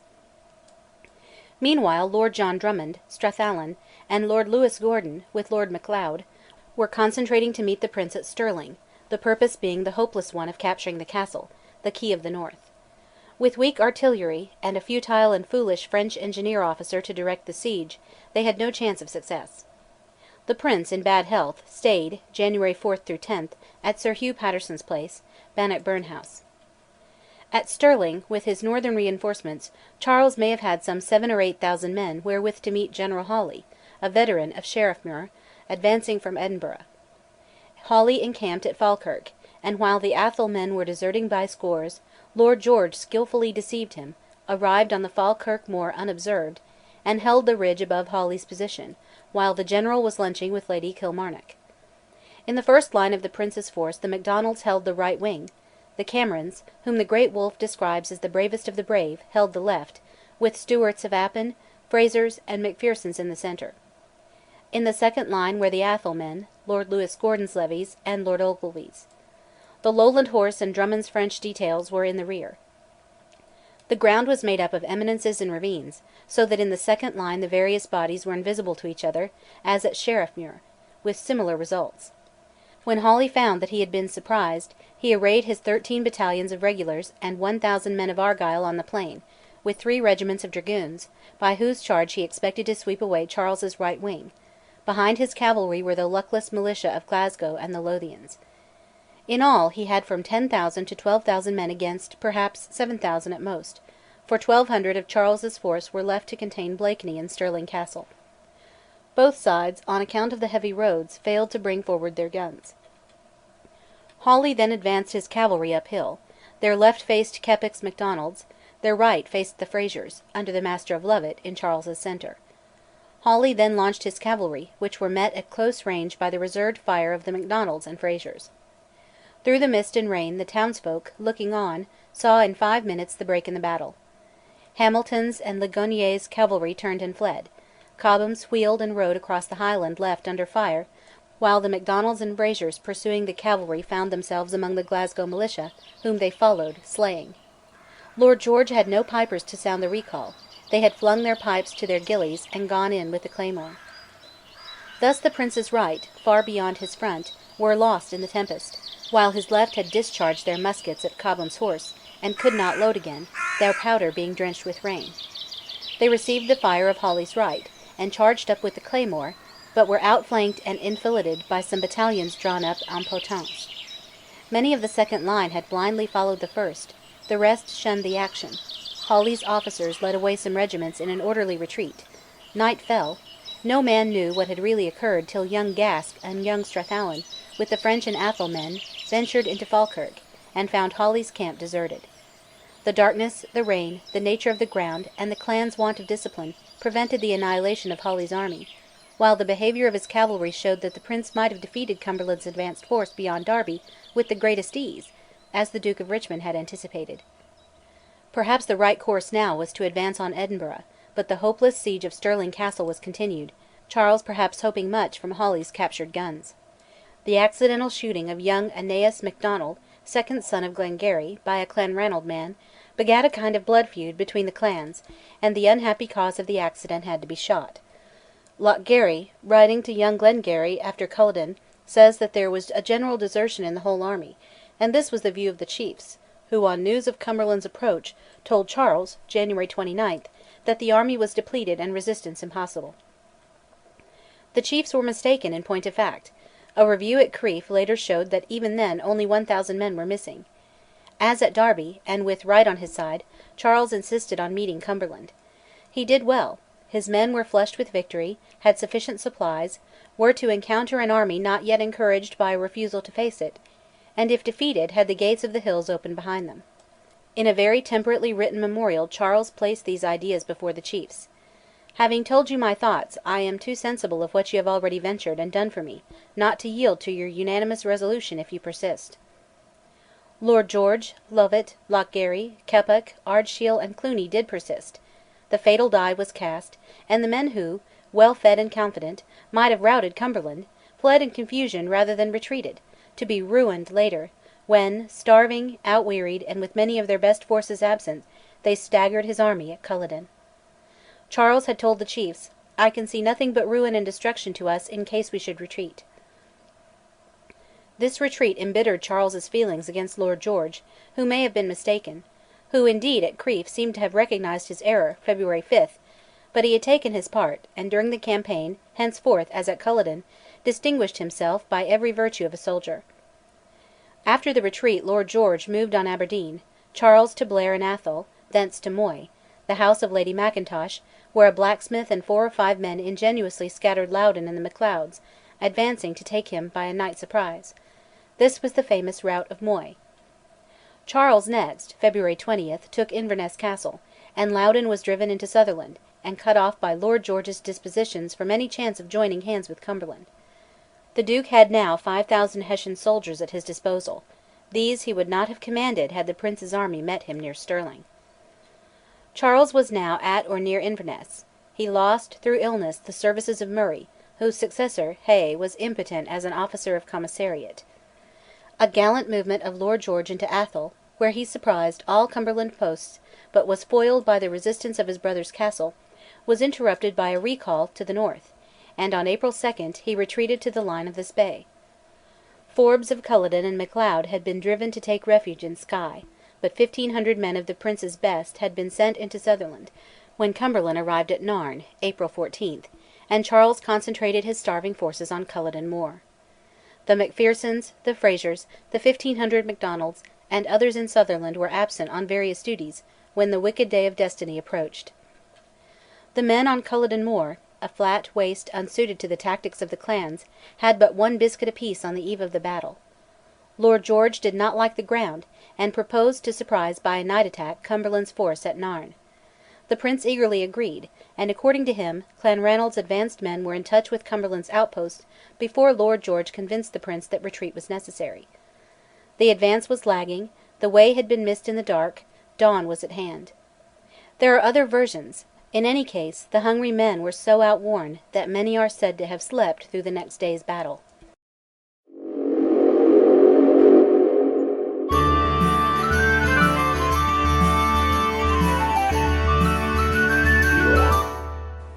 Chapter 33 The Last Jacobite Rising, Part 4 A great mistake was made next day, if Lochgarry, who commanded the Macdonalds of Glengarry, and Maxwell of Kirkconnell are correct in saying that Lord George insisted on placing his Atholl men on the right wing. The Macdonalds had an old claim to the right wing, but, as far as research enlightens us, their failure on this fatal day was not due to jealous anger.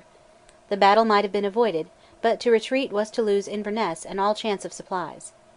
On the Highland right was the water of Narn, and they were guarded by a wall which the Campbells pulled down, enabling Cumberland's cavalry to take them in flank. Cumberland had about 9,000 men, including the Campbells. Charles, according to his muster master, had 5,000; of horse he had but a handful. The battle began with an artillery duel, during which the clans lost heavily, while their few guns were useless, and their right flank was exposed by the breaking down of the protecting wall. After some unexplained and dangerous delay, Lord George gave the word to charge, in face of a blinding tempest of sleet, and himself went in, as did Lochiel, claymore in hand. But though the order was conveyed by Ker of Graydon first to the Macdonalds on the left, as they had to charge over a wider space of ground, the Camerons, Clanchattan, and Macleans came first to the shock. Nothing could be more desperate than their attack, or more properly received, says Whiteford. The assailants were enfiladed by Wolfe's regiment, which moved up and took position at right angles, like the 52nd on the flank of the last charge of the French Guard at Waterloo. The Highland right broke through Barrow's regiment, swept over the guns, and died on the bayonets of the second line. They had thrown down their muskets after one fire, and, says Cumberland, stood and threw stones for at least a minute or two before their total rout began.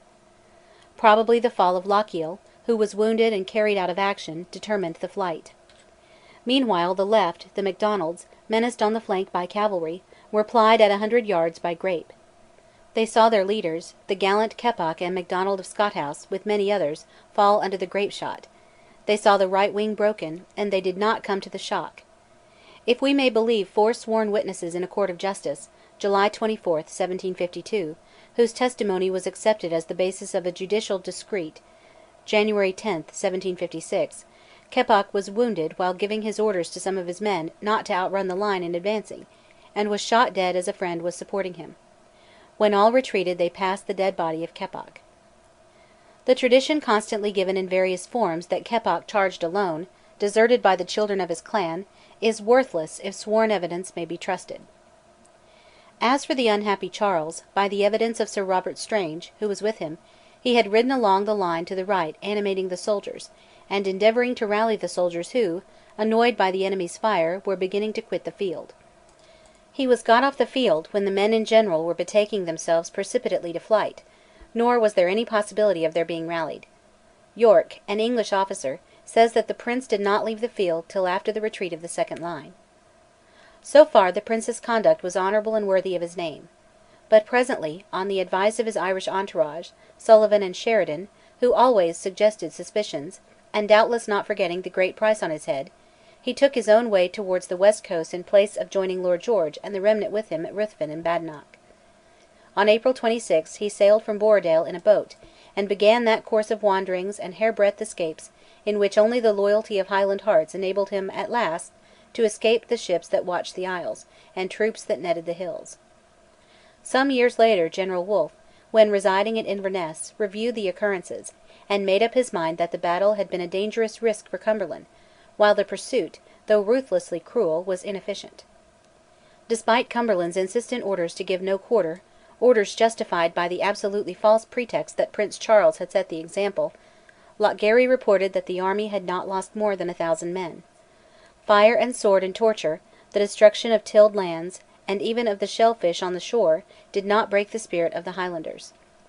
Many bands held out in arms, and Lochgarry was only prevented by the Prince's command from laying an ambush for Cumberland. The Campbells and the Macleods under the recreant chief, the Whig Macdonalds under Sir Alexander of Sleat, ravaged the lands of the Jacobite clansmen, but the spies of Albemarle, who now commanded in Scotland, reported the Macleans, the Grants of Glenmoriston, with the Macphersons, Glengarry's men, and Lochiel's Camerons, as all eager to do it again, if France would only help. But France was helpless, and when Lochiel sailed for France with the Prince, only Cluny remained, hunted like a partridge in the mountains, to keep up the spirit of the cause. Old Lovat met a long-deserved death by the executioner's axe, though it needed the evidence of Murray of Broughton, turned informer, to convict that fox. Kilmarnock and Balmerino were also executed. The good and brave Duke of Perth died on his way to France; the aged Tullibardine in the Tower; many gallant gentlemen were hanged; Lord George escaped, and is the ancestor of the present Duke of Atholl. Many gentlemen took French service; others fought in other alien armies; 3 or 4 in the Highlands or abroad took the wages of spies upon the Prince. The 30,000 pounds of French gold, buried near Loch Arkaig, caused endless feuds, kinsmen denouncing kinsmen. The secrets of the years 1746 to 1760 are to be sought in the Cumberland and Stuart manuscripts in Windsor Castle and the Record Office. Legislation intended to scotch the snake of Jacobitism began with religious persecution. The Episcopalian clergy had no reason to love triumphant Presbyterianism, and actively or in sympathy were favourers of the exiled dynasty. Episcopalian chapels, sometimes mere rooms in private houses, were burned, or their humble furniture was destroyed. All Episcopalian ministers were bidden to take the oath and pray for King George by September 1746, or suffer for the second offence transportation for life to the American colonies. Later the orders conferred by Scottish bishops were made of no avail. Only with great difficulty and danger could parents obtain the rite of baptism for their children. Very little is said in our histories about the sufferings of the Episcopalians when it was their turn to be under the harrow. They were not violent; they murdered no moderator of the General Assembly. Other measures were, the Disarming Act, the prohibition to wear the Highland dress, and the abolition of hereditable jurisdictions, and the chief's right to call out his clansmen in arms. Compensation in money was paid, from £21,000 to the Duke of Argyll to £13 6s. 8d. to the clerks of the Register of Aberbrothock. The whole sum was £152,237 15s. 4d. In 1754 an Act annexed the forfeited estates of the Jacobites who had been out, or many of them, inalienably to the Crown. The estates were restored in 1784; meanwhile the profits were to be used for the improvement of the Highlands. If submissive tenants received better terms and larger leases than of old, Jacobite tenants were evicted for not being punctual with rent. Therefore, on May 14, 1752, some person unknown shot Campbell of Glenure, who was about evicting tenants on the lands of Lochiel and Stewart of Ardshiel and Appin. Campbell rode down from Fort William to Ballachulish ferry, and when he had crossed it, said, "I am safe now I am out of my mother's country." But as he drove along the old road through the woods of Lettermore, perhaps a mile and a half south of Ballachulish House, the fatal shot was fired. For this crime James Stewart of the Glens was tried by a Campbell jury at Inverary, with the Duke on the bench, and was of course convicted, and hanged on the top of a knoll of Ballachulish ferry. James was innocent, but Alan Breck Stewart was certainly an accomplice of the man with the gun, which, by the way, was the property neither of James Stewart nor of Stewart of Fanis Clough. The murderer was anxious to save James by avowing the deed, but his kinsfolk, saying, "They will only hang both James and you," bound him hand and foot and locked him up in the kitchen on the day of James's execution. Alan lay for some weeks at the house of a kinsman in Rannoch, and escaped to France, where he had a fight with James More Macgregor, then a spy in the service of the Duke of Newcastle.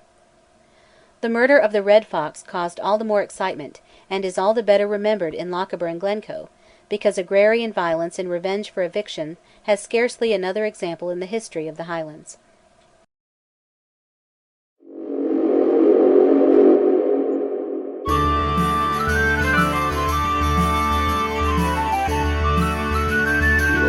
Conclusion. Space does not permit an account of the assimilation of Scotland to England in the years between the 45 and our own time. Moreover, the history of this age cannot well be written without a dangerously close approach to many burning questions of our day. The history of the Highlands, from 1752 to the emigrations witnessed by Dr Johnson, 1760 to 1780, and of the later evictions in the interest of sheep farms and deer forests, has never been studied as it ought to be in the rich manuscript materials which are easily accessible. The great literary renaissance of Scotland, from 1745 to the death of Sir Walter Scott, the years of Hume, a pioneer in philosophy and in history, and of the Reverend Principal Robertson, with him and Hume, Gibbon professed, very modestly, that he did not rank, the times of Adam Smith, of Burns, and of Sir Walter, not to speak of the Reverend John Home, that foremost tragic poet, may be studied in many a history of literature. According to Voltaire, Scotland led the world in all studies, from metaphysics to gardening. We think of Watt, and add engineering. The brief and inglorious administration of the Earl of Bute at once gave openings in the public service to Scots of ability, and excited that English hatred of those northern rivals which glows in Churchill's satires, while this English jealousy aroused that Scottish hatred of England which is the one passion that disturbs the placid letters of David Hume. The later alliance of Pitt with Henry Dundas made Dundas far more powerful than any Secretary for Scotland had been since Lauderdale, and confirmed the connection of Scotland with the services in India. But politically, Scotland, till the Reform Bill, had scarcely a recognisable existence. The electorate was tiny, and great landholders controlled the votes, whether genuine or created by legal fiction, faggot votes. Municipal administration in the late 18th and early 19th centuries was terribly corrupt, and reform was demanded, but the French Revolution, producing associations of Friends of the People, who were persecuted and grievously punished in trials for sedition, did not afford a fortunate moment for peaceful reforms. But early in the 19th century Jeffrey, editor of the Edinburgh Review, made it the organ of liberalism, and no less potent in England than in Scotland, while Scott, on the Tory side, led a following of Scottish penmen across the border in the service of the Quarterly Review. With Blackwood's Magazine and Wilson, Hogg and Lockhart, with Jeffrey and the Edinburgh, the Scottish metropolis almost rivalled London as a literary capital. About 1818 Lockhart recognised the superiority of the Whig wits in literature, but against them all Scott is a more than sufficient set-off. The years of stress between Waterloo (1815) and the Reform Bill (1832) made radicalism, fostered by economic causes, the enormous commercial and industrial growth, and the unequal distribution of its rewards, perhaps even more pronounced north than south of the Tweed. In 1820 the Radical War led to actual encounters between the yeomanry and the people. The ruffianism of the Tory paper The Beacon caused one fatal duel, and was within an inch of leading to another, in which a person of the very highest consequence would have gone on the sod. For the Reform Bill the mass of Scottish opinion, so long not really represented at all, was as eager as for the Covenant. So triumphant was the first Whig or Radical majority under the new system, that Geoffrey, the Whig pontiff, perceived that the real struggle was to be between property and no property, between capital and socialism. This circumstance has always been perfectly clear to Scott and the Tories. The watchword of the 18th century in literature, religion, and politics had been "no enthusiasm."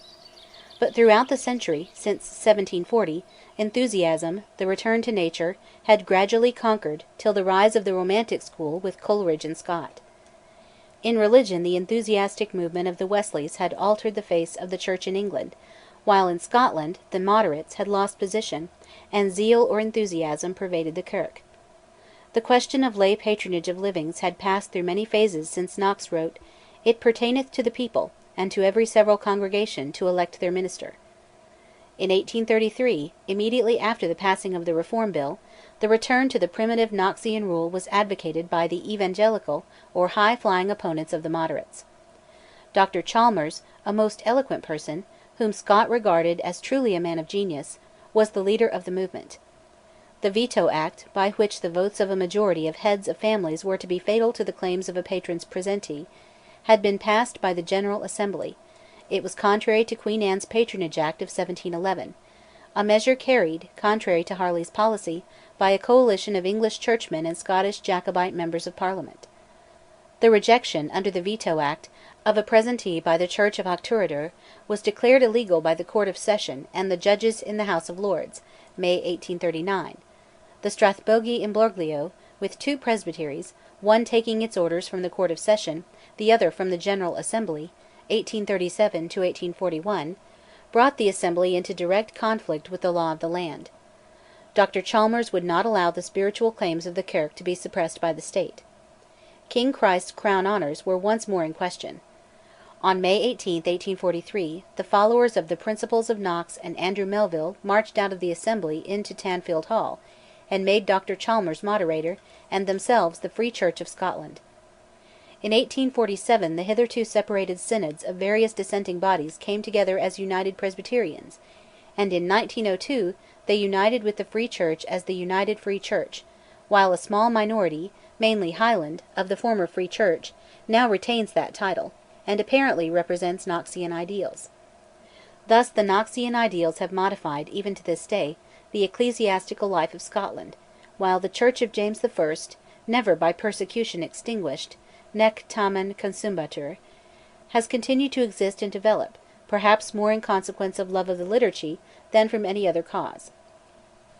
Meanwhile, and not least in the United Free Church, extreme tenacity of dogma has yielded place to very advanced biblical criticism, and Knox, could he revisit Scotland with all his old opinions, might not be wholly satisfied by the changes wrought in the course of more than 3 centuries.